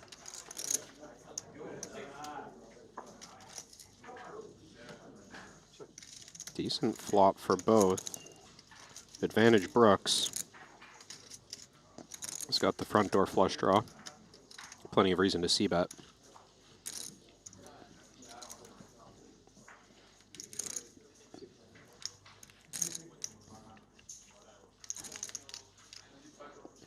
Once again, tempting to be aggressive.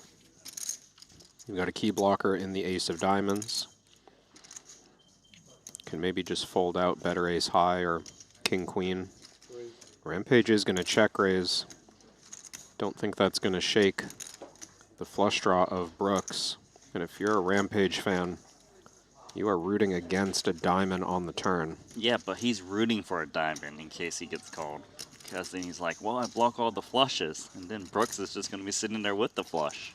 See, Randy, this is how you end up bluffing too much, is when you have a potential bluffing hand, you're rooting for the card that lets you bluff. Yeah. Especially when you get called, what are you rooting for? A 5? No, you're rooting... Oh, I guess that's a better card. Wow, action. Brooks picking up a gutter to the wheel. There's a few more ugly river cards I can imagine, not just the diamonds. The 5? But any 5 would be pretty sick for Rampage. A black 5.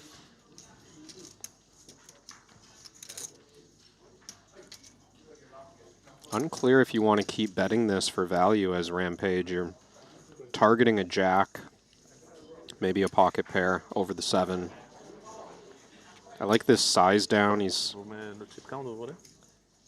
not trying to play necessarily a pot for stacks. It makes sense that he's downsizing here, right? He's trying to get a jack to call. He's not worried about a bigger ace because he has the ace of diamonds. Ace of spades, so trip aces, that's actually a really good card for him because if a jack hung in there, it looks not bad. Pretty incredible run out for Ethan. Absolute nothing for John Brooks.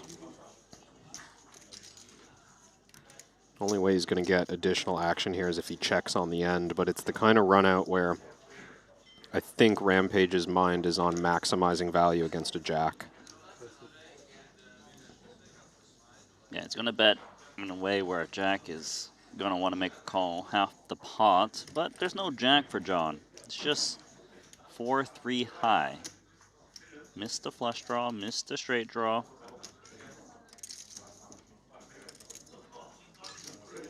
Now he has to think, do I want to represent big ace or like a full house?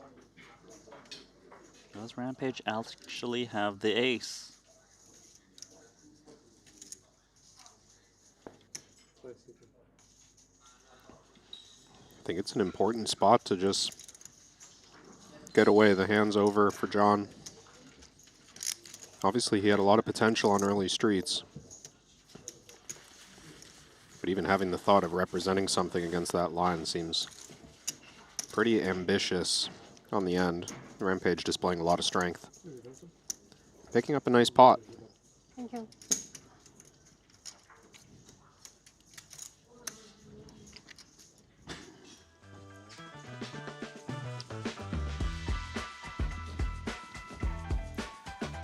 Guys, join the Triton community over on Discord.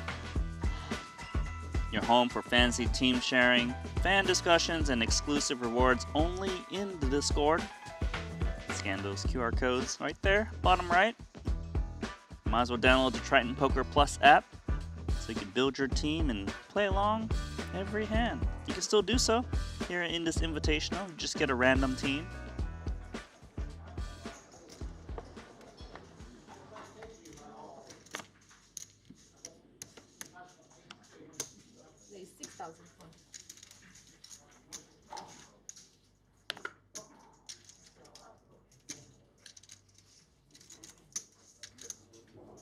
Noida gonna try to grind up this stack. Ace-Jack suited. Getting called by Diana, who's got Ace-7 suited.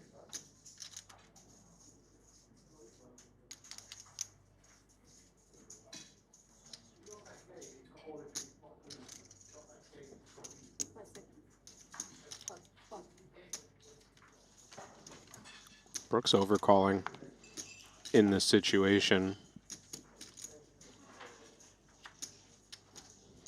Could be headed 4 ways to a flop. David D'Alessandro's in there too. Maher Noira still with the best of it, slimly. And on this board, nobody's flopped a piece. Great chance of a chop between these ace highs if somehow this sees showdown.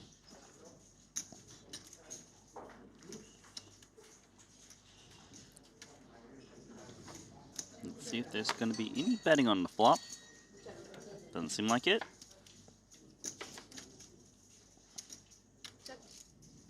Just still a lot of nothing for everyone.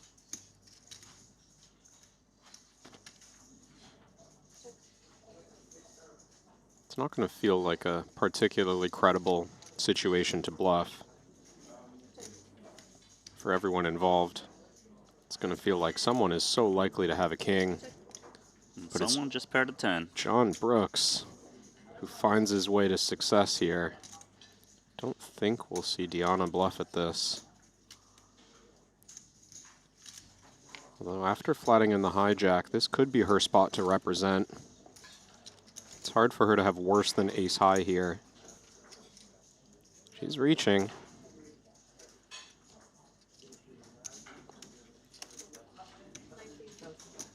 If this gets through Brooks, it's going to win Cagliatina the pot. That's an amazing call from It's a Brooks. big call from John. With 2 people to act behind too. Very big call. Diana's going to see this and think, I shouldn't have tried. Yeah, she doesn't want to show her hand. Yep. Well played, John Brooks. Well played.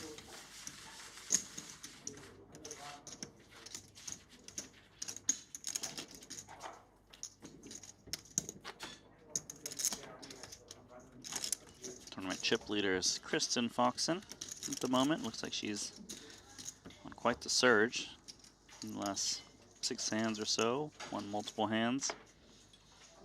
Got an aces versus pocket 8s of Jonathan Jaffe pre-flop. Yeah. He actually went set over set on the run out. See. Definitely. Good.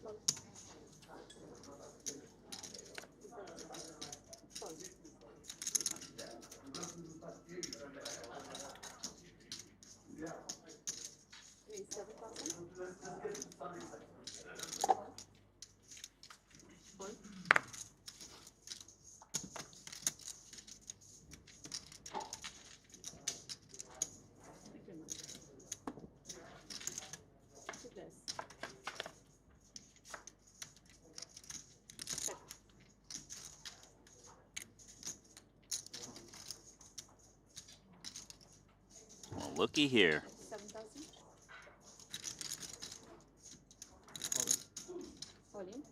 7K, jam from Maher, and a call from the 2 overs and the flush draw. It's a pure coin flip. Rampage. Flipping unpaired.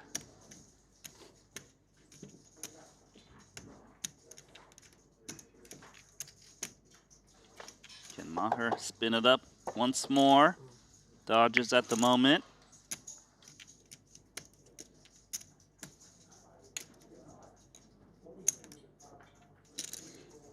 One more card to go.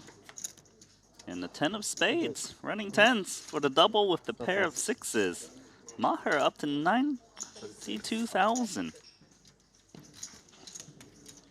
A little debt for Rampage. At this point, I'm certain Maher is happier that he's still in the tournament rather than headed to the rebuy desk. He was down to 9,000. The spin, on peut économiser 200 000, c'est pas mal. He's got 1/3 of a starting stack. That's like 66K. Si on peut monter les fonds, c'est encore mieux.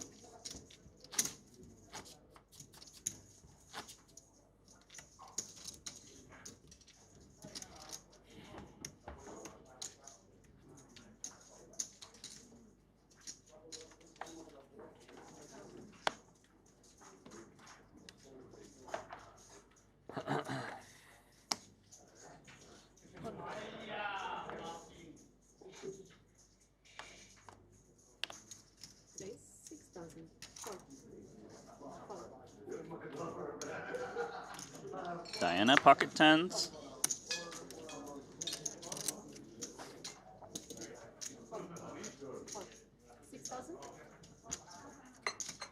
David, Alessandro, 9-8 offsuit, and J&T's got 3 deuce. These hands are going to have a lot of trouble beating pocket tens. However, J&T does have a chance, pairing to deuce. Could improve.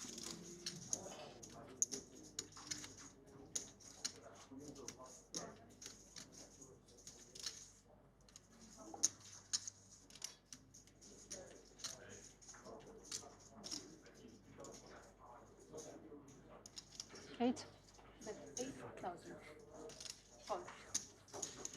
No, nothing for 9-8 off. Call. J&T will make the call. A little smirk and a shake of the head there by David, almost to say like, yeah, I probably shouldn't have played this one pre-flop, but okay, I'll fold. What a great turn card for Diana. Less outs for 3 deuce. Easier to value bet against a 7 or a deuce.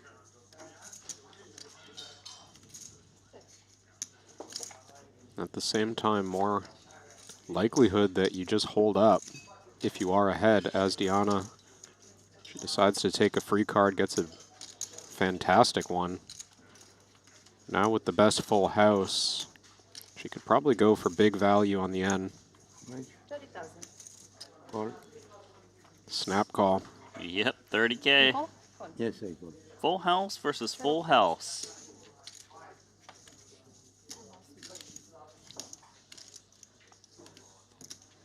Very nice pump for Diana. Up to almost starting stack. Not a great board for J&T. Very good. Just Cool. developing a way to get cooler. Yeah, actually, I thought for a second. Oh my god, here we go again.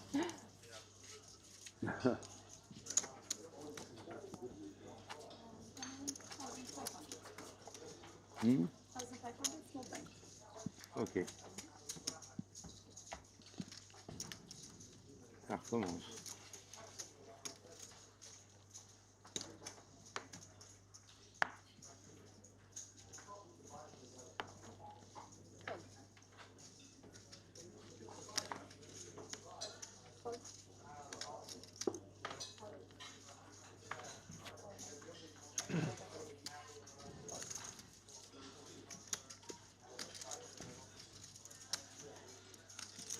Then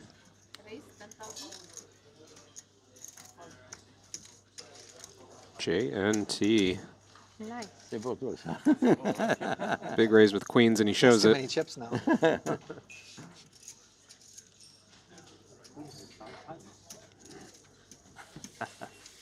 Yeah. It's a queen. Avec tu viens de me voir. Non, non, je pouvais pas là. Heureusement. How do you say queen in French?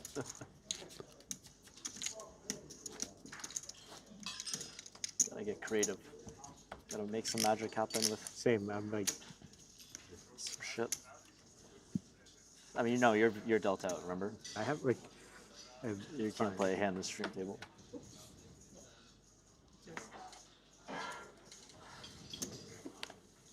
Brooks gonna get us started under the gun with king queen suited.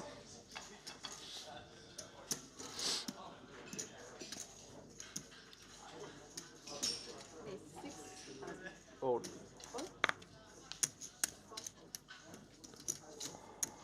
you watch the stream, you'll see it's ridiculous. I mean, I guess it was tilted for you and I. 26. What do you mean? We had the cards over there. Oh, and Noira, after he calls the cutoff with pocket threes, J&T is squeezing this ace-jack suited. I'm not greedy. I'm happy with this. Weird spot for John. Out of position from under the gun with king queen suited. It's the seat for me. It's kind of tempting to just be all in. I think his hand is too good to fold. Don't mind the call. Threes are out. Everyone playing relatively short here. J&T with about 1.5 times the pot behind, and this is a cooler, Randy. All in. Wow. So Wait, a you said all C in? bet all in from J&T. Cold already. Now what does king queen suited How do? much is it? because it's not putting J&T to the test.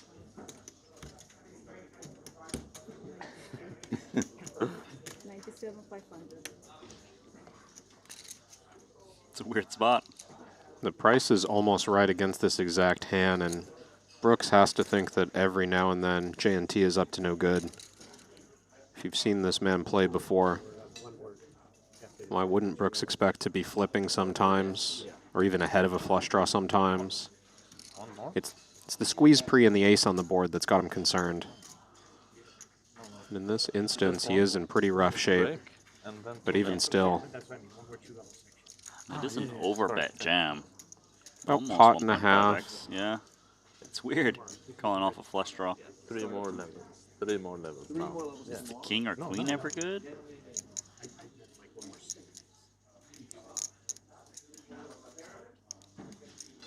You're Delta. Stop.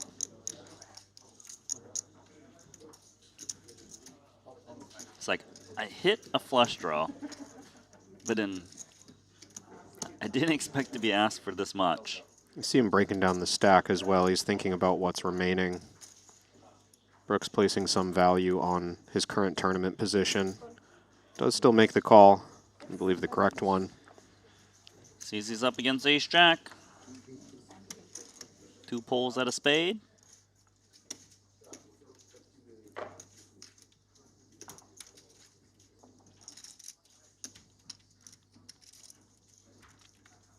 J&T looking to hold here to get the $250,000. He's done it so far on 1 card. Brooks needs to spike a spade to get back to starting stack. He will whiff it. J&T moving up.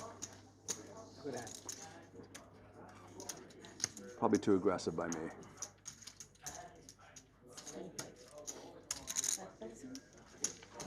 Can't be in that bad a shape. What? Good hand. Yeah. He might have him absolutely crushed. He could be just crushed, you know. He could have a flush draw too. Yeah. He played it good. Yeah, it's fine. Good job. Well done.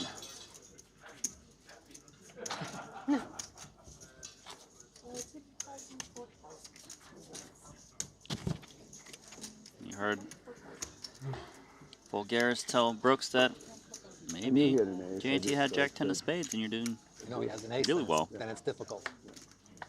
But you're still not that bad.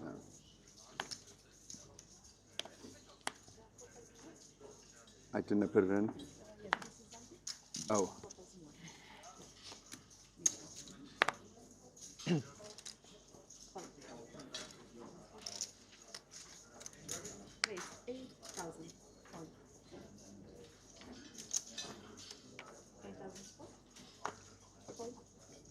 There's like 60,000 in the pot already, no pre-flop. Yeah. Like you made it 26. Yeah. So it wasn't like terrible odds. No, not at all.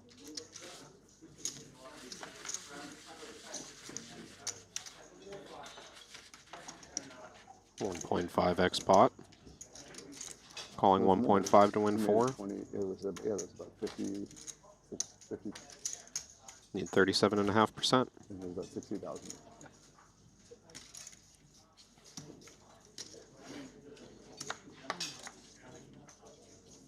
Does seem like a table here on the invitee side.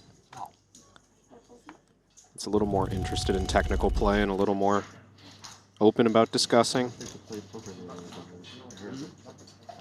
Just trying to play their spots well. Look at the outer table where we've got an ongoing hand between Chad DeBerry and Ding Biao. This is a pre-flop all in. Waiting the board, but Chad is at risk. 68,000 in his stack and ace-king offsuits next to that all-in button. Ding Biao with pocket sixes, and that's a blank run out.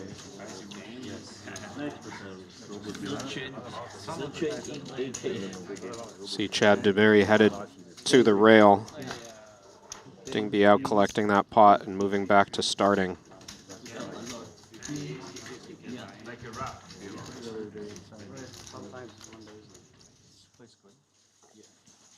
aggressive. Yeah. We played the other day inside 500, 500. Oh yeah, he invited Thomas. Yeah, Thomas. Yeah, he invited.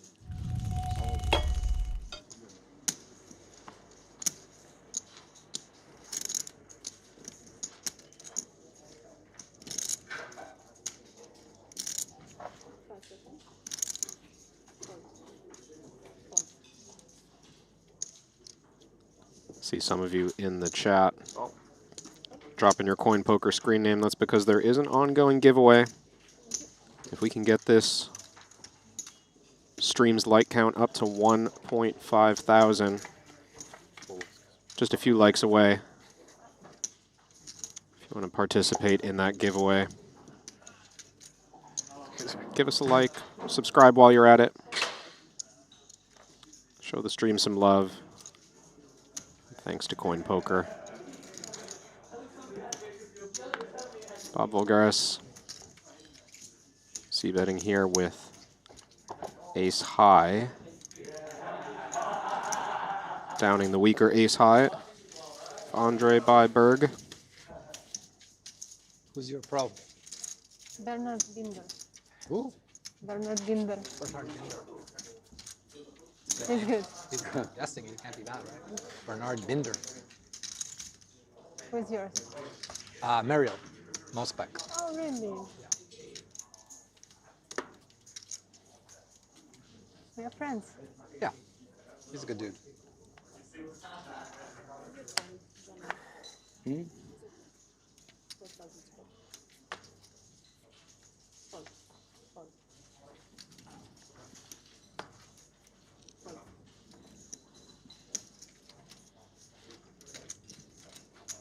Brooks on the short stack now. Has an uncomfortable spot here with 8-7 of spades.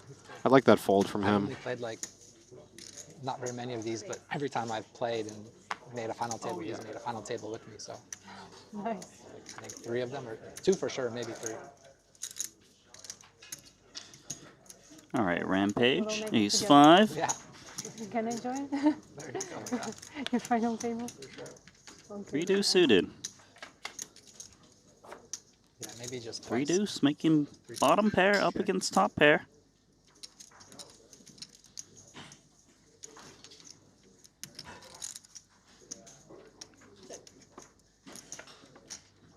And he checks back to top pair.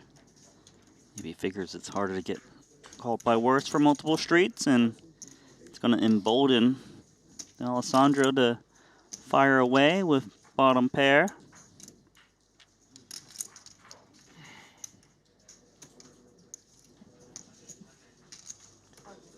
I think this check back from Rampage on the ace-high board convinced D'Alessandro that he was pretty empty. A lot of players never checking these boards in position.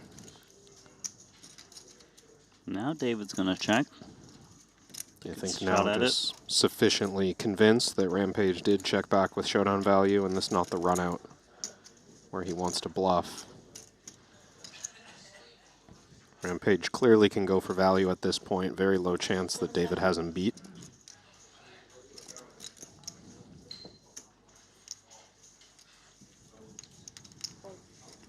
Three deuce spins it. Rampage can't get over to that 7-figure mark just yet. Grinding away. Think he's paying attention to that? Yeah, I think so. Or is he more interested in retaking the chip lead, as he is our current tournament chip leader? Kristen Foxen has fallen just by a few big blinds. You see the other name up at the top of the counts, Randy? Roy Cal already in for his second bullet, currently second on the overall leaderboard, so this one going much more nicely for him. In for 2 bullets, sitting on 3 stacks. I'd say that's profitable. 8.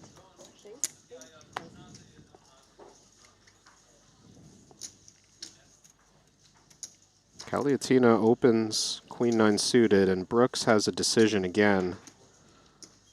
I like this jam with 6s. You don't really have much else to work with. Might take it down pre, and if you get called, often flipping. Don't think he will get called. Deanna's hand is not that strong facing this action. Dominated or flipping most of the time. She folds.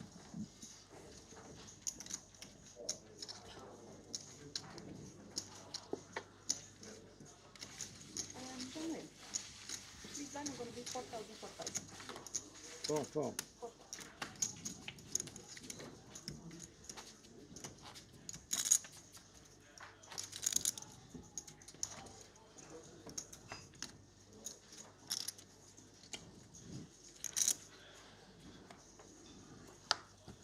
Jeez, careful.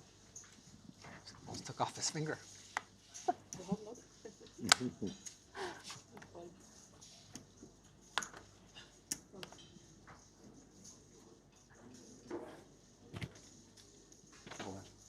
John Brooks gonna move it in once again. King Queen suited. 18 bigs. He decided that the King Queen suited against JNT didn't go so well. Calling 3-bet out of position, so this time let's just put it all in myself. Put them to the test. Too much for JNT.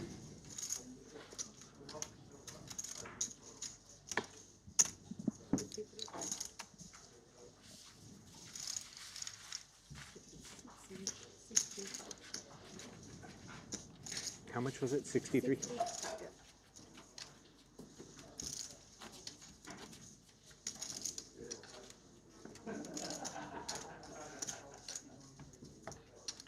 Looks like we just looking at who's been eliminated. Sean Winter bought in again.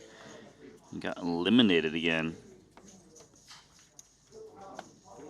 He made a bold play with Ace-3. Checked raised all in against Haxton, who had a set of sixes on Jack 6-5, 10 King, 2 diamonds, and he had Ace-3 of diamonds. Check call, check raise all in. Bold play, but didn't work out.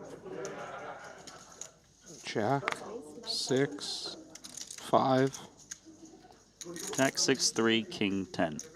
Jack He's repping 6-3, Ace-Queen. King 10. He's repping Ace-Queen. I was trying to find the cards that connected with the Ace-3, but now I got there. Bottom pair. Bottom pair and an ace Jack blocker. 6-5. Oh, so there's no cards that connected with the Ace-3. I apologize. Yeah, Jack 6-5, 10 King. Hmm. He check raise all in against the 110K bet, and he made it 267, and set of sixes says, all right. Yeah, Ike not the one to pass on a big hand. He says, if you got it, you got it.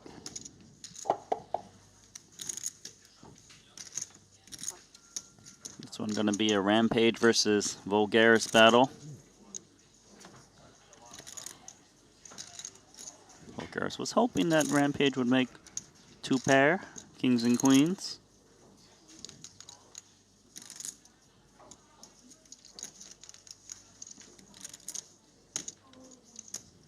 Looks like it would be a thin value bet with King Queen once again, but seems like he knows what's up.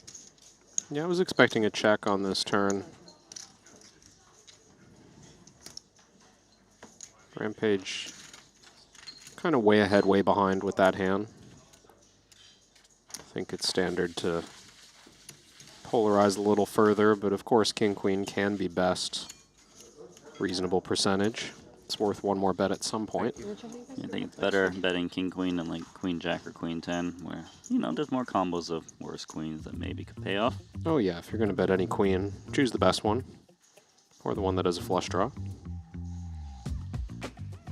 So Rampage is only 40,000 chips away from $1 million. That would be 10 big blinds.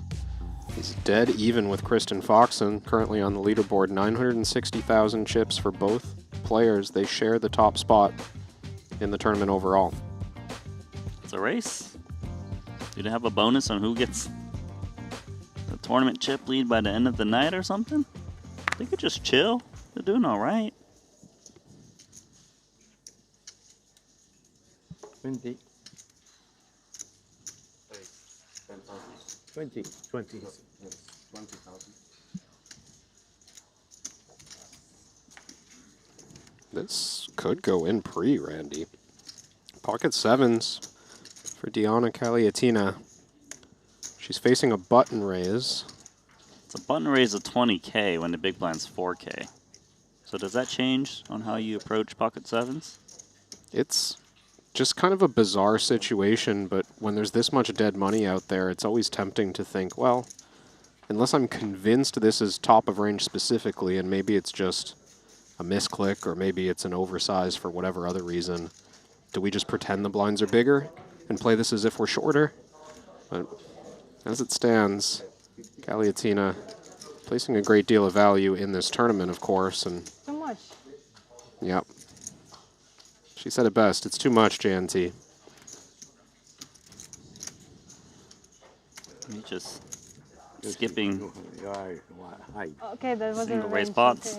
okay. Make them seem like they're 3-bet pots now. Have you done the profile on JNT yet, Randy? No, 78 years old, actively involved in running NAOS, the French skincare company that he founded. I think it's pronounced Naus. Oh, okay. Naus. I don't actually have that intel. What's really cool about him is that he's got this estate in the province known as Bel Air. And when he's away from poker and business, one of his great passions is astronomy. Yes, he does have a telescope set up in his treehouse on that estate. Loves spending his evenings there studying the stars. You think he's seen Interstellar? I don't know about that, but maybe he's seen the poker god. Maybe he's out there. He said all in. So you're saying that's how Mr. Main Event does it. Connection to the stars. You think Rampage is connected to these fours? It's a bit steep. 21 big blinds. Alright, I'll just save time. I'm gonna fold it. The 6-digit club Maher's in now. After having like 28K or so. He was down to 9K. Oh, that low. Played that pot with JNT, I believe, when we first cut to this table. It's a big difference. They had almost exactly the same stack. It's a safe time.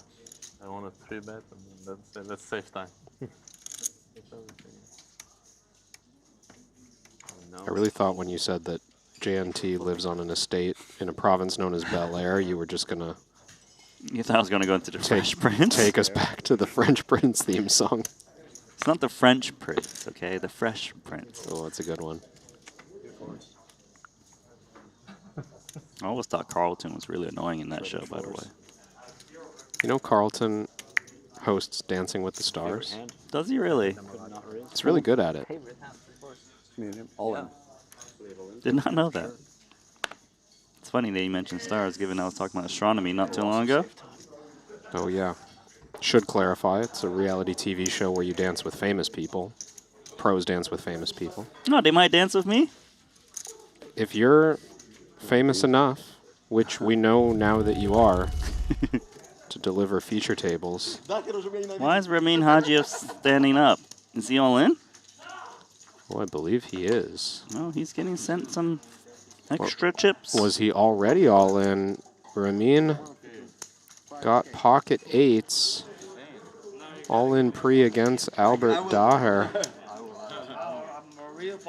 Come to Ibiza, I take you out like a 30K table, bro. Good? Albert with ace jack. Solomon.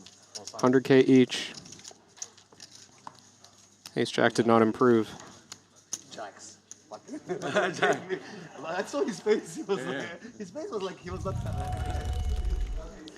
So Ramin, remember when he was down to like crumbs? He has 190,000 now. Lots of time saved. Yeah, this table plays pretty fast. Good. Cool.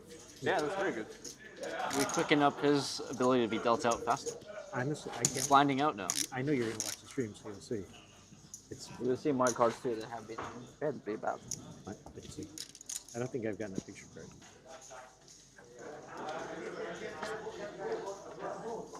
Easier to make straights without picture cards. Or a 5 or 10. No 5 or no 10's hard. Impossible. Yeah.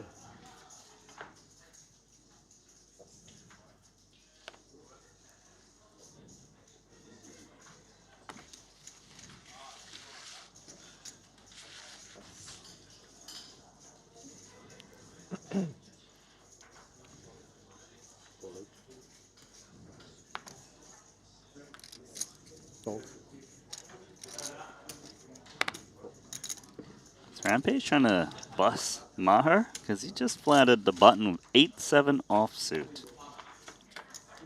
That he did. Well, he might be doing Maher a favor as he's just flopped top 2 pair.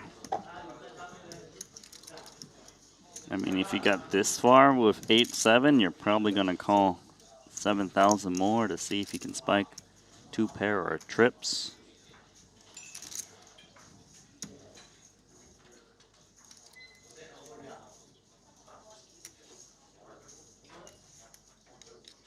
Rampage does make the call.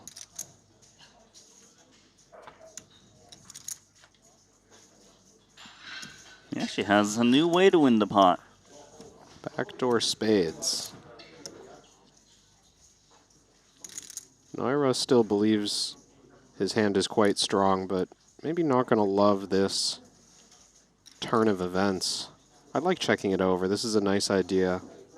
We see Rampage is quite light pre-flop here, but even with standard ranges, he could have 10-9 suited and not have a flush. He could have Jack 10, King 10, King Jack. There's a number of hands that might bluff at this 3 to a flush turn card.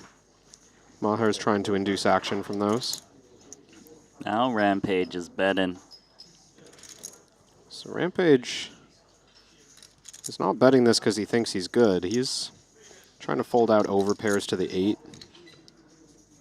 Maybe bluff a queen by the river, or even now, a queen might check fold. Maher will make the call, and Rampage hoping to spike a spade. He does not. Could be trouble. So difficult to shut this down once you've gotten this far. Just 62K back for Noira. Rampage likely thinking of hands he can target. Plenty of chips to put pressure, but this is not going to work. They are gone, those chips. And he's going to show his 8-7 offsuit. Cooler. What a cooler. Is that Vulgaris? Third pair versus top 2. Spin is real. Why did I try to battle against the spin? Against top 2, not against me. I don't think Maher's complaining. Ah, de 9000 à plus de 200 000 maintenant. I like that from Noira. He's kind of like, it's almost saying like, hey, it's not personal, it's the cards. Like, you're not battling me, you're battling the hand I have. Yeah, but for Ethan, he really didn't need to get in there with 8-7 offsuit and force that hand. I suppose he did have the chips to play with. See if he regrets giving Maher to spin, because Maher is up to over 200,000 in chips, and now Deanna's got aces. Yeah, just judging by the chat, I think Rampage's supporters love him whether or not he's punting. Maybe even a little bit more when he is. Maybe they're encouraging him. Just a mini punt there with the 8-7 off. 100,000 chips, it's okay. Andre Berg. This is the problem, King 9 suited. Ooh, 3-bet bluffing at the wrong time. It's a reasonable hand choice. It's put David D'Alessandro in an ugly spot with King Queen. He wanted to play this against the original raise. I think he can get away from this 3-bet.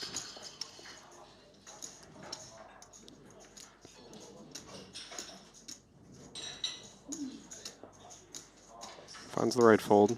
Yeah, I didn't love it, but it was the right fold. It's a good timing for King Queen offsuit. Galiatina has options. They start at about 40 big blinds effective. She could re-click, or she could just call. Generally don't want to go all in with aces in these situations. She's going to re-click. Hoping that Andre Berg has a hand to get it in pre-flop, but it's just King 9 suited. Probably felt that the shorter stack was less likely to make moves off of this stack. King 9 suited could still decide to make a move. It would be the wrong one, though, and that little smirk, I think, indicates that Berg has had enough. Yeah, pretty hard to That's get more undeclarable action for once. at that point.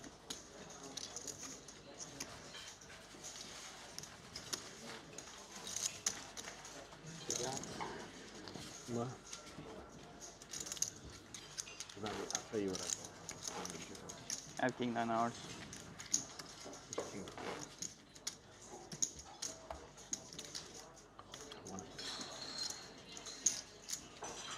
Sounds like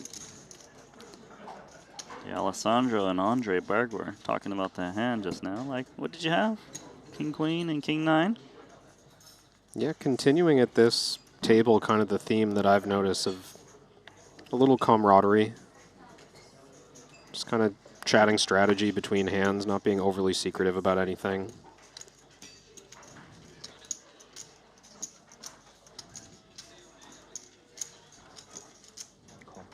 King Queen again. Deja vu?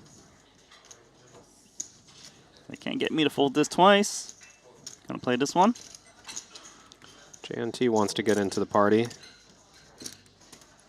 think he always has a guest pass. It's only 4K for a ticket. 3 players at this party. Queen, Jack, 10, all diamonds, and we have a chance for a royal flush. I don't know if I've seen a royal flush on a Triton stream. Seen quads daily. Yeah, quads. So over quads.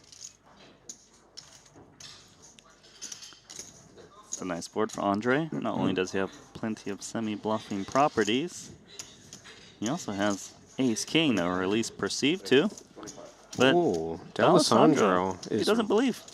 Well, not just doesn't believe, but is raising ahead of JNT, who of course has nothing this time. But taking a risk. JNT, what's going on here? Just checking where his white chips were and found them. Makes the call. Well, I feel like you missed my confusion. This is by far the third best. You can see the 0.1% next to his name, right? He thinks he can hit a straight and be good. I mean, technically he would be chopping up. 7 of clubs. This is perhaps more action than D'Alessandro was bargaining for when he made that small raise on the flop. I think he was just trying to get heads up against the short-ish stack of Andre Berg.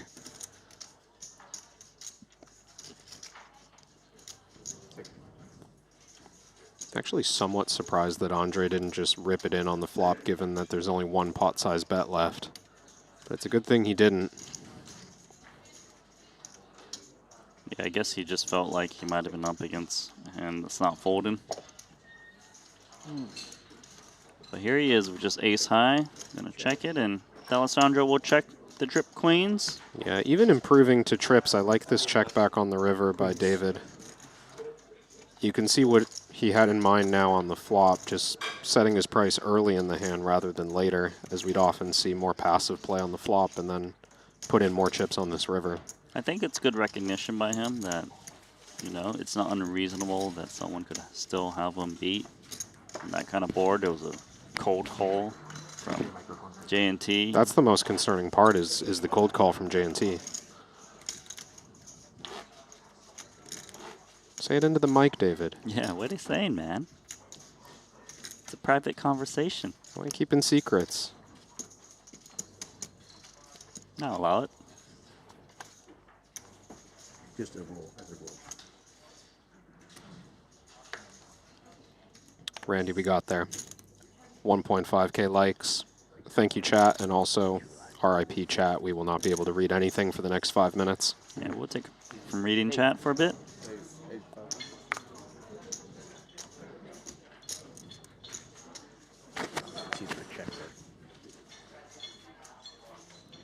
Yeah.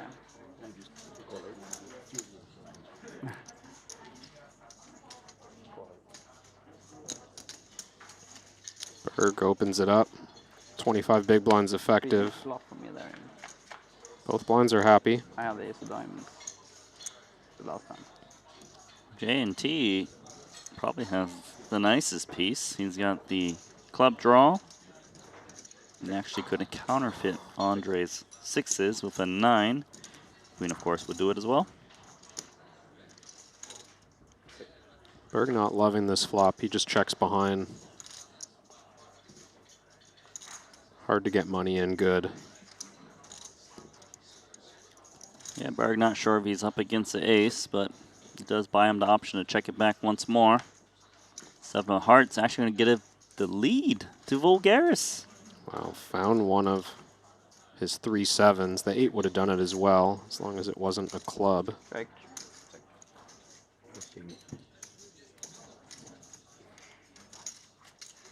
Oh, lucky pot there for Vulgaris. Unlikely to win it, but you can enjoy that one. Now the owner of the Spanish football club, CD Castellon. Bought the club in 2022. Helped guide them back into Spain's Segunda division.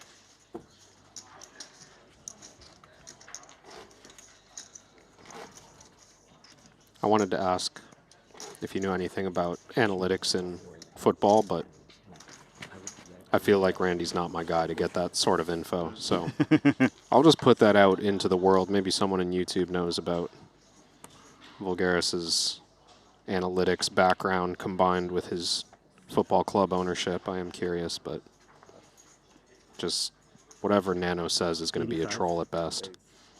At best? You calling me Nano now? I like that. When I speak to the audience, you're Nano. When I speak to you, that feels weird. I don't know. I'm never going to like shout across the room like, hey, Nano. Nano. People do call me that. You forgot your wallet again.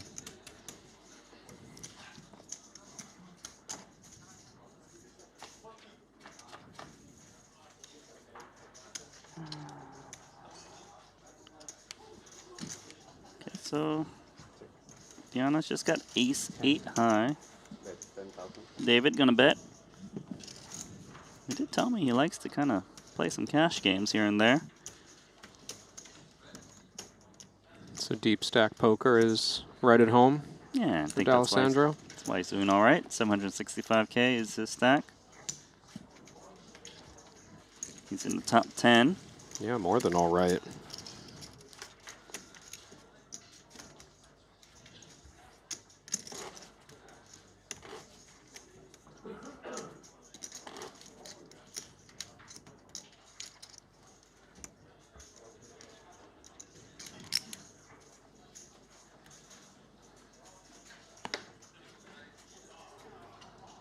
Just looking at the top 10. The pros that are in there are Haxton in 8th, Elias Talvidier in 2nd, and Kristen Foxen in 1st.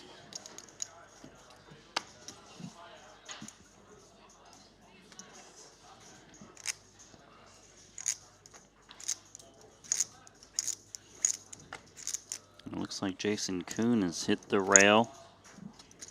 Ace King versus Queens versus Talvidier all in pre-flop. Unable to get there. Face King. That explains Talvidier in the top 5. Danny Tang gone. Lost 215,000 chips with Jacks versus Bernard Binder's Ace Queen. That was also all in pre-flop. Ace on the flop. So you're saying Binder's back to winning pots? He's doing all right. My captain, however, has only got 50,000 chips. That's Bryn Kenny, near the bottom of the leaderboards. Good news in the updates tab for Dan Devoris fans. He won a chunky pot off of Nick Petrangelo. Looks like a full house over full house type of situation, although Petrangelo did muck. Let's focus back on the action here, because JNT is 3-betting. 25K the asking price. And oh my. Rampage has got pocket kings, and if he can win this one, he'll be over $1 million in chips. I was just about to get to David D'Alessandro's decision. You don't got to worry about that. Have an option. Rampage is Gonna 4-bet pretty large. He's out of position to JNT. Is he moving in or flatting? Well, he's suspicious. Okay, just calling for now in position. Pot size bet behind. Rampage looking to fade an ace. And looks like he will on that flop of Jack-9 deuce, 2 spades. Very tempting with the 1 SPR on a board like this to just be all in Ethan's seat. I guess you got to think about what JNT is squeezing and calling a 4-bet that's going to call it off on the flop. You're hoping if he has a pocket pair, he's willing to call because there's no ace or king on board. If he flopped a spade draw, it's important to get all the money in now. We're going to try to move in, and maybe JNT has actually saved his tournament life here as he sees that he whiffed it on the flop. He sees that he's covered and just needs to check how much it's worth in his own stack. 167,000 is 40 big blinds if he was to fold, and he will make the right fold. Nicely saved there by not going all in pre. And Rampage doesn't make it a million chips. I feel like he got scammed a little. Can't count your chickens. What do you mean can't count my chickens? That's all you got to say? Yeah, that's... I don't have a coop. That's the whole saying, right? I think that's the original language. I can't count my chickens, period. I've never seen you do it. What, count my chickens? Yeah. So as far as I can tell, you can't. I don't have a farm, man. Yeah. It's a big problem. Even if I had chickens, why would you be watching me count them? If you're trying to count chickens, it's a major hurdle you should have thought about. Just having chickens.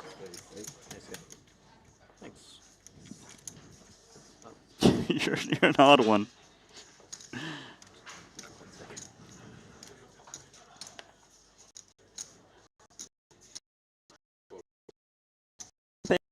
Fours. Bird got pocket 5, so 2 hands and against the unpaired king.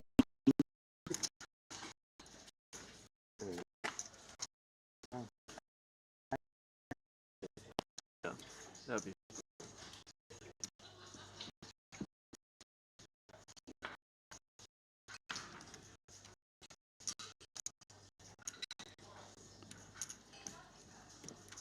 currently Andre's got that pocket 5s, pocket 4s. 9,000. The worst pair is betting. Can it down to pocket 5? You think there was another? Oh, we're out of turn here. Pump the brakes.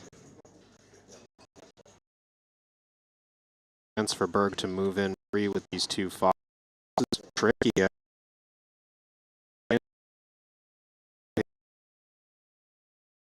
Would stand either way, but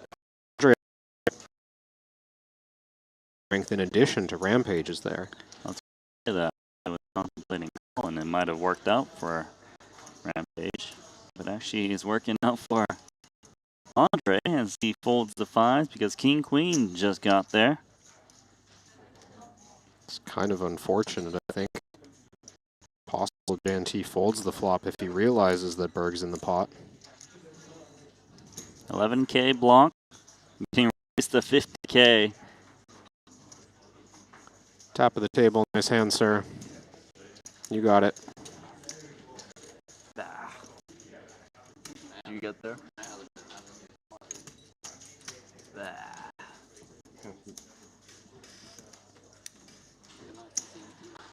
Immediately punished.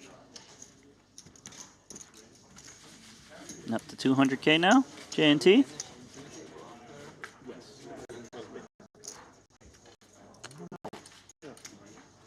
It took off the action player. I forgot he was even here.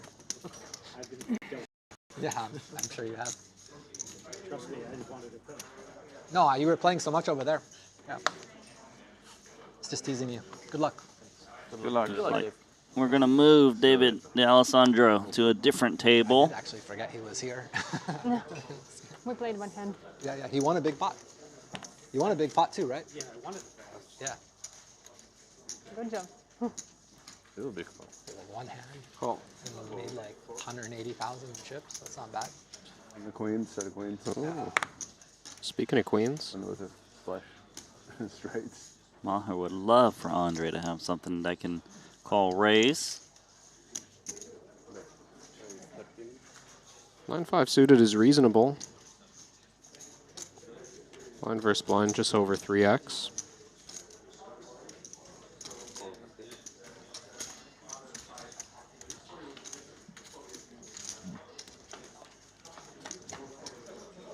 $30K pot, single raise pot, 9-5 suited. It connects in a loose way, I suppose, but doesn't even have the pre-flop initiative.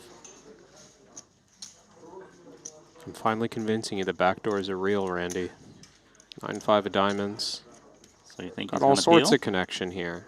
I think it's enough to consider it. It's not exciting, but the price is very cheap here from Noira.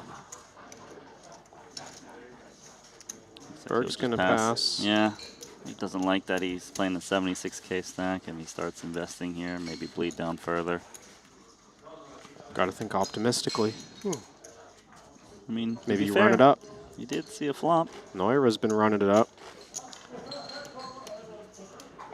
All the way down to 9K and now sitting on 200.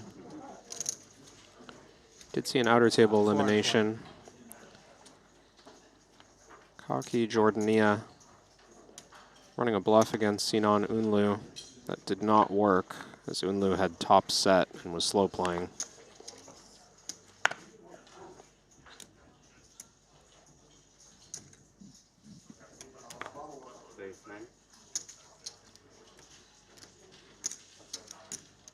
Looks like Paul also eliminated.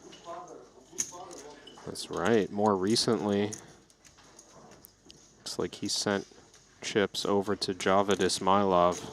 Such a crazy hand, too.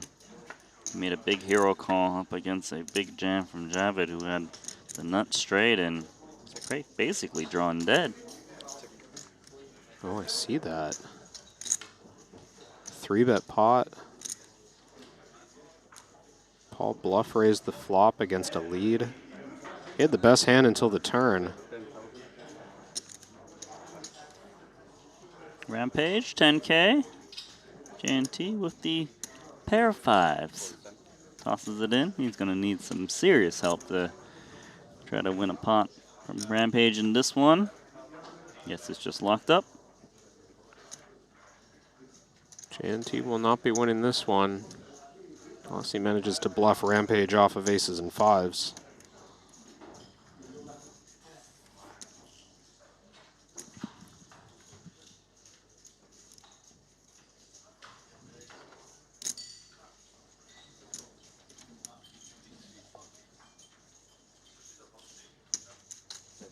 More betting from Rampage. Eventually, he'll get to the 7-figure club.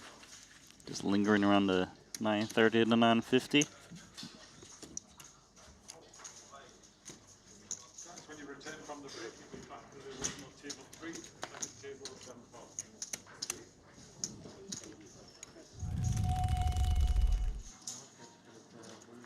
7-4. More action happening on the outside, and it's Ding Biao and Albert Daher. A lot of chips went in. Pre-flop, Daher ace-king, Ding Biao ace-queen.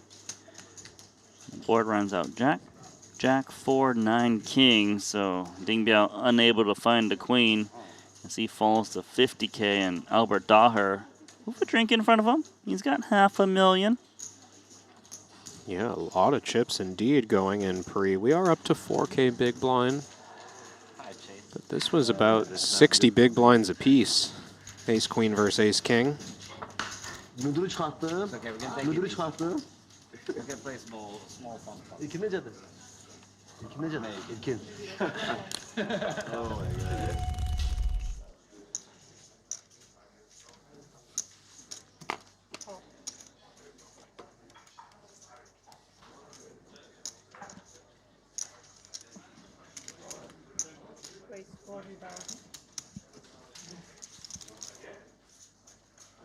What's the total? Around? Okay, thank you. So Maher has spun up his stack to 200K. Now he's got ace-jack, and he's getting squeezed by Bulgaris, Oh, and there's an boy. all-in play. He thinks he's up to no good, and it's actually ace-king versus ace-jack.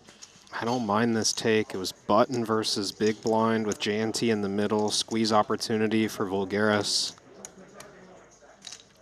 Well, we're risking a lot here on ace-jack offsuit. But the spin might be coming to an end. Or he can get lucky, find the jack, and be above starting stack. It's for most of Vulgaris' stack, and it's ace high. So it's going to be the hook that's needed from Maher. Vulgaris with just 1.5 BBs more than his opponent. 5 of diamonds on the turn.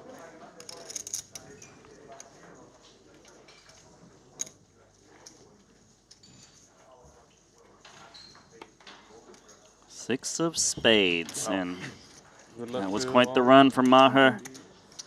But he will be eliminated here, and if he wants to continue How much do you have? in this tournament, he's going to have to pony up another $200,000. Bulgaris just making sure that 219.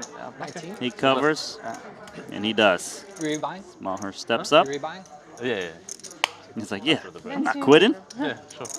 Not the same table. Bonne chance. Pas la même, oui. Oui, voilà, pas la même. Pas la même. D'accord. Maybe Maher will get a new table draw when he does rebuy.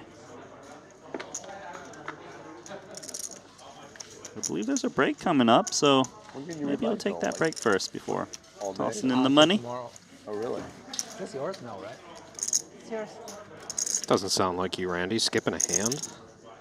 Jump straight back in there. Play I mean, 2 hands and then take your break. That's what I would do, but I'm not Maher. This change. He does seem more chill than you.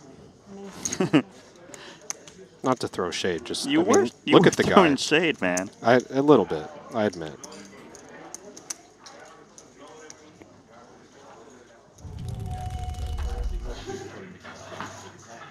So this one going to be your next featured table featuring D'Alessandro again. So Oh, we he's going got to get a double moved from feature. feature to feature. Pretty cool. Samuel Ju, Jules Dickerson, also at this table. Wai Long Chen and Sinan Unlu. Steven Rickes, he's also here in a debut for Alexei.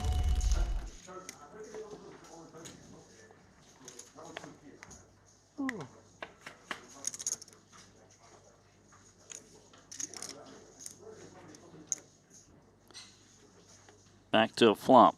JNT and Rampage. Round 10. Feels like they've been battling a lot of pots against one another. But no betting on the flop.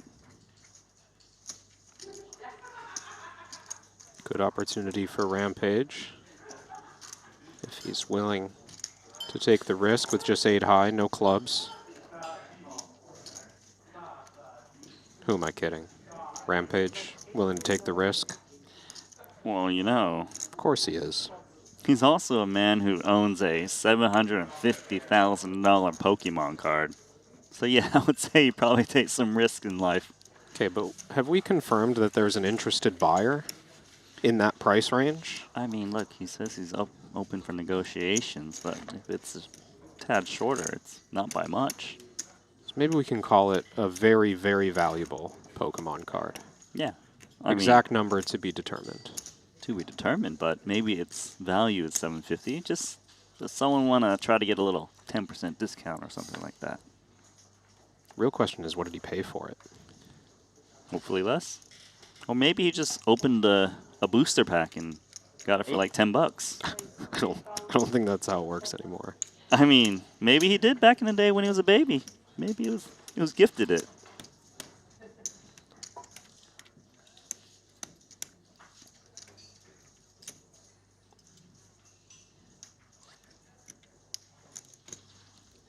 The Jack 8 of clubs.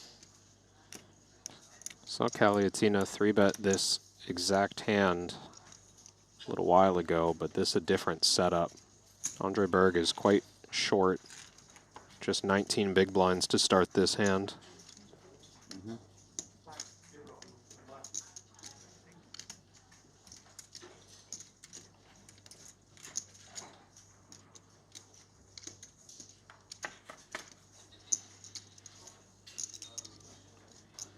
Up against top pair for Andre. Looks like he'll be moving up a few more big blinds after taking down this pot on the flop. There it is. Yeah, I think he was hoping for more action. Andre hasn't been able to get anything going at this feature.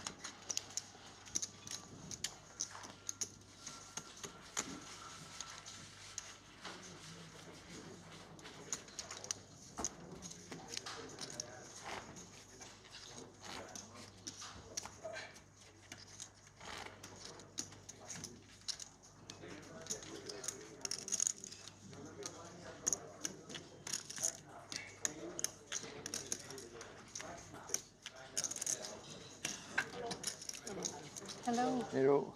Got a Santosh Suvarna joining. Just for one, just for 50 seconds. You get to You'll play make it a show, I'm sure. one hand on the featured table before we move him down. No show. Bring in the new feature. Looks like he just folded.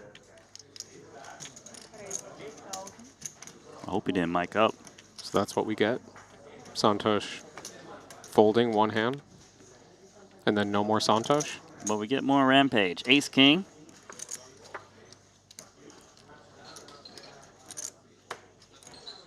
Should be 3-betting here. But what price does Rampage want to make it? 9 big blinds?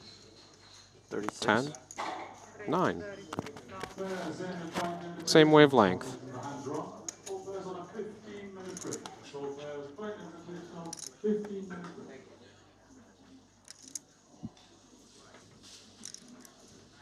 And T thought about getting sticky there and just passes. Good fold. What do you have when you raise me foreign? Oh, you did. King, king. Hmm? King, king. Ah wait, I have ace king. Good fold. Santosh, but he doesn't have any chips. I was hoping you'd call. I was hoping you had like jacks or something. No, I have it. Like jacks would be top set. Seems fair.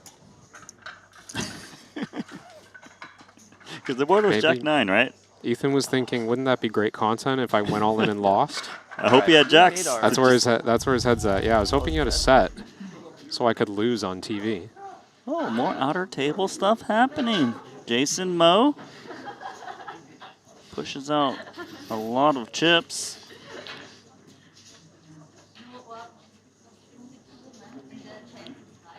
This one against Ilkin. Looking like we're post-flop here. This was 4-bet pre-flop by Jason Moe. Garibly flats. Check down to the river. The board is Jack 10, 9, 8, 7. There's a straight on board. So was Jason trying to steal the Oh, he chop? folds. What do you have? I'm embarrassed to say. You fold the queen? No, of course not. Show. What is it? What is it? That is. Ace? No, huh?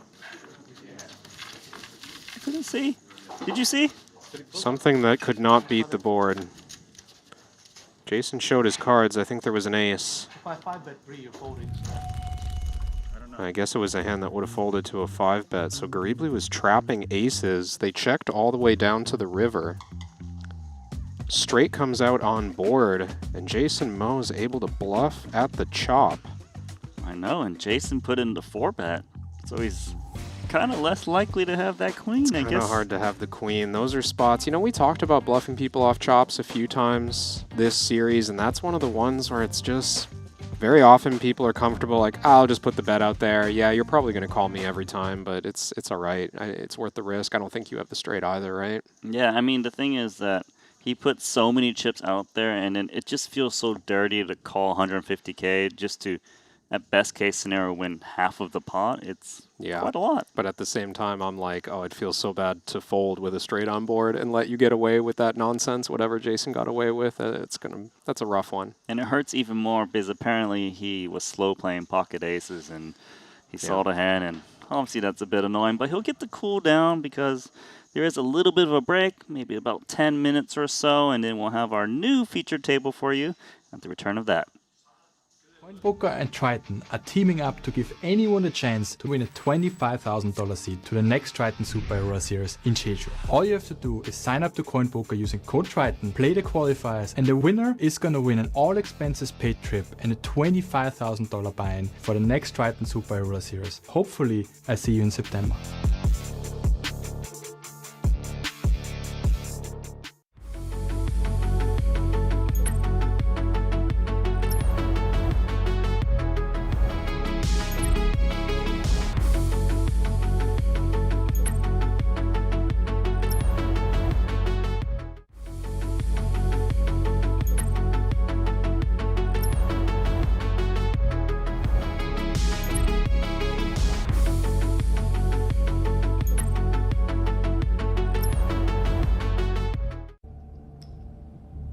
I'm all in.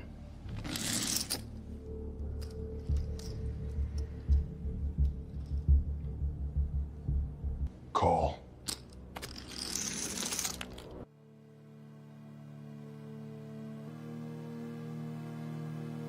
Triton.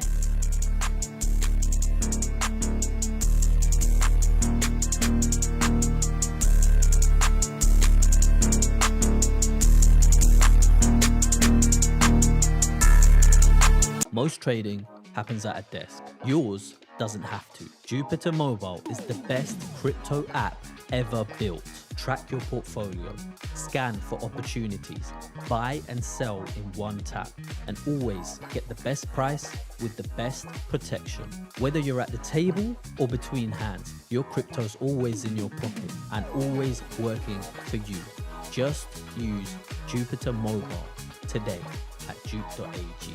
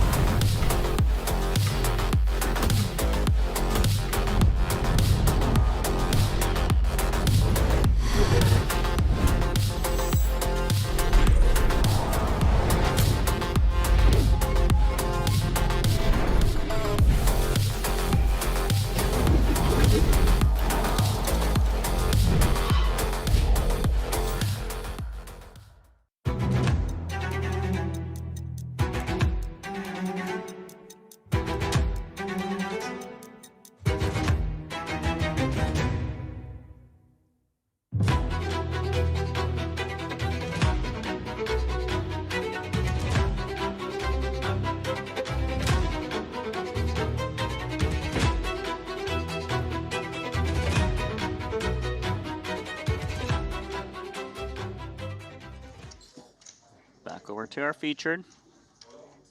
Noida, Queen 9 offsuit, jams, 22K. J&T's got queens, and can you be in worse shape? Can you? That's good for the queen. Perhaps for nine. Nine. Noida's okay with it. Slaps it off to J&T. Looking to collect this 52K pot.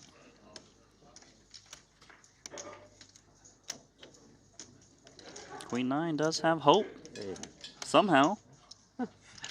Good, not too bad. Neuro with more equity than he had pre. Oh, the 10 of clubs. Wow. It's crazy. So lucky. Drop. So lucky. We're going to chop it up? Doesn't seem like it. Wow. You won't die. Huh? I said you won't die. No. You won't die. I think you want to, that's why. No, now it's you okay. No, I know. I'm just playing it. I think you would prefer to have the 52K pot than have to rebuy.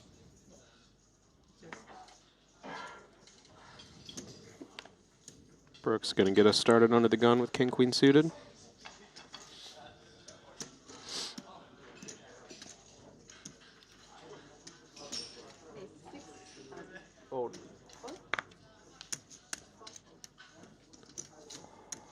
you watch the stream, you'll see it's ridiculous. I mean, I guess it was tilted for you and I. What do you mean? We had the cards over there. Oh, and Neura, after he calls the cutoff with pocket threes, JNT is squeezing this ace-jack suited. I'm not greedy. I'm happy with this. Weird spot for John. Out of position from under the gun with king-queen suited. It's the seat for me. It's kind of tempting to just be all in. I think his hand is too good to fold. Don't mind the call. Threes are out. Everyone playing relatively short here. JNT with about 1.5 times the pot behind, and this is a cooler, Randy. All in. Wow. So, Wait, a all in? C-bet all in from JNT. Already. Now what does king-queen suited do? How much is it? Because it's not putting JNT to the test. 97,500. It's a weird spot. The price is almost right against this exact hand, and Brooks has to think that every now and then JNT is up to no good. If you've seen this man play before, why wouldn't Brooks expect to be flipping sometimes, or even ahead of a flush draw sometimes? It's the squeeze pre and the ace on the board that's got him concerned. And in this instance, he is in pretty rough shape, but even still. It is an overbet jam. About Almost pot and a 1.5x. half. Yeah. It's weird calling off a flush draw. 3 more levels. 3 more levels now. Is the king or queen ever good?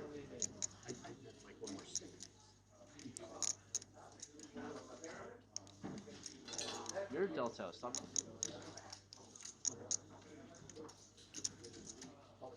It's like, I hit a flush draw, but then I didn't expect to be asked for this much. You see him breaking down the stack as well. He's thinking about what's remaining.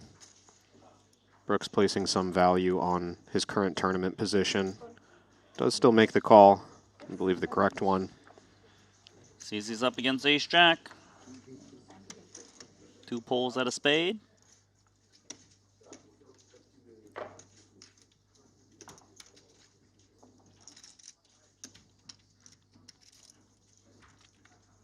JNT looking to hold here to get the $250,000.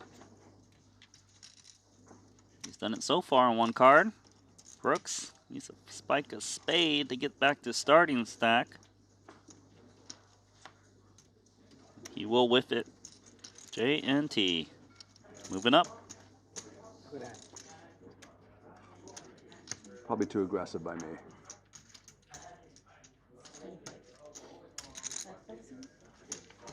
Can't be in that bad a shape. What? Good hand. Big straights without picture cards. Or a 5 or 10. No 5 or no 10's hard. Impossible. Yeah.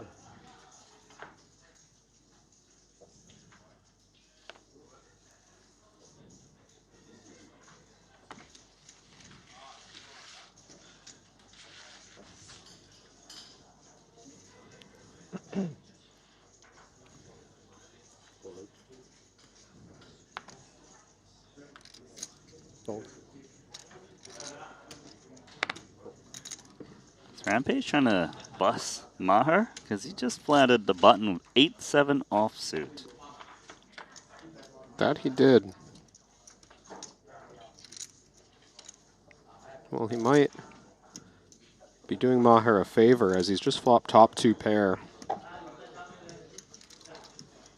I mean, if you got this far with 8-7, you're probably going to call 7,000 more to see if you can spike 2 pair or trips.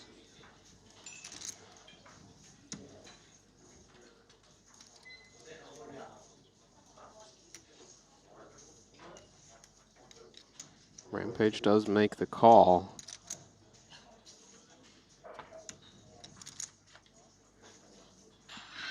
He actually has a new way to win the pot. Backdoor spades.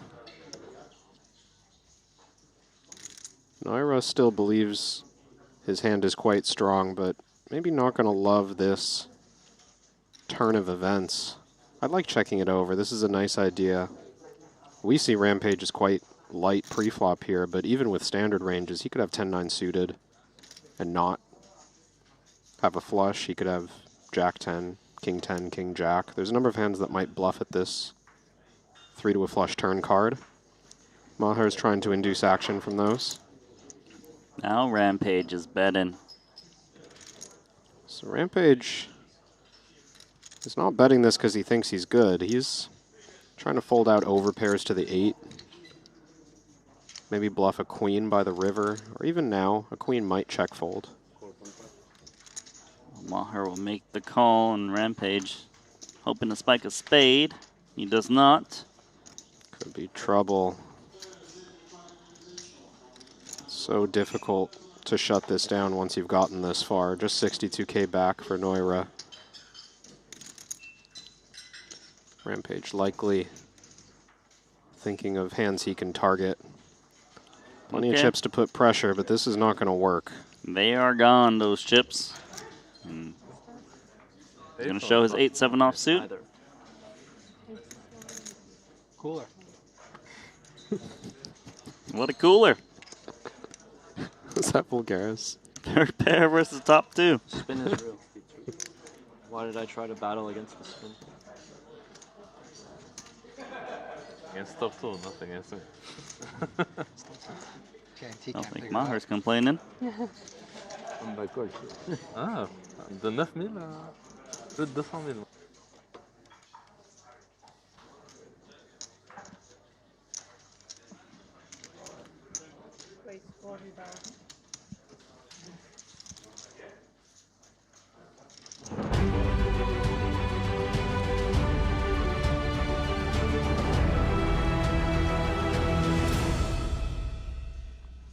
And we're back for the Triton Poker Super High Roller Series here in Montenegro. We are playing a $200,000 Triton Invitational, and it's going to be 2 more levels before we end the night where registration does close. And it's also that part of the tournament where we do combine the fields, a full redraw tomorrow. So we touched on this subject of a little satellite here, I suppose. Yeah, it is a little, well, you know, we were talking about the pro side, of course, when you spoke about the satellite nature of it, where you're thinking, oh, I'm going to get myself into a better position when I get into day 2. Now, we don't know how many of these players are on their final bullet or potentially heading into their final bullet. The field hasn't moved that quickly, so my impression, Randy, is that most people have a re-entry in the tank, and most people are going to be able to make it to day 2. We're going to have very few people on the outside. Yeah, very few, and I imagine that most of them will get in. They do have until the start of day 2 to put in their last bullet if they want to do so. But I do want to take a look at the leaderboard. Currently, it's Kristen Foxen that's in the lead, Ethan Yell, Rui Cal, and Jason Mill. I want to say those 2 names because they're part of my fantasy club. I believe you got Rui Cal. I do have Rui Cal on my fantasy team, yeah. Anyone else in there that you see that's yours? Or in the top counts? Oh, I got Alex Foxen. Oh, I got Wang Ye. I'm doing all right, aren't I? I got Bernie Binder in there, and I think Albert Daher. I'm actually forgetting off the top of my head if I had Daher. I don't know. Someone's got Captain Daher is actually belonging to Alex Livingston. That's right. Yeah, and the thing is, like, I'm just scrolling down even further because, like, we do have some more eliminations. I want to give a little shout out because obviously all these players have put some phenomenal performances at our feature tables before. But Artur Martirosyan, he had a bit of a brutal one. As you look into his profile, he had pocket aces, king 8. No need to look because we actually have our table ready to go. Tell us the hand anyways, Randy. He had aces. It was up against Alex Kulez's king 8 offsuit, which made 2 pair.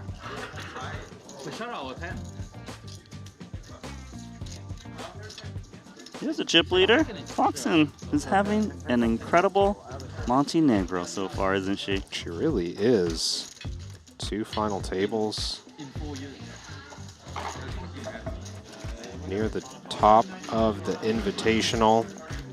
This is the pro room. Do you think she knows who is sitting on her right? Like, you're under the impression that she was just so locked in. She's just so dialed. It's like headphones on, looking straight ahead. Oh, didn't see you there. Maybe she never met the guy. His name's Alex. Alex and Kristen Foxen. Same Seated last side name? by side in that random seat draw.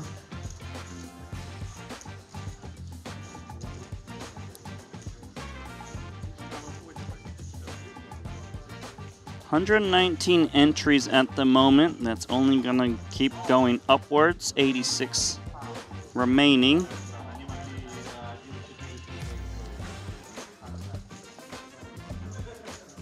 Just scanning the room, surveying the lands. King Biao going somewhere. Where? I don't know. Doesn't he want to play cards? He's going on an expedition, Randy. He's always ready for winter weather, that man. Mountain trekking? I mean, he does have chips, so... Okay, not a lot of chips, just 6 big blinds and 29K. Hopefully he comes back and plays that stack. Yeah, it does look like we're shuffling and dealing here. He literally just left? Somebody called Ding Bia. He walked through the tunnel. He legit doesn't care about his 29,000 chip stack. It's just like, I'm just on the button anyways, it's fine. Okay. How rich? I'll wait for under the gun. And our new featured table once again is David D'Alessandro. 750,000 in chips, but it's OG veteran, the Malaysian Wai Long Chan right behind him.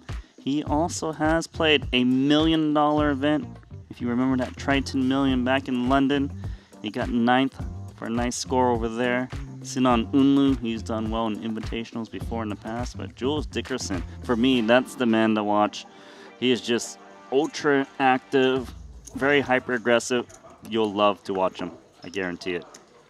This is Dickerson's second invitational as well. It's the case for a number of players at this table. Samuel Ju, David D'Alessandro, and Steve Enriquez, all playing in their second invitational event here.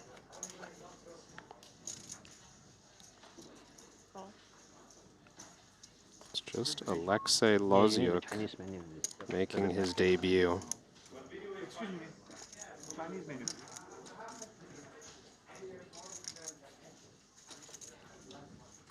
There's Jules Dickerson. Nice smile in his profile picture. Looks like he's in a convertible. How did they take that photo while he was driving on the highway? Don't think that photo was taken on the highway. You see what I'm seeing though, right? Like the shades, looks like there's white leather behind his neck. I know I'm imagining a little bit. Maybe you're right. It's a non-zero chance. Beef.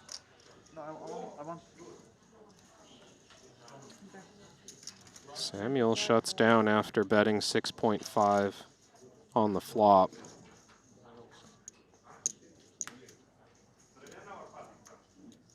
Dickerson bringing the big turn bet. No waiting to see action.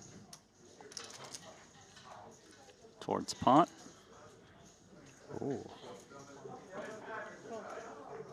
You're always worried when they cut out some chips, aren't you, that they're going to put in the raise? Well, and had a feeling something was coming. Makes it seem like maybe King Jack, Jack 10, Jack 8, these type of hands that Samuel might have stabbed on the flop, marginal, and then check call on the turn. Could be a weak queen as well. But Dickerson betting near pot on turn. Felt like he was representing 2-pair plus, maybe a queen. 45. Now going for 60% pot on the end. Are there still bluffs left in this range? King X maybe.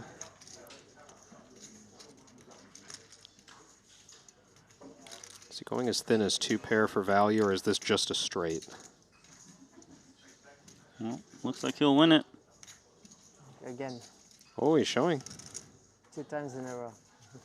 What is he showing? I see a... Queens and 3s. That's okay. Right. 2-pair on the 4-liner. Went for value. But he knew he was good. Yeah, queen's up. That's an above average 2-pair. And I'll take a moment to remind you that you can analyze these exact hands in GTO Wizard if you want to find the correct plays. It's the quickest way to sharpen your game, catch hidden leaks, and learn how to exploit your opponents. Follow GTO Wizard and X on X and Instagram for a chance to win one of 10 GTO Wizard PLO Premium subscriptions. feel like talking to chat. Chat, you got anything interesting to say? Let me know. Maybe I'll give you a little shout out. Just anything? I mean, if it's interesting. No prompt. No prompt. No need for a like. But if you want to, I'll appreciate it. We've done well with the likes today. Not saying we're done. We would take more. Steve Enriquez. You gonna open it up? He's actually a former footballer, a TV host, and a poker commentator. Believe that sometimes he even does the Spanish version of some of our Triton streams. So pretty cool. I have seen his name. Check. This is actually Enriquez's second Triton Invitational that he's played. Ever since we covered, Randy, the Aussie Katola matches, I've had visions in my mind of having someone mic'd up down at the table, playing and commentating at the same time. Yeah, just telling them. Let's see if Steve's interested. Yeah, Just get a headset on him. You actually need the headset on the other guy so they can't hear noise canceling. No, you can live commentate what you're doing without revealing your hole cards. No, you can't. Can you? Have you never heard of streaming? A vlogger? You mean like what Rampage would do? I guess. Obviously, you'd like to be on a delay. I'm like, wow, I got this flush draw. What should I do? Haven't hit yet. I think I'm going to bet all in. But does that work? Big action going in here from David D'Alessandro. 30K into 2 players. It's going to show down. Out of the big blind. Should be eliminated. David had an full house. Queens. I saved. Queens full of jacks. Alessandro with the absolute nuts. Gets paid for full pot. Steve Enriquez had ace jack. Queens and jacks with an ace. He had top pair, top kicker on jack 6-3, but he came running queens, so forced to pay off.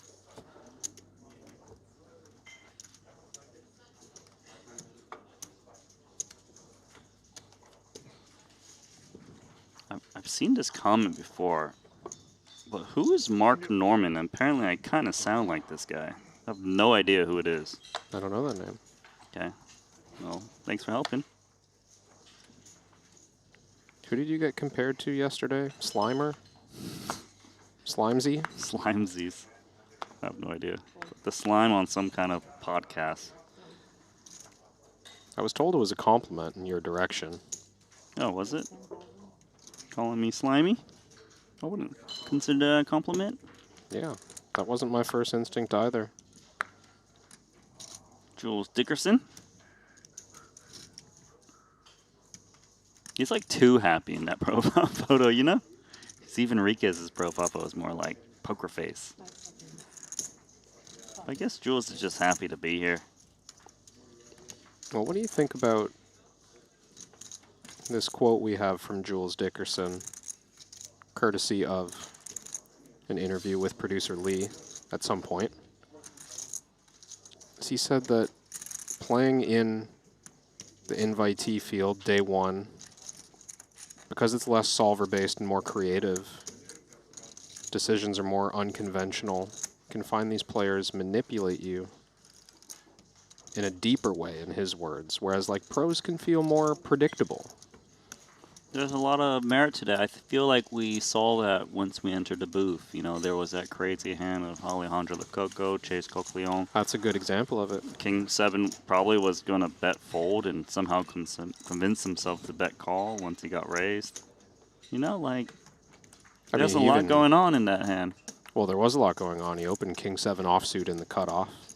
There was a lot of speech play. The thing is, in that hand, Papo MC was trying to manipulate Chase. Yep.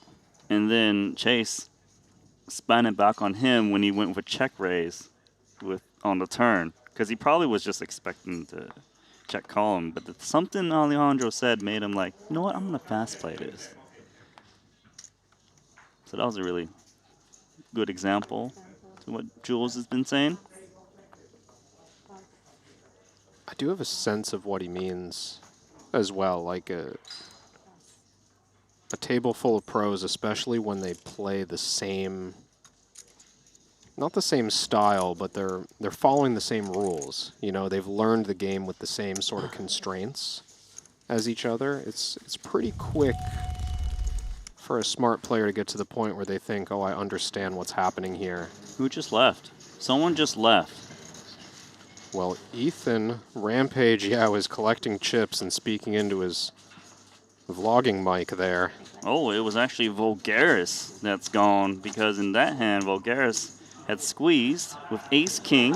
Ethan Yao called with king-6 suited, 6-4 deuce, 55K on the flop, another deuce on the turn, 80K from Vulgaris. And river was a 6, so Ethan Yao makes a full house, 2-6-4, 2-6. Vulgaris trying to rep aces, jams, and gets snapped off, and he's out of there.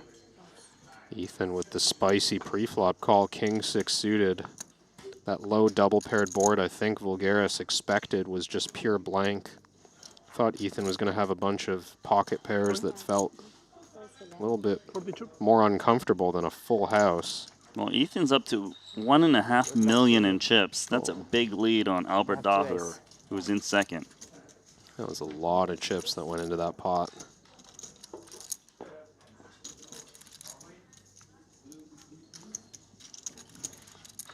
Jules Dickerson, ace-deuce suited. Will pay off Steve Enriquez with the dominated ace. The price is just too good.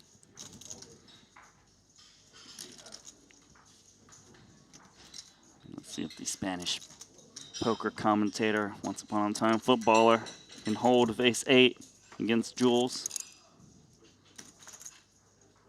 Looking good, but not really, because he's up against the nut flush draw.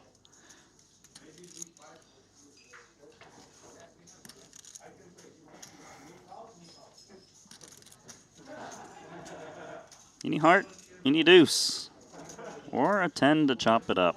I think the 8. Maybe let's Actually, there's a lot of ways to chop. 8 is fine. 9. 8. 9 chops it. 9 or 10. 8 can't be a Of heart. hearts. A 6 of spades. Oh, okay. The It's 8 okay. will play. This time it's okay. Only this time. Always a sweat. You're very That was hard to nerve-wracking. finish. All in 4 times already? Don't think about that. 4 times survivor. And big blind?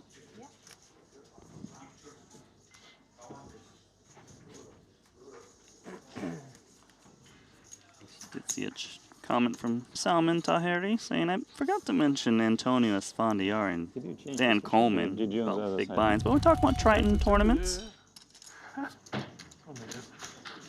Why is Mikolai Vasco-Bonicau standing? Oh, Rui Cow collecting more chips. Vasco-Bonicau had pocket kings. Opened Rui Cow's big blind. He bet called on a 5-4 deuce rainbow flop. Called a bet on an ace turn. And then the wheel ran out on board with 3 hearts. Ace deuce 3-4-5 on board. Oh, I saw like an 8. Rui Cow put Vasco-Bonicau all in, and he called for the chop. I saw But both, yeah. Rui Cow made a backdoor flush. 8 of a black 9. I think it was. Jules Dickerson is 3-betting with the deuce of hearts. And Sam Chu opened under the gun with the 3 of clubs. Yeah. And Samuel Ju is calling the 3-bet with the 3 of clubs. It's just a clash of the titans. Is this a reverse no limit hold'em where 2s are... Oh, I heard about this. Yeah, only in the 200K Invitational we're playing Raz Hold'em. Well, I'm going to assume that Samuel Ju's got the best hand. He has a 3 and maybe even 3 3s. For now, it's going to be a Dickerson bet. You have to think that Samuel's other card is either the ace of clubs or one of the 2 remaining 3s. Either hope so. way, Jules is in trouble. And the truth is, whether he's got a set or a pair of 3s, he should be just calling here on Queen 8-3 Rainbow. Turn card is the 6.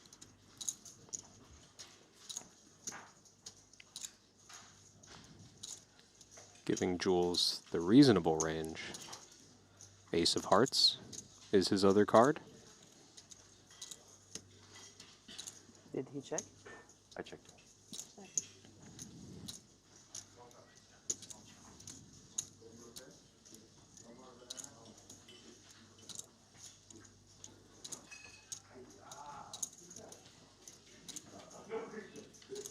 Is he going to do a no equity bluff with this deuce? I presume it's 57. the ace of hearts. He's going to bet again. I think we're going to find out right now if Samuel Jew's got a set of threes or ace three. You think ace three suited would fold? I think so. You don't think so? Probably folding. Set of threes probably calling. It's a full rainbow board.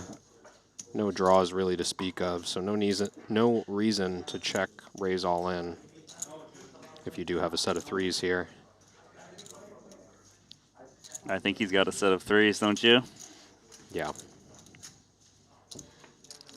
It makes sense to just check call there because if your opponent has an ace queen plus, they're going to jam for you anyways. But if they've got the deuce of hearts, maybe they just lose all of their chips trying to bluff you. Maybe this is a next level mystery hand because Dickerson's other card could be the four of hearts. He just has a straight? Come on. Come on. We've seen it before, Randy. I mean, not the 3-bet in +1 with 4 deuce of hearts, but the backdoor straight. Very hard to give this up if you are bluffing, but Dickerson shuts it down. Nice one.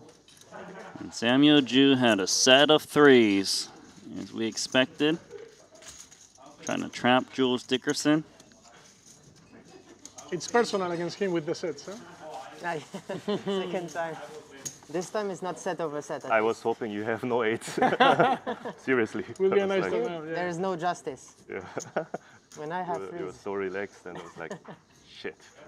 What do I do when you jam? It's like, but If I go all in, you have to fold. Set over set, too dangerous. I've seen too much the last 2 days. Maybe Sam has had some nightmares with some coolers in the past. Nikolai Vaskablankow back in it. 300K, good for 60 big blinds at this blind level.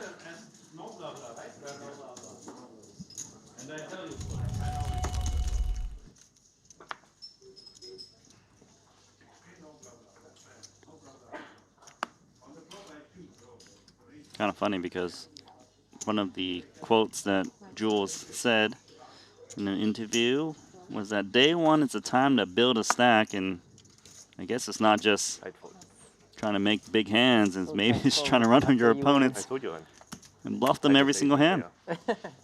Do you think that's what a lot of people mean when they say chip accumulation? Really?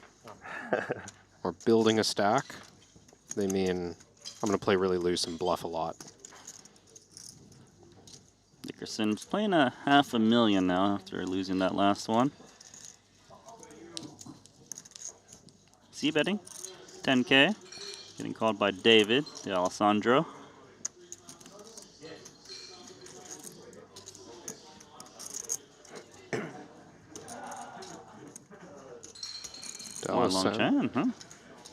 D'Alessandro called in early position here. We don't know his cards yet, but I'm imagining a tight pre-flop range. Could be as strong as King, Queen, Queen Jack suited, maybe Ace 10. Good deal of stuff that connects with this board. Don't think Dickerson wants to get too out of line, especially when Wailong Chan comes along for the ride. But just as I say that, this is full pot into 2 players. And he raised from under the gun. So he's saying he's got like a King, Queen plus. I would think so. D'Alessandro didn't have King, Queen, not if he folded that quickly. Some kind of gutter or second pair.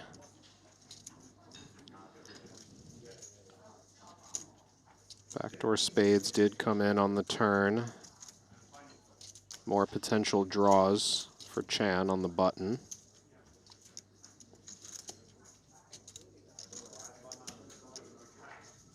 Okay, Wailong Chan gonna make the call. Not sure sure what he's got. Probably a king or something with spades. 8 of diamonds. Looks pretty clean if you are value betting. Dickerson's shoes. Yeah, this is a good enough river that if Jules just had ace-king or aces, I think he would feel comfortable enough to bet a third street.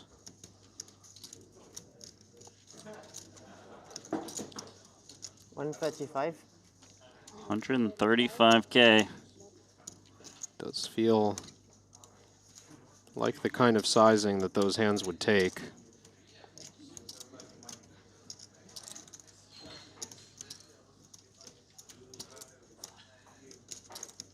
His opponents don't know that he had a deuce in his hand last pot against Samuel Jeju. But they've been playing all day. Given what I know about Dickerson, he likes to just bet relentlessly. 1-3, 1-3. He's showing? No 1-3. What's he It's got? my turn. Finally my turn. Don't forget 8. My turn for a That's set. what I know, man. I always have an 8, right? I mean, it's 3 plus 8. Always. So his turn for pocket threes. Jules Dickerson. Finally I win with this set. The same set of threes that Samuel Jeju had last hand. It's pretty funny. I hope you didn't fold a king.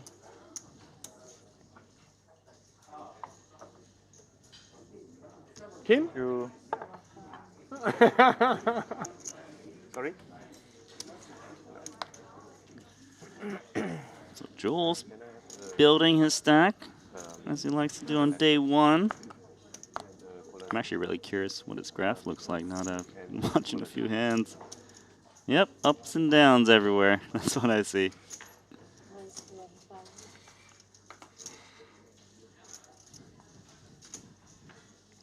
Tried to get some info off of Wai Long Chen there about what he folded on the end. Don't think he revealed too much, but a king was unlikely.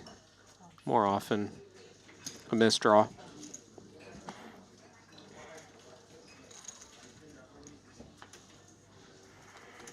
We'll get those hold cards for you as soon as possible.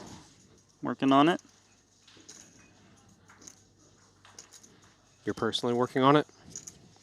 Just like you worked on that feature table? Exactly. Good. Just a little slow because I'm still here with you in the booth. Oh wait, you were here for that as well. Yeah, I have I faith. sent a text message and I said, Rampage, put them on. Just like that. No 3? No. No 3, another 3 out there on the flop. Says 3 again? Again? No 8. I mean. I either have king 3, queen 3, threes. It's 3 is hot for you, right? These are the hands I play. I think 2 sets of threes in a row is funny and a good time, but 3 sets of threes in a row is an investigation.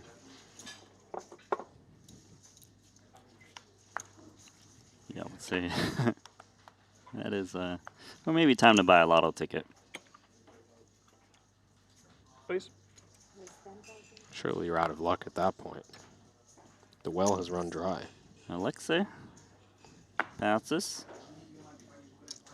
You raise this?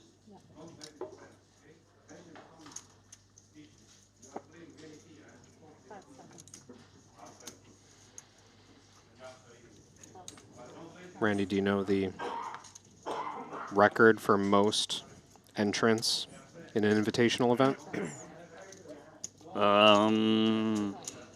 Yes. Let me think. 156. Not quite. Higher? Lower? The real number is lower. Okay, so 142. Getting warmer. 123. 133. Okay, so we 133 is the record. We might crack that here. We probably will. I would say there's a very good chance. Like 100% chance. It does feel very difficult to miss at this point. You've presumably got some players sitting on the sideline right now who will either re-enter before the end of tonight or first thing tomorrow. Well, there's 9 people on the sidelines right now. Can I call it record breaking? really want to. Let's wait. Let's wait till we get back to studio. Maybe it's already broken by then. Okay. 25. D'Alessandro involved in a pot here with Enriquez. He called the big blind pre-flop, check called a 10K c-bet on the flop, and the turn checked through. Enriquez kind of unlikely to be paired here. And if he is paired, it's something too weak to bet the turn. But with just 77K back, you'd think even a hand like pocket eights is going to consider betting turn to get all in. We won't find out his cards. I feel like that was just based on the look over. That seemed to be like a nice fold. I had it kind of look from David. You go to Dubai? Some friends living there now. Yeah. In Abu Dhabi and in Dubai. Yeah. And they also say like it's totally fine. Actually, it was not too bad that something happened because prices were going up and too many tourists. And now it's getting a little bit purified. Yeah. It's probably safer than Berlin during the war, right? Yeah. Probably.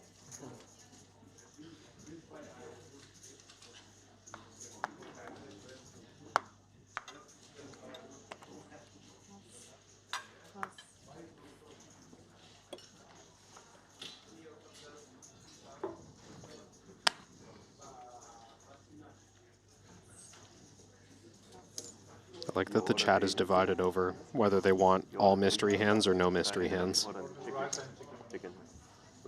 All right. I'm going to use my superpower. Do you want me to use my superpower? I don't know. Could I screen it first? Like, could you tell me what the superpower is? The superpower is, I'm going to tell you what they've got. Who, all of them? I'm going to tell you, all right? So you guys can enjoy the stream that much better. Dickerson's got King 10 of Hearts. We're going to do single mystery hand, all right? You eating again, Chad? He's got King 10 of Hearts.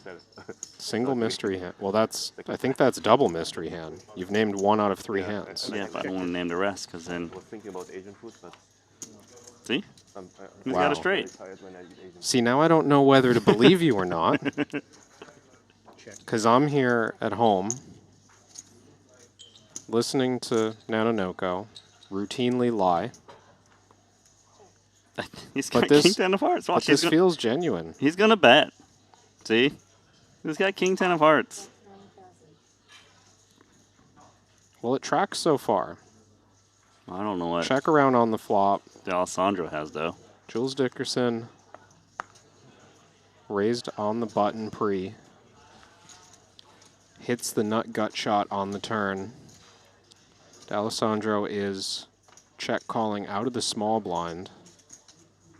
Ace of Hearts on the river, board pair.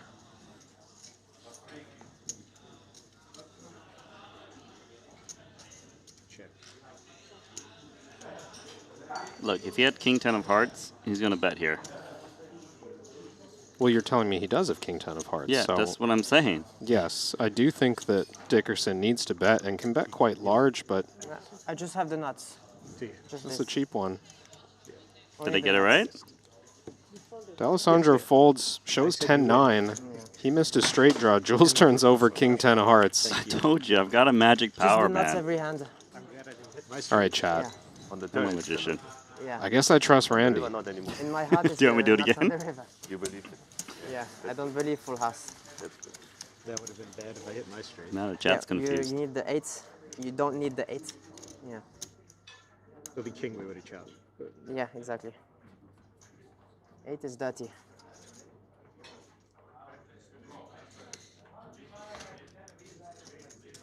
and button on blinds, that's bad too, position-wise. Yeah. It's a button small line, you mean, right? Yeah, I'm saying button, position-wise, that's yeah. right. It's over if you hit the 8.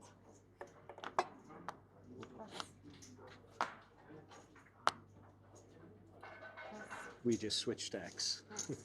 Exactly.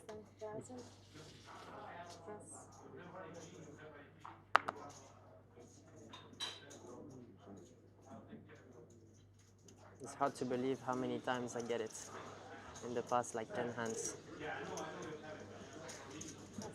I was gonna put your card against you, Sorry? I'm gonna play your card against you. I didn't get it, sorry. It was Queen 3. Queen your 3? Card. Ah, Queen 3. Yeah, I would flick a call. Min raise. Yeah, it's your card. Sometimes missing those are better than winning them. Yeah. Those are more important than has you win. The little ones you don't see, right? All day long.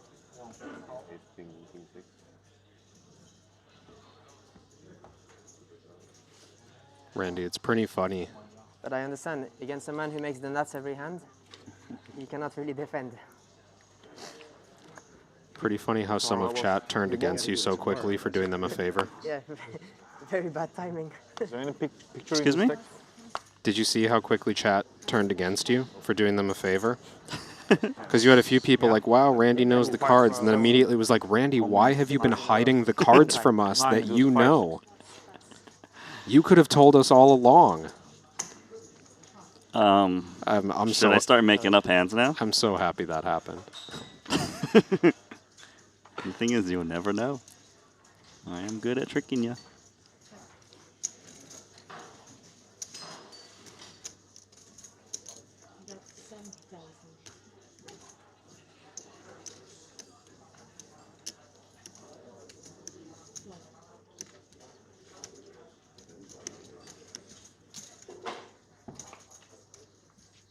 See, I will tell you what they've got, but apparently you don't want me to anymore.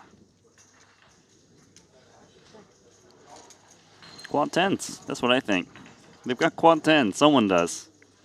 You're telling me that you don't know who, but in this single raise pot where 1.5 big blinds went in, somebody's got quad 10s. Well, it's not Wai Long Chan. I just saw him expose a paint card. And he just mucked quad 10s. Because we already had our daily quad, so no reason to have another one. Wai Long Chan picks up that pot with king 7. Pair of kings with a 7 kicker. Look, guys. The truth is, we're going to get the cold cards back really soon. I promise you. I'm guessing within a few minutes or so. So if you can just hang in there for a little bit longer, you guys will be enjoying the show of hold cards up soon. This time Randy's actually telling the truth. We have it on good authority. No more trolling. At least until the cards come back. Then, different trolling. What's kind of crazy for me is if you actually think about it with hold cards down, from the player's point of view, because obviously they can't see, you'll notice that Dickerson has raised like every single pot. So imagine what they're feeling at the table. It's a good point. Steve Enriquez jumping on that with his 12 big blind stack. Jules' reputation precedes him. As you pointed out, maybe they didn't even need to see it. Again. 5 times all in now. You're good at one double, but it was half of what I had, you know. Kind of looked like he tipped an ace up there. Maybe it was a 4. Survival Sometimes is they the look most same. important Yeah, it aspect could of have been. tournament. No cider. You tournament expert now? I'm not a philosopher, but from my understanding.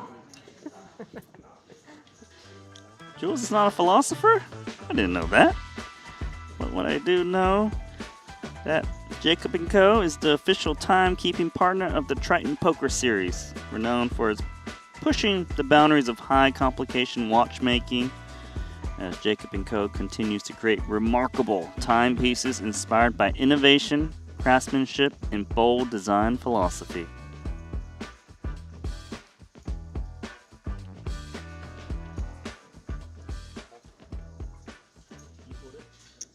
Sorry? That was a promo in case you guys didn't know. I haven't, man. You have Let's go. Ellen Ship. Excuse me. It's like VP 100%. Yeah. Shout out to Matt Sturgis in the chat. I was not feeling it. Apparently we are his 2 favorite commentators. Kevin? Oh, that's nice. I started And you're very consistent, Randy, in only reading the most complimentary Is it 60 minutes or 50 minutes? YouTube chat. Did someone say something negatively about me? Never. 45 Then minutes. I will ban him. I thought it was 45, right? It's 45? I don't know. I think it's 1 hour. 50 minutes. 50 minutes, okay. yeah, Yeah, it's 103. Yeah, 103 minus 13, 15. You see how much ever we are. He said 60, I said 45. The truth is, people don't know much here. Yeah, that's why this is the The Invitational, welcome. Welcome. Randy, don't look now. Their cards are face up.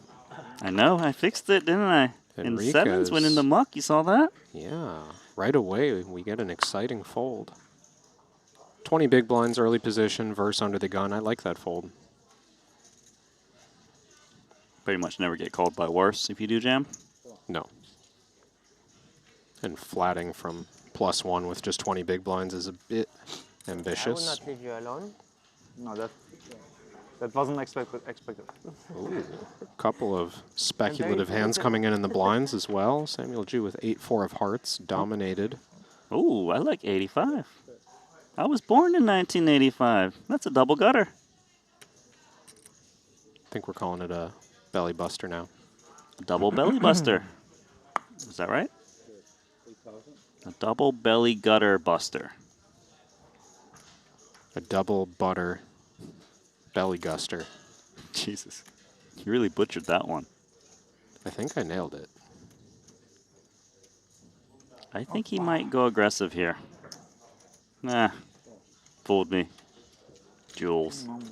Dickerson has been talking about how he's making the nuts every hand, and oh yeah, that's hit not the even nuts. where I was headed with that. Uh-huh.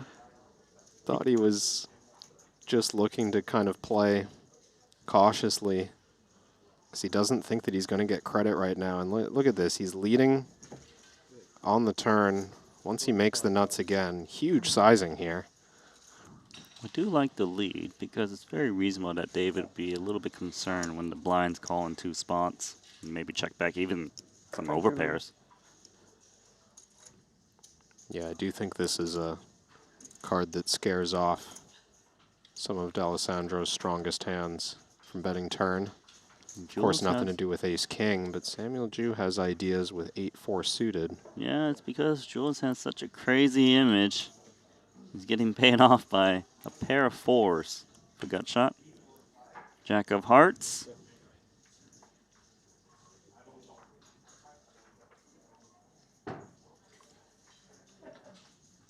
Jules is just praying that Samuel's got a pair that can pay off. He's thinking, how much am I going to try to win here? Is 300,000 too greedy? Goes for 85K, probably because he expects Jewel to, I mean, not Jules, but Jewel to always have just one pair. Randy, he's got 8-5. I mean, and he bet Jew. 85. Okay. I'm done. If you fold, You I got will show me. you this one again. I will show again. Nice move. I've been showing a lot of cards today. He's saying he will show.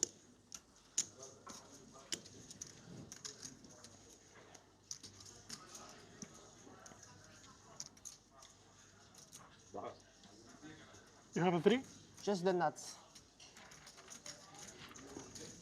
My ace king, I couldn't get anyone, no one 3-bet me. Ace king. Yeah. You got cracked. I mean, the fucking worst board in the world. Every hand I make the nuts. It's every hand. Bet 3-bet, you're not in it, obviously. But Yeah, you're hoping for the 3-bet. well, yeah, of course. That's the only way to get out of it. Poker is pretty easy when you always make the nuts. Sorry, guys. Huh? It's like he can't believe it. Apologizing. Yeah. He's like, this must not be very fun for any of you. It's really fun for me. Thank you. Thank you. Great. 10,000.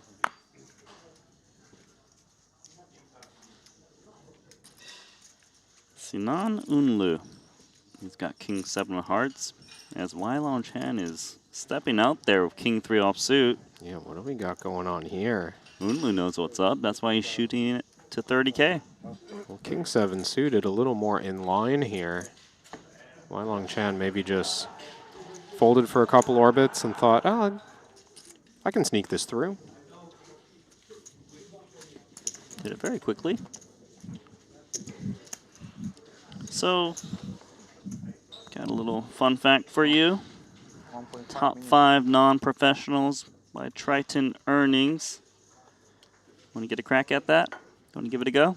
Top 5 non-pros Triton earnings. You don't have to get them in order, but just, you know, some names. Well, I'll go back to Lococo 5 is like for his 12 million score. Okay, we're talking about Triton earnings. Just total Triton earnings. So we're not counting. We're counting just all of their Triton earnings.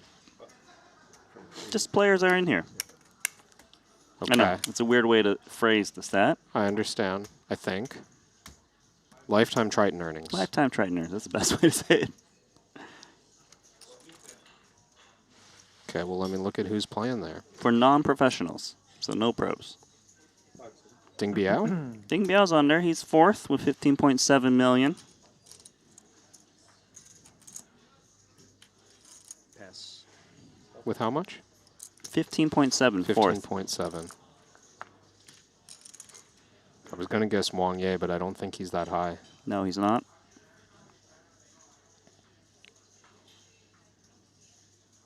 Man, you really struggle with these. Well, this is... I should be looking at our screen. Wai Long Chan's probably on there. Not like this. He's not. He's not? No. Really? All right, you give it some thought. Let's see if something happens on this flop real quick. Because you seem to be struggling every time I give you one of these. Well, see, you've been watching the Triton streams since birth. I feel like I should be answering you're this, just huh? a lot more familiar with who's on what side and what names I should be thinking of. I need to reference a list. Still a young chicken here. A young chicken is... What do they call a young chicken? There's a name for it. A spatchcock? Is that right? It's not even close, is it? That's a horrible image to think of as I'm thinking of a young chicken having its spine removed. Oh, is that what a spatchcock is? It's a cooking tech. It's like a butchery technique. Oh, okay. I don't know. I just think of a fancy word for chicken. That's tasty. I suppose it sounds fancy. We got in 12K on the flop. Another 12K from Alexei. Yeah, no more block betting. Loziuk was trying to keep this cheap, but Dickerson recognizing now that ace-queen's the best hand, even against the under-the-gun raise. I think this should end it. But there seems to have been some dynamic building, as there often is. Okay, I've got a few guesses for you, Randy. All right, you tell me those, and then I'll fill in the rest for you. Paul Poix. That's right. He is 26 million, number 1. JNT. Is not it. It's 5. Really? No. Yep. There was a 5? No. No JNT. I have better than this. Look. I have one pair. One pair? One big Richard? pair. Man, I'm just going to start naming for you. Okay, go for it. Paul Poix, 26 million. Aaron Zhang, $21 million. How did I forget Aaron? Elton Sang, 16.9 million. I can't believe you forgot that one. Ding Biao, 15.7. You got that. Yeah. And then Wai Kin Yong for $13.4 million in Triton earnings. Today I like. For non-professionals. Should have gotten Wai Kin Yong. I forgot Elton because he's not here. Yeah. I was looking through the current list in front of me. Yeah, that doesn't. Normally he would be here, but I'm guessing he had some business to take care of. There was a misclick one hand that you folded. I remember one time I had 7-2 and I just folded. Flop was 2 pair. Minimum. That was a good line from Sinan. Who now I told makes myself I'll the never nut do it flush again. draw. 12.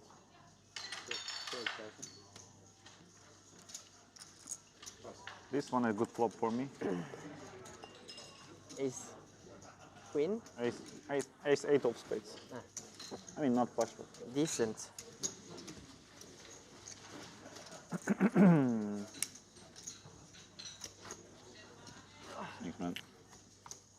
You know, the first time Yes. I got to witness Elton play was actually here in Montenegro back in 2018. Not really.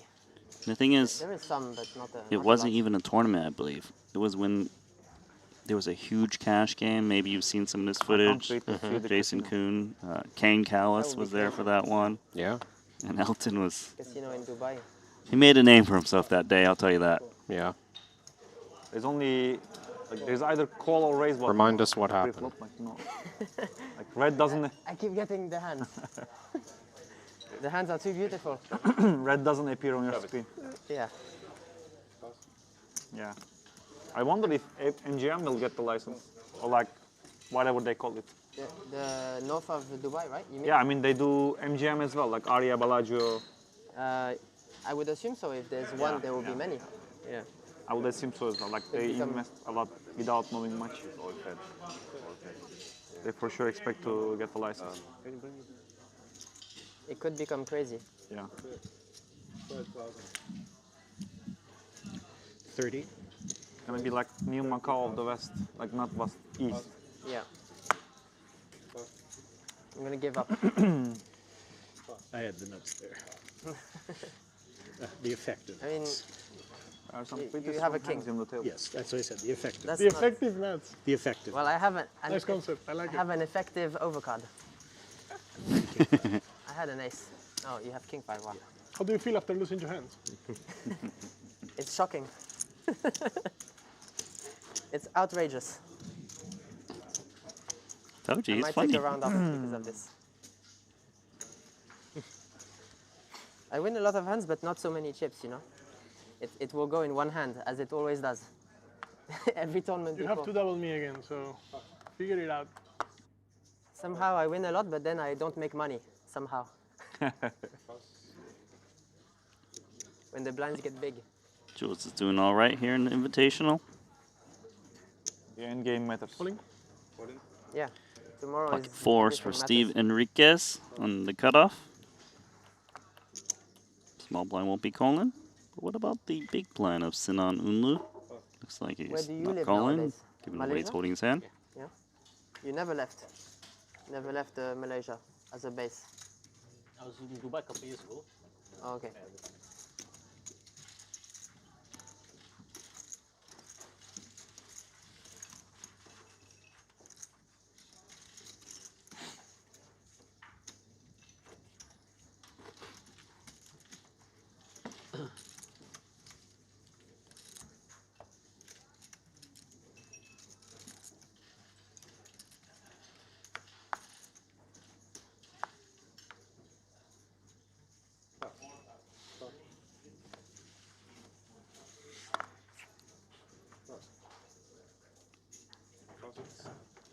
Dickerson actually has $1 million in Triton earnings already.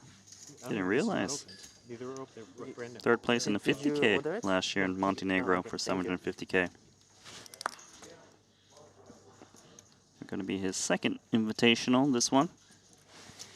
Got a Wai-Long Chan open. King 3 offsuit seems to be his go-to hand to open. I don't know why this is here, so random. They just put them here. Like, Oh, for the TV table. 45. so you don't have to take it away. I'm going to put this one over here. Sinan likes to 3-bet against Wai-Long Chan with less than stellar holdings. Well, can you blame him? As you're looking at King 3 offsuit? He's pounced on the King 3 two times now. Samuel Jew's got pocket 10s. And I think Samuel can go with this hand given the positions. Looks like he's flatting in the big blind. He doesn't want to commit all 60 bigs. It would be marginal if all the money went in. Yeah, it's a weird spot with 10s, isn't it? Where you 4-bet, you get jammed on, you're like, ugh. Also, calling is awkward too. Yeah, there's no great choices here. Oh, my goodness. Samuel Jew thinks he flopped a really good hand. He has a set of 10s, but he's up against the flop straight. This is really ugly for Samuel Jew. And even if Samuel Jew boats up, Sinan's not necessarily drawing dead. He could hit a straight flush. We don't need the King of Clubs for drama. Oh, it's King already of here. Clubs. I mean, it would be it'd be awesome. It would be a great plot twist. But without a board pair, hard to see how Samuel Jeju doesn't get eliminated. All right, so 26K comes in on the flop. Jeju really needs to boat up. The ace of hearts does complicate things. Samuel could lose to the queen, of course, or bigger sets like aces and kings and jacks. Decent chance of this cooling off the action. Unlu's going to try to build a pot, I would think. Also has a redraw against another queen. Most players expect this cold call versus 3-bet to be suited broadways and pocket pairs the majority of the time. So if we just put Samuel Jeju on a range of suited broadways and pocket pairs, he's basically always got a set or 2-pair plus. So it doesn't really make sense from Unlu's point of view to give a free card. Just keep on betting. Make sure you get paid by 2-pair. Yeah, Make he sure you knows charge those hands, right? 2-pair isn't going to bet when check 2, so you might as well just bet it yourself. I think it's pretty important. Don't think Samuel loves his hand, but for 35K and potentially boat up to crack a queen, seems like a pretty good proposition for that price with position. Yeah, he's got 20% equity against this hand. Doesn't get there this time. He does not, and we also do not get to see the straight flush. I'm a little sad about that. I think Sam's going to be even sadder, since he cannot win this hand. Unlu's still thinking about how he can size here so that he gets called by something other than a straight. Might want to use a small river bet similar to the turn sizing that he used to make it feel like he could have thin value. So hard to bluff after 3-betting pre-flop and getting this board. Also so hard to get your opponent to bet when check 2 with something worse than a queen. I do like that he's betting out small. Yeah, I like this. Maybe could have gotten even a little bit more, but I think he's targeting ace-jack suited. He's thinking, this is going to be cheap enough that it looks like I have ace-king. Maybe Samuel can convince himself that he's getting bluffed some fraction of the time by 9-8 suited or 8-7 suited. I mean, those hands are possible if queen 9 of clubs is sitting over there. Samuel just wondering, does he beat any block bets? He doesn't even beat aces or kings. He really only beats ace-king that happens to play it this way. Yeah, but you're getting 7-1 on the river with a set. Probably just stick the money in. Something doesn't sit right with Samuel. Can he conserve? He cannot. Flicks in the call, and he does expect to lose this pot. When he sees the queen 9 suited as well, you see the shake of the head. He's going to go back to pre-flop and think, oh, I could have 4-bet and just taken this down. If he saw ace-queen showdown, probably be like, oh, whatever, that was a cooler. When you see queen 9 suited, it hurts a little bit extra.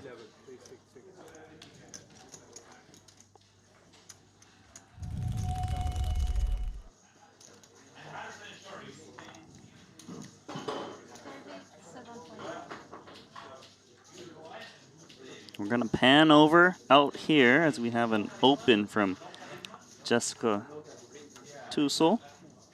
Orpin's making it 37-5, and Alfred Decarolis calling with ace-5 suited, and they all have $500,000 each.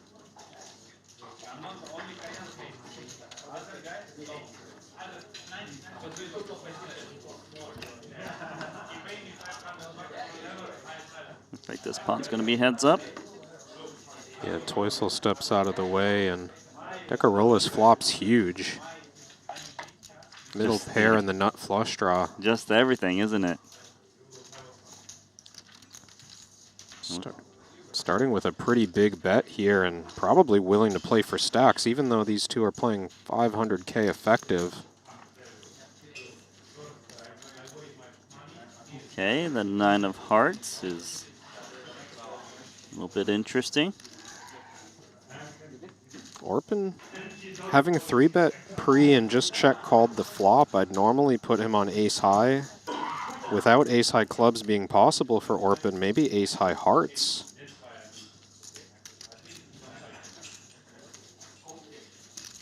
Doesn't feel likely that an overpair would just check call on the 9 high 2-tone flop. Maybe check raise. Okay, there's another call here. Maybe he doesn't have ace high anymore.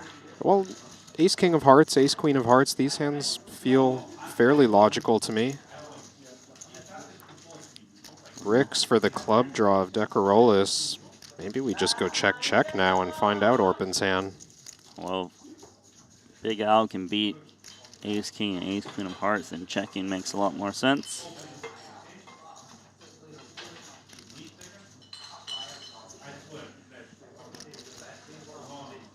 Orpin's still thinking. Has he really slow played an overpair and now considering a lead on the end? Oh my. Okay, so he is lead jamming. He 3-bet pre the 38K, then check called 50K, check called 125K, and now all of a sudden is jamming.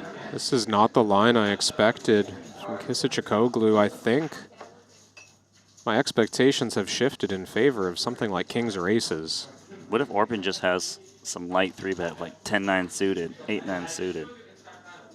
That's true. He could have check called the flop with a suited 9 and then thought that check raise turn would look too strong, so check call and lead shove the blank.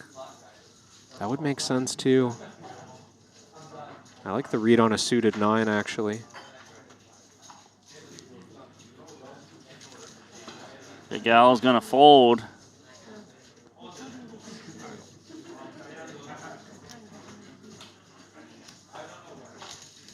I want to know what he had. No show at the outer table? I want to know what he had. Orpin. No. No. Go out there and find out. Can you go find out, Kevin? Randy, just text him. You have so much pull. I don't got Orpin's contact. Oh, I want to know. That's like the one hand I want to know. Should have saved my superpower for that one. You want to bet on it? I'll take value. You take bluff. I think he had the 9, to be honest. I think he had value. I'll give you some action. I'm a little sad, but these things do happen. You can blame him for not scanning his cards, all right?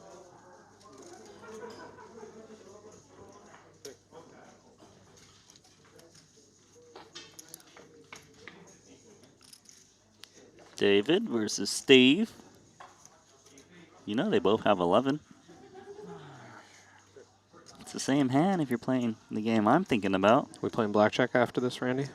You want to? You really do? Sure. I got some winnings from you guys from the fantasy. Fantasy? Come on. All on one hand? Never mind, I don't want to play anymore.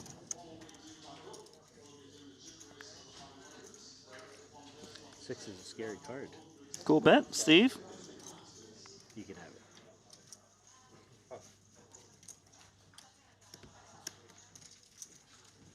The battle of two air balls, blind versus blind. Steve made the first move. A bit more. But I had to hit.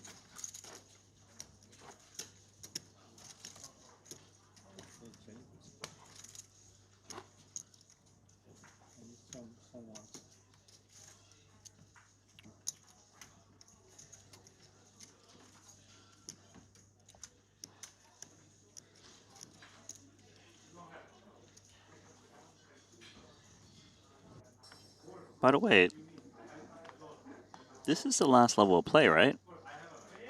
3K, 6K? That's correct. Okay, so the final level, I think about 40 minutes left on the clock or so. And then we bag up and tag We go to day 2 tomorrow, where there's going to be a full redraw. Did you learn the particulars of the redraw?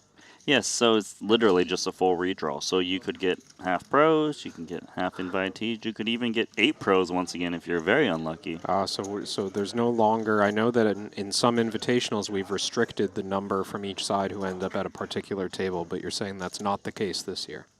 Changed. So full random. Full random as well as this hand of Jules Dickerson with King 7 offsuit. Are you not entertained by this man? He's just freestyling out there, and he's in a bit of trouble here because he's up against top pair of Weilon Chan, and Weilon Chan is not the type that's looking to fold. Small excuse for Dickerson to get active on Jack-9 deuce. He's got the king of diamonds, 3 to a straight flush.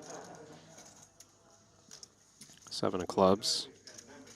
Adds a little bit of spice, but Weilon Chan's the one who's flopped well here.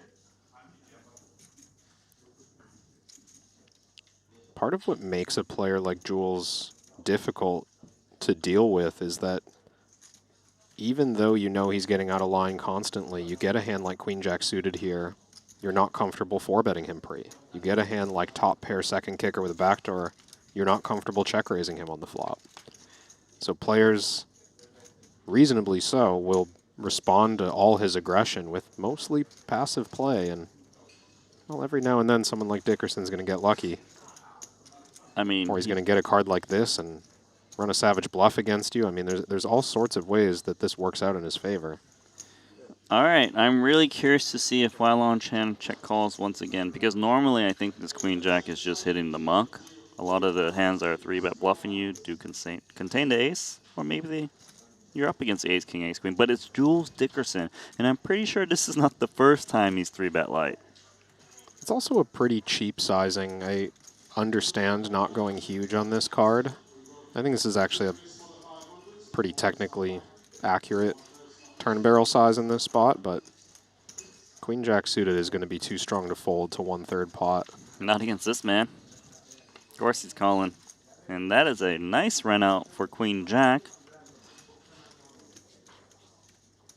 Yeah, blank river, king of diamonds in hand. This feels like the time for Jules to shut it down. Very difficult for Weilon Chan to have arrived here with something weaker than a jack, unless he missed his flush draw. He could even have the ace-high flush draw that now has trips. This would be a pretty strong range to bluff into on the river. If he thought a jack would maybe fold a turn, then maybe what's left to stab at. But if he thought the jack would hang around, maybe he will fire one more shell. Does seem like a large bet puts that jack in a pretty difficult situation. Unclear how Chan would have responded to 200K on the end. We won't find out. It's just so hard for Dickerson to shoot out to 200K because sometimes he's just running into that ace-high flush draw that has trips that's never folding.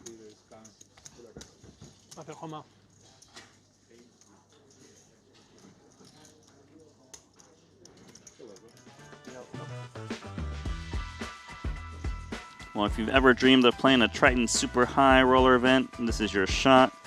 As CoinPoker is giving away one lucky player a $25,000 buy-in package to the Triton Super High Roller Series, where you get the buy-in, you get business class flight, you get 5-star luxury, all covered.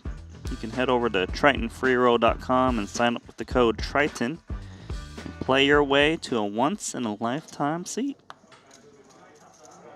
And if you happen to win it, say hi to me, and Kevin Rapichow. On the flight? No, not on the flight. In Jeju. In Jeju, of course. In the tournament? Like, if they're flying from Antarctica, I'm not going to try to get on that same flight, you know? You're going to play?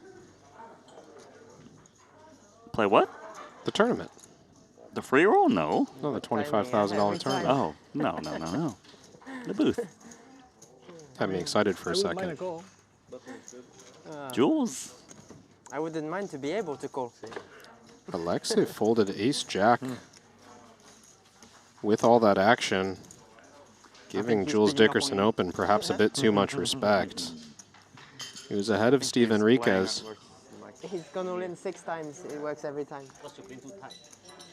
A bit too tight? Yeah. He knows you only call aces or kings. Tight fold? Tight fold. Have to widen up. Stop You know, calling, I think Jules gambling hands. might actually be more loose than Rui Cao. It's pretty hard to say that statement. I think that's very true. Although you've watched more hours of Rui play than I have. I've seen Rui Cao in a cash game pot against Tom Dwan, 3-bet 8-7 offsuit, bet called a raise on Ace Queen XX. Yes, I know this hand. You know, like for that was hundreds of thousands of dollars. That was one hand with the 7-deuce game on. Okay, Do you have other wasting time. It's every samples single to hand. speak of? He's the most ridiculous player you would ever see. And Jules is getting up there in terms of pre-flop ranges. Well, how about D'Alessandro and Oh! Wai Long Chan sharing 8s here? They both have overpairs, and Jules Dickerson flops a full house. He always has the nuts or absolutely nothing. This time he's got the goods, and he's getting called by David's pocket 8s. Well, on Chan, he's going to call 8s, and they're drawing dead. They literally cannot hit an 8. There is no 5th 8. They can still chop with a 7. Oh my to God. counterfeit Dickerson's full house. You saw that. They would make 7s full of 8s. That's a good eye, Kevin. Well, it said 9% tie, so I had to figure out how. Okay. Took some investigating to figure out, wait, backdoor straight doesn't do it. Oh, right, it would have to be 7s full.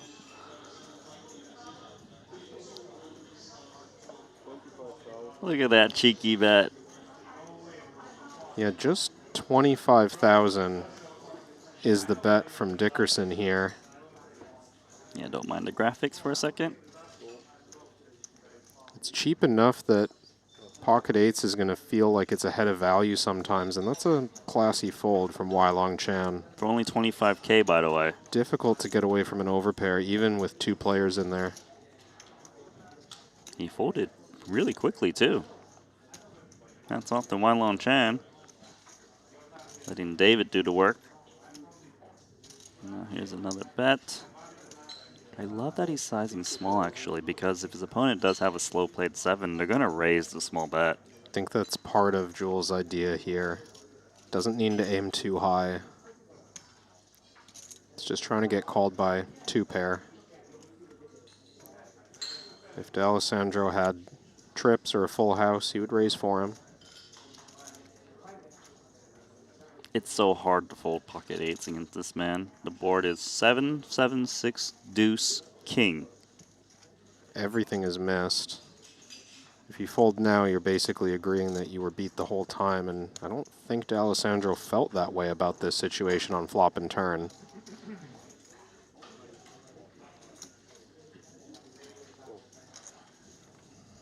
Lucky. Flop the nuts, practically. This guy. It's crazy. The amount of full house. Thank you. I need you to keep winning so I can win from you. You know? Yeah. You just. I will double again. I'm waiting for the call. If I call, I make a full house. It's not a good idea for you. Yeah, you shouldn't be dying to get called. Yeah. As you wish.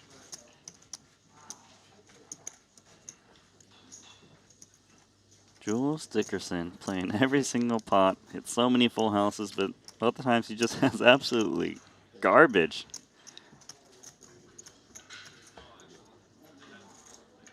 I think if I could draft my fantasy team again, I would add Jules Dickerson. Yeah. I just love the way he plays. And you'd also keep Rui Cao. You just want to double down on the Yeah. action cash game player strategy. One of them will win. Yeah. Just from, or both will bust, I don't know, but they're so fun to watch. Get Javid Ismailov in the mix, perhaps. Yeah. Just one's the people who put pain on their opponents, you know? Maybe Lococo. Just get everyone who's going to play like half the deck and try to win the tournament every hand. Mm-hmm. I think you have to call it. Unless you think I never bluff. It's hard. You always bluff, Jules. Just not that time. Wylon Chen went from 8s to 7s. Enrique is still on the short stack with a premium here. Oh, we're just handing out sets. I know, but the thing is, the 7s are not safe because Samuel Ju has an open-ended straight draw. However, 2 10s are busy in Steve Enriquez's hand, and that would help Samuel make a straight. So we're rooting for the 10, is what you're saying. I mean, just get a 3-way all in. Steve just wants the 10. I'm actually kind of curious, if Samuel calls here, does Steve also call, or does he just stays away of 2 10s? I think the price is cheap enough that Steve could call. It's somewhat common that he has the worst hand, especially blocking Jack 10 and 10-9, but the price is very good here. Could be like an in-position bet, and Samuel just has a random pair that check calls. Yeah, Samuel's going to have 7x or 8x. Ooh, another full house. Everyone making a full house at this featured table. Is it that easy? Apparently so. Maybe we need to change the hand rankings like short deck. Let's boost flushes. Haven't seen enough of those. There's no 5s, 4s, 3s, or deuces dealt on the board. So you're saying there's a chance that they're actually playing short deck? They're not, don't worry. Pretty sure some pre-flop folds contain those cards. I like where your head's at. Paired board, Samuel. This feels like the juncture where maybe even both players could get away. Wylon Chan now betting on the board pairing 8, saying he could have a queen, trip 8s. Samuel's drawing to a pretty dangerous hand here. Can see he's dead. Making a straight.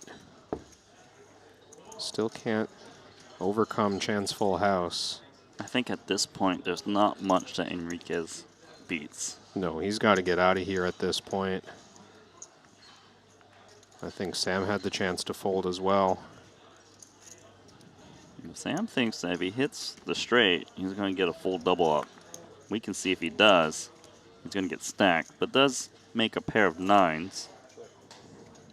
Well, he avoids disaster in the form of using this as a bluff on the board-changing river. I think some players would have seen this as an opportunity to get Chan off of a queen.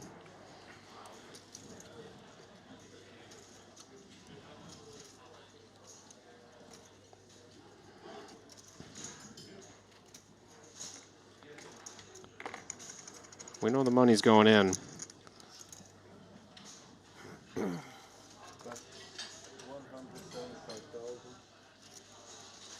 Actually, could I get the big bottle of water if nobody needs it? Thank you. You don't need, right?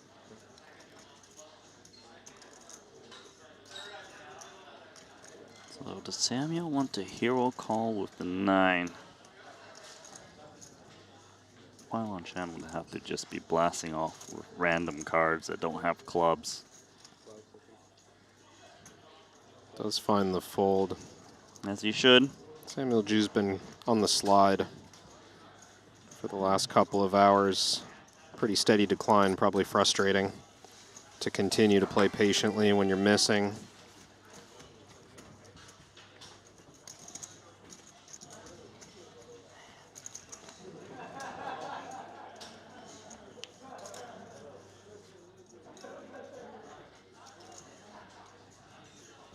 What you have?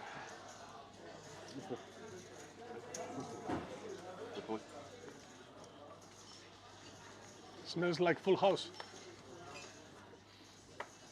Asian Now full we're house. getting very close to breaking that invitational record. 133 entries happened in Montenegro and Paradise in 2025. We're only 5 entries here to tie that, and 6 to break that record. We just need a few more eliminations. Maybe a double up here for Samuel, but he does just call. In the small blind with the suited ace. Yeah, pretty conservative flat here. I would have liked to see a 3-bet jam against the button specifically. Ranges are loose enough. Still reflecting on that last pot, but his call allows Dickerson to call if Jack-9 offsuit, where it is the best hand. It's actually kind of a fine flat pre-flop now that I think about it. We probably don't fold out ace-8 plus.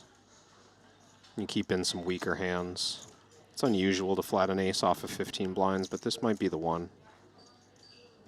And sometimes you whiff and, you know, just lose a couple big blinds pre-flop. A lot of checking at the moment. Yeah, Unlu not going after this one. Maybe a little gun shy against Dickerson's overall game plan. I do think that Jules would have called 1 or 2 streets with the Jack-9. It's a pretty good-looking board texture for the pre-flop raiser, though. Nice awareness from Jules. I feel like he just likes to be aggressive. He just likes betting. He wants to be that guy that's always putting chips out, whether he's got it or not. It's a real positive reinforcement loop when you are the most aggressive player. You bet, the pot comes your way. You bet, the pot comes your way. You know how when they used to have like HUDs online, he's probably like trying to get his stats up. Look like a wild man. He kind of is a wild man the way he plays. Just every number lit up in dark red. Color coding system going more red for more aggressive.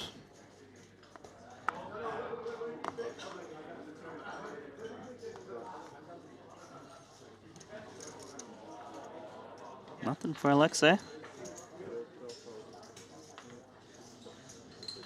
Wylon Chen opening the hijack rather loosely. I saw King 3 offsuit, now Ace 4 offsuit. I mean, at least this hand has decent blocker properties.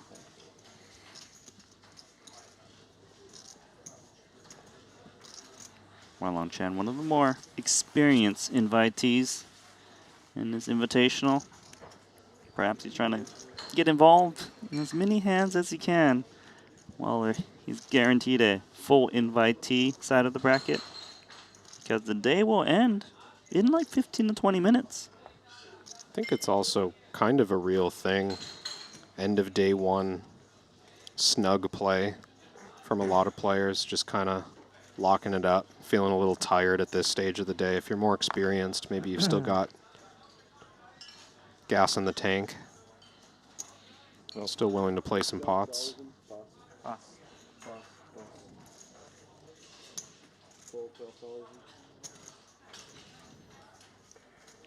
I think Jules is going to flop a set. 35. That's my read. Sure, he's going to see a flop. He's definitely going to try, even against the squeeze of 35K from David D'Alessandro. Yeah, the price is good here. D'Alessandro could have gone bigger given how deep he's playing with Jules Dickerson. Sizing was reasonable against Alexei, who folded the 4s. I'm a bit surprised. He's been a bit snug. Content to make his way to day 2 with a starting stack. Let's see. He still gets to see a flop, just doesn't get to keep his cards. Queen Jack 9 is nice for David. Top pair, top kicker. Of course, there are ways that you're beat here, but I think starting with a small to medium bet, very reasonable for ace-queen. Dickerson isn't going to feel great about his chances at this one. He just folds on the flop. Our table is quite fast. Some tables are like every hand takes 5 minutes. Yeah, it's nice when it's fast. Yeah, I love it. Just tired. I just wanna rest. You know when to fold too. Yeah. Tired of sitting on chair. Did you? Yeah. At ace queen. Tough to call. You can beat ace king. That's it. That's about it.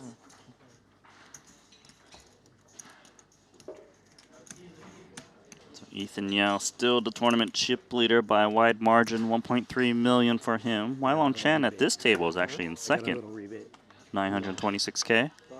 Then followed by Rafael Mota. He's got just shy of 900,000 himself.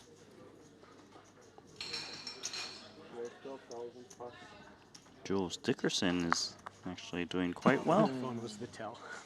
Sitting in 16th overall. The first time I As don't he opens remember 10-9 offsuit. How pay can attention to Enriquez phone dropping. not jam King Queen in this spot? He knows Dickerson. He's got a no, lot of not trash. again. I swear it's like the 7th I'm time. sorry. 90? I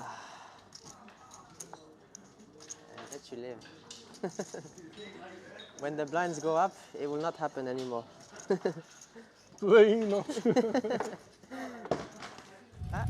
the blinds go up, it'll be a new table. As we take a look outside, Diana is paying out. Was that Queens versus Kings? It was actually King Jack for Diana up against Pocket Kings of John Brooks, all in pre-flop. Diana made the move on the button for 95,000. John Brooks called for 89K, so she is down to about 6,000 remaining. As you approach the end of day one, I would say that's a short enough stack that the game plan is, let's see if we can spin this up really quick or get out of here and get a fresh bullet. She's a pretty thing to look at tonight.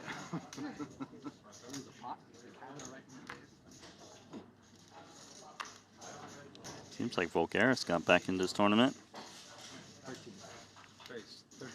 after losing that big pot against Ethan Yao.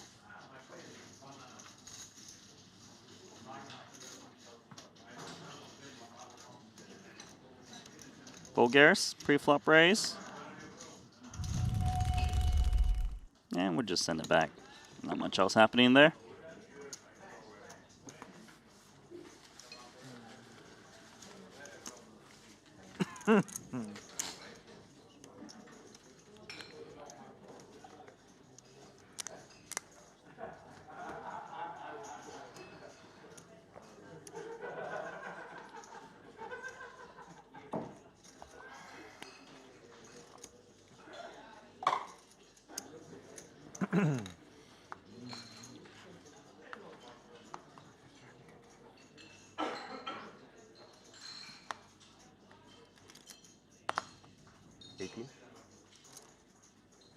Big slick for Samuel Jeju.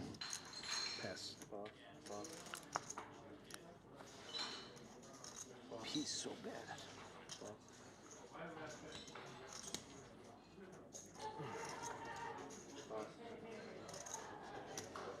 I'm just so shocked that Jules Dickerson is not in this hand. Under the gun raise. He didn't get one of his 3-betting combos. Unlu has a quality hand, though. With how short Samuel Jeju is, I think he has a reasonable choice to either 3-bet all in or flat. He doesn't expect to fold out better. He's going with flat. Sorry. Always tempting with the extra chips out there. It's a 3-bet, though. Oh, boy. Top pair versus top pair. Oh boy, if you're sitting on Unlu, but oh joy. The top pair, top kicker for Samuel. Yeah, I guess I was counting Samuel Jeju's chickens a little early, but sure looks like he's going to get the full double here. Going with the counting chickens thing again. Counting sheep? No, that's only when you want to go to sleep.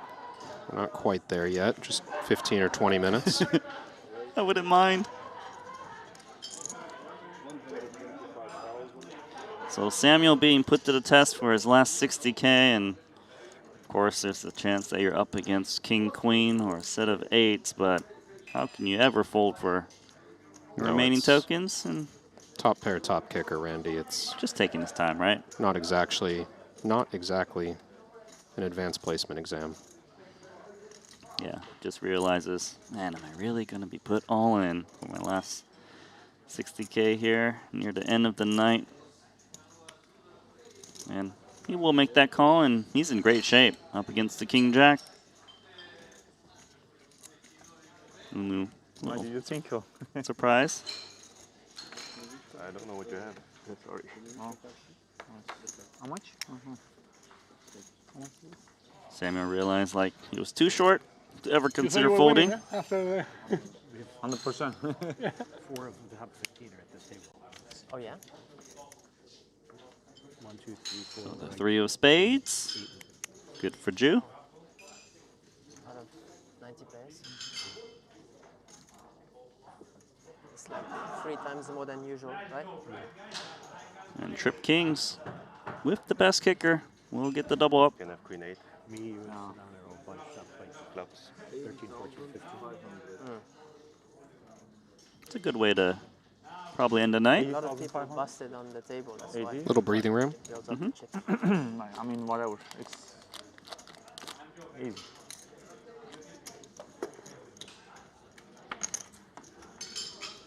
I mean, obviously, but I mean, like, Yeah. someone busting in, a new player comes, so he brings more. Was, That's what I mean. Yeah, I know. You That's what I interpreted mean. as a slow roll. It was not a slow roll.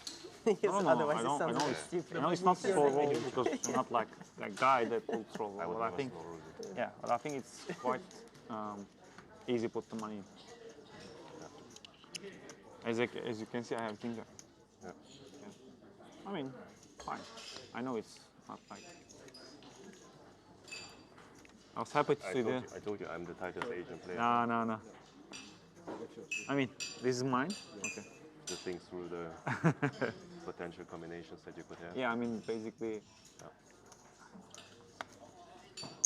It's not even too deep, right? Yes. Anyway, I mean, the hand plays itself. Yeah.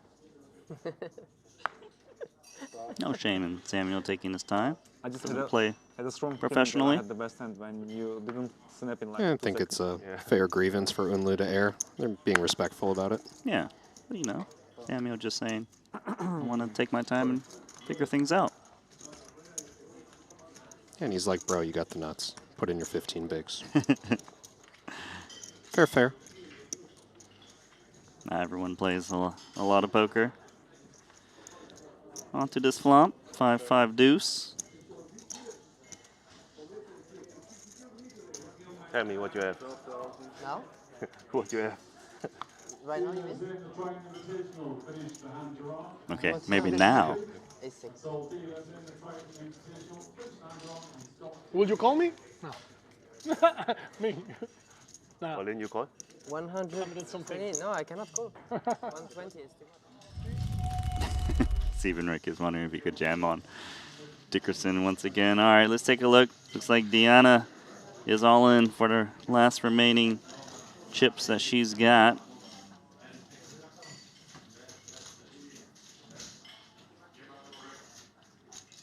Hey, that's Paul Poir. He's putting out 3 blues. So there's an all-in by Deanna. Paul made it 15K. Deanna had 5.5, and now it's on J&T with a decision.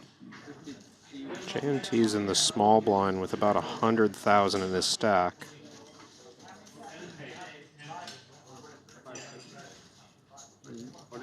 Oh, he's moving all in.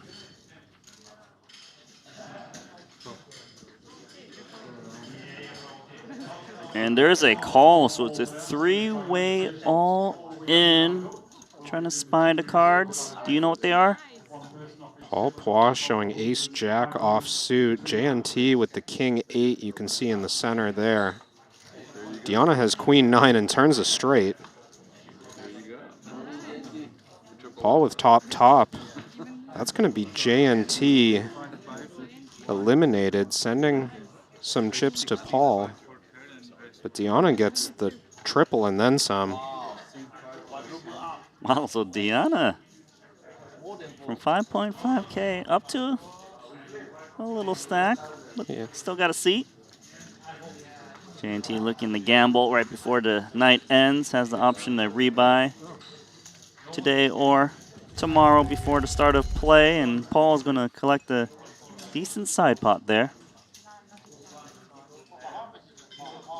Another outer table with an all-in button in place.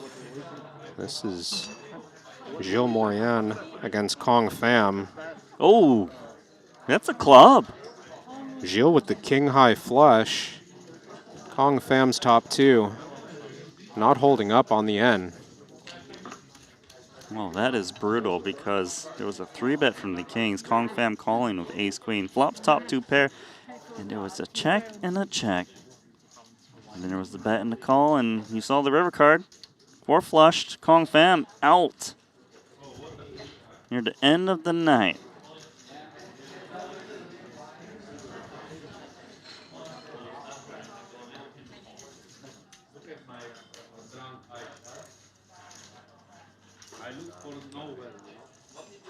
Need more outer table hands? Maybe not? Yeah, and then send me a call. And I'll Yeah, give him exactly. Does look like the clock above the stage is paused. That means they're on their last few hands. They could play 10 hands until they decide how many hands they want. So, how many guys bust do you think in the last 4 hands? We'll see how many hands are left, and then we'll see how many people bust. There's 86 left. You want blood, eh? No, I just in the pro side it'll be more than here, but You mean because everybody goes all in to rebuy? right. This is the last. Yes. Well, to rebuy? You know, Or you you can can rebuy, still- you can rebuy tomorrow morning. Before the start. Yes. So it's the last round. But guys with less than 300, anyone less than 200 will do the shove bust. It depends on the shortest stack. Maybe to shove and double. 86 players remaining, 129 entries, and the record to break is 133. Seems we're very likely to do that, and looks like we're going to draw for a number of hands, and it's 3 more hands that's going to be played. Dealers in the Triton Invitational deal. 3 more hands, please. 3 more hands. You can thank Wang Ye for drawing that card. He could have drew 4, but we're going to have to go with 3. Saw 3, 4, and a 5 there. Yeah, so Yeah, I played my the least button. amount of hands. You get the Being worst, dealt. the worst possible. 1, 2, 3, yeah.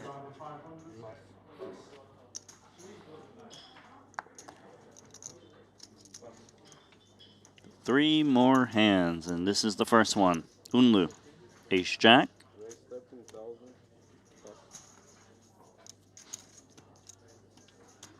Opens into Jules Dickerson, who's got 7-4 offsuit. Waste no time calling the big blind. It's dangerous to play 11 against a blackjack. Or is it because it's trip 4s against top pair Jack Kicker? Wow, he finds a check back on the flop. Unlu might have just saved himself from losing a huge pot here. He actually can win the pot with a heart now. Of course, the ace would still work. No surprise to see a big bet out of Dickerson. The flush completer does make the bet even under pot. Maybe would have gone bigger on an offsuit deuce. But Unlu's hand not strong enough to raise, just calling in position. Yeah, has to play defense against a man like Dickerson. River card is the 3 of clubs, so a 5 would make a straight, but I don't think that's what Dickerson is scared of. I think he's just happy to keep betting. Yeah, it's pretty hard for Unlu to have a 5. Even raising on the button, you don't have too many of them. Far more common that he's up against a pocket pair under the ace. Maybe king high with 1 heart.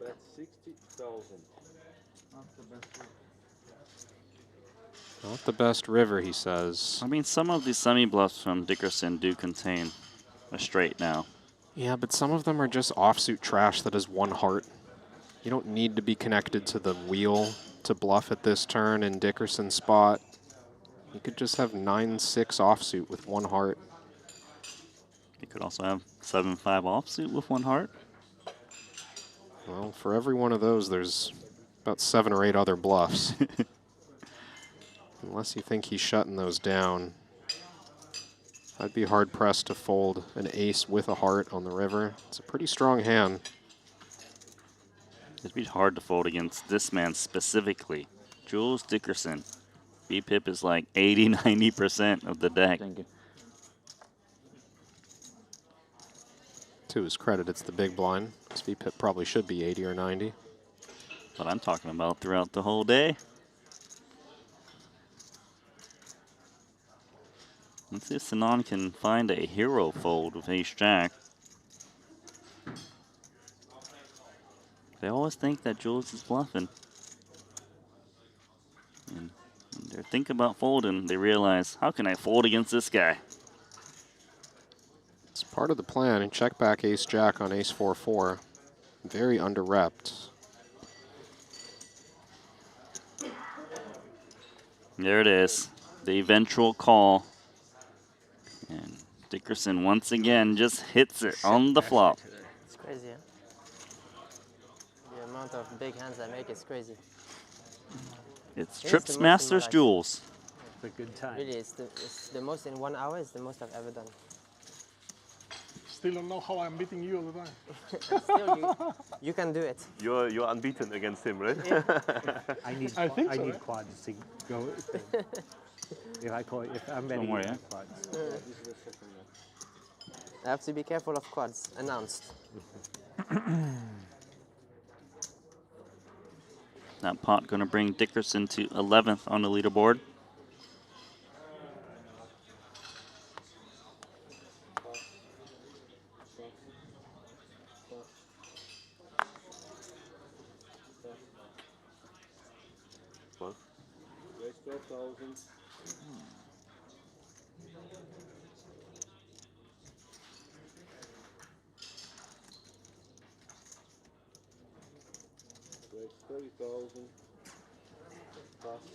Jules Dickerson is playing 8 deuce offsuit. Okay, do you agree that he's playing 80 to 90% of the deck now? Well, now that I'm seeing this, maybe 100. At least against Samuel Jew's button open, he seems to be playing 100% of the deck. 8 deuce offsuit. I told you he was going to be at the featured table. He was going to be very entertaining, and it's going to be very hard for him to win the spot. King 8-6 mono, and Samuel Jew's got the 10 of diamonds. Starting aggressively, no surprise, but sizes appropriately for the monotone board. Maybe he'll find a way to win it. Let us watch the Dickerson show. 3 of hearts.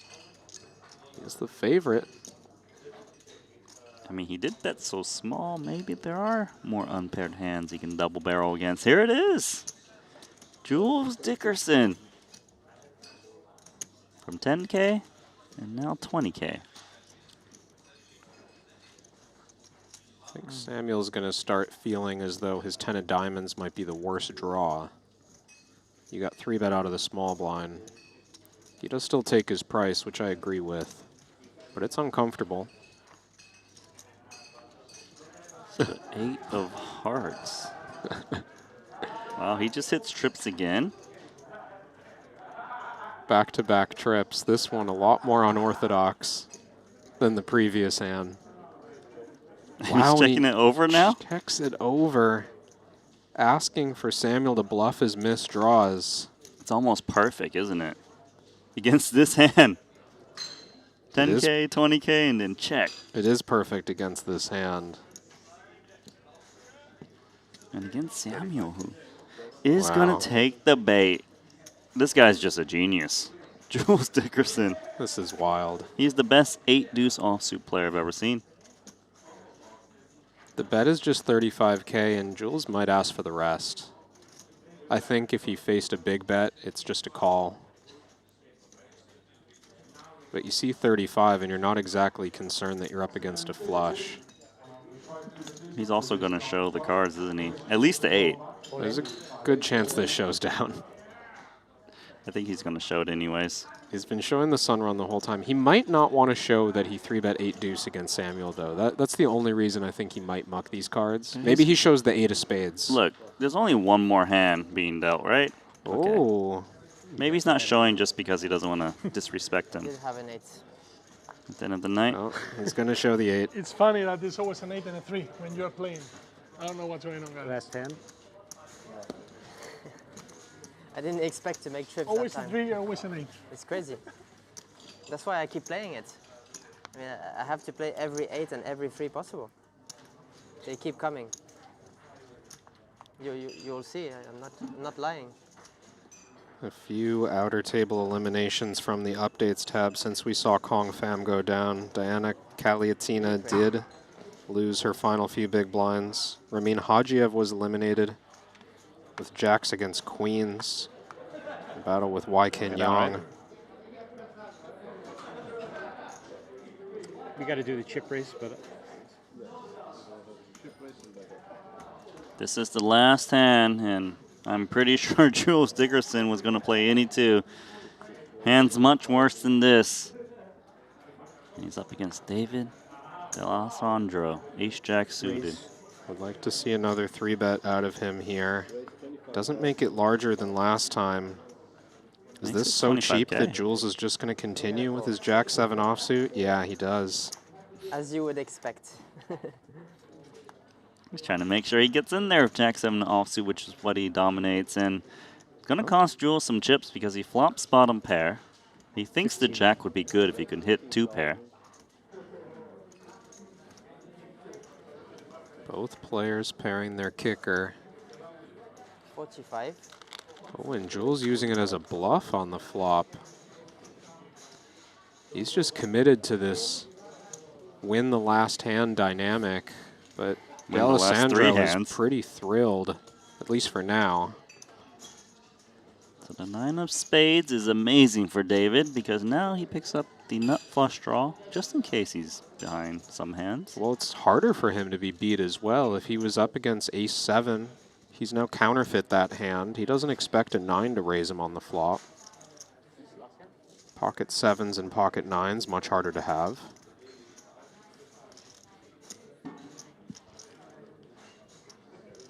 Dickerson just gonna incinerate some more chips here with Jack-7 offsuit.